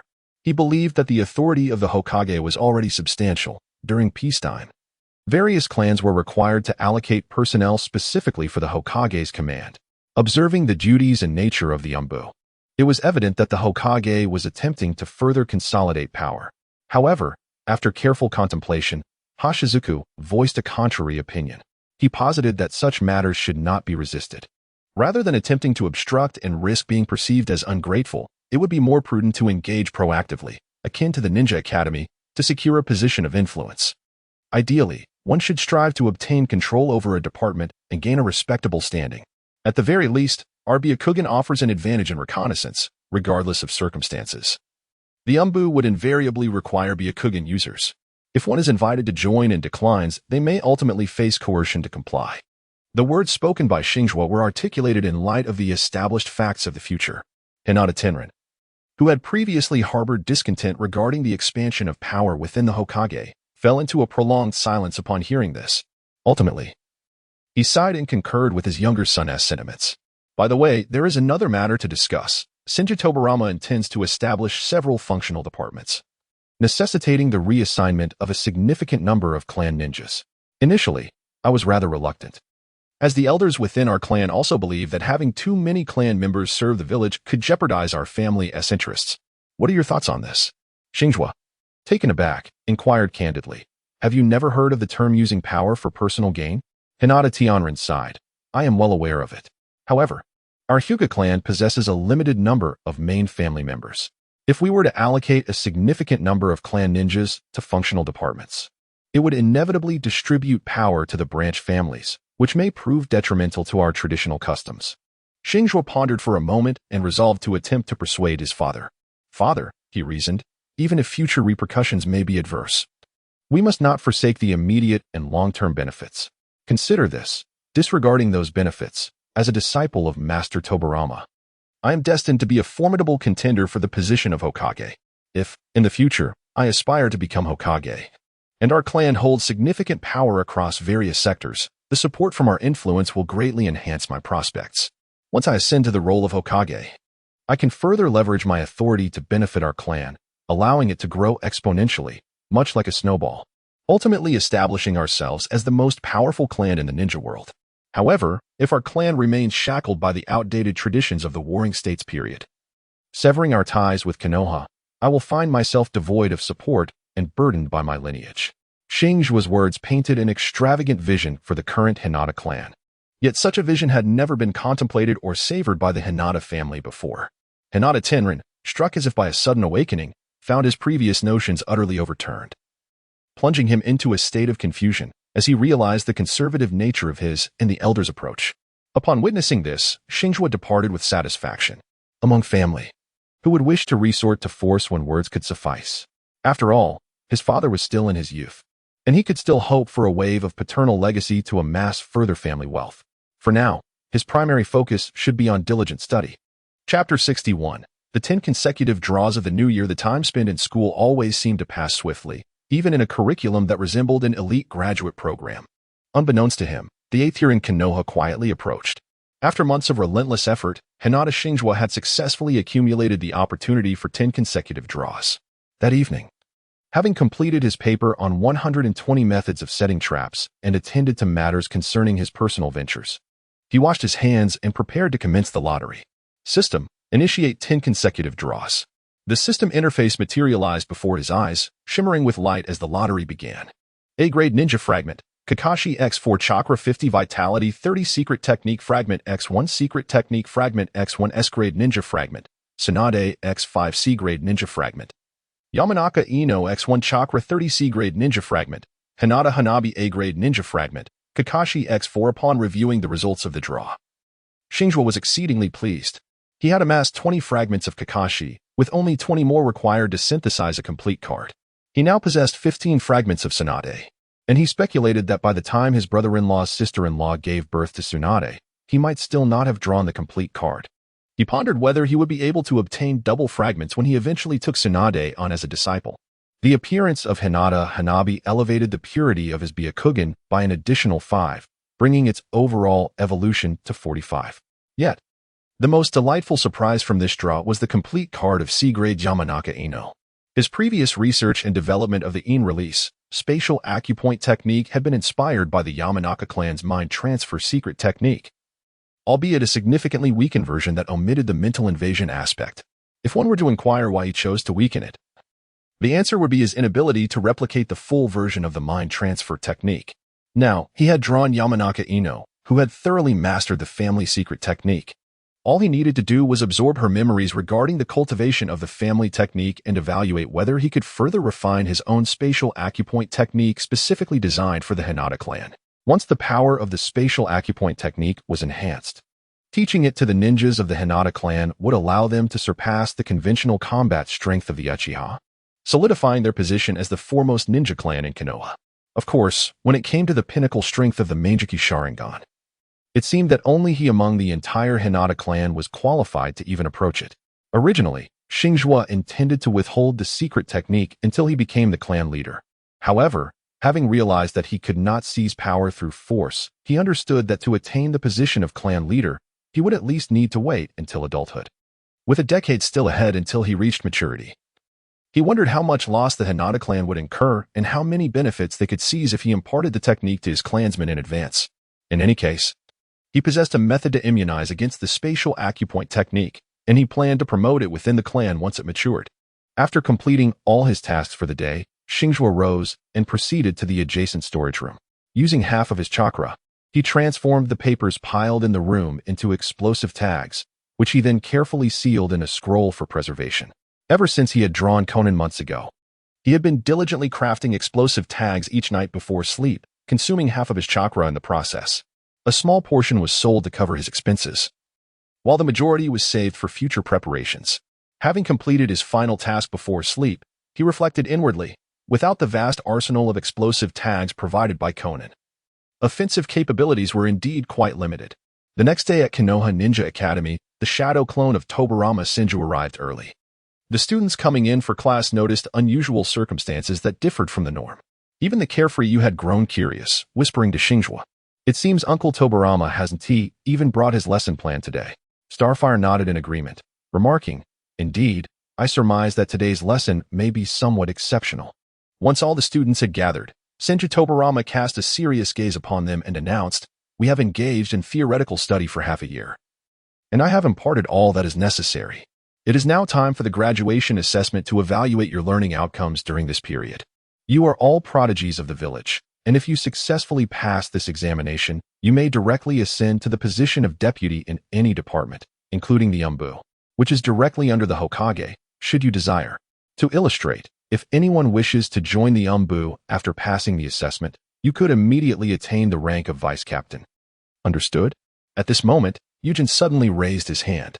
Senju Tobarama turned his attention towards him, his stern demeanor softening slightly as he inquired, "What is your question?" With curiosity etched on his face, Yujin asked, "Teacher Tobarama, what happens if we do not pass the assessment? What if we fail?" Senju Tobarama nodded, acknowledging the inquiry. "That is an excellent question. Should you fail during the assessment, there is a possibility of losing your life. This evaluation entails the execution of tasks ranging from B to S rank, encompassing all levels of extraordinary challenges. I must inform you that I will be waiting in the shadows for your distress signals. However, I am but one individual. If two of you signal for help simultaneously, you can only hope that I choose to rescue you rather than your fellow classmate." As Senju Tobarama's words echoed in the classroom, an air of gravity enveloped the atmosphere. Yet, no one displayed signs of fear. Aside from Yujin, who appeared eager and enthusiastic, the others maintained expressions of stoicism or contemplation. Xingzhuo harbored doubts, wondering if the two Uchiha were lost in fantasies of ascending to official positions within some department of the village. At this moment, Senju Tobarama continued, "All right, from now on, form teams of 3 at your discretion. Starting tomorrow, each team will proceed to the Hokage building to accept extraordinary commission tasks, completing assessments along the way. Are there any questions?" "Yes." Yurin raised his hand once more. After receiving Uncle Tobarama's approval, he inquired, "Are the extraordinary commission tasks those wherein the client misrepresents the task details, resulting in erroneous ratings?" Senju Tobarama nodded, affirming, "It is evident that you have studied diligently."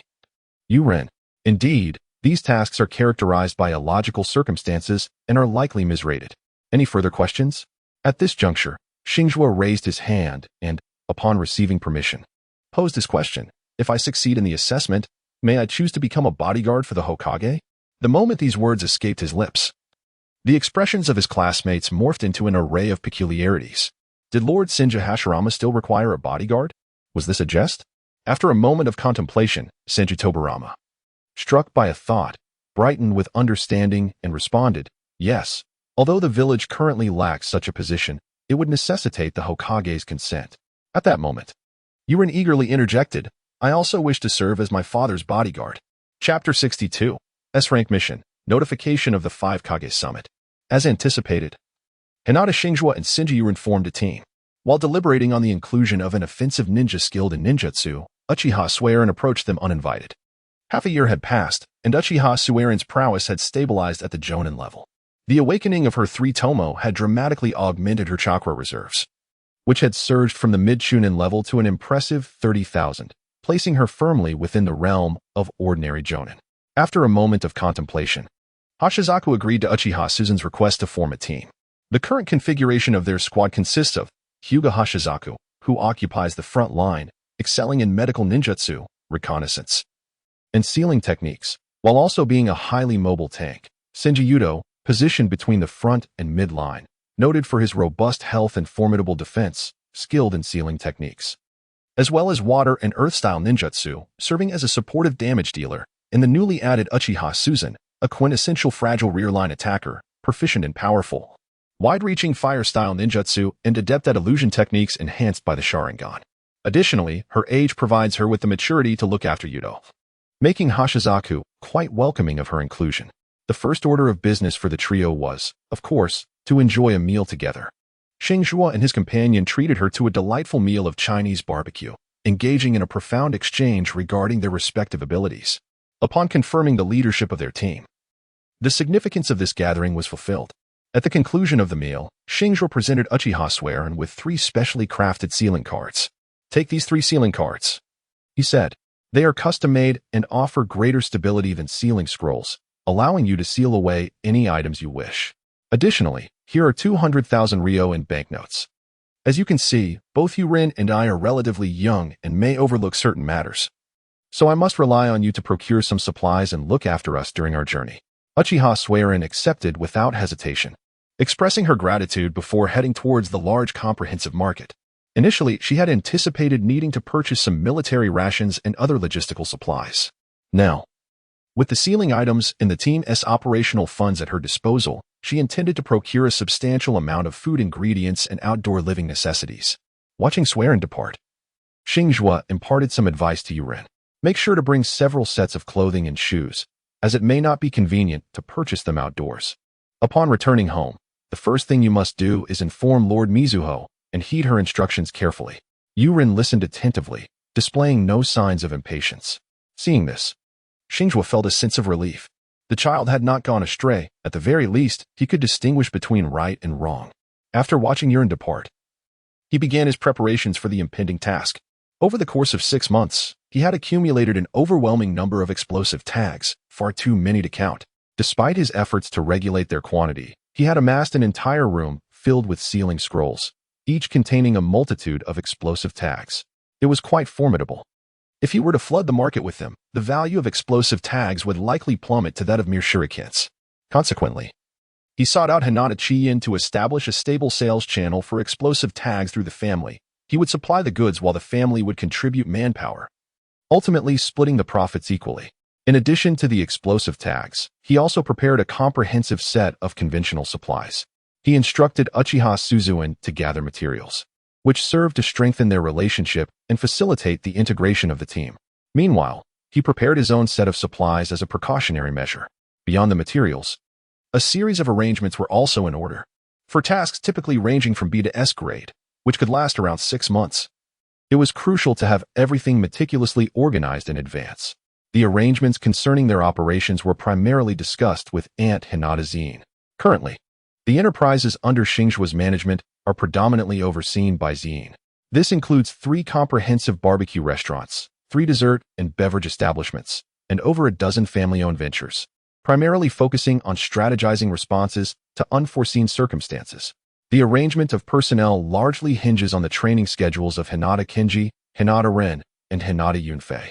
Both Kenji and Ren still need to undergo 6 months of training to graduate from their program. The decision to withhold the teachings of the escape secret technique for remote pressure point strikes was made after careful consideration.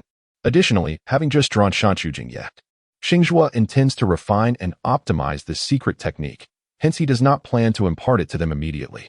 Consequently, their regular training remains centered on the Hinata clan's physical techniques. However, for cousin Yunfei, the plan is to continue honing his proficiency in escape, making it considerably easier for him once the technique is refined. After completing all of this, he enjoyed a restful sleep.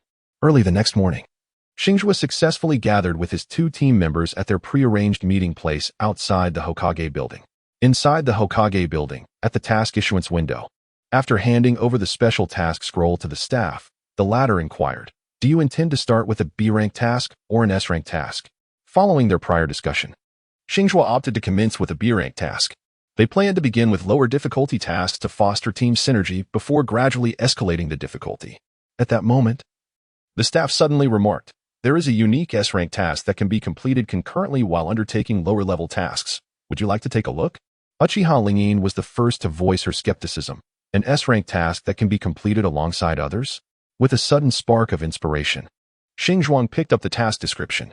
S-rank mission. Invitation to the 5 Kage Summit Task Issuer.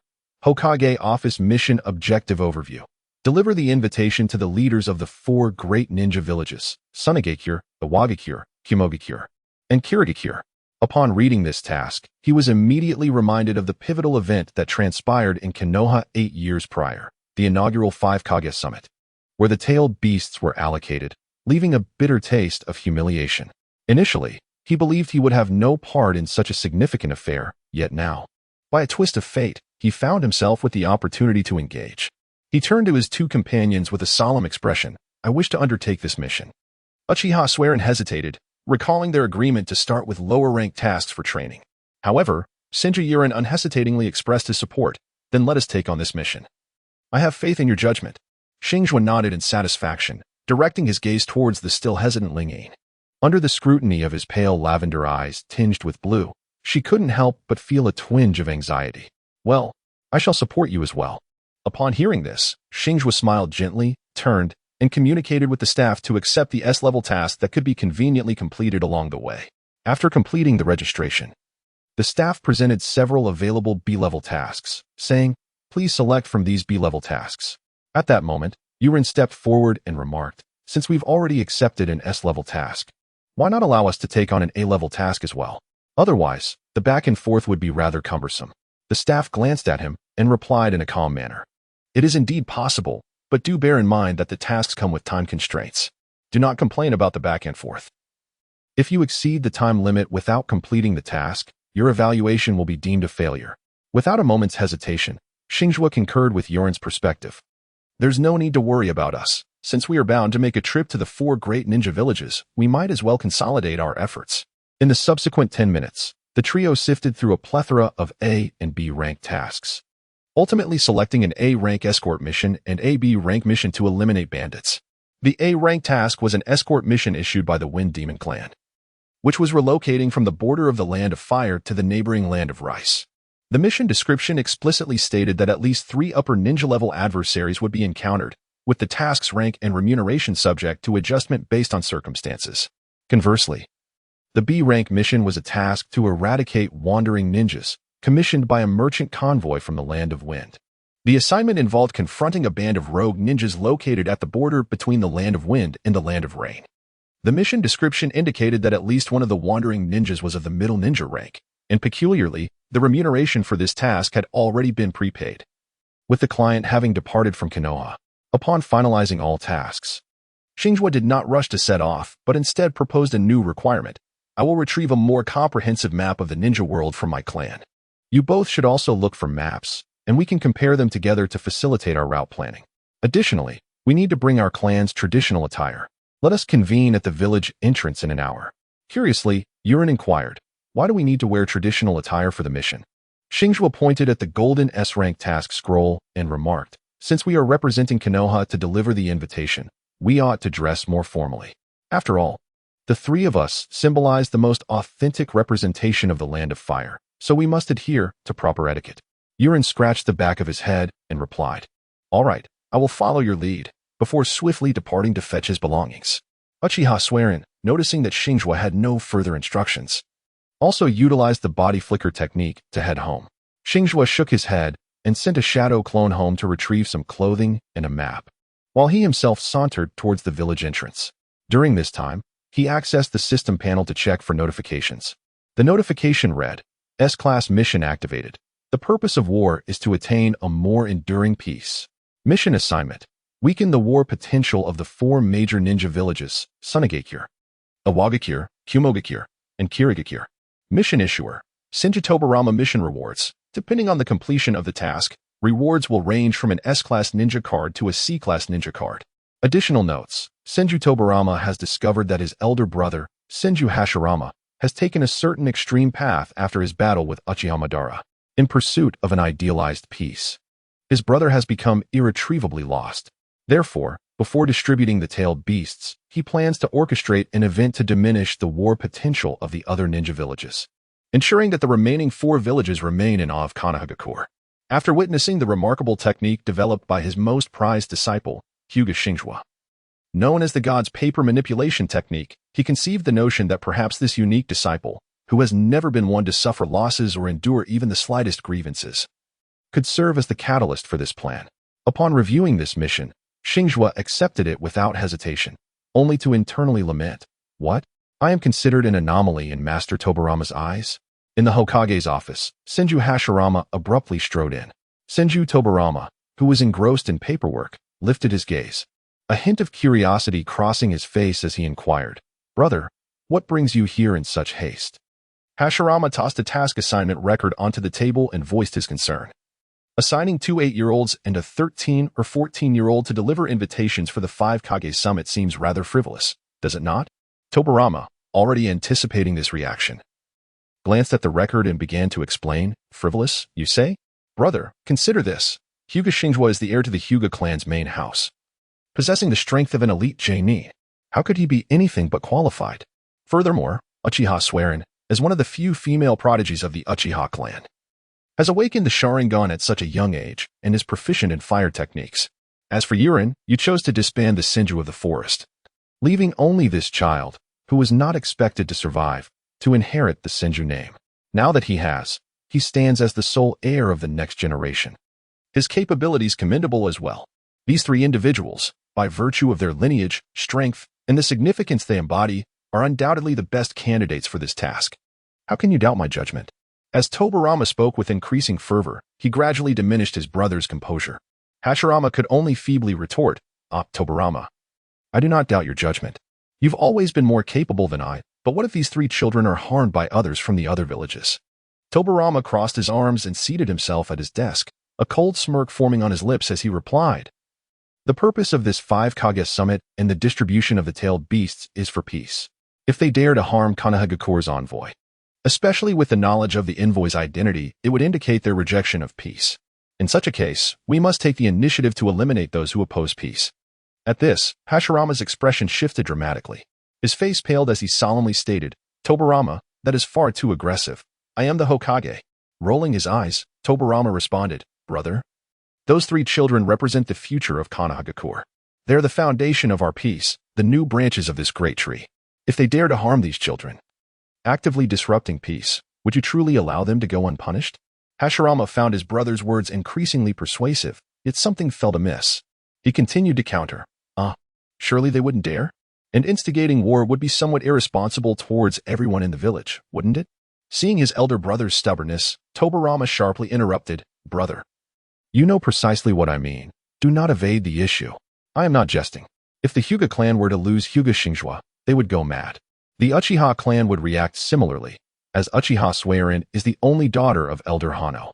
And as for Yurin, you are well aware of the affection his mother has for him, as well as the invitations from the daimyo of the Land of Waves urging him to return home. Hashirama fell silent, casting a deep gaze upon his brother. After a lengthy contemplation, he finally uttered, If they dare to disrupt peace, I will personally eliminate those who threaten it. Finally, Tobarama received the response he had been yearning for. He feigned dissatisfaction, turning towards the window. Yet his eyes sparkled with delight. He had deliberately delayed the 5 Kage Summit to await this opportunity, despite possessing the strength to dominate the ninja world. His elder brother was reluctant to initiate war. Even during the previous simulation of the summit's proceedings, he had sought to portray a weak disposition.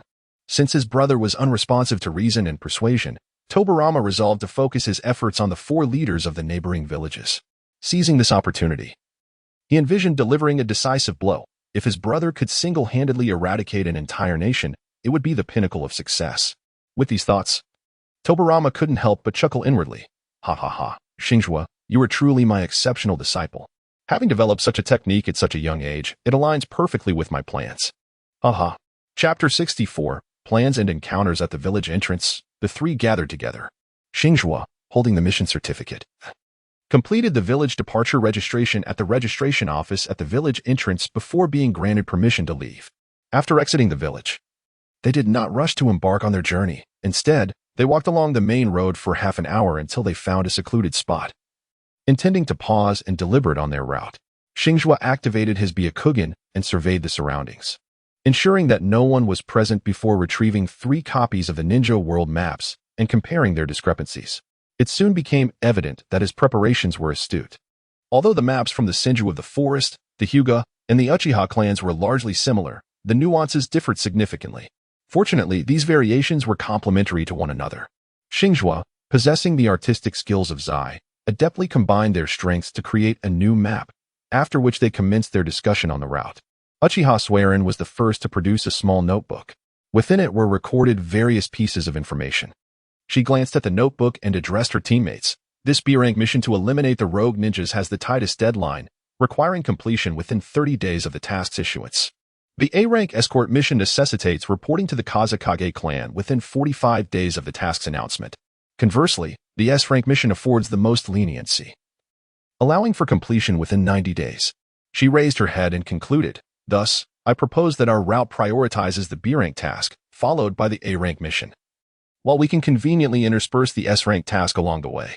Upon her completion, Xingzhuo and Yurin diligently examined the map, engaged in mutual deliberation, and swiftly finalized a theoretically optimal route.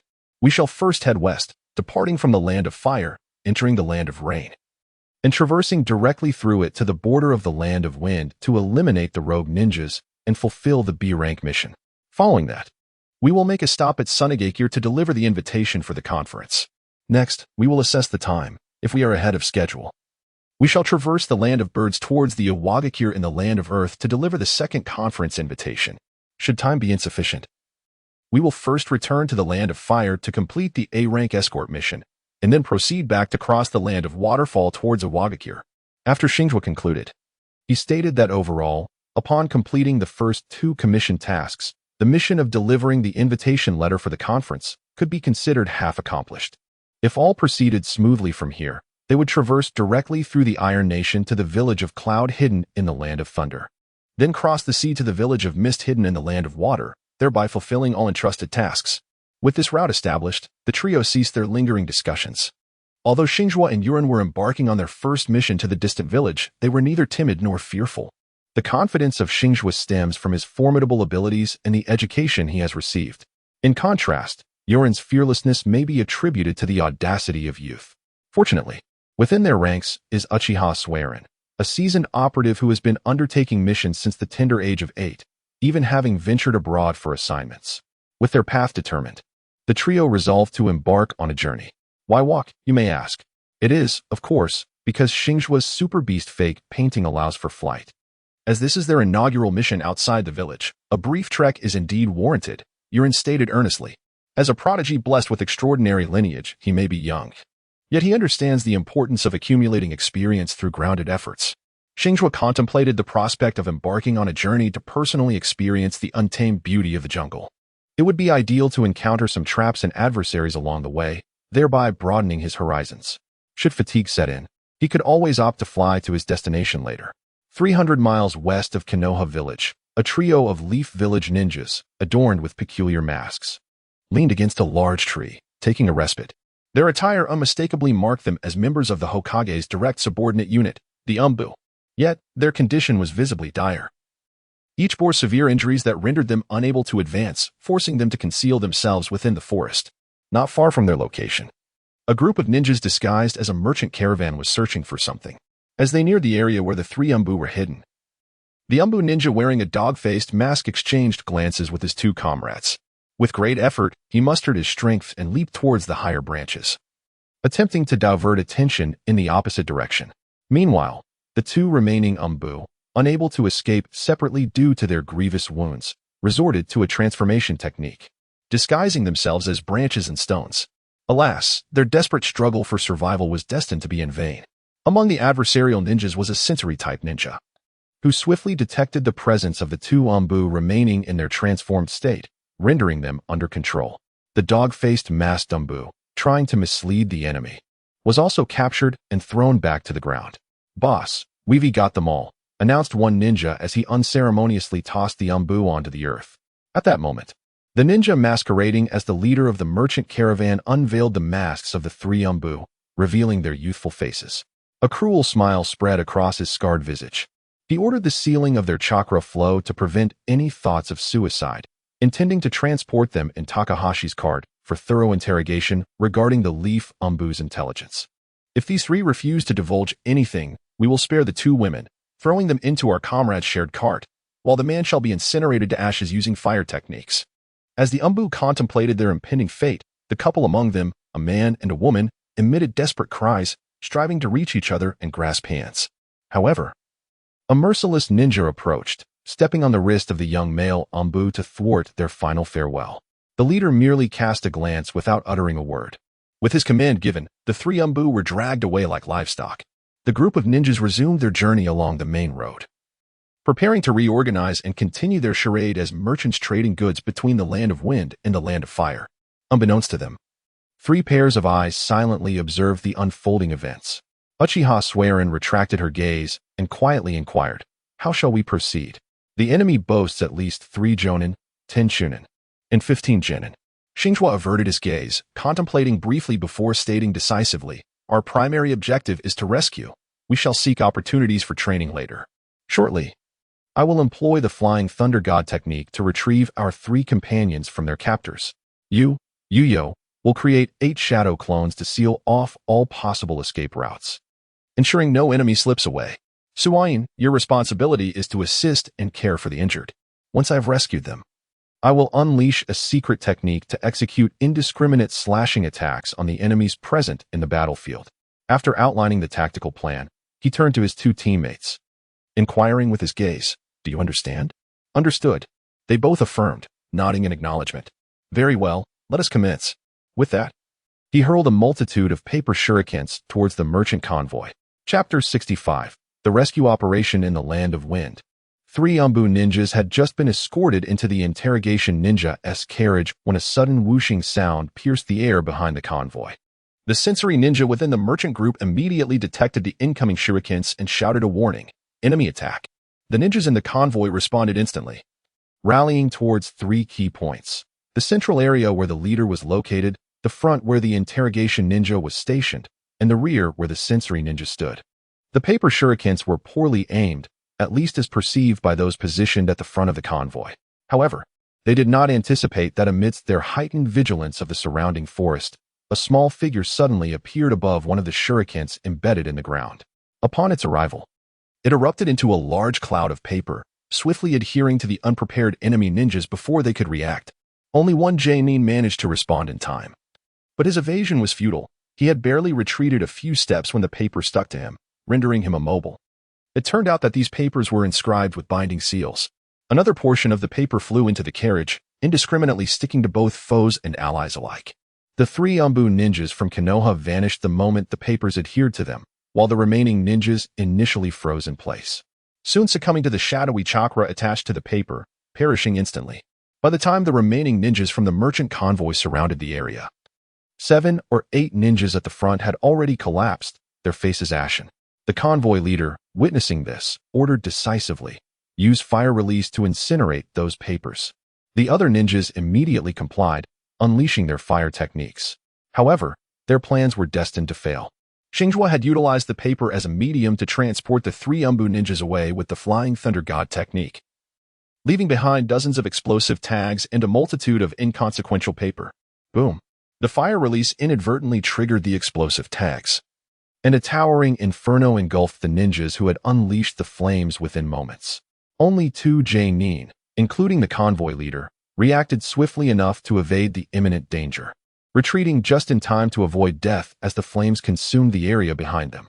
The scorched Jainin cursed as he withdrew, exclaiming, "Damn it! Did they even blow up their own people?" Another Jainin, sensing something amiss, immediately formed hand seals, preparing to unleash a technique. Wind release. Great breakthrough. Yet his wind technique was a moment too late. A flurry of paper, sharp as blades, sliced through the flames, hurtling towards the 2. The Jainin who had just been cursing managed to deflect a few of the incoming papers with a shuriken, but in the next instant, a looming figure pierced through him with a chidori. At this moment, merely 30 seconds had elapsed since the initial assault. And among the once numerous enemy ninjas within the convoy, only the most powerful Jainin remained alive. The rest, comprising Jainin, Nin, and Genin, stood no chance against Xingzhuo. The last surviving Jainin was now fleeing westward. Upon witnessing the unfolding events, Hashizaku felt a stirring within his heart. Rather than launching an immediate assault, he maintained his technique of the paper god, soaring in midair with his Byakugan activated, keeping a safe distance from his adversary. His intention was clear, to provide this foe as a practice opportunity for you. Meanwhile, at the location of Uchiha Suzune, Hashizaku had conjured 3 paper clones, employing healing ninjutsu to mend the grievously wounded Ambu operatives.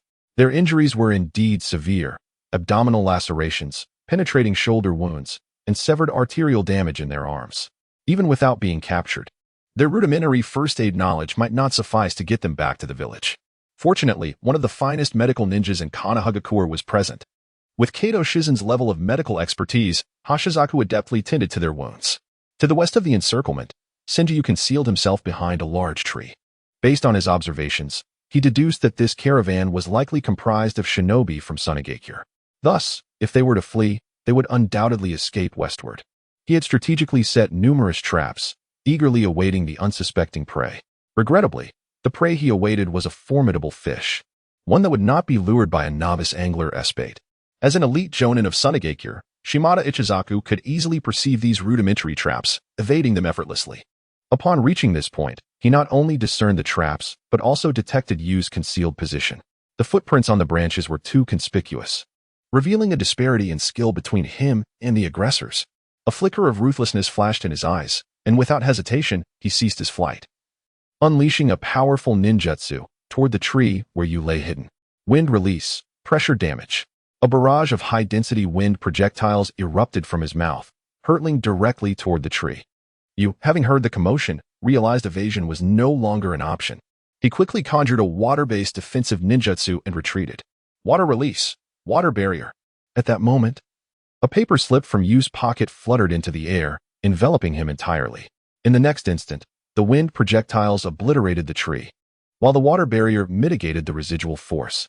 Yu, having already distanced himself, was nonetheless swept away by the shock waves of the wind technique.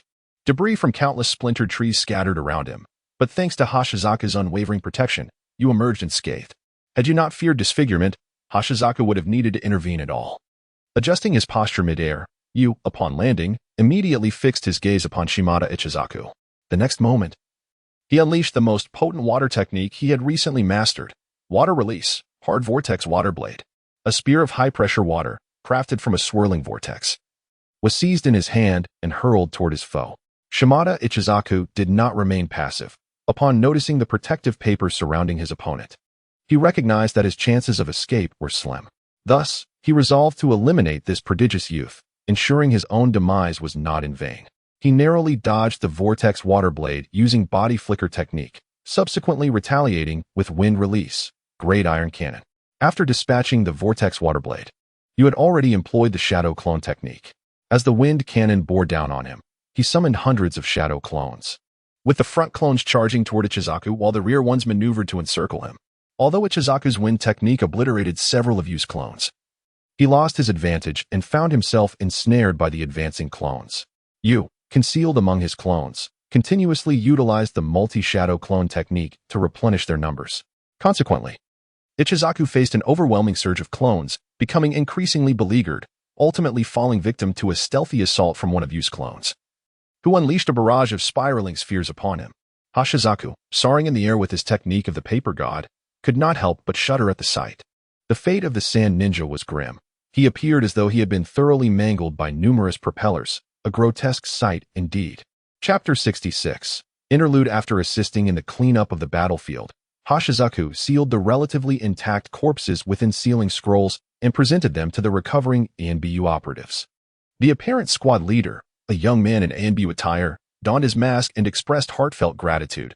Lord Hyuga Hashizaku, Lord Senju, Lord Uchiha Susan. We are profoundly grateful for your assistance. Due to the regulations of our organization, we cannot disclose our names or identities. But please know that this kindness shall remain etched in our hearts. Yu, wearing a silly grin, accepted the thanks, while Uchiha Susan, intrigued, inquired, "Do you know us?" The male Anbu explained, "You are the village's prodigious jonin. Even though we were not present to witness your remarkable battle, we have viewed the recordings in private." At this juncture, Hashizaku, feeling somewhat guilty with the over 1,000,000 ryo he had pilfered from the Sunagakure caravan, proactively summoned a shadow clone, offering to escort them back. "Let me use a shadow clone to take you back to the village. Your chakra is nearly depleted, and encountering even a low-ranking ninja or a wild beast could pose a significant threat." A female Anbu operative, somewhat bashful, replied, "Lord Hashizaku, you are also out here on a mission, correct? Wouldn't it be unwise to expend chakra escorting us?" Xingzhuo gently patted the pocket containing the ill-gotten gains. a benevolent smile gracing his face. "We are all from the same village. Let us not stand on ceremony. Come, let us not squander time. I possess a celestial ninjutsu that will return us to the village in mere minutes." With that, he effortlessly sketched an ink painting of a soaring bird, whisking the three of them onto its back as they soared toward Konoha. Uchiha Suinyan waved goodbye while discreetly wiping her tear-stained cheek. Yurin, noticing her distress, inquired with curiosity, "Sister Suinyan, why are you crying?" Suinyan gazed at the vanishing bird in the sky, her voice tinged with sentiment. "I am not crying. I am merely moved. The thought of that couple among us, whose love remains unwavering until death, stirs my heart deeply." Yurin, somewhat perplexed by her words, responded with a simple "oh," and then eagerly approached Xingzhuo, his expression brimming with anticipation for praise. Upon witnessing this, Xingzhuo could not help but chuckle.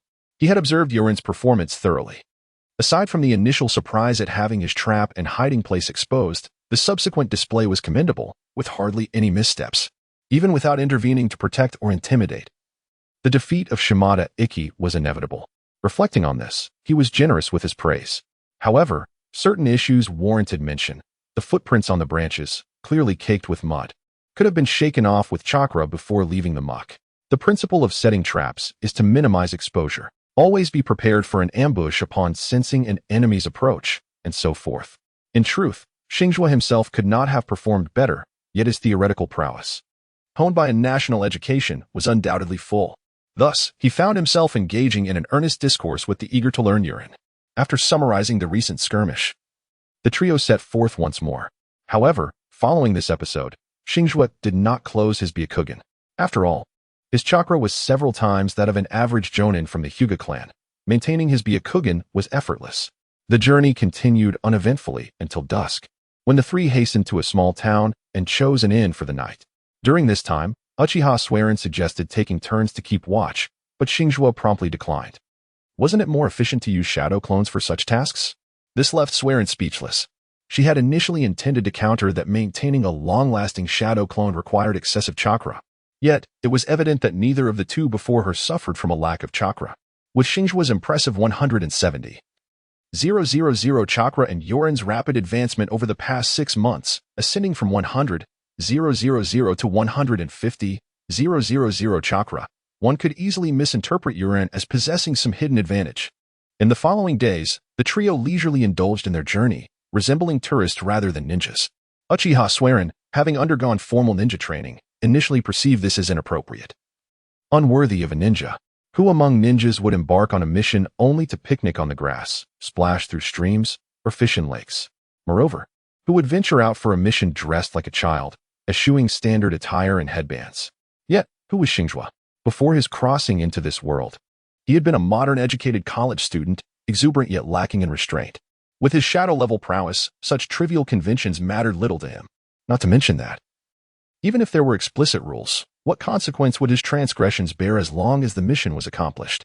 Although he did not outwardly display such carefree disregard for protocol, he understood that rules serve as constraints and protections.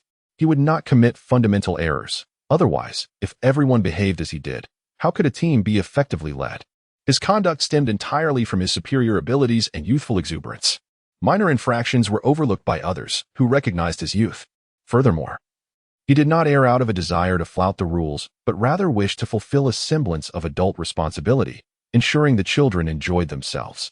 Observing Yurin, who had been exuberantly cheerful throughout their escapades, he felt assured that even should Master Tobarama learn of this, he would not reproach him. After all, happiness was paramount. In the world of ninjas, joy seemed to diminish with age. 5 days later, having indulged in merriment and revelry, the remaining distance was traversed by summoning birds through the super beast imitation technique. Who could find fault with him? They now stood at the confluence of the land of fire and the land of rain. In the distance, the heavens were shrouded in a blanket of dark clouds, persistently drizzling a gentle rain. The boundary between the land of fire and the land of rain was distinctly marked by the contrasting weather. Although the three of them were aware of the peculiarities of the land of rain, witnessing such a visually striking scene with their own eyes was still profoundly shocking. Xingzhuo extracted 3 raincoats from the sealed scroll, selecting 2 to hand to his companions, and remarked, "Let us don these raincoats as we proceed. Flying at high altitudes poses a significant risk of being struck by lightning." Uchiha Suiran accepted the raincoat with a nod of agreement, stating, Indeed, flying in the land of rain is hardly a prudent endeavor. By the way, the route ahead is fraught with marshlands.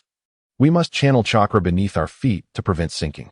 Having adequately prepared for their entry into the land of rain, the trio maintained a vigilant stance, orienting themselves due west as they commenced their journey. However, with chakra affixed beneath their feet, their method of travel became distinctly ninja-like, leaping forward like tiny fleas, arms flailing, bounding 4 to 5 meters with each jump. Before long, Xingzhuo's Byakugan detected the silhouettes of 4 ninjas within its range. He immediately called for a halt, instilling a sense of alertness. Chapter 67, Rain Ninja. Kurobujin, a jonin from the Rain Ninja village, had recently been assigned to patrol the borders. Thus, each day he dutifully led 3 Chunin underlings to survey the boundary between the land of fire and the land of rain. On this day, while on patrol, he encountered 3 ninjas approaching from the direction of the land of fire. Under normal circumstances, he would never dare to provoke the ninjas of the Fire Nation, at most inquiring about their purpose in the land of rain. Yet upon noticing that the trio consisted of children, particularly one with a smooth forehead and Byakugan, he was immediately consumed by malicious intent and greed. Feign a routine inquiry, then await my signal to eliminate them. Remember, do not damage the white-eyed boy in the middle. Kurobujin instructed his subordinates. He then turned and shouted, "Hey, you there. Halt. We are the border patrol squad from the Rain Ninja village, and we must conduct a routine inquiry." The 3 diminutive figures complied, stopping in their tracks, with 2 of them displaying signs of fear as they huddled close to the Byakugan boy. Observing this, Kurobujin felt emboldened, his brutal emotion swelling as he began to envision the gruesome scene of torment he would inflict upon the 3 outsiders. As the distance between them diminished, the Byakugan boy nervously queried, "What will you ask us?" Kurobujin glanced at the differing positions of their Konoha headbands, subtly smirking while maintaining a facade of gentleness. "Fear not. We are legitimate ninjas of the Rain Ninja village, and we must follow procedure to inquire about certain matters. Rest assured, it is purely a formality." As he spoke, he subtly signaled to his subordinates. Just as his words concluded, the 4 suddenly sprang into action. Kurobujin, who had been at the forefront, leaped into the air, forming hand seals to unleash a ninjutsu, water release, water chaos. Meanwhile, 2 of his subordinates pulled taut a wire, swiftly advancing to encircle the Konoha trio, evidently intending to strangle the young ninjas. The last of Kurobujin's subordinates utilized water release, water candy binding rope, a sticky rope spewing forth from his mouth. He deftly swung the rope, ensnaring the 3 Konoha ninjas as the wire constricted around them, ensuring their inability to escape the impending assault. In the next moment, just as the Rain ninjas were poised to secure their victory, the captured Konoha ninjas erupted in a cacophony of sound. A flurry of red paper burst forth from their disintegrating forms, while Kurobujin's subordinates were momentarily stunned. The scattered red paper ignited into bursts of flame. As a seasoned jonin, Kurobujin immediately recognized the implications. He shouted for a retreat, hastily retreating without a thought for his subordinates' rescue. Yet, no matter how he fled, he could not escape the explosion radius of the mutual explosive tag technique. Boom, boom, boom. The inferno consumed the lives of the 4 Rain ninjas. Emerging from the camouflage of paper disguised as withered tree stumps, Xingzhuo and his companions gazed at the roaring flames. And Xingzhuo mused, "In truth, I had no intention of killing them. They were the ones who initiated the attack." Uchiha Suiren remained silent, while Yuin appeared somewhat dazed. "Why did the Rain ninjas strike against us?" he suddenly inquired. Xingzhuo spoke without a moment's hesitation. "Do you see my Byakugan? At such a tender age, I possess the unsealed Byakugan that not even a caged bird can attain. Yet, my companions, who are merely children like myself, have succumbed to thoughts of murder and treasure hunting." Noticing that Yuin remained silent, Xingzhuo continued with a sense of lamentation. "This is what is known as an innocent man bears the burden of possessing something precious. In the ninja world, weakness is the original sin, and only by growing strong can one deter others from provoking them. Now, let us tidy up the battlefield and check for any survivors. If there are none, we shall continue our journey." Suddenly, Yuin inquired, "What if, Xingzhuo, you were to conceal your Byakugan? Would that not deter others from attacking us?" Star Shining gazed at his companion with a hint of surprise, yet he patiently replied, "Without the disdainful eyes, they might perceive our youth as an opportunity to easily overpower us. They could even attack out of a desire to inflict suffering. One must understand that not every place possesses the tranquil atmosphere of Konoha. Beyond its borders, Individuals dwell as if in a dark jungle. Do you recall the laws of the dark jungle I once shared with you? Those who linger too long in such shadows often succumb to madness. My counsel is this: a killer must always be met with death. Is that not so? Yu's spirit sank a little. Xingzhuo gently ruffled his head and consoled. Thus, we must diligently protect our village, lest the people within it become as deranged as those outside. At this moment, Uchiha Swearin posed a question. Is it that they have become this way due to the absence of powerful protectors? Xingzhuo, feeling a bit of a headache, pondered how, just as he had settled one issue, a larger one emerged to complicate matters. Unable to dismiss it lightly, he expressed his true thoughts. It cannot be simply said that the lack of strong protectors has led to this. Rather, it is the absence of order in this world that causes the weak to suffer greatly, and the weak constitute the vast majority of this world. Therefore, if one day, Konoha's strength were to expand to a point where it could govern the entire shinobi realm, then a unified Konoha could bring order to the entire shinobi world. In such a scenario, there would be no distinction between nations and shinobi villages, no wars, no divisions, but rather a collective mindset of unity, tolerance, and understanding. Should anyone attempt to disrupt this peace, Konoha would then rally the strength of the entire shinobi world to eradicate these unstable elements. As his vision unfolded before Yu and Swearin's face lit up with longing, while Yu fell into a rare, deep contemplation. Xingzhuo gently tousled Yurin's crimson locks, his tone lighthearted as he interrupted his reverie. All right, enough of this chatter, let us be on our way. We mustn't linger, lest the young ones arrive before the elders. 3 hours later, the border patrol, concerned by the delayed return of Hyuga squad, came searching. 2 elite shinobi teams paused at the recently created large crater, surveying the surrounding area. A Nin discovered some metallic fragments beside the pit. After examining them for a moment, he presented them to a young Nin clad in a gas mask. Lord Hans, these are remnants of Lord Hyuga's weapon. The Nin named Hans received the fragments from his subordinate, scrutinized them for a brief moment, and then carelessly cast them aside. It appears that fellow met his demise here. At that moment, another Nin from a different squad approached, eager to share his findings from the evidence at hand. It seems the cause of this situation was an explosive tag. However, I cannot fathom how many tags would be required to create such a massive pit. Hyuga's squad likely does not hold that worth and explosive value. Han scoffed lightly and replied, even if they hold no value, it is still the reputation of the Rain Shinobi that cannot be tarnished by outsiders. Let us proceed and capture those murderous fiends, returning them to the village for judgment. With that, he formed several hand seals and then struck the ground with one hand. Summoning technique. Chapter 68. Encounter. A great cloud of smoke erupted beside the crater, and as it dissipated, an enormous amphibian creature known as a salamander materialized. The surrounding shinobi gasped in astonishment. A salamander?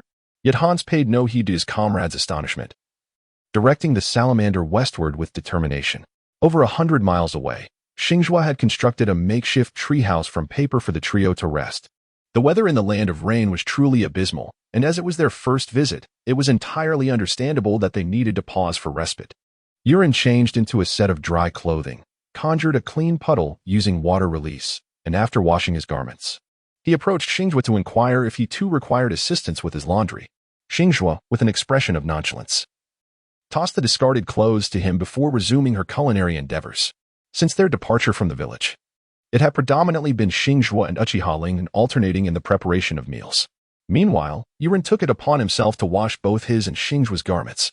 Initially, it was Uchiha Ling who, while tending to her own laundry, suggested assisting the 2 children.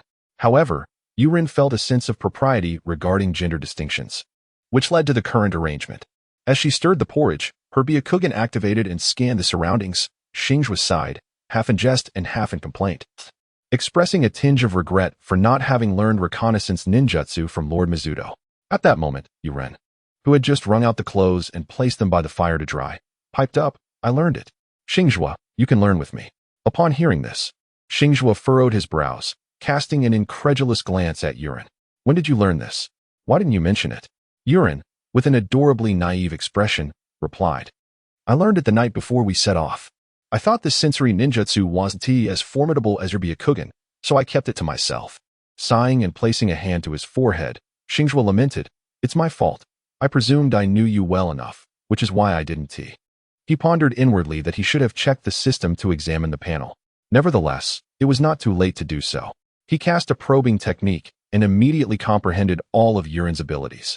Name: Senju Yurin Vitality, 3100 Spirit Power, 200 Chakra, 167,800 Techniques. Natural Energy Body Refinement Technique. Natural Energy Sealing Technique, Sealing Technique Series, Minor Accomplishment, Water Release Technique Series, Earth Release Technique Series, Wood Release, Beginner, Multiple Shadow Clone Technique, Spiraling Sphere. Kagura's Hard Eye Special Ability, Sage Body, Sage Mode. After reviewing his companion S panel, Xingzhuo let out a deep sigh. Alright. This kid has silently grown stronger yet again. If he hadn't been using any enhancements, wouldn't he have faced dire consequences? Faced with Yurin's clear yet foolish gaze, his voice involuntarily rose. What are you waiting for? Quickly use your sensory ninjutsu to take over my shift. I'm struggling to cook while also relying on my Byakugan. Yurin promptly agreed. Oh, alright. I'll do it right away. As he spoke, he formed hand seals with one hand, and his chakra swiftly expanded outward, just as Xingzhuo switched off his Byakugan to focus on simmering the porridge. He suddenly heard Yurin muttering in a puzzled tone, "What a giant mudfish. It seems my Kagura's hard eye hasn't been mastered yet." He paused, stirring the pot. Mudfish? Suddenly, Xingzhuo recalled a prominent feature of the Rain Ninja Village, the mountain pepperfish.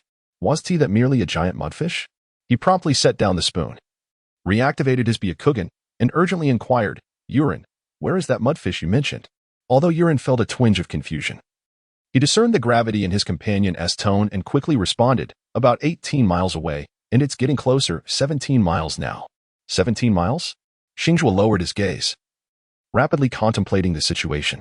The mountain pepperfish was Hanzo's summoning beast, and Hanzo had earned his semi-divine reputation during the First Shinobi World War, simultaneously battling multiple nations. Even if Hanzo was still youthful, could he truly prevail against his opponent? And if he could, what of his comrades who had been poisoned? It is worth noting that only Tsunade could somewhat suppress the venom of the mountain pepperfish. As for an antidote, his abilities during the Chunin exams were woefully inadequate for the task. With these thoughts in mind, he had made his resolution. That colossal giant salamander was indeed the mountain pepperfish, Hanzo's formidable summoning creature. Its toxin was notoriously treacherous. You two must depart first. I shall engage in combat with him. If I cannot overcome him, I will employ the Flying Thunder God technique to catch up with you, he declared. Unfurling a scroll to begin painting ink birds, Uchiha Lingyin, having spent time together, had come to regard Hinata Xingzhuo as a dependable senior. Whatever the elder said was to be taken as truth. Thus, she promptly began gathering recyclable items from the paper house. Meanwhile, Yurin, who was still maintaining the Kagura hard eye technique, pressed his lips together, clearly reluctant to leave first. Sensing his reluctance, Xingzhuo gently reassured him, "Yurin, please listen. The poison of the mountain pepperfish is widely acknowledged as formidable. I can assure you that even if I am poisoned, I will manage. If I cannot prevail, I will escape using the Flying Thunder God technique, but you cannot. I cannot provide you with an antidote, and if you remain here, I will have no means of escape." This reasoning was indeed compelling. Despite his unwillingness, Yurin understood the basic logic. Thus, he and Lingyin, who had finished packing, obediently boarded the ink birds. Xingzhuo also created a paper clone to sit upon the ink bird, enabling him to control it while also serving as a safeguard. Should he fall in battle, this paper clone would be the key to his resurrection. As Yurin, still maintaining the Kagura hard eye, prepared to leave, he called out loudly, "The mountain pepperfish is 15 miles away from here. Xingzhuo, you must be cautious." Uchiha Lingyin echoed his concern, urging, "If you cannot win, be sure to flee." Star, with a watchful gaze, bid them farewell as they ascended into the heavens, waving his hand and proclaiming loudly, "Fear not, for in this realm of ninjas, none can bring about my demise." Once they had departed, he commenced his meticulous preparations for the battlefield. First, he entered the state of God's paper user, from which he conjured 2 paper clones that darted off in divergent directions. One clone was insufficient, thus he summoned 2. Along their paths, he scattered fragments imbued with his chakra, ensuring that he would not be swiftly eliminated without a means of revival. Having completed these vital preparations, he then began to extract the explosive tags that had been pre-transformed. Some of these tags were derived from soil, while others were fashioned from water. As he unveiled the explosive tags, they reverted to their original forms, causing torrents of crystal-clear water to cascade and clumps of earth to scatter. It was not long before the ground began to tremble, and in the distance to the east, a dark silhouette emerged. Xingzhuo abruptly ceased his actions. Suddenly, a thought struck him. He tapped his forehead and murmured to himself, "What a blunder! I neglected to hand over the banknotes to my doppelganger. It seems I cannot afford to unleash my full strength this time." Chapter 69, Confrontation with the Pungent Fish Hans, Part 1. The dark shapes amidst the rain curtain drew closer. Before long, a colossal creature emerged before Xingzhuo, atop which stood a burly young man clad in a gas mask. Starfire dispatched a system probe to ascertain the identity of the approaching individual. Name: Hans. Vitality: 99, abnormal. Mental strength: 180. Chakra: 86,000. Techniques: Fire Release Series Ninjutsu, Water Release Series Ninjutsu, Summoning Technique. Special ability: Symbiotic Venomous Body of the Salamander. Clearly, his initial conjecture was correct. The pursuer was indeed Hans of the Rain Village. Judging by the chakra levels, he was an elite Jainin, nearing the status of a Kage. However, a ninja's prowess cannot solely be gauged by chakra alone. At this moment, Starfire had entered the Divine Paper User technique and heightened his vigilance. Until his chakra was depleted, he was immune to physical harm. Yet, he was uncertain whether he could withstand poisonous damage. If not, he had already prepared to escape by reincarnating in a paper clone. Nevertheless, he was reluctant to part with the hard-earned wealth he had accumulated. As Hans approached on the back of his salamander, he caught sight of a figure suspended in midair, causing a shiver to run down his spine. In the ninja world, those capable of flight often signified immense power. As he drew nearer and observed the distinctive features of his adversary, he murmured, "Hyuga, Konoha?"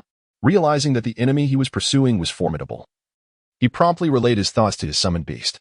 He intended to launch a surprise attack. Just as Starfire pondered his strategy for confrontation, the salamander, now within close proximity, suddenly opened its maw and unleashed a vast cloud of purple poison. The assailant had seemingly deemed communication unnecessary, opting instead for a lethal strike. The paper wings on Xingzhuo's back fluttered vigorously as he soared into the sky, narrowly evading the densest plume of toxic mist.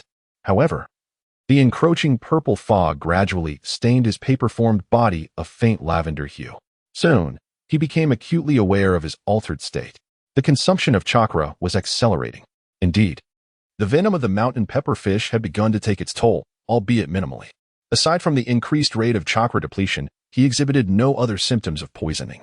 What could originally sustain the god's paper user technique for half an hour now seemed limited to approximately 20 minutes.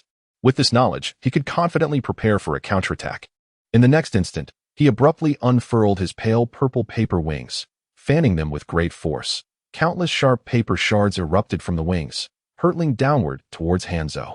A closer inspection would reveal that a few paper pieces inscribed with the Flying Thunder God technique were also among the barrage. Seeing his toxic gas offensive fail and being countered from above, Hanzo's heart sank. His most formidable weapon, the venomous mountain pepperfish toxin, had proven ineffective. How could he fight now? At that moment, the sharp paper shards were already upon him. With no time to ponder, he initially intended to incinerate the incoming projectiles with fire release. But his keen eyes soon noticed that the approaching shards remained untouched by the rain. A hypothesis sprang to mind, prompting him to swiftly alter his strategy. He abandoned fire release in favor of water release. Water release, water pillar technique. A massive column of water surged forth from his mouth, expanding in range the farther it traveled. As the myriad of sharp paper shards collided with the water column, the momentum of the water remained unabated, continuing its advance toward Xingzhuo. Meanwhile, the paper shards ensnared within the water stream began to decelerate, eventually being swept back and redirected. Xingzhuo swiftly evaded to another location, narrowly escaping the water column aimed at him. He then manipulated the scattered pieces of paper that had not been swept away, creating a sharp whirlwind of paper around Hans. Confronted by this blade-like tempest, Hans wielded his chain scythe to fend it off, yet his summoned beast, the pepperfish, was less fortunate. Its thick, gray-brown skin was soon shredded by the relentless barrage of razor-sharp paper, unleashing a series of infant-like wails as its blood dripped profusely, releasing an even denser cloud of toxic mist from its wounds. Hans, unwilling to allow further harm to his summoned creature, swiftly performed a hand seal to dispel the pepperfish's summoning state. He then utilized a water technique to escape the paper storm and launched a surprise attack from below, forming a seal and unleashing a massive fireball. Fire release, poison dragon flame bomb. A series of purple dragon-shaped fireballs erupted from his mouth, hurtling towards Xingzhuo.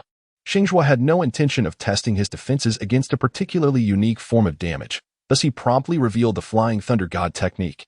Just as the poison dragon fireball hurtled towards him, his figure flickered and appeared at the periphery of the battle between the two combatants. In an instant, he summoned 4 shadow clones. Subsequently, he manipulated the soil beneath Hans, transforming it into a series of explosive tags that were currently ablaze. The scattered slips of paper inscribed with the Flying Thunder God technique around Hans provided the coordinates for the teleportation of Xingzhuo's shadow clones. As Hans prepared to escape using the water body technique, the shadow clones simultaneously formed hand seals and executed the sealing technique for purple flames formation. The opportunity for escape was swiftly extinguished, and in the blink of an eye, Hans resorted to summoning techniques once more. In the next moment, a multitude of explosive tags on the ground detonated, and the resounding roar of the explosion echoed throughout the marshland. From a distance in the lofty skies, Xingzhuo observed the flickering flames within the barrier of the 4 purple flames formation, realizing that his adversary had summoned a spirit beast to shield against the impending explosion. Due to his hasty preparations, the explosion was merely triggered by an ordinary explosive tag rather than the more potent mutual detonating technique. Thus, through Xingzhuo's Byakugan, he discerned that Hanzo was concealed beneath the protective cover of the spirit beast, which, despite sustaining severe injuries, managed to survive. As the flames within the barrier gradually subsided, Xingzhuo's 4 shadow clones pressed inward, while Hanzo once again dispelled the summoning technique, rising awkwardly from the ground. He gazed upward at the approaching Xingzhuo and shouted, "You leaf ninjas are so audacious on the soil of the land of rain. Do you intend to declare war on the Rain Ninja village?" Xingzhuo created a paper clone, transferring its essence to that form, thereby liberating itself from the paper body tainted by the venom of the mountain pepper fish, thus slowing the depletion of its chakra. With a hint of curiosity, it replied, "You claim I am so audacious? Pray tell, in what manner have I been audacious? Is self-defense to be deemed audacity?" Hans, filled with fury, retorted vehemently, "You attacked the border patrol of our Rain Ninja village." Hashizaka scoffed upon hearing those words, expressing his disdain with a derisive tone. "How absurd! Who would idly attack the border patrols of another nation's ninja village? If you were to engage your mind, which seems to have been dulled by the poison of the salamander, you might realize what fate awaits me. A member of the Hyuga Clan who appears vulnerable and lacks the caged bird seal when confronted by the patrolling ninjas of your village. Are they the ones who would seize the opportunity to assault me, or would I be the one to attack them without cause?" Pausing for a moment, Hashizaku continued with an incredulous tone, "By the way, you just inquired whether Konoha intends to wage war against the Rain Ninja. Shouldn't it be me asking you? Your village covets the Byakugan, the bloodline limit of the esteemed Hyuga Clan. Is it not your intention to declare war on Konoha and the noble Hyuga of the Land of Fire?" Chapter 70. The Battle Against Hanzo of the Salamander, Part 2. Xingzhuo's words dripped with sarcasm, yet Hanzo remained utterly unfazed. In this chaotic era, what significance does one's pride hold? Hanzo had realized that he was at a disadvantage against Xingzhuo, and now trapped within the confines of the barrier. It was evident that he stood no chance in battle. Thus, he sought to salvage a glimmer of hope through dialogue. "My apologies, I misunderstood you. I was unaware that Kurobe and his companions had launched an offensive against you. I thought suddenly." Xingzhuo interrupted Hans's ramblings, exclaiming, "Enough. Let us not pretend. We both know that the Rain Ninja, Kurobushin, harbored murderous intentions upon witnessing my Byakugan. Thus, he initiated the attack. Were you in his position? Would you not make a similar choice?" Hans, unperturbed by the sharp rebuke, merely lifted his head with an inscrutable expression and retorted in a peculiar tone, "Is it wrong to seize a powerful bloodline? Our ninjas from smaller nations find themselves weak and thus relegated to insignificance. If a chance to grow stronger were presented before you, would you truly forsake it?" As he spoke, he removed his gas mask and cast it aside, releasing waves of toxic purple gas that emanated from his being. "Indeed, upon witnessing your Byakugan, I understood that Kurobushin brought this calamity upon himself, rather than being trampled upon by the great nation's ninjas. But what does that matter? Throughout the annals of ninja history, it has always been a cycle of kill or be killed. I care not for Kurobushin's actions. He is one of our Rain Village's ninjas. And since you have slain him, I am duty-bound to avenge him." After proclaiming this, he suddenly extended his palm toward the ground, invoking ninjutsu, summoning technique. The bloodied salamander was summoned once more, and sensing its master's turmoil, it erupted forth, spewing toxic gas. Meanwhile, Hans began forming hand seals, combined ninjutsu, water release, poison dragon mist. A billowing cloud of purple mist erupted from his mouth, intertwining with the salamander's venomous exhalation. The 4 purple flames of the barrier flickered erratically, their sparks being extinguished and corroded. Xingzhuo ascended to a certain height, floating amidst the curtain of rain, quietly observing Hans as he wreaked havoc upon the barrier. Meanwhile, he pondered internally, should I eliminate Hans? The answer was glaringly evident, no. According to the character's backstory in the original work, Hans the Salamander was a pillar of the hidden rain village in his youth and later ascended to the position of its leader in his prime. His existence spared the land of rain from the devastation of the Third Shinobi World War. Should he be slain here? The immediate repercussions for the land of rain might be negligible. However, the impending First Shinobi World War would likely spell its doom, reducing it to a mere battlefield for multiple nations. Delving deeper, one could surmise that without such a deterrent force on the battlefield, the conflict would escalate dramatically, resulting in the loss of not only the people of the Land of Rain but also countless lives from the other 3 nations. The ramifications were too significant.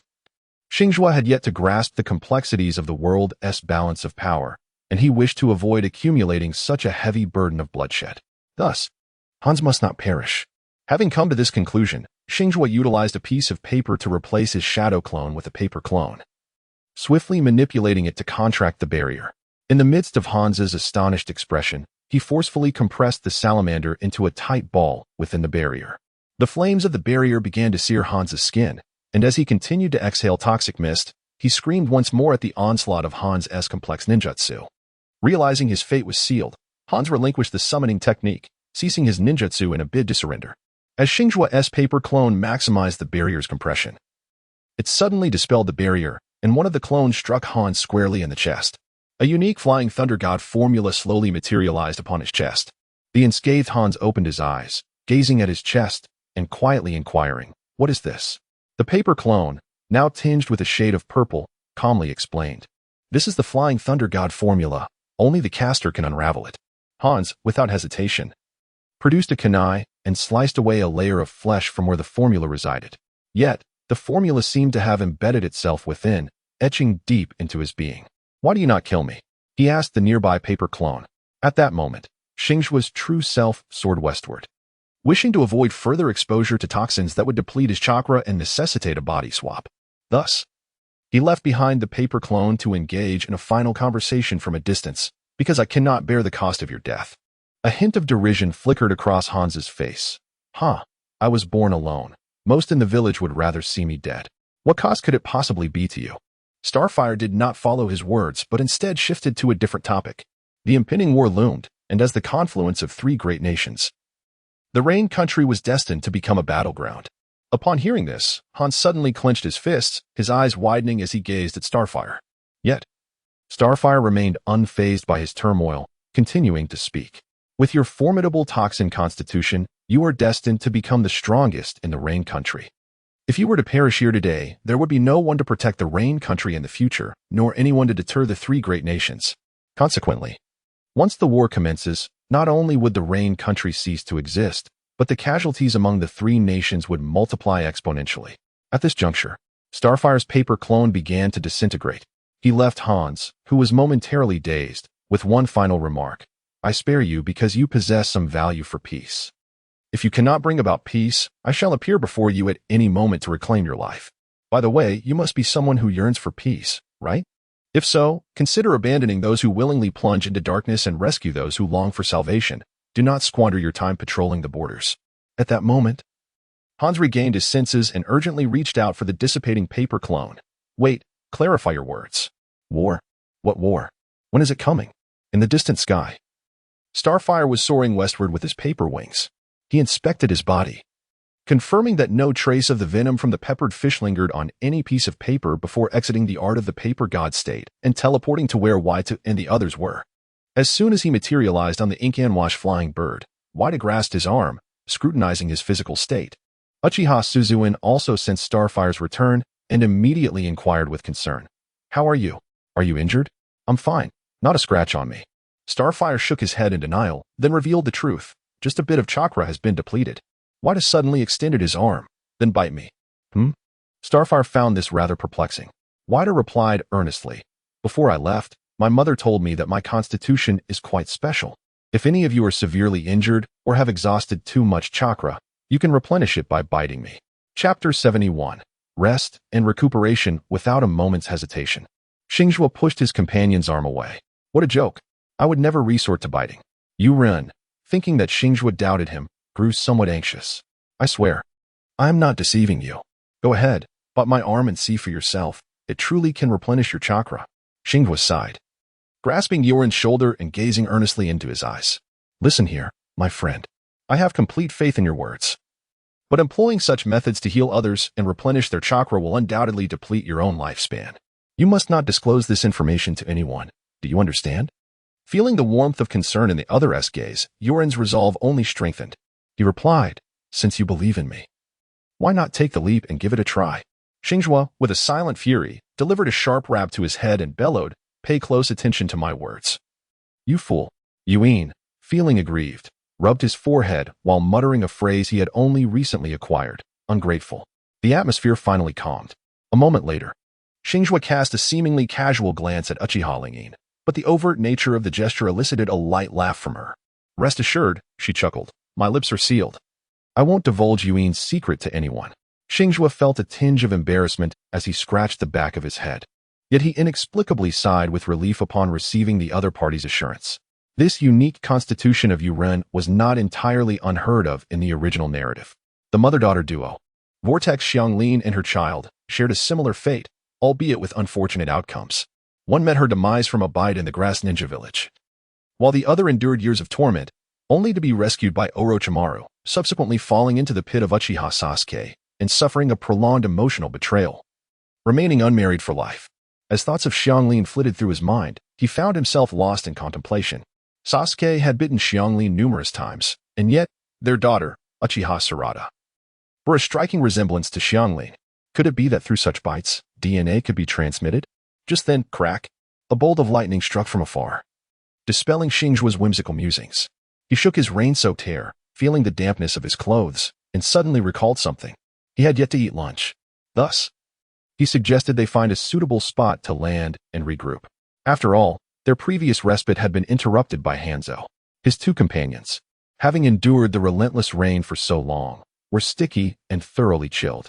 Upon hearing Xingzhuo's proposal, they almost simultaneously agreed. The trio then soared on their ink-painted bird for another 10 minutes, eventually landing on a higher hill where they began to set up their temporary encampment. Xingzhuo entered the state of God's papermaker technique, directly transforming the soil into a multitude of paper sheets. He then skillfully manipulated these sheets to construct an exterior resembling a withered tree, which internally housed a 3-room layout. Subsequently, he laid down a paper floor and fashioned a bed, along with tables and chairs. Meanwhile, Yu Ren employed a single use of the Kagura Heart Eye. Failing to perceive any anomalies around him, he proceeded to fill the large paper barrels in each of the 3 rooms with fresh water using his water technique. Before finally fixing his gaze upon Lingyin, Lingyin placed a sealed scroll containing ingredients upon the table, shrugged, and applied the weakest fire technique to each of the water-filled barrels, heating the water. Through their collective efforts, a cozy temporary home was thus established. Yu Ren, brimming with excitement, was the first to dash into the central room. Noticing that the other 2 remained still, he exclaimed, this time, we don't have to take turns bathing. I'll wash while using the Kagura Heart Eye. Xingzhuo found his words to be quite reasonable. Thus he proceeded to another room nearby. Who doesn't adore a hot shower? Particularly after a fierce battle? Meanwhile, Uchiha Suiren clearly intended to prepare the meal first. Therefore, she remained in the hall, commencing her culinary endeavors. Hey, what would you like to eat? Yuan bellowed. Didn't we inquire about this over half an hour ago? Xingzhuo responded loudly, expressing a continued desire for bird egg, wild vegetable, and meat porridge. Lingyin mumbled in response, perplexed by why the other 2 did not appreciate her signature dishes. Meanwhile, Hans was adjusting his gas mask, while his subordinates and another elite ninja team arrived somewhat tardily. They paused at a distance, gazing at the distant purple mist with expressions of astonishment and suspicion. Has Hans encountered a battle? One elite ninja wondered aloud. Hans's subordinate, however, joyfully declared, it seems that Lord Hans must have triumphed. I have never seen anyone survive in the venomous mist of the mountain pepperfish. Indeed, when Lord Hans takes action, nothing is beyond his reach. Amidst this fervent discussion, The disheveled figure of Hans appeared before them. Upon witnessing his despondent demeanor, an unsettling silence enveloped the group. Hans merely uttered in a somber tone, "Let us proceed with our duty of patrolling the borders," and without a backward glance, he moved towards the border line. Observing Hans's state, another elite ninja's eyes flickered with intent. He remained rooted in place, signaling his subordinates before suddenly launching an attack on Hans. Just as he was about to strike, having crossed Hans's subordinates, Hans casually swung his chain side without looking back. In the next moment, the elite ninja gasped. His gaze fixed on the blade, piercing his chest, disbelief flooding his eyes. How could I? Before he could finish his thought, he succumbed to darkness. His subordinates, startled, were only just drawing their weapons and had yet to take action. Witnessing this, they dropped their weapons in fear and knelt on the ground. Hans's subordinates quickly reacted, delivering a finishing blow to the ambushing elite ninja and capturing all of his subordinates. Withdrawing his scythe, Hans continued forward without a glance back, though still lost in despair. He felt an inexplicable crack in his heart. Even an enemy can discern this truth, yet you remain oblivious. What exactly am I striving for? What is my method of pursuing peace? He muttered to himself, gradually vanishing into the curtain of rain. I'm digging in, Wyron announced ceremoniously, then proceeded to relish the side dishes and sip the hot porridge. At this moment, Uchiha Lingen was grumbling. I admit that the dishes crafted by Xingzhuo are indeed delightful, but my signature seaweed rice rolls are equally delectable. Why don't you ever bring them up? Xingzhuo smiled as he gazed at the two individuals, feeling as though he were a child again, experiencing joy from these trivial matters. Chapter 72. Arrival in the Land of Wind. One would think that the striking contrast between the sun-drenched forest and the perpetually rainy marshes would be astonishing enough. However, the scene of swirling yellow sand under the blazing sun juxtaposed with the incessant rain of the marshes created an even more profound sense of disconnection. Neon, Xingzhuo, and their companion traversed the rain country in a single day, arriving at the border of the Land of Wind. At the border, they beheld an extraordinary sight. This environment is incredibly harsh. If Konoha were situated in such a place, I would undoubtedly employ ninjutsu to improve it. Yuren expressed with heartfelt sentiment. Xingzhuo shrugged noncommittally, saying, Not everyone possesses the same tree-planting prowess as Uncle Hashirama. Why do you say that? Lingen inquired with a hint of curiosity. Starfire retrieved the map of the Hyuga Clan and pointed to the Land of Fire, stating, originally, the environment of the Land of Fire was rather mediocre. In comparison to neighboring countries, it was merely slightly better. As you can see, the colors are quite similar. However, after Uncle Hashirama and Madara Uchiha established Konoha, they frequently employed wood release techniques to cultivate trees, resulting in the area surrounding Konoha being densely populated with foliage for hundreds of miles. These trees continuously improved the local environment and spontaneously disseminated seeds, thereby expanding the forested regions. Consequently, the present map of the Land of Fire is a lush green, rendering it the most fertile land in the entire shinobi world. Upon hearing this, Uchiha Sueren's face unexpectedly displayed an expression of concern. Curious, Yuan inquired, Sueren, do you not like forests? No, I adore forests, Sueren replied, shaking her head in denial. I was merely contemplating whether other countries and shinobi villages might harbor covetous thoughts towards the Land of Fire's superior environment. Xingzhuo cast an appreciative glance at her and concurred. Indeed, when Uncle Hashirama grows old and can no longer protect Konoha, those who wish to seize control of the Land of Fire will undoubtedly instigate war. Upon hearing this, Yu Yuan's eyes widened in astonishment. What shall we do then? The endeavors we are currently undertaking are aimed at averting the potential conflict that may arise in the future. Xingzhuo pointed to the S-rank mission scroll and remarked, this is the invitation to the 5 Kage Summit, regarding the allocation of tailed beasts among the other 4 villages. However, I fear this will only exacerbate the intensity of future conflicts. Ling Yin, with a perplexed expression, inquired, what are tailed beasts? Similarly, Yu Ren, who had previously witnessed and learned that his mother housed the 9 tails within her, wore a face of confusion as he asked, why allocate tailed beasts to the other villages? How does this allocation lead to more intense warfare? Xingzhuo first addressed Ling Yin's inquiry. The tailed beasts are chakra entities, with a total of 9, distinguished by their tails and unique powers, ranging from 1 tail to 9 tails. Each possesses strength comparable to the leaders of their respective villages, with the 9-tailed beast being the most formidable, its power even surpassing that of the village leaders.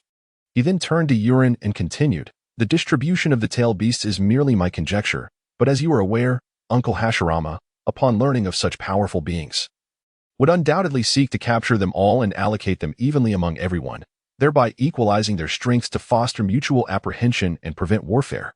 As he spoke, he shrugged, appearing quite helpless.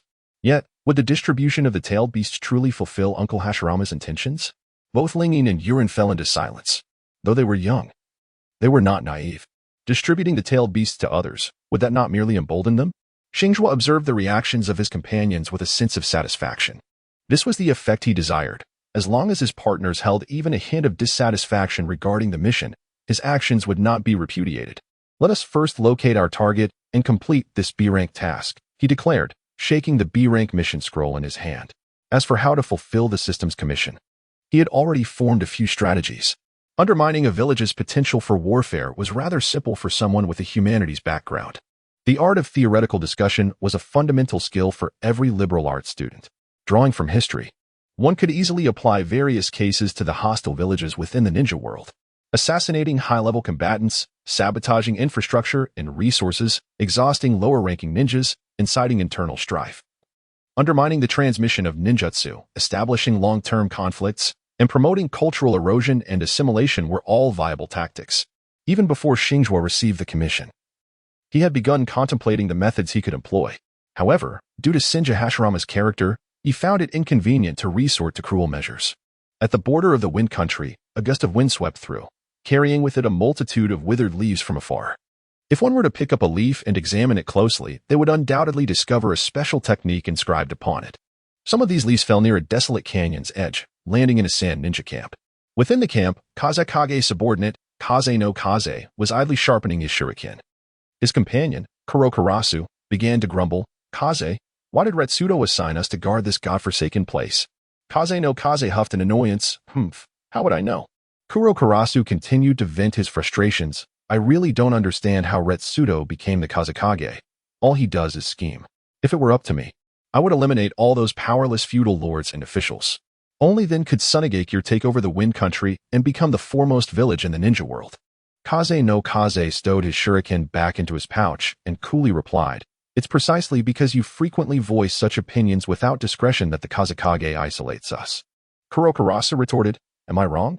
Every time I see Retsudo groveling before the feudal lord for money, it infuriates me. It's utterly embarrassing for Sunagakure to have such a leader." Kaze no Kaze remained silent, his expression thoughtful, while Kurokarasu seemed to have opened the floodgates of his discontent. Look at Konoha. Senja Hashirama's eldest son merely delivered a package to the capital of the Fire Country, and he was welcomed with open arms, even marrying the princess.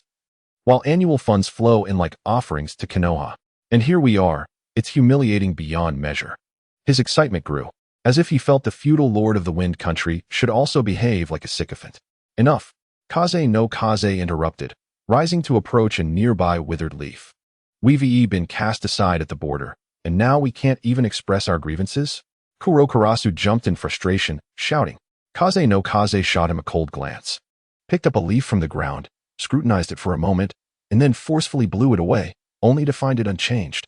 Kaze no Kaze's pupils contracted as he immediately stood up and said with an undeniable tone, "Gather everyone. These leaves are suspicious. They must be part of some secret technique. There are definitely enemies nearby." Just as his words fell, snow-white feathers began to cascade from the sky in abundance. Chapter 73. The siege. Hinata Xingzhuo and Uchiha Swearin stood behind a massive boulder on the cliff opposite the sand ninja camp. Maintaining his ninjutsu, Xingzhuo's eyes were slightly closed. Yet his mouth did not cease its motion. "Put on your Konoha headbands. This mission to eliminate rogue ninjas doesn't seem quite right. The target appears to be the sand ninjas." After a moment, he continued issuing orders. "We must hold back. Swearin, do you know the Nirvana abode technique?" Uchiha Swearin quickly responded, "I do. Uncle Hano taught me." "Good, that is sufficient. Use the Nirvana abode technique to incapacitate those Nin and Genin. Then, you can use Doton to trap them first." As he spoke, his eyes suddenly widened, addressing the two beside him. "They've spotted us. Let us commence." Upon hearing this, Uchiha Swearin immediately activated her Sharingan, forming hand seals to unleash an expansive Jinjutsu. Jinjutsu, Nirvana abode technique. Snow-white feathers appeared out of nowhere, drifting down from the sky. This was an extensive hypnotic illusion technique. Anyone who saw these feathers would succumb to slumber. Only ch skilled in genjutsu or high-ranking shinobi with resistance could evade its effects. Ordinary ch and genin would have no immunity against this A-rank genjutsu. At that moment, the snowy feathers fell upon the camp and surrounding area. Over 20 sand ninjas stationed around the perimeter collapsed to the ground, ensnared. A few ch and high-ranking shinobi proficient in genjutsu, upon realizing what had transpired, emitted urgent warnings, enemy attack. However, this warning proved futile. Under the effects of the mass genjutsu, those ensnared could not awaken themselves. The few who were unaffected could only assist in stirring the chakra of those trapped, trying to rouse them. At that instant, two figures, along with three subordinates, surged out from the camp, Kage no Kage and Kurokarasu, along with their team. They hurriedly made their way to their comrades who had fallen victim to the genjutsu, intending to dispel it. But would Xingzhuo allow them to do so? In the next moment, the ground suddenly began to tremble. As Kage no Kage looked up from helping his subordinates, he saw a red-haired child standing across the canyon, utilizing Doton to alter the terrain. The tremors continued, but both Kage no Kage and Kurokarasu distinctly felt the ground beneath them beginning to sink. Kurokarasu quickly surveyed the surroundings and, observing the camp rapidly descending into the earth, concluded, "Such prowess. The enemy is an upper-ranking ninja adept in Doton." Kage no Kage gritted his teeth. There is also an upper-ranking ninja skilled in genjutsu hiding in the shadows and another unknown practitioner of a secret technique. It was no surprise he was considered a thorn in the side of the first Kazekage, Retsudo, with just a bit of information. He had deduced the basic intel on Xingzhuo and his companions. Kage no Kage shouted, "Gather around me," including Kurokarasu. The other two upper-ranking ninjas and 4 ch nin quickly assembled. He then loudly announced the ninjutsu he intended to unleash next, F-ton, Rising Wind. A powerful updraft erupted from his mouth, and the other 6 understood his strategy. He intended to use the rising wind to break through, attacking instead of defending. Rather than remaining in the collapsing camp, attempting to awaken those ensnared by genjutsu, they would charge out to disrupt the enemy's ensuing offensive rhythm. Thus, the 6 immediately positioned themselves, entering combat readiness, preparing to deliver a blow to their opponents the moment they broke free. Yet, just as they soared halfway up, used ninjutsu, which had taken him over 10 seconds to perform hand seals, materialized. Doton, falling clay. A rift from another dimension materialized above the sand ninja, cascading dark red clay like a waterfall. Winkin Green, observing this, felt crimson veins emerge in his eyes. He glanced at his 20 subordinates below, then back at the impending deluge of clay, reluctantly ceasing his ninjutsu and descending with the remaining 6. With wind release, we must prevent this clay from falling, he shouted. Wind release, vacuum wave. Wind release, great cutting whirlwind. Wind release, pressure damage. Wind release, great breakthrough. Countless techniques of wind release were employed as they attempted to push the falling clay back into the rift. However, as long as he remained steadfast in his chakra output, the clay-filled rift would remain ajar. In hushed tone, Winkin Green instructed Black Crow, utilize earth release to burrow underground and disrupt the ninja maintaining the clay ninjutsu. Black Crow nodded, halting his wind release and forming new seals before crashing into the wall. Earth release, rock hiding technique.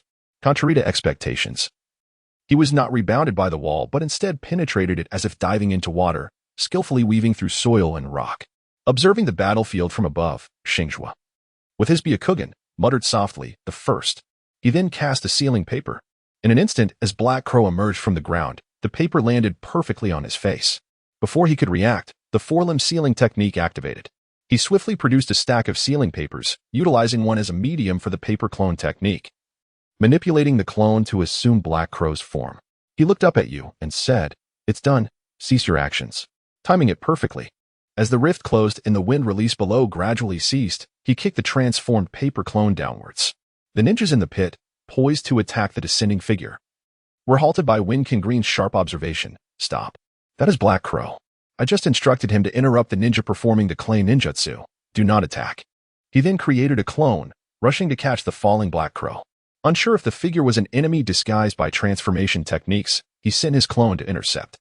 If it were an enemy, losing a clone would be inconsequential. If it were Black Crow, the clone would significantly mitigate the fall to prevent a fatal landing. As the ninjas at the bottom of the pit cautiously watched the plummeting Black Crow, another assault was unleashed from above. This time, it was you employing Earth Release, Heavenly Fallen Clay technique. The simultaneous appearance of the attack and the fallen ally was too coincidental, prompting Winkin Green to hold back. Black Crow had shattered Wind King Green's clone and lay on the ground, groaning unconsciously. Continue using wind release to defend. I will keep watch, Wind King Green declared. Moving toward Black Crow. As he approached, he detected an unfamiliar scent, causing his expression to change abruptly, and he instinctively retreated. Yet, it was too late. As Wind King Green retreated, he completed a hand seal and unleashed a ninjutsu, Wind Release, Wind Blade. The anticipated defense did not materialize. Black Crow was directly struck by the Wind Blade, torn to shreds. However, these fragments were not flesh, but rather sheets of paper. Riding the turbulent winds at the pit's bottom, they swiftly drifted toward the sand ninjas. Be careful.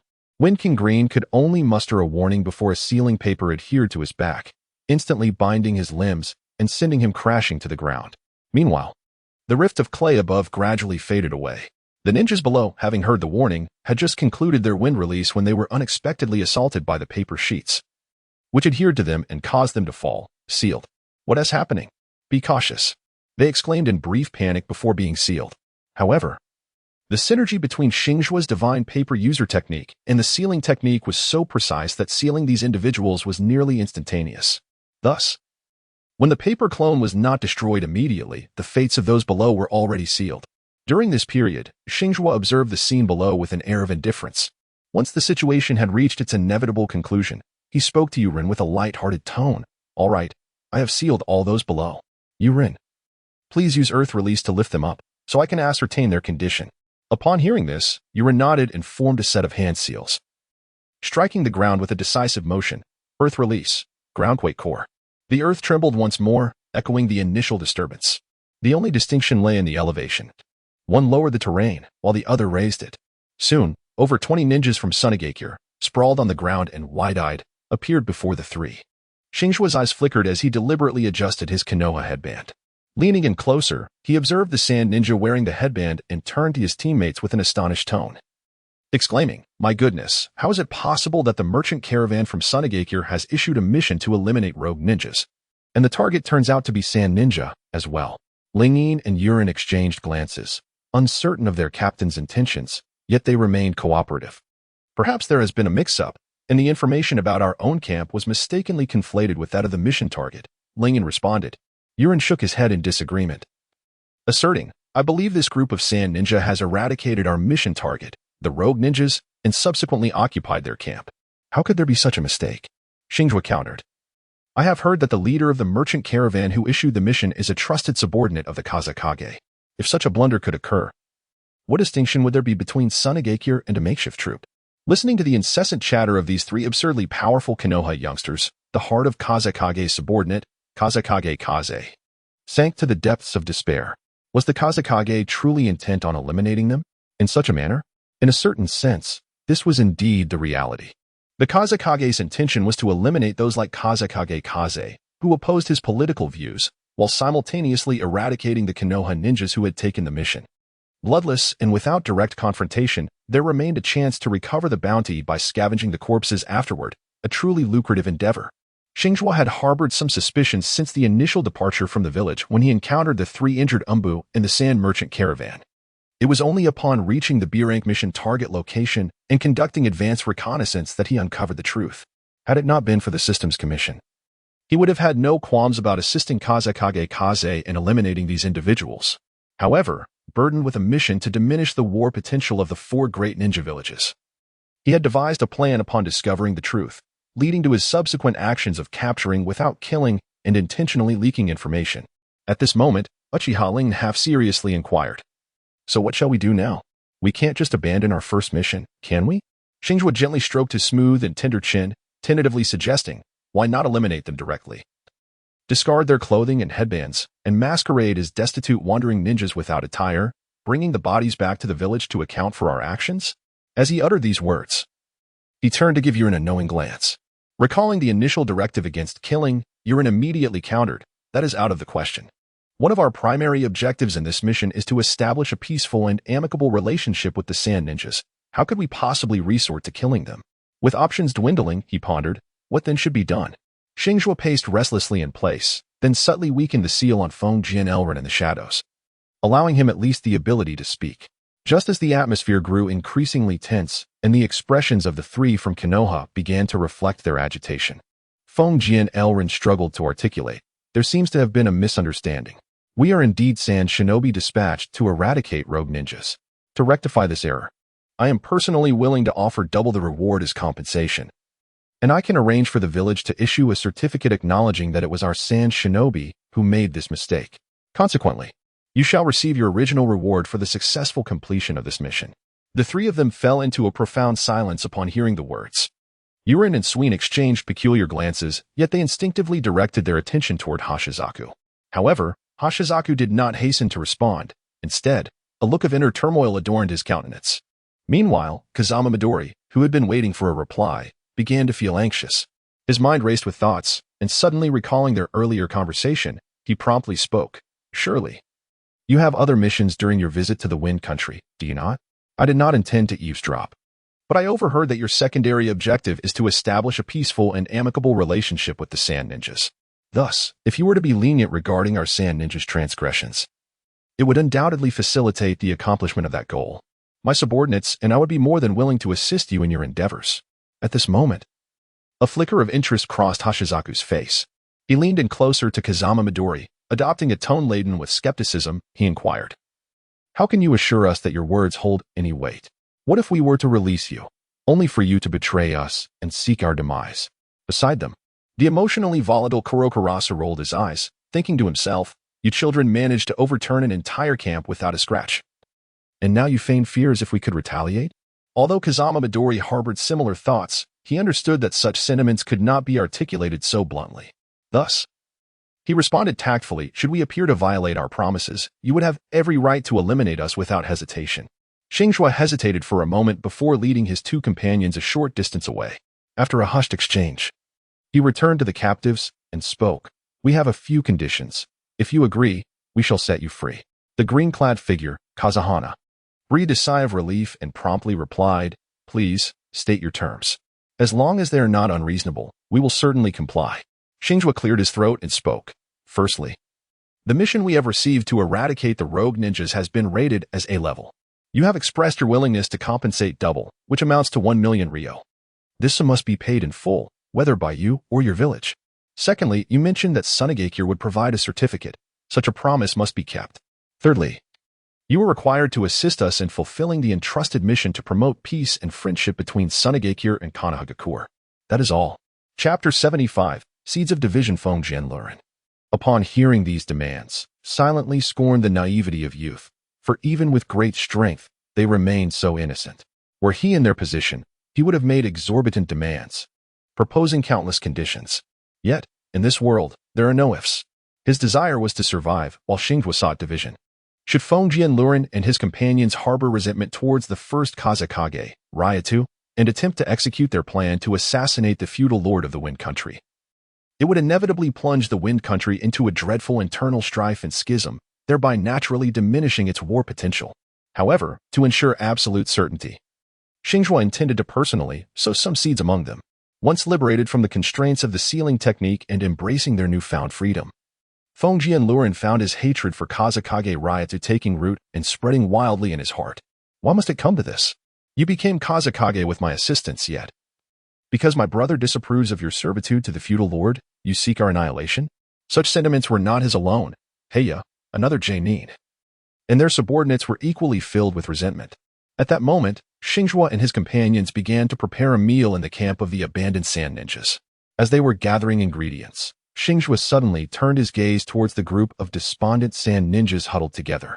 Though they had been freed from the seal, their spirits appeared low, and due to the Kage's orders and the intimidation from Xingzhuo and his companions, they dared not leave the camp. Thus, a scene unfolded where a group of individuals sat silently with their heads bowed.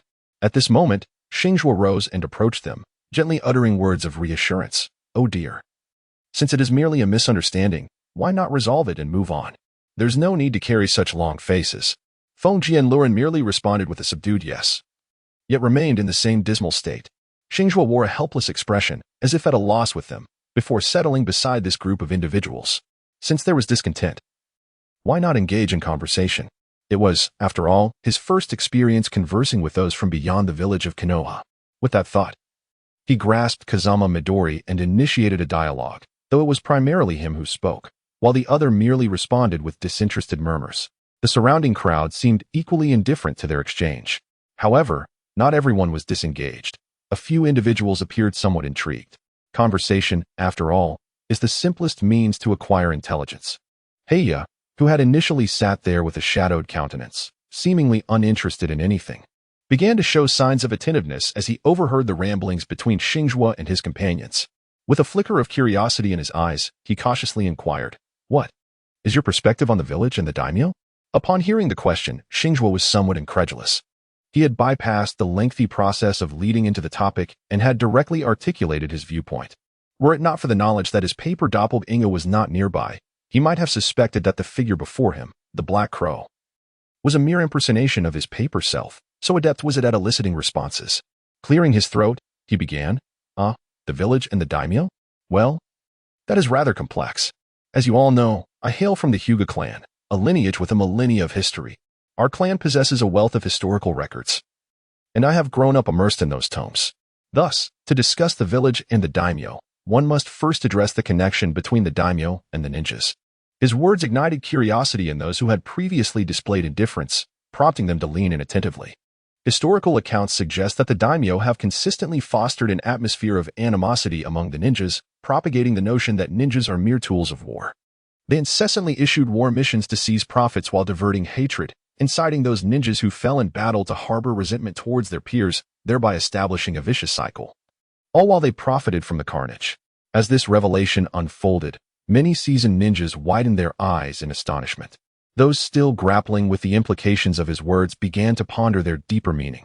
The Black Crow grasped the essence immediately, his pupils narrowing in realization. Akin to a sudden enlightenment, a multitude of queries in his mind found resolution. Following this train of thought, he instinctively interjected on behalf of Xingzhuo. So, what you imply is that the ninja village functions as an extended family, while the daimyo can manipulate this historical doctrine to stoke enmity between the villages.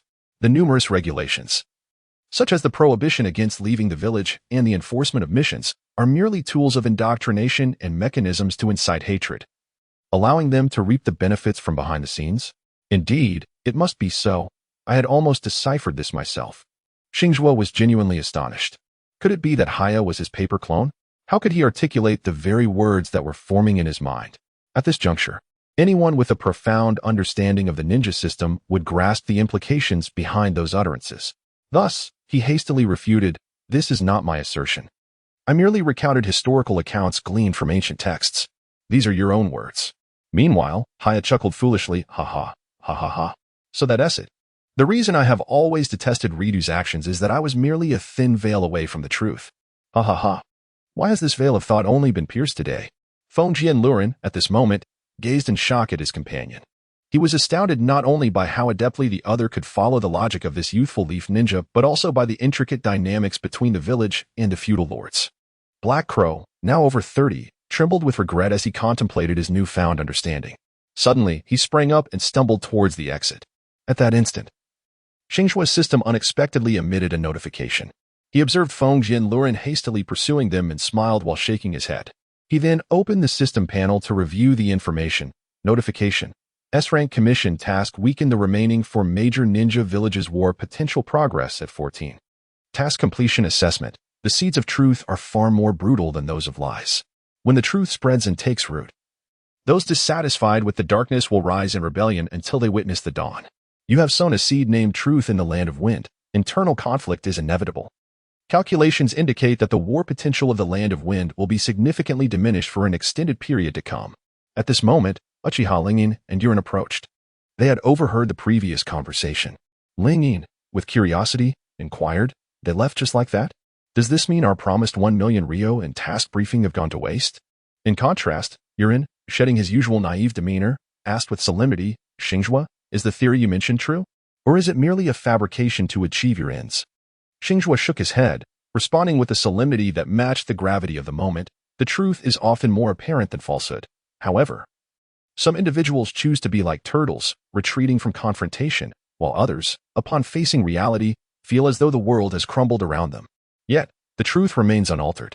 If you doubt the historical accounts I have gleaned from books, you may peruse the tomes in the library of the Six-Year Clan. Yurin, with a vacant expression, articulated his thoughts. So, war has always been a means for the powerful to seize benefits and manipulate the shinobi? Swearing gazed at him in astonishment, then turned to Xingzhuo, bewildered by the implications of their discourse. Chapter 76. The display of authority once Yurin's query was addressed. Xingzhuo nonchalantly remarked to Swearin, "It suffices to clarify the unusual circumstances surrounding this mission. Completing it is not imperative, for this is an assessment. The evaluation holds greater significance than the mere completion of the task." Despite this assertion, he privately mused, compared to the so-called B-rank missions and assessments, his system's entrusted tasks are of paramount importance. After all, that S-rank system assignment had granted him a pseudo-immortal existence. Should he receive another such opportunity akin to a shadow-level Naruto, he could truly attain immortality. Casting a glance at Yurin, whose worldview had been similarly shattered, Xingzhuo sighed inwardly, murmuring an apology. He then offered a comforting embrace. It was perhaps premature to reveal the harsh realities of the shinobi world to him. Such revelations should ideally await a time when he could better withstand them. Yet, the moment had presented itself, and he could only subject his young companion to this discomfort. Not far from their location, two unexpected observers were intently watching the mission of the trio from Konoha.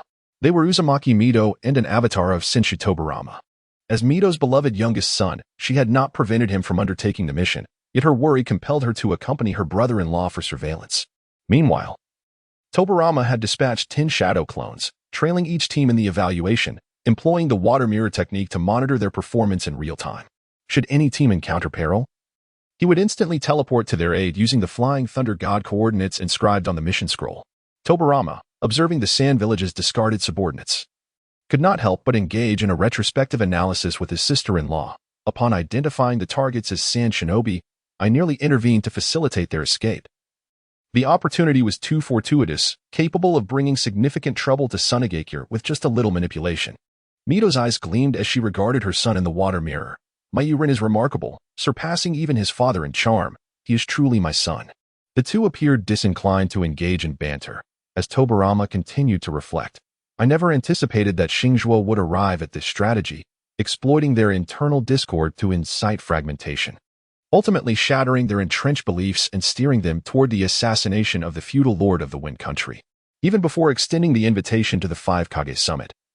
This young man has already surprised me. He is indeed my disciple."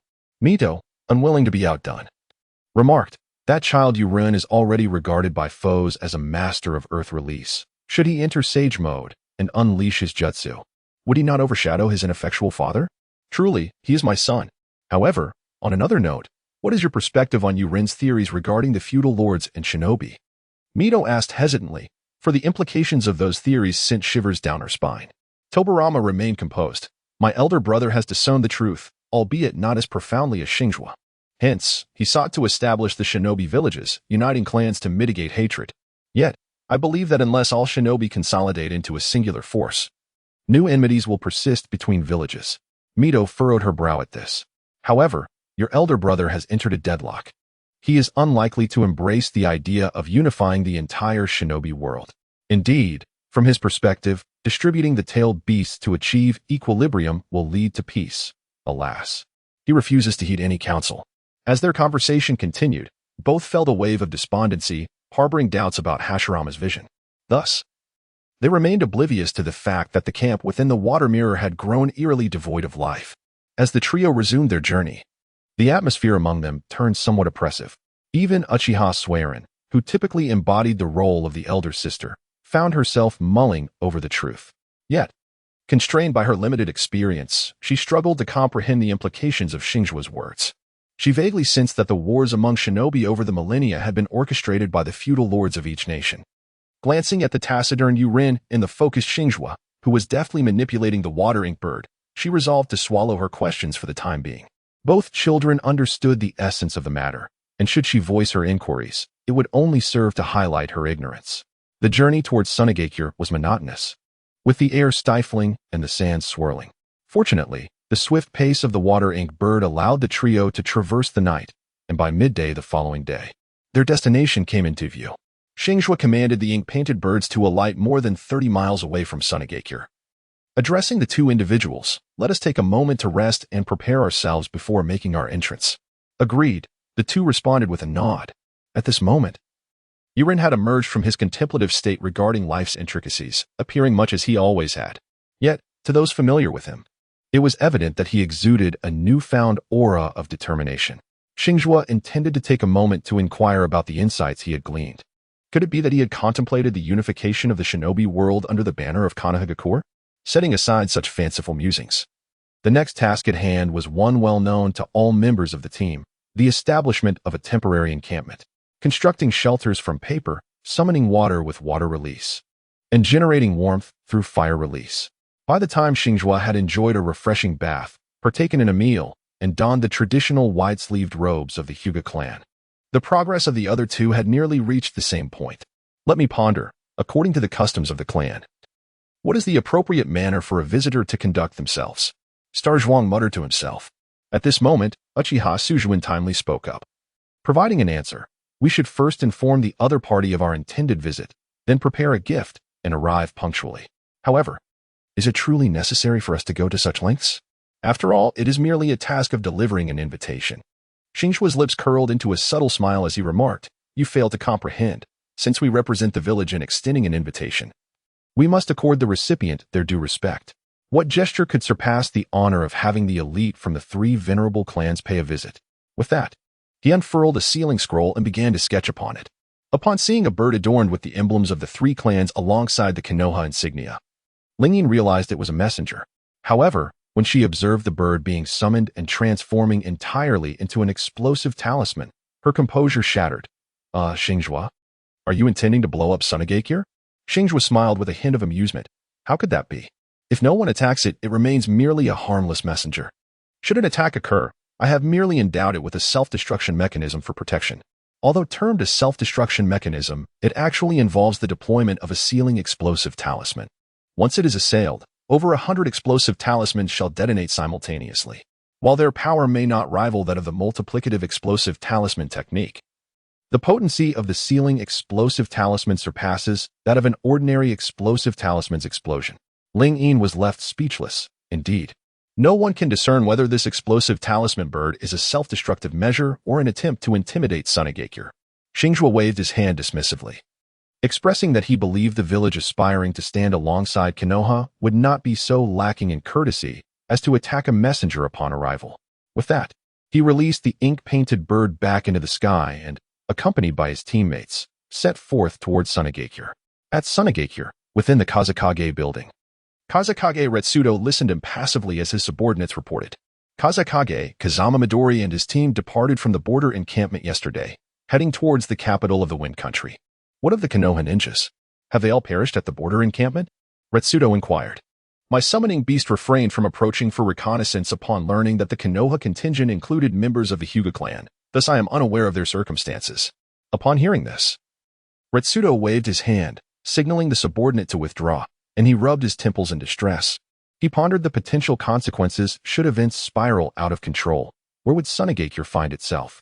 He could not shake the thought of the aftermath following Kazama Midori's assassination of the Wind Daimyo. Should the assassination succeed, Sunagakure would indeed gain control over the Wind Country. However, the other four nations' daimyos would undoubtedly compel their respective ninja villages to wage war against Sunagakure. Conversely, should the assassination fail, it would become increasingly difficult for Sunagakure to extract funds from the daimyo in the future. With these thoughts weighing heavily upon him, he resolved to thwart Kazama Midori and his unorthodox group at all costs. Just as he prepared to summon personnel and issue a mission to intercept them, a tremendous explosion suddenly erupted at the village entrance. The blinding firelight momentarily eclipsed even the desert sun. Retsudo's nascent thoughts vanished instantly as he rushed from the Kage building towards the village entrance. Upon arrival at the scene, Retsudo discovered that the situation was not as dire as he had envisioned. At the very least, there were no casualties. The entrance and nearby structures had sustained damage, reduced to a heap of rubble and sand. Immediately, Retsudo approached a disheveled Jainin, demanding, "What transpired here?" The Jainin, recognizing the Kage, reported. It was a bird bearing the emblem of Konoha. The patrol team mistook it for a summoning beast and attempted to shoot it down, only to discover that it was a bomb disguised as a bird, resulting in the explosion. Konoha? Retsudo's gaze sharpened. What are they plotting? As Sunagakure's ninjas began to congregate at the entrance upon seeing their Kage, he ordered, Send out a reconnaissance team to ascertain whether any Konoha ninjas remain in the vicinity. He continued to issue commands. Gather the Jonin who have not been assigned missions and prepare for battle. Dispatch a diplomatic letter condemning Konoha's act of terrorism and demand 100 million ryo in compensation for the damages. His tone faltered momentarily, growing somber as he concluded. Mobilize the Kage's guard to intercept the Wind Daimyo. Before he could finish, a youthful voice rang out from the distance. I did not expect the esteemed Kage to personally welcome us. How remarkably courteous. Accompanying this voice was the sound of countless wings slicing through the air. Retsudo turned to the source of the sound, and upon recognizing what it was, he felt as though his very crown had lifted from his head. Ink-painted birds. An overwhelming multitude blocking out the sun. Each bird bore the faint outline of explosive tags, confirming that they were indeed crafted from such materials. The first wave of birds circled ominously above Sunagakure. Some ninjas contemplated unleashing their jutsu to bring them down. But those who had witnessed the birds' destructive potential urgently advised the Kage, we cannot attack. The explosions triggered by them would rival the power of 100 stacked explosive tags. Retsudo quickly restrained the anxious ninjas, focusing his attention on a singular, unique bird descending toward the ground. As the bird lowered itself, the Kage discerned the figures aboard, a trio of children clad in family garb reminiscent of the Warring States period, their appearances strikingly notable. Red-haired, a member of the Uzumaki clan? One possessed the Sharingan, a Uchiha, and another bore the Byakugan, a member of the Hyuga clan.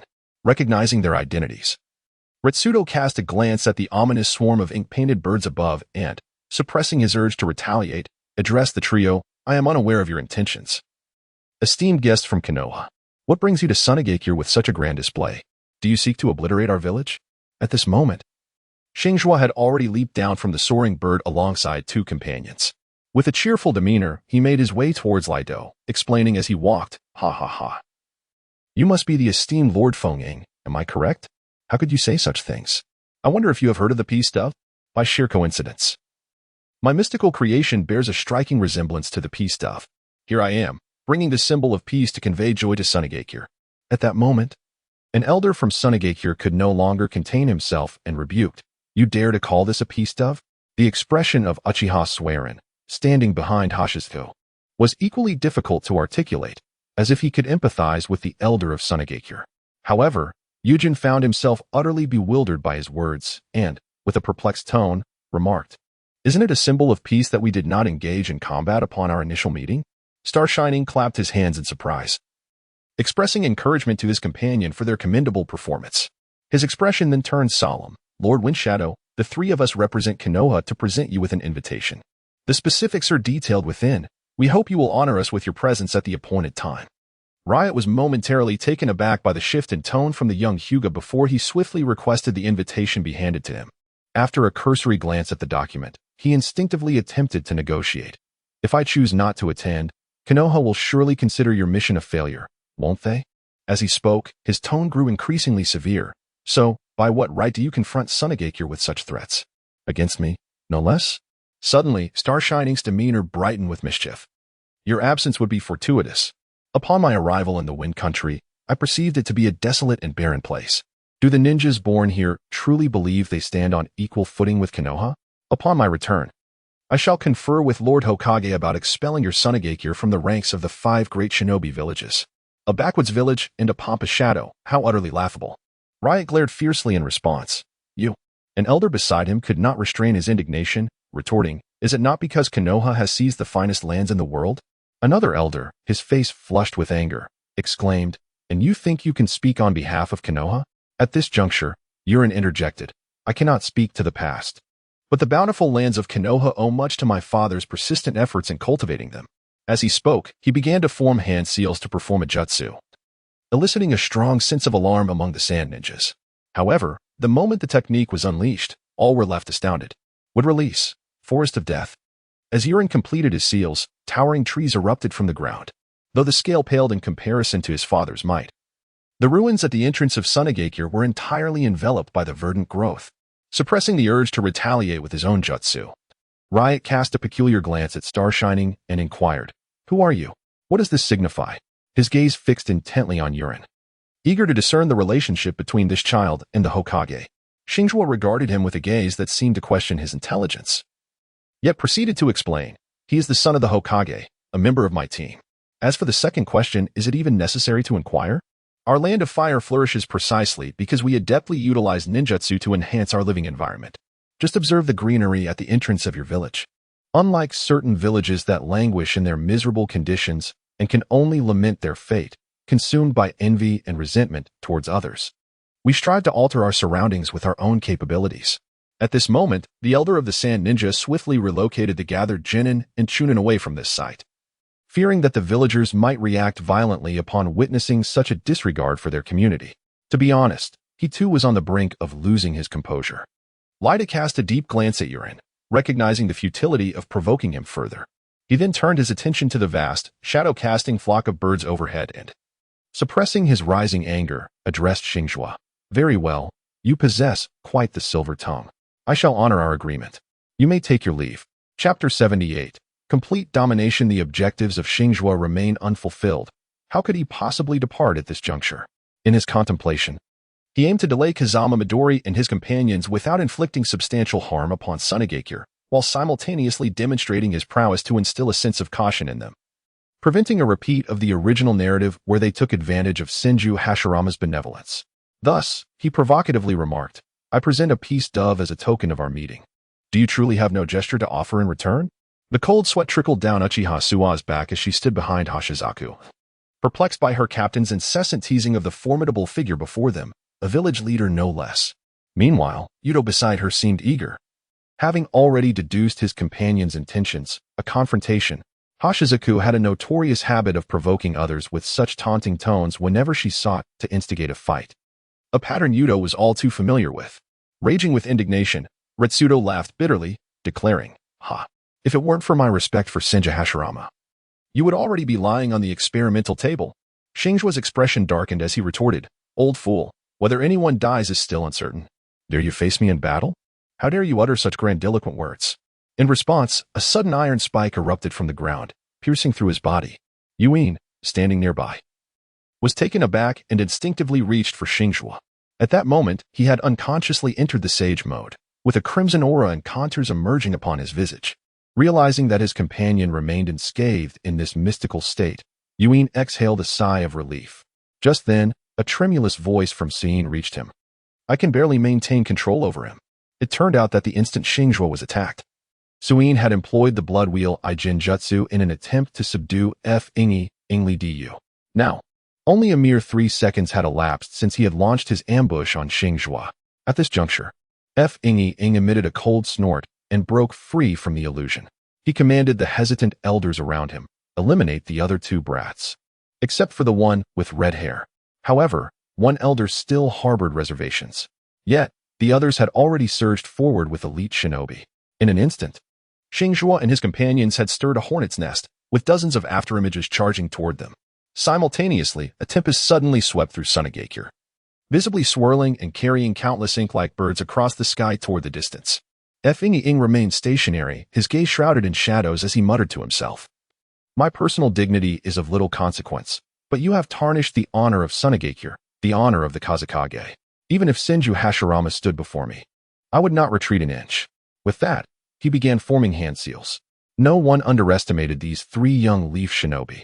The Hyuga boy manipulating explosive tags with flying birds clearly possessed the strength of a Jainin. The girl with the 3-tomo Sharingan was evidently also a Jainin. As for the red-haired one, his prowess was even more formidable. Every ninja knew what would release signified. Thus, over 50 Jainin charged toward them, including Ingli himself.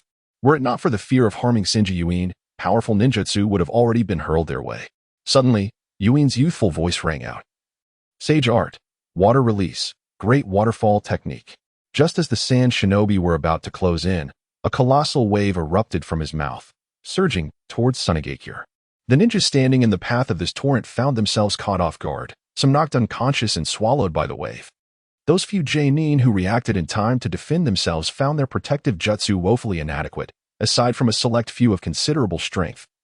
Almost all were swept away by the deluge. Starspark hovered in mid-air, furrowing his brow at the situation before him, unable to hold back. He tilted his head and remarked to Yuin, "This is utterly pathetic. With such a lackluster performance, how dare they claim to stand alongside Konoha?"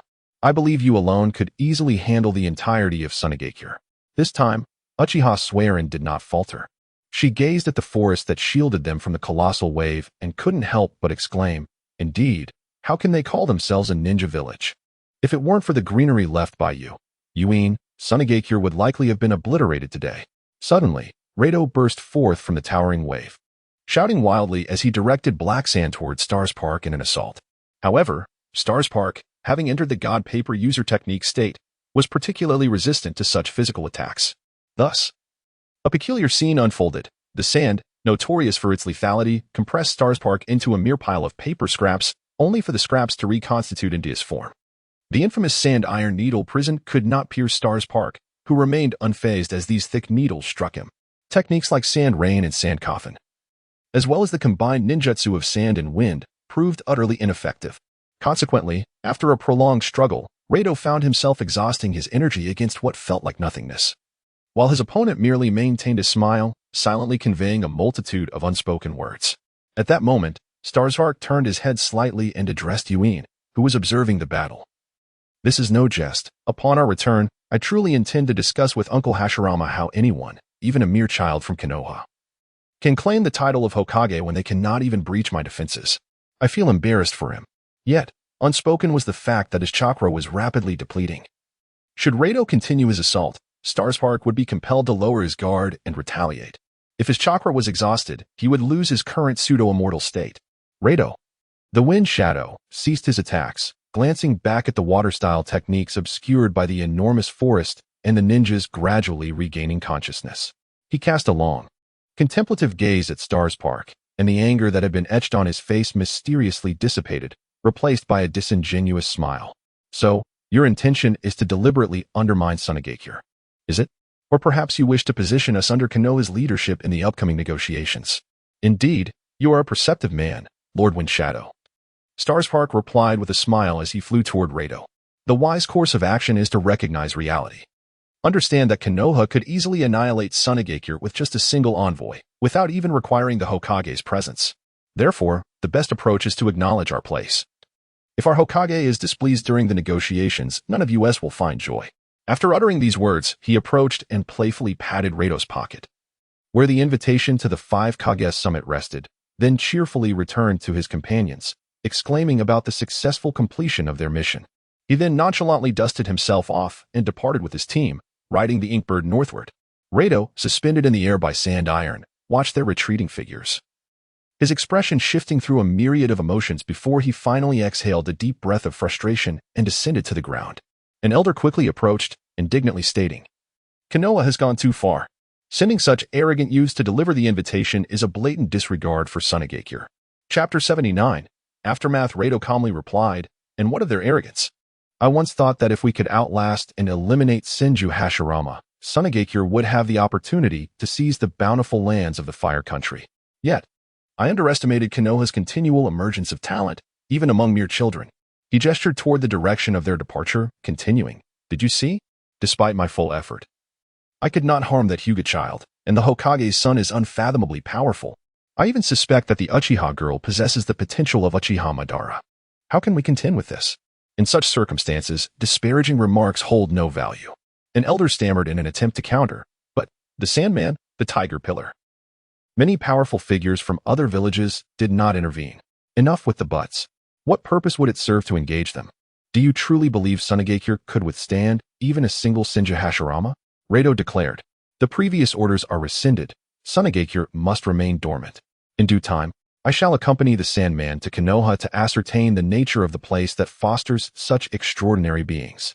Another elder, reluctant to concede, remarked, "But we have our own geniuses in Sunagakure, especially the recently promoted Chiyo, Eyes, as well as our users of Shikutten, Jiten, and the secret sand techniques." Rado fell silent for a moment before acknowledging this point, then continued, "By the way, send someone to contact the daimyo's residence too." "Never mind. I will personally lead a team of jonin to the daimyo's estate." The elder hesitated. "At this time, you should be reassuring our ninjas. Although the recent battle did not result in casualties, morale is quite low." "Low morale? Good," Rado smirked. "This matter need not be shrouded in secrecy. Let it be known far and wide. Perhaps under such pressure, Sunagakure may yet give birth to a similar genius." Furthermore, instruct the spies in Konoha to focus on gathering intelligence about these 3 individuals. I have a feeling that the son of Shinja Hashirama and that Hyuga child will become a formidable mountain looming over Sunagakure in the future. Meanwhile, the trio that had departed Sunagakure sat aboard the Ink Bird, engaged in light-hearted conversation. Starspark, I thought you would have blown Sunagakure to smithereens. Just like you did at their village entrance, Swearin exaggeratedly recounted the explosive scene, appearing exuberant as if celebrating her own survival. Not at all, Starspark chuckled. Creating an explosive tag for the Inkbird consumes a considerable amount of chakra. At the time, only 1/10 of the birds were equipped with explosive tags. Really? Even 1/10 seems capable of destroying their village, Swearin mused. No, I did not activate them. They were merely observational constructs. I feared that if the ninjas from Sunagakure acted foolishly and triggered an explosion, it could lead to war. Why such hostility toward them? Yuin inquired. Wouldn't that only incite further hatred? The human heart is inscrutable, Starspark replied, his voice somewhat distant. If you are strong, they may yield. If you are weak, they may take advantage. I cannot disclose the events from the original narrative where Shinju Hashirama was mocked by the Wind Shadow, so I must find a justification. The upcoming 5 Kage summit would revolve around discussions of peace in the ninja world, yet I perceive all of it as mere rhetoric. The peace of Konoha is built upon Uncle Hashirama's military prowess, should he be absent in the future, or will inevitably return, rather than pleading for peace. It is wiser to maintain peace through strength. My actions today serve as a deterrent. I've neither slain them nor have I failed to demonstrate the military capabilities of Konoha's new generation, and the Wind Shadow will surely comprehend this. Uchiha Swearin wished to retort. Even if it serves as a show of force, it hardly seems fitting for the 3 of us, who have yet to attain the rank of Jonin. However, the thought that Xingzhuo could disregard Fengying Lida's attacks stirred a sense of exhilaration within her. Could it be that such a young individual could stand shoulder to shoulder with the likes of the shadow level? To some extent. Suzuwa had indeed hit the nail on the head. Ever since Xingzhuo consciously unveiled his paper ninjutsu, he had ceased to keep it hidden. Especially as the unique characteristics of this technique became well known, it seemed reasonable that he could counter certain shadows with ease. I see. Uzumaki Mizuho exclaimed with admiration. Shinju Tobarama's expression was quite complex. He appeared taken aback by how closely his disciples' thoughts aligned with his own intentions. Beside him, his sister-in-law continued. Within the framework of your brother's aspirations, this child has nearly reached perfection. I wonder how he would confront the other 3 villages? It's hard to say, Shinju Tobarama replied, his demeanor growing more solemn. Fengying Lidu's personality was rather mercenary. Upon discovering that Yuyo was his elder brother's son, he would undoubtedly refrain from extreme measures, allowing Xingzhuo's plans to proceed smoothly. However, the Tsuchikage Shurho was quite peculiar in nature, and the Reikage AI exhibited a volatile temperament. As for the Swate Unhakuren, even I possess no pertinent intelligence regarding him. Should Xingzhuo continue with such audacity, it could lead to battles that would be challenging to contain. Uzumaki Mizuho optimistically inquired. From my perspective, Xingzhuo possesses a significant advantage over those ordinary shadows, and even Yuyo has the potential to defeat those mediocre adversaries. Even if a conflict were to arise, there should still be ample opportunity for intervention, correct? What do you mean by ordinary shadows? Shinju Tobarama's forehead creased with an imaginary frown. Could it be that he falls within the realm of my sister-in-law's ordinary shadows? Yet, this notion was fleeting, and he quickly shifted his focus. He then shook his head and stated, no, it's not that simple. Xingzhuo's ninjutsu may be countered by the Tsuchikage Shurha's disciple, Wu, who wields the bloodline limit of dust release. The Tsuchikage's grandson, Yaki, and even the Tsuchikage himself may have also mastered dust release. Under such devastating attacks that obliterate all matter, Xingzhuo's chakra would not sustain him for long. Uzumaki Mizuho furrowed his brow, seemingly confronted with news he least wished to hear. And what of Yuyo? He can now harness the natural energy sealed within the Sage mode, making him nearly invincible, correct? Yuyo is still a child in essence. He lacks substantial combat awareness, and his practical abilities can only be likened to a freshly promoted ordinary J-nin.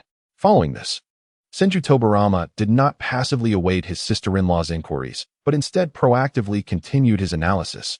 As for the hidden cloud, intelligence regarding their ninjas is sparse, making it difficult to draw conclusions. However, they possess several unknown 6 paths artifacts, which complicates matters.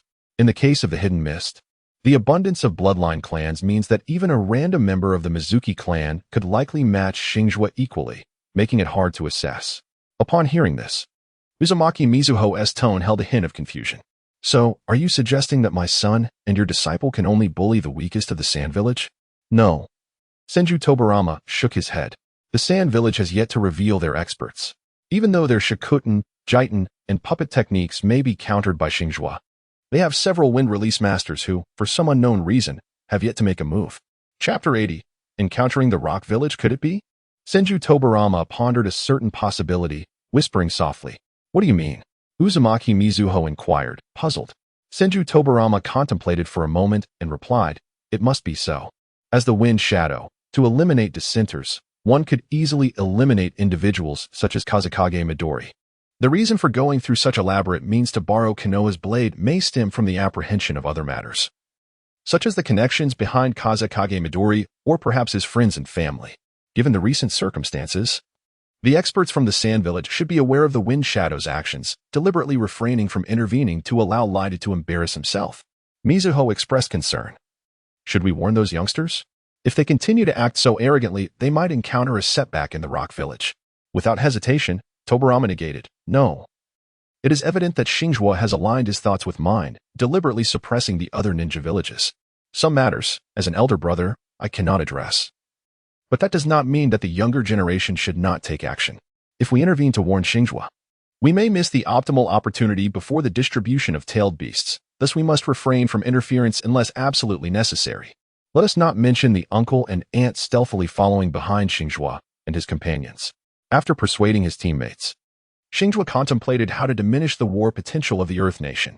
Despite his extensive deliberations, he could not conceive of a viable strategy, ultimately focusing on a rare plain on the map that belonged to the Earth Nation. As a populous country, the Earth Nation had a lamentably small area dedicated to agriculture. This plain was virtually its sole source of food production.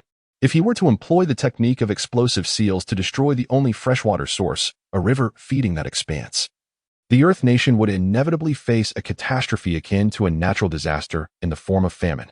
At the very least, before Sunagakure could mobilize extensively to redirect water sources, the Earth Nation would suffer a loss equivalent to an entire year's worth of food supply.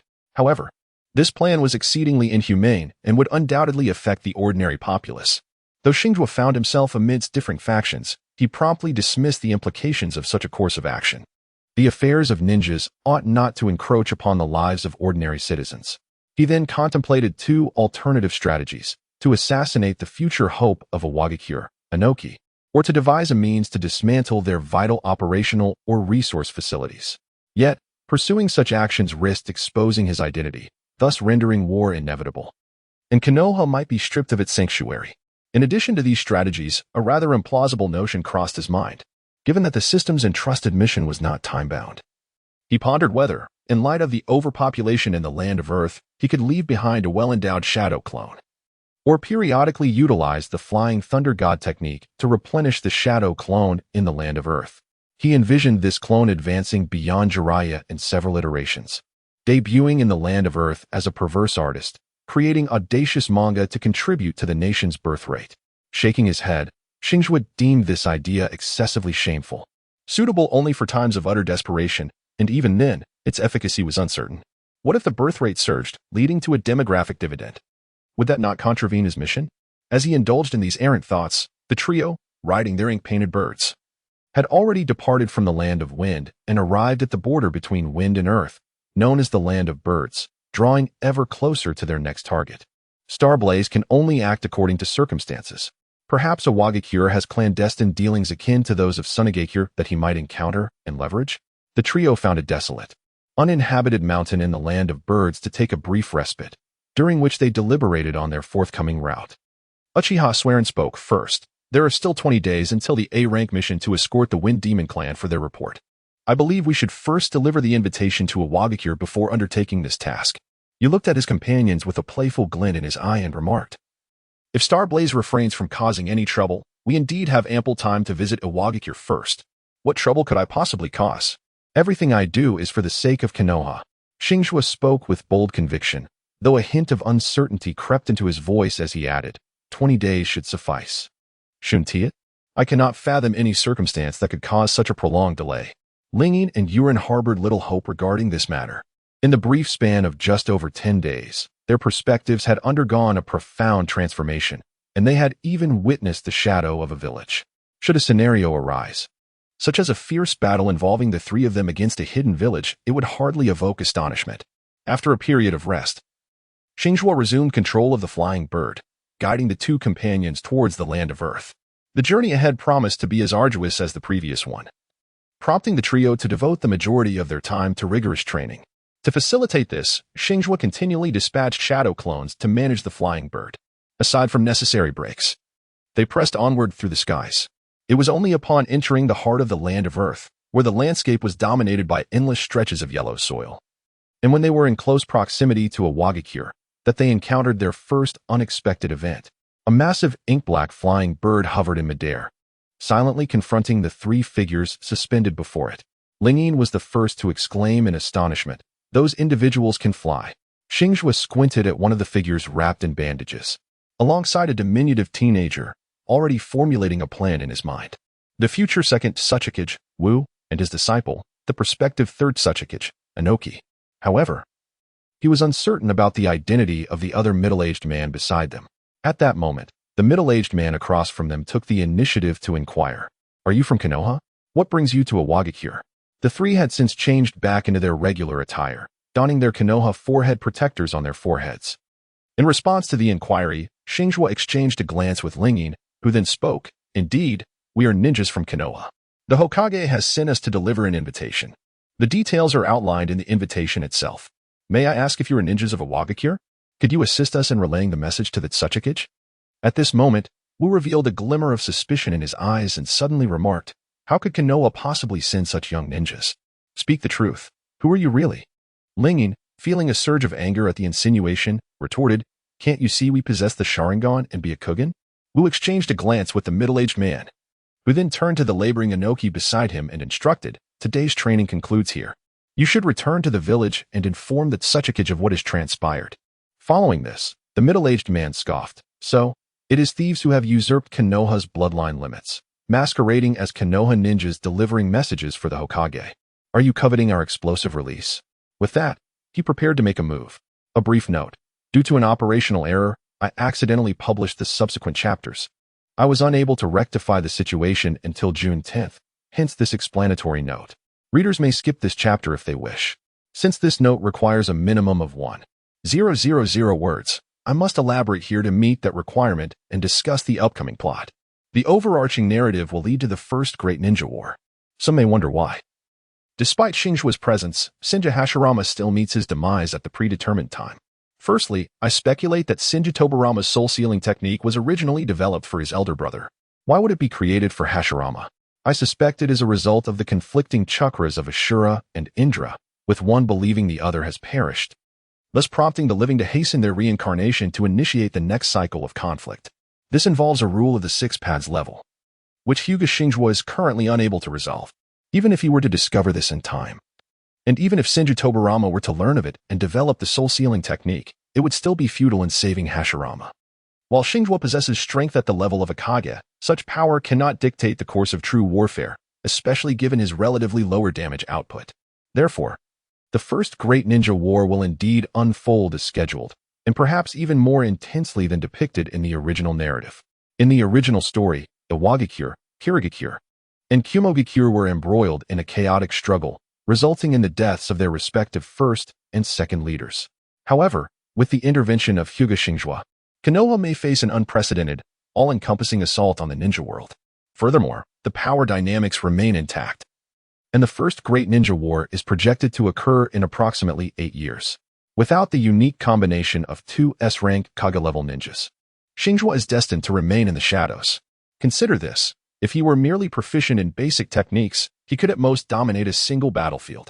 Thus, within the next 8 years, before reaching the age of 16, Xingzhuo will acquire a second S-rank ninja, solidifying his status as a formidable Kage-level powerhouse, earning widespread renown. Next, let us discuss my thoughts on the Land of Whirlpools. I conjecture that the downfall of the Land of Whirlpools in the original narrative stemmed from the inability of the other ninja villages to utilize the tailed beasts after their division. Yet, they aspired to replicate the creation of a Jinchuriki akin to Kushina from Konoha, leading them to conspire to seize the sealing techniques of the Uzumaki clan. The destruction of the land of whirlpools occurred during the reign of Sarutobi Hiruzen.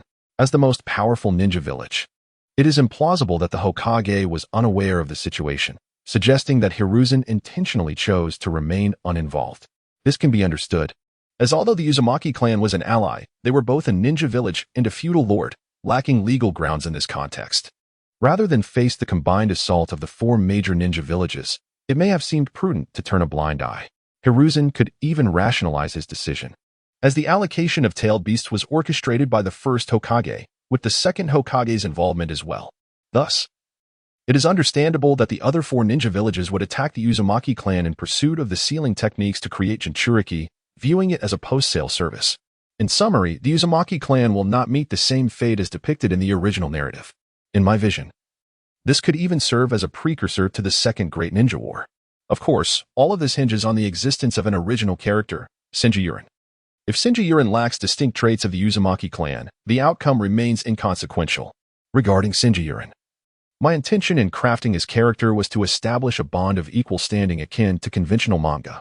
After much contemplation, I concluded that without external assistance and not being the main character, the only way for him to keep pace with Xingzhuo would be through a combination of sage abilities and cultivation. Having said all this, I have finally managed to reach 1,000 words.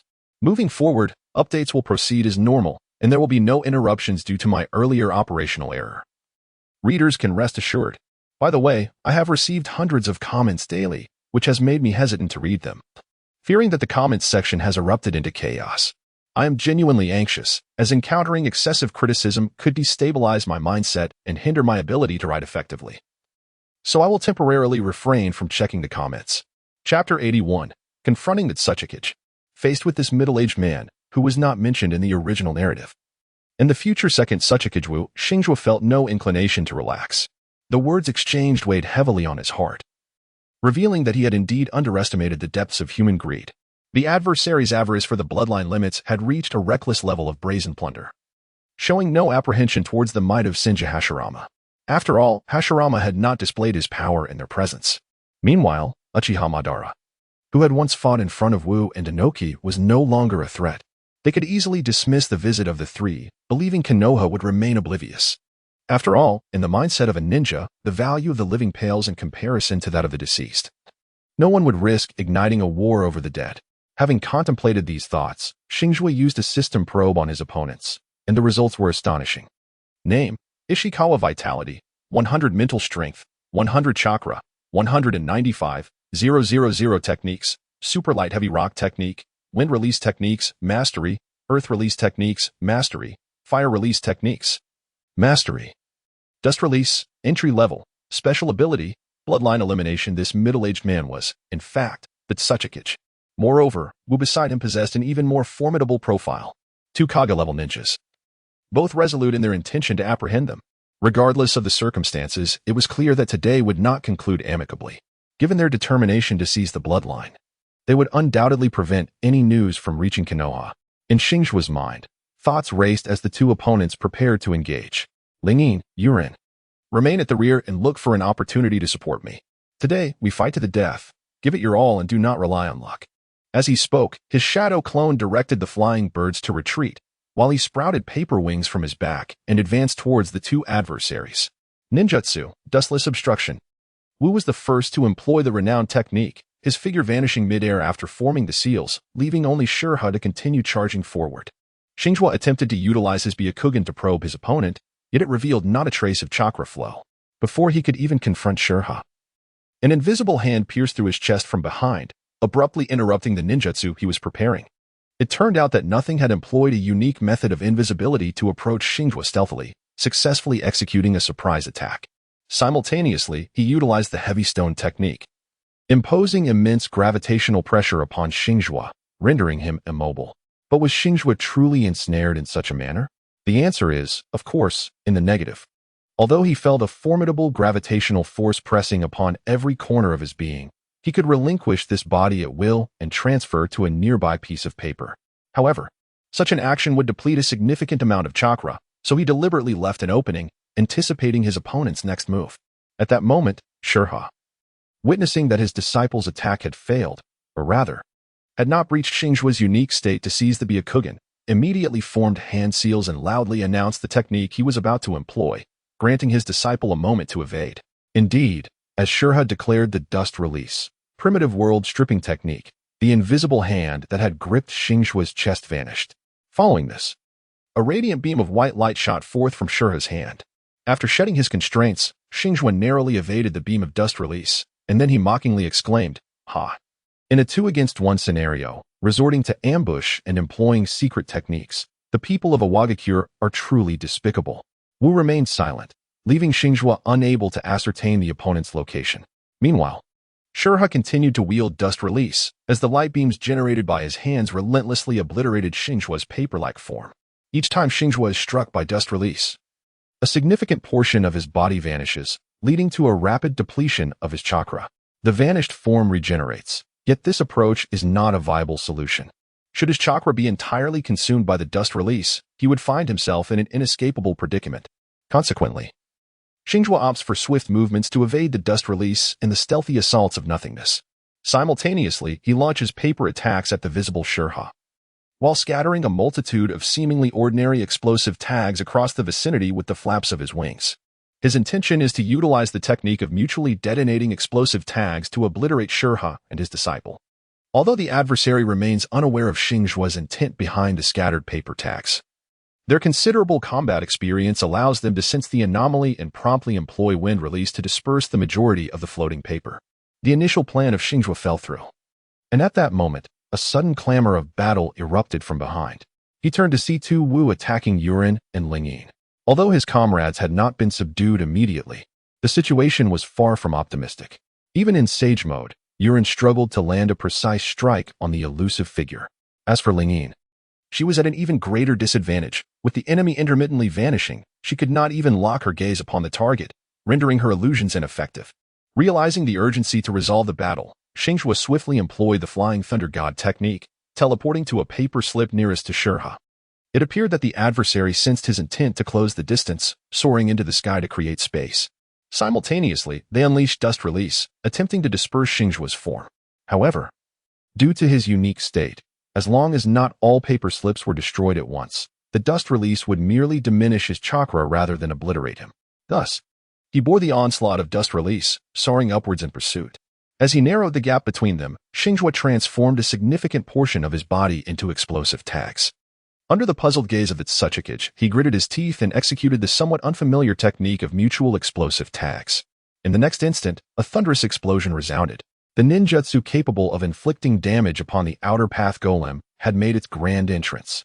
Chapter 82, Battle Against Wu Defeat.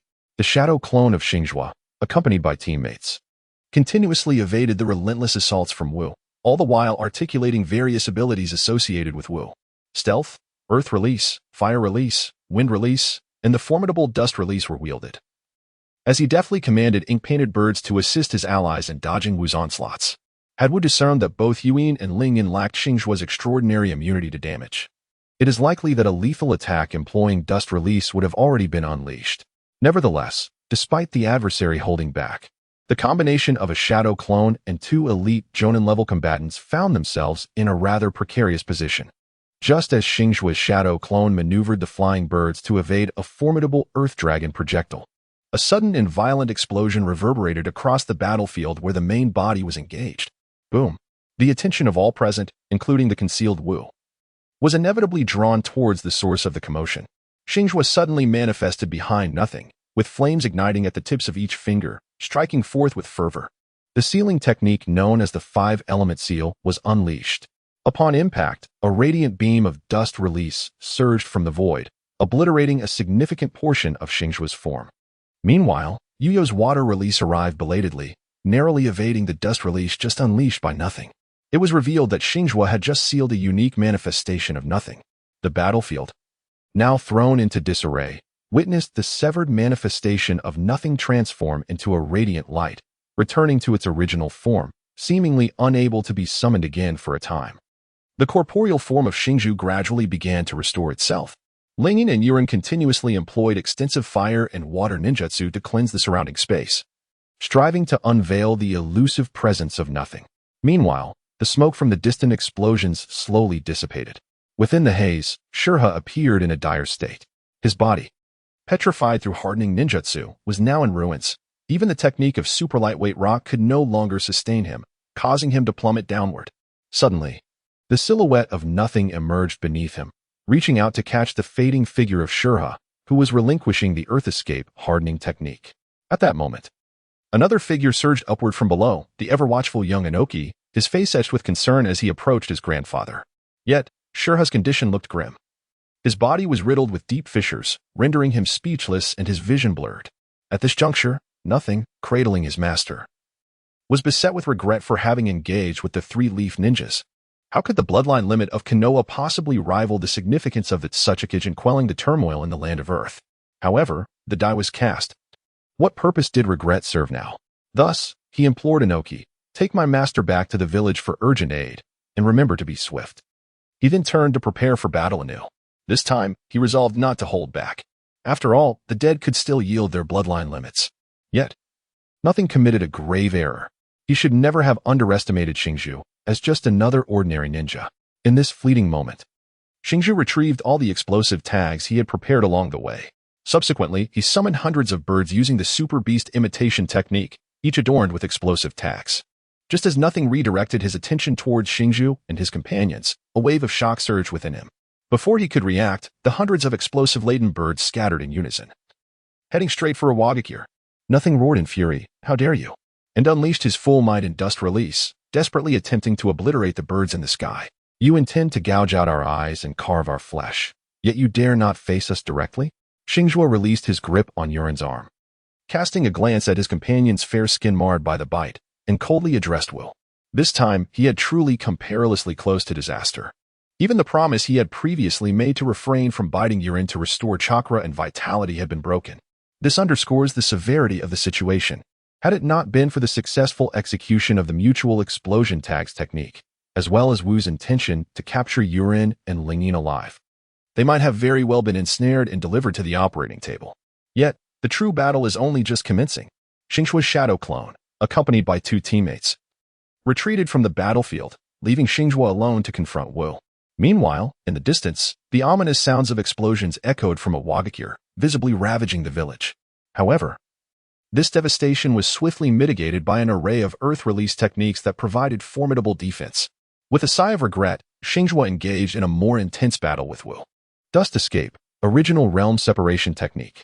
Sealing Technique, Secret Art, Menacing Stare. Dust Escape, Original Realm Separation Technique. Explosive Sealing Talismans Technique. Dust Escape, Divine Paper User Technique. Paper Blade Storm. Dust Escape. Wu's attacks either missed or proved ineffective. Meanwhile, almost all of Xingzhuo's strikes were deftly evaded by his opponent. At this moment, he realized just how lacking his advanced offensive techniques truly were. Techniques such as Spiral Sphere, Chidori, Sealing Technique, and Super Beast Mimicry failed to even graze his adversary. Furthermore, his Byakugan could not detect Wu's concealed movements. His natural energy sealing technique was still a far cry from Yu's level, rendering him incapable of entering Sage mode. The mutual explosive talismans technique was utterly thwarted by Wu's vigilant defense. Coupled with the disparity in combat experience, Xingzhuo found himself continuously battered by Wu. A situation that was profoundly frustrating, even though he could not be killed and could revive on other paper fragments.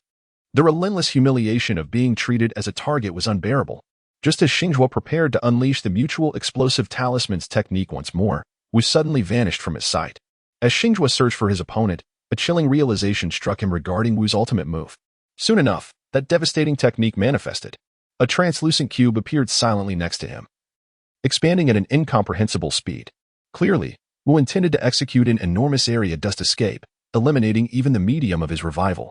Although he immediately activated Flying Thunder God to escape, a significant portion of his body was still obliterated. This was the Dust Escape, Boundary Separation Technique. Its range surpassed that of the original Realm Separation Technique, making it even more difficult to perceive. From a distance, Xingzhuo sensed that continuing this way was futile. With a flicker of thought, he allowed paper fragments to continuously separate from him, creating the illusion of a catastrophic state. Having already lost half of his body, he was now left with merely the upper half of one side, a sight of utter despair. Perhaps sensing his plight, Wu quietly appeared not far from him. Xingzhuo feigned exhaustion, slowly descending towards the ground. After narrowly evading a dust escape attack aimed at him, He relinquished the state of divine paper user and fell to the earth. Wu descended alongside him, coldly remarking, "So, even a lack of fear towards harm has its limits?" Xingzhuo, unwilling to concede, retorted with the most scornful tone, "Huh? Is it truly worth exchanging the sacrifice of the shadow and the considerable casualties of the village for a pair of disdainful glances and the enmity of Konoha?" Wu replied in a voice devoid of any emotional fluctuation, "Our shadow has not yet perished, and the village's losses have been minimized. Once we eliminate you and capture your companions, Konoha will remain oblivious to our involvement. This transaction, indeed, is quite advantageous." Chapter 83, Compromise. Xingzhuo gasped, his chest rising and falling. "Is that so? What leads you to believe your victory is assured?" His defiance proved futile, even in peak condition. "He could not inflict harm upon me, let alone in his current state." Wu shook his head and slowly approached, extending his hand to unleash the dust released directly at Xingzhuo's chest. A translucent, peculiar white light pierced through Xingzhuo's torso. He stared in disbelief at the wound on his chest, the fear on his face solidifying into a mask of horror. Soon, the lifeless body of Xingzhuo lay on the ground, his eyes devoid of vitality. Meanwhile, Wu subtly curled the corners of his mouth, bending down to reach for Xingzhuo's eyes. He was poised to seize the fruit of victory. "I accept your Byakugan, strange ninja of the Hyuga Clan." A faint sound escaped from Wu's body. Not far away, a shadow clone utilizing the release void point technique gradually transformed back into Xingzhuo's true form. It turned out he had exited the secret technique only to re-enter its state. The lifeless figure lying beside Wu morphed into a flurry of paper, swaying silently in the breeze as if mocking the foolishness of the one before him. In the end, it was indeed the Hyuga secret technique developed by Xingzhuo that determined the outcome of this battle. At this moment, Xingzhuo did not succumb to pride or complacency despite his victory. After employing the secret technique of distant acupoint sealing a total of 128 times, he opened his eyes wide, confirming that the majority of the opponent's acupoints had been successfully sealed before cautiously approaching. The eye of Wu, exposed beyond the bandages, transitioned from a state of bewilderment to one of excruciating agony after enduring the complete 128 acupoint strikes. The transformation was remarkably swift. Nevertheless, Xingzhuo remained vigilant, and after reconfirming that this was indeed the true form of the bandaged creature, he delivered a resounding slap to its chest. Sealing technique. 5-element sealing. Once he ascertained the efficacy of the 5-element seal, he unleashed a flurry of punches and kicks upon Wu. "What does it mean to attempt to reap without sowing?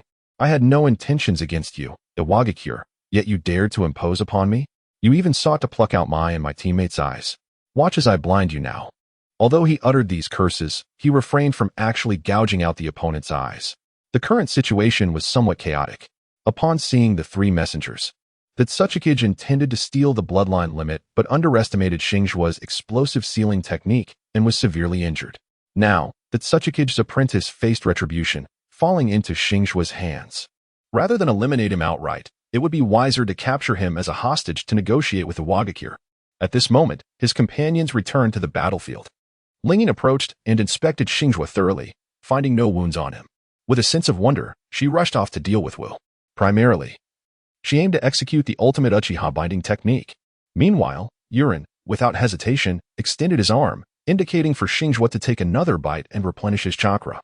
Yet Xingzhuo was reluctant. After a thorough system check revealed that Yurin's chakra was nearly depleted, he hesitated to take another bite, fearing it would overdraw Yurin's chakra reserves. Fortunately, the battle had concluded, and Yurin did not press the matter further. What a perilous situation. I had no idea that the people of Iwagakure were so malicious. Resorting to violence at the first encounter, Lingyin remarked, having delivered several powerful kicks to Wu while still shaken. Xingzhuo thoughtfully remarked, "Perhaps it is due to our youth, combined with the allure of the Sharingan, Byakugan, and the Uzumaki bloodline, that they dare to make a move." At this moment, Yurin, with an innocent expression, inquired, "I understand that the Byakugan and Sharingan can be utilized directly, but how can they make use of my Uzumaki bloodline?" This question, lacking in emotional intelligence, drew the curiosity of another party involved, who looked expectantly at Xingzhuo for an answer. "Isn't it simple? You could be raised in a prison, and when you reach a certain age, taken to be with 100 women." Lingyin initially appeared bewildered, but as Xingzhuo's words grew increasingly absurd, she shrieked like a cat whose tail had been stepped on. "Stop!" Yurin, puzzled by Lingyin's reaction, pressed on, And what happens after the 100 women?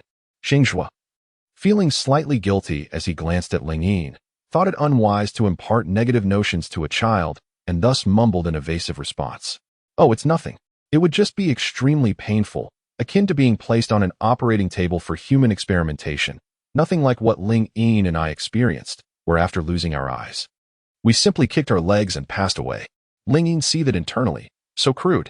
She then directed her frustration towards the captured Wu, as if unleashing her punches upon Xingzhuo. Meanwhile, Yurin, now aware of his captured fate, was filled with dread. Just as the three were engaged in conversation with their captive, they found themselves encircled by a throng of rock shinobi, closing in like a dense swarm. The bright eyes of Xingzhuo remained wide open. However, it was only upon noticing the intruders emerging from the earth through their earth-style technique that he realized their presence. It seemed that these individuals were at least of the Chunin level or higher. Given the late discovery, any immediate reaction could potentially alert them. Thus, Xingzhuo suppressed his excitement, his expression shifting to one of seriousness as he informed his companions, "We are encircled." After casually deploying a few reconnaissance probes, he discerned that the newcomers were predominantly elite Chunins and Jonins from a Wagakure. He swiftly began to contemplate their escape strategy. At that moment, Hyuga, having undergone preliminary treatment, was assisted into the encirclement. Ahem, it appears I have misjudged you. You are indeed messengers from Konoha, not mere hunters of bloodline limits, Hyuga stated, maintaining a bold facade before Xingzhuo and his companions. Xingzhuo was somewhat taken aback by the resilience of his opponent. It is worth noting that the technique of mutually detonating explosive symbols possesses the capacity to inflict harm on external demonic figures, and its potency is undoubtedly formidable. Seeing their silence, Tsuchi no Sato's Stone River continued. Might the envoys of Konoha grant our Wagakure a favor and release my disciple? What should we do? At this moment, Ling Yin cast a vigilant glance at the surrounding IWA shinobi, quietly inquiring without turning her head. Starfire glanced at the figure lying on the ground, breath faint as a whisper, and then at the seemingly doomed Hyuga. Intending to set the tone for the situation, he spoke aloud. Tsuchikage, all those present are your subordinates. There is no need for you to put on airs and speak falsehoods. We three stand as representatives of the most esteemed clans of Konoha, here to present a formal invitation to Lord Hokage for a dialogue promoting peace in the ninja world. Yet, upon encountering our youth, you and your apprentice have harbored malicious intent, seeking to seize our bloodline limits. Now that you find yourselves at a disadvantage, you feign innocence, as if we are mere children to be deceived. The weariness etched on Hyuga's aged face deepened, and with a sigh of resignation, he inquired wearily, "What must be done for you to spare my apprentice?" Starfire ambiguously remarked, "Tsuchikage, if you desire righteousness, you may choose to end your own life, and in return, I shall spare your disciple," treating this matter as if it had never transpired. This statement immediately stirred a tempest of reactions. The J-nin surrounding Tsuchikage vehemently objected, proclaiming, "This cannot be. Lord Tsuchikage, let us eliminate him and rescue Lord Mu. Indeed, by eliminating him, we can save Mu. Surely, Lord Mu would not wish for your life to be sacrificed for his. You cannot acquiesce." Amidst these pleas, a profound sigh escaped as Hyuga looked towards the distant circle of Konoha children, grinning mischievously, while he felt the vitality of his own body gradually ebbing away. With resolute determination, he acquiesced. "Very well, I hope you will uphold your promise." Ignoring the uproar from his subordinates, he proclaimed loudly, "Both Mu and I have harbored ambitions to seize Konoha's bloodline limits solely for the betterment of a Wagakure's development, not for the gratification of personal power. I trust you shall not be disappointed in either myself or Mu. Henceforth, the position of the second Tsuchikage shall be held by Mu, and no dissent shall be tolerated." As he spoke, he cast a final glance at his weeping grandson, Anoki. He longed to caress the boy's head, but ultimately restrained his hand. In the incredulous gazes of numerous IWA nin, he voluntarily transformed into a stone statue, which then shattered before them. The first Tsuchikage met his demise by his own hand. Chapter 84. A post-war reflection. Every action bears a consequence. We, from Konoha, arrive with the embrace of peace, while your shadows greet us with avarice. The voice of Xingzhuo resonated loudly amidst the sorrowful crowd. His ultimate fate was of his own choosing. If there were to be any blame, it should rest upon him and his disciples' avarice. We, the denizens of Konoha, uphold noble virtues, and once a promise is made, we shall honor it. As he spoke, he accepted the ochre invitation from Ling Yin's hands, bending down to tuck it within the bandages of Wu. Now, The invitation that was meant for you has been delivered into the hands of the second Sachikage. Since the first Sachikage is willing to sacrifice his life to bring this matter to an end, my comrades and I shall generously overlook the ambush by your Wagakure against us three. With that, he took a step back under the watchful gaze of dozens of bloodshot eyes, grasping Yu Run and Ling Yin, and utilizing the flying thunder god technique to escape in an instant. Heaven bears witness, the death of a village's leader was never part of his plans. With hostages still underfoot, it was time to flee. Remaining in place, even if he drained Yu Ren's vitality, would not suffice to secure ultimate victory. After teleporting away, Xingzhuo received a mission alert, yet he refrained from immediately checking the system. Instead, he summoned inkbirds with the last remnants of his chakra, swiftly mounting one and soaring towards the land of fire. Although this time they held the upper hand, Iwagakure was hardly inclined to reason with him. The trio rested atop the inkbirds for over 2 hours, during which Yuren repeatedly confirmed with his Kagura heart that there were no pursuers within 30 miles. Only then did Xingzhuo feel secure enough to open the system panel and review the notifications.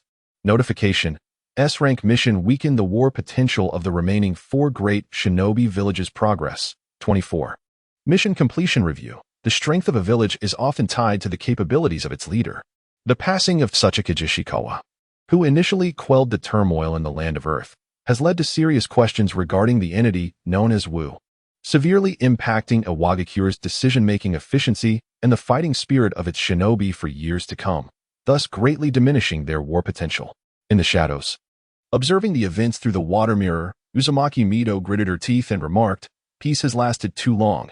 I have almost forgotten that I inhabit a primitive, savage, and bloody world." Senju Tobarama, arriving in his true form, remained silent. In his years managing the affairs of Konoha, he had never altered his perspective on this world. In fact, due to his elevated position and broader view, the bloodshed he witnessed was no less than that of the Warring States period. However, his elder sister had remained sequestered in the village, raising her young son, and thus he had become somewhat detached from the realities of the shinobi world. Yet the outcome was truly surprising and unexpected, was it not? Tobarama observed Mido with a sense of amusement. From the very beginning, when the Tsuchikage and his apprentice launched their attack, Tobarama had expended substantial chakra to arrive using the Flying Thunder God technique. Mido had nearly lost control several times, even threatening to raise a Wagakure should her son be harmed. Make no mistake, she was indeed capable of such a feat prior to becoming the Jinchuriki of the Nine Tails. She possessed an astounding chakra reserve of 650,000, and the extent of her sealed chakra was beyond even Xingzhuo's system's detection. After becoming the Nine Tails host, her chakra surged to a staggering 9 million, eclipsing her husband and establishing her as the undisputed powerhouse of the shinobi world. Since Xingzhuo's first system scan, he had developed a profound respect for those around him. Thus, when Mido declared her intent to level a Wagakure, even Tobarama, who had been seething with rage, was taken aback. Seeing her son depart the battlefield unscathed, Mido's reason swiftly returned. Would Xingzhuo be targeted for assassination by Iwagakure ninjas after the Tsuchikage's demise? Haha. Tobarama laughed heartily before cheerfully responding, "Who would dare to assassinate him? Their leader has been obliterated by my apprentice, and the strongest ninja, Wu, has been defeated. Who remains to threaten Xingzhuo?" Mido shook her head in disagreement. In the realm of cunning, one can always find opportunities for assassination. Upon our return to the village, I must educate them thoroughly. Possessing powerful ninjutsu is futile without battle awareness. Tobarama concurred, recognizing that he had taught Xingzhuo the explosive tag technique some time ago. Yet he had not mastered it effectively. This time, he resolved to provide thorough instruction. Overall, their mission against a Wagakure could be deemed a success, whether it be the assessment of the entrusted task or the system mission.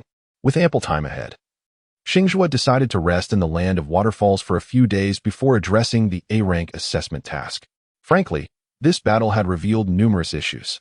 The trio sought a lofty peak, nearly inaccessible to the average person, and swiftly established a camp. After washing up and dining, they began to review their shortcomings from the encounter. Aside from offensive fire techniques and illusions, I seem to possess no defensive capabilities, Ling Yin admitted, somewhat embarrassed. I once had the opportunity to learn shield-type ninjutsu within the realm of fire techniques, but I rejected my father's guidance, believing that offense was the best defense.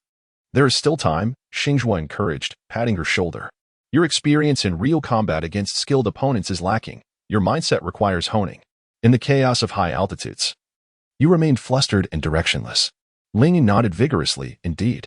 Since awakening my Sharingan, I've only sparred with my family's upper ninjas and have hardly fought against others. I suppose I should train diligently during this time.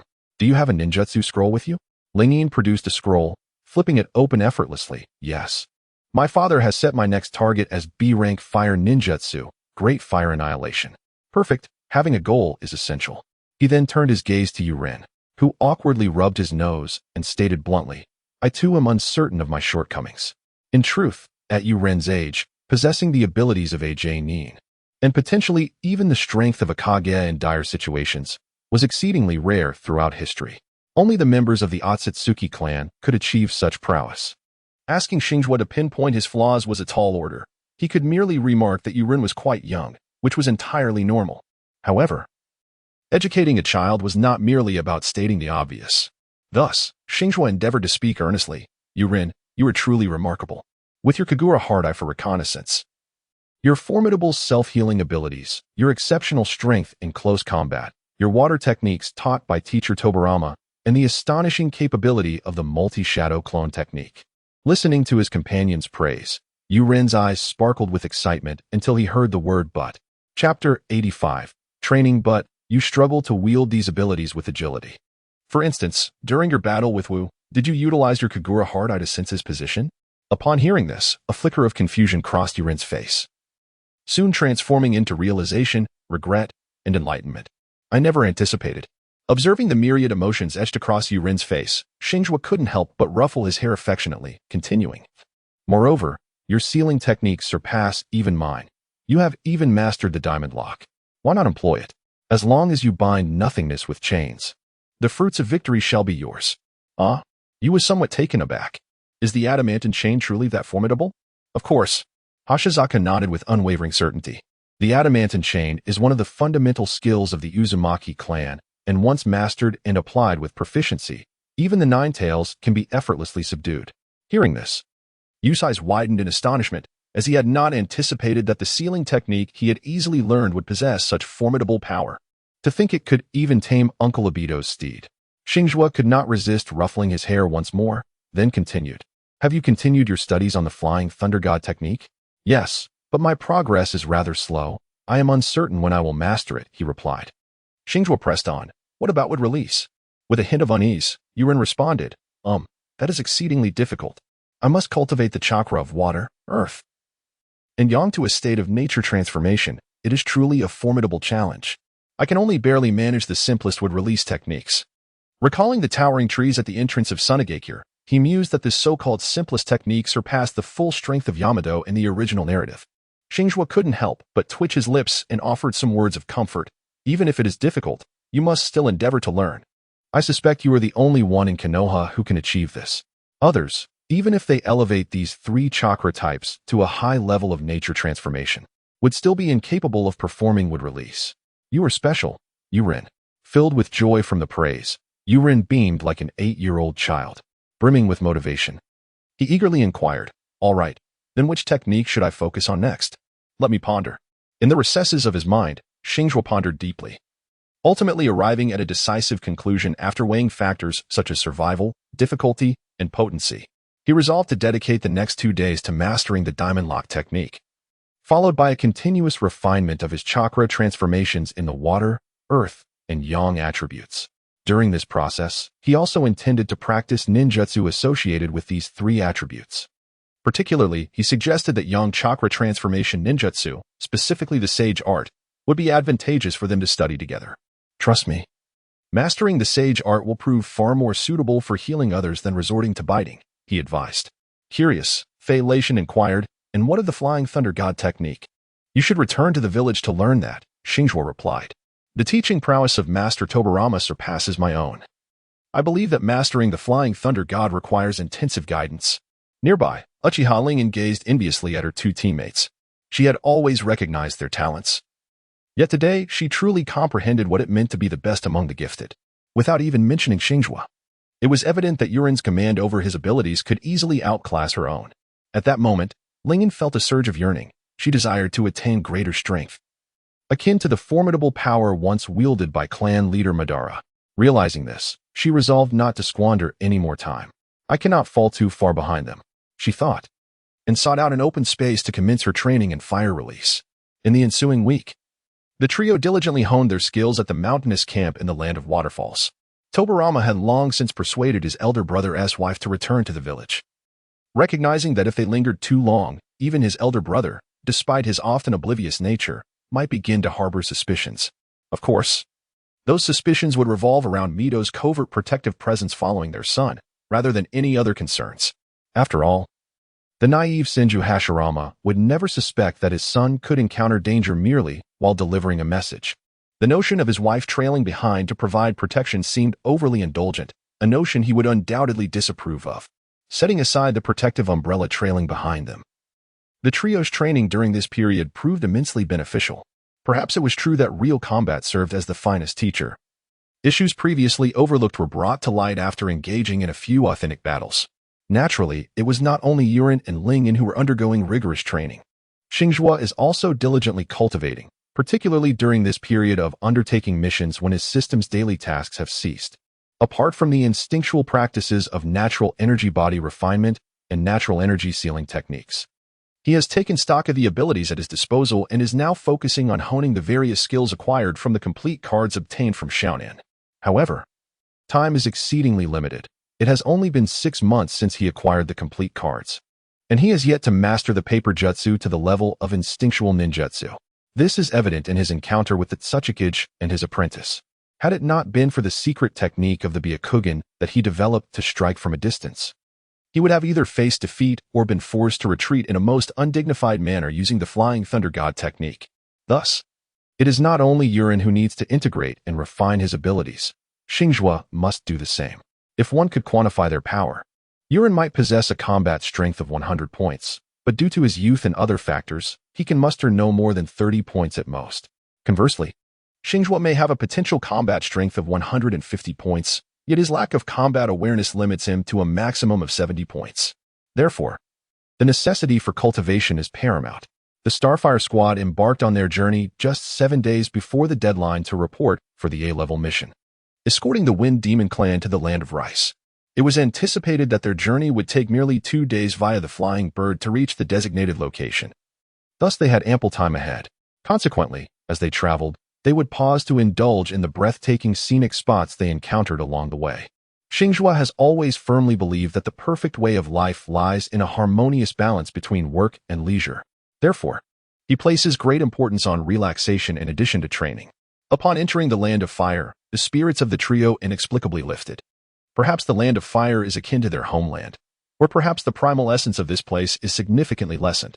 Unlike the deserts of the Land of Wind or the rugged terrains of the Land of Earth, where life is often embroiled in conflict, the Land of Fire presents a different narrative.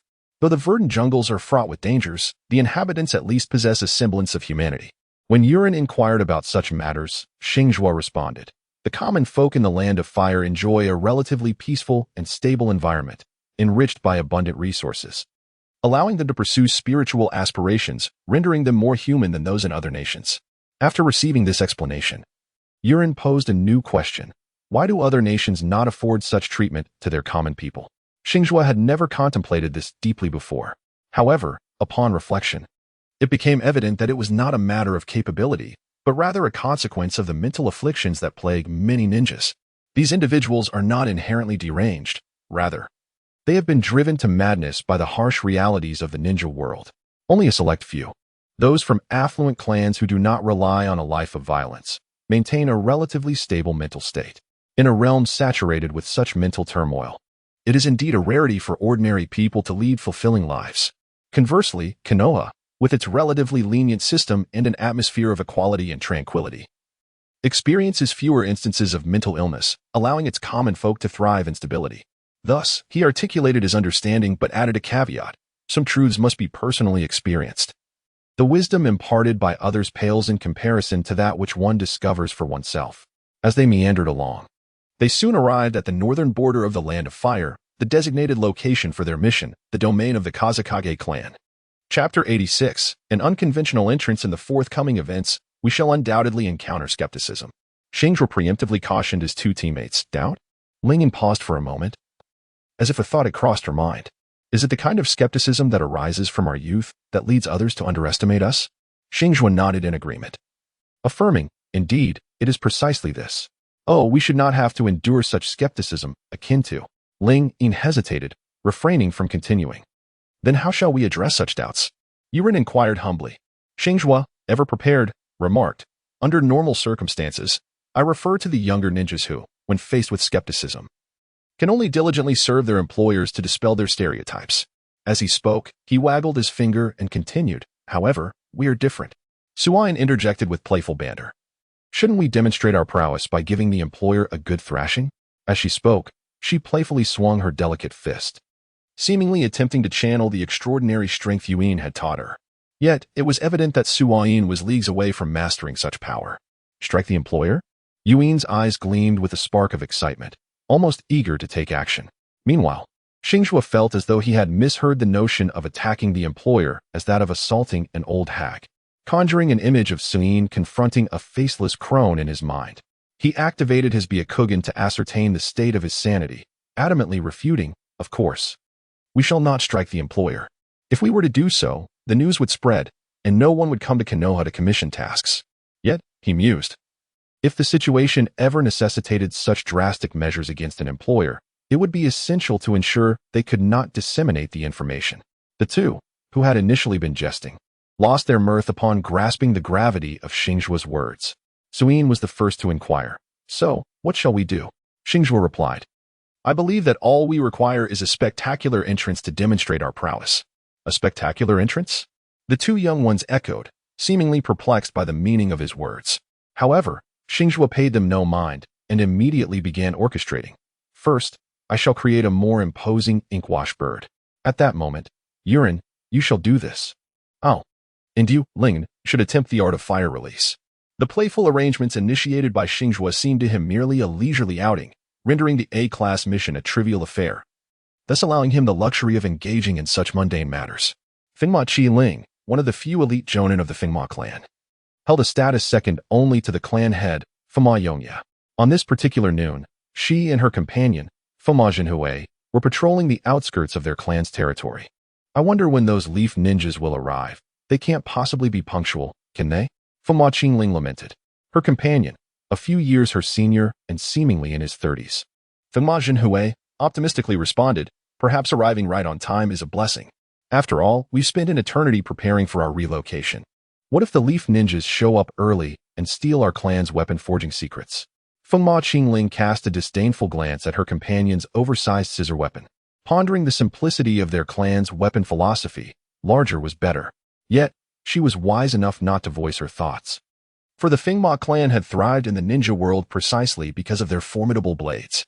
Even after rejecting the invitation from the Senju clan, the Leaf Village dared not act against them. Recently, the daimyo of the Land of Rice had extended an invitation for the Fengma clan to establish a permanent presence there, promising numerous favorable terms. Thus, their clan's migration was not born of fear of retaliation from the Leaf. As these two influential jonin engaged in casual conversation, the sky abruptly transformed. Look at the sky, Fengma Zhenhui exclaimed in astonishment. A bead of sweat trickled down Fengma Qingling's forehead as she irritably retorted, stop shouting. Of course. I see it. She then focused intently on the ominous changes above. The surrounding colors began to darken, as thick, crimson clouds rapidly enveloped the sky. No. It was not merely clouds, but flames. After a moment of bewilderment, Fengma Qingling regained her composure. The sky was ablaze with an inferno that consumed their entire field of vision. The Fengma clan was soon thrown into a state of unrest. Clan head Fengma Yongya, accompanied by a group of elders, rushed into the clan's spacious training grounds. What is that? Murmured one elder in a daze. The nearly 50-year-old Fengma Yongya swallowed hard and stammered. That is, fire release. An elder nearby gasped in disbelief. How could this possibly be fire release?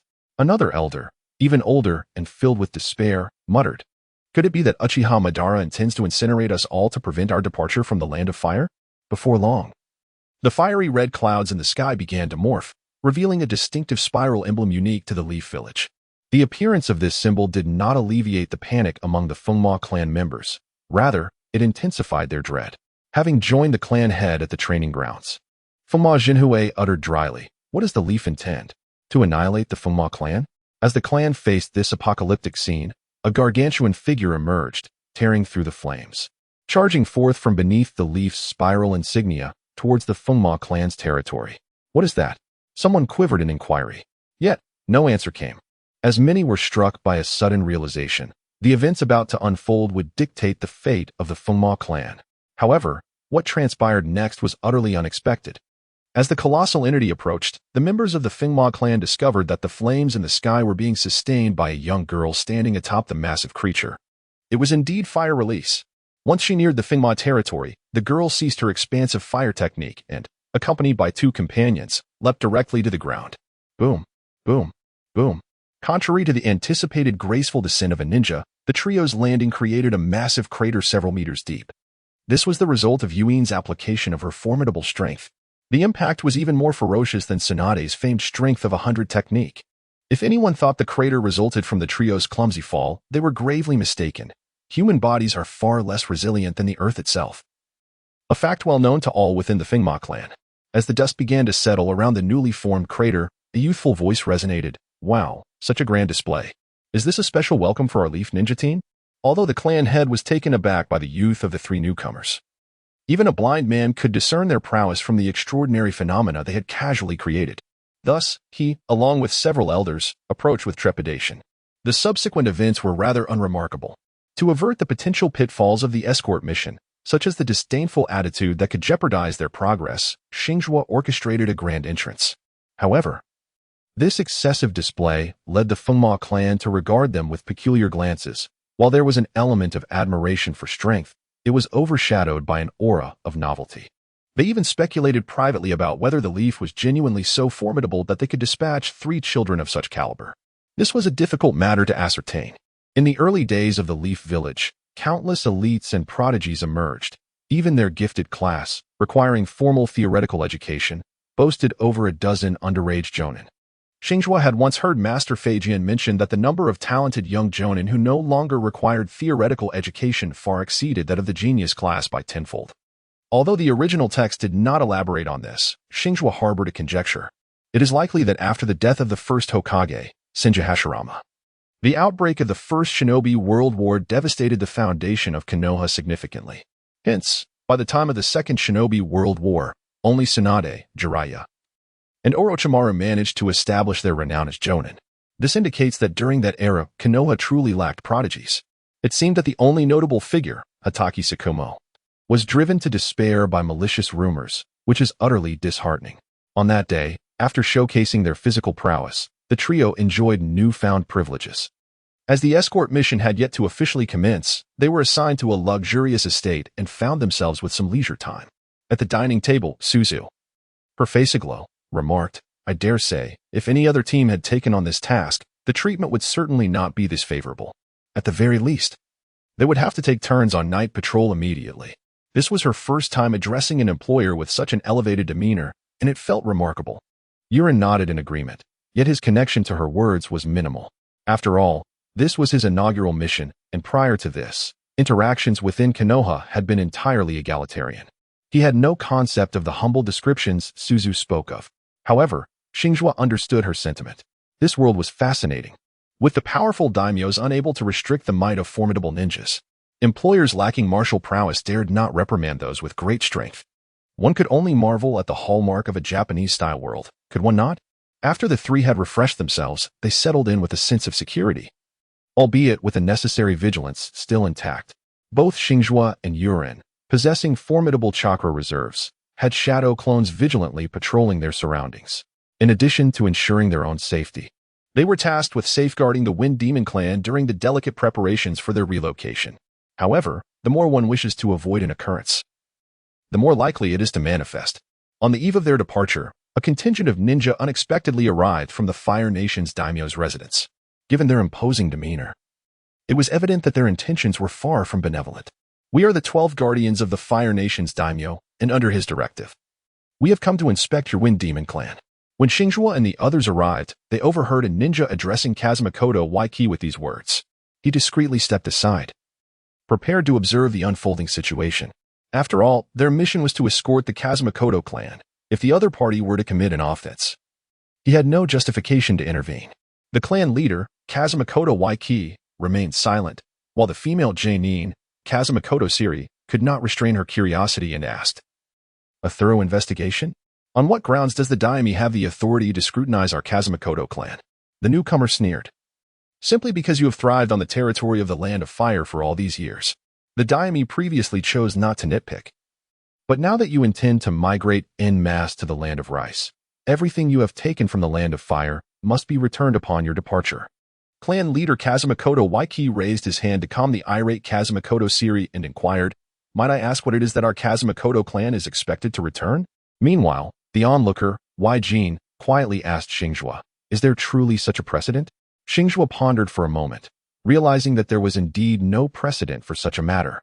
After a brief contemplation, he remarked, "Ninjas do not engage in agriculture, nor do they occupy land resources. Thus, this argument appears to be a mere pretext. Furthermore, during the Warring States period, the ninja clans residing on the Land of Fire and the daimyo were essentially in a relationship of employer and employee. The ninja clans came and went freely, and I have yet to hear of any requirement to remit their earnings. I surmise that someone covets the weaponry of the Fma clan, seeking to appropriate their techniques, which is why they are fabricating excuses to instigate conflict. Therefore, we must address this issue." Yurin stated with a grave expression. Xingzhuo glanced over, nearly amused by the child's serious expression, and thus stifling his laughter, he remarked, "Our task is to ensure their safety and prevent any casualties. As for subsequent matters, they must resolve them on their own. Otherwise, after we complete our mission and depart, we cannot guarantee that these guardians of the 12 will not pursue us to the Land of Rice and cause trouble." Yurin contemplated this reasoning and shifted his focus to the two groups engaged in conversation, ready to intervene to protect their mission objective. At that moment, a ninja from the daimyo's estate arrogantly responded, "For years, your Kazama clan has thrived on the provisions from the Land of Fire. Therefore, if you are willing to leave behind 100 million ryo and the training methods of the Kazama clan, you may depart unscathed." Kazama Qingling indignantly retorted, "What an absurdity! Does the daimyo of the Land of Fire not fear the disgrace this would bring if it were to be made public? Throughout history, no ninja clan has ever been forced to relocate, nor has a daimyo ever seized their assets." A brown-haired female ninja stepped forward from the Guardians of the 12, exclaiming, "How dare you? Is the daimyo someone you can slander at will?" In a swift motion, she raised her hand and aimed a slap at Kazama Qingling's face. However, the latter, not one to be easily intimidated, swiftly deflected the blow and retaliated with a kick that sent her opponent staggering back. It seemed that the ninjas from the daimyo's estate had been anticipating this opportunity. Upon witnessing their comrade being counterattacked, the leading ninja shouted excitedly, "You Kazama clan dared to strike first?" At these words, the expressions of the Kazama clan shifted dramatically, while the ninjas from the Land of Fire revealed cruel smiles, preparing to take action. Suddenly, a youthful voice interjected from the side, "Hey, do you not realize that the Kazama clan has commissioned the Konoha ninjas to protect them?" Upon hearing Konoha, the leading ninja's eyes betrayed a flicker of panic. However, when they saw that the speaker was merely an 8-year-old child, they nearly burst into laughter. Yet, that did not prevent their comrades from finding it amusing. "Ha ha ha, Konoha truly is a band of incompetent fools, sending even a weaned child to undertake a mission. It seems Konoha village has no reason to exist." Chapter 88. Another opportunity to target the daimyo. The leading ninja's expression stiffened at these words. Had they consulted beforehand, they might have persuaded the Konoha ninjas to abandon their mission and return to report. Yet, with the foolish remark from their ranks, the 3 Konoha ninjas before them could no longer be spared. If the Konoha contingent were to discover how the Guardians of the 12 viewed them, it would certainly provoke a reaction from Senja Hashirama, not to mention the son he had fathered with the princess, who would undoubtedly give them a sound lesson. Now, who was unaware of how dearly the daimyo cherished his son-in-law. Offending these direct subordinates of the daimyo would likely result in their complete downfall. With a sigh, the leader lamented the presence of fools in the group. He then turned and signaled his comrades with a murderous gaze, drawing his sword and charging towards Xingzhuo and his companions without further ado. The remaining ninjas, receiving the signal, also surged towards the Kazama clan, seemingly intent on unleashing a massacre. At this moment, Xingzhuo abruptly halted Yurin's arm, which was poised to execute the water release hand seal, and addressed his 2 comrades, urging them not to be merciless, for he still held value. Without warning, he detonated, scattering fragments of paper throughout the arena. Among these, one sheet transformed back into his original form, soaring above to orchestrate the scene, while the remaining papers indiscriminately adhered to every ninja present. Thus, the sealing technique, binding limbs, was unleashed. In an instant, all ninjas, regardless of ally or foe, strength or weakness, found themselves incapacitated, collapsing to the ground. The chaotic melee that had erupted moments before was abruptly suspended by Xingzhuo's decisive maneuver. Over 60 ninjas fell like ripe wheat, including 3 elite genin from the Kage clan and 6 from the feudal lord's estate. Caught off guard, none could withstand Xingzhuo's singular might. Surrounding them stood a circle of Kage clan members who had initially intended to assist, but were now rendered speechless by Xingzhuo's display. The chasm between hell and paradise was scarcely greater. Remarkably, this all transpired within a mere 5 seconds since the ninja from the Fire Country's feudal lord had made their move. Within that brief interval, some had barely begun to form their jutsu hand signs. Yuren's expression of indignation gradually morphed into one of schadenfreude. With such words spoken, it was evident that Xingzhuo would spare their lives, yet their fate would undoubtedly be far worse than mere death. Lingen observed Xingzhuo, suspended in midair, with a look of curiosity, pondering what schemes the young man was concocting. As anticipated, events unfolded in alignment with Yuren's expectations. For from his aerial vantage, Xingzhuo proclaimed, "We intended only to safeguard the Kage clan, refraining from interfering in the matters between the feudal lord and your clan. Yet you dare to assert that Konoha should not exist and even seek to eliminate us?" As he spoke, he descended slightly to confront the leading ninja from the feudal lord's estate.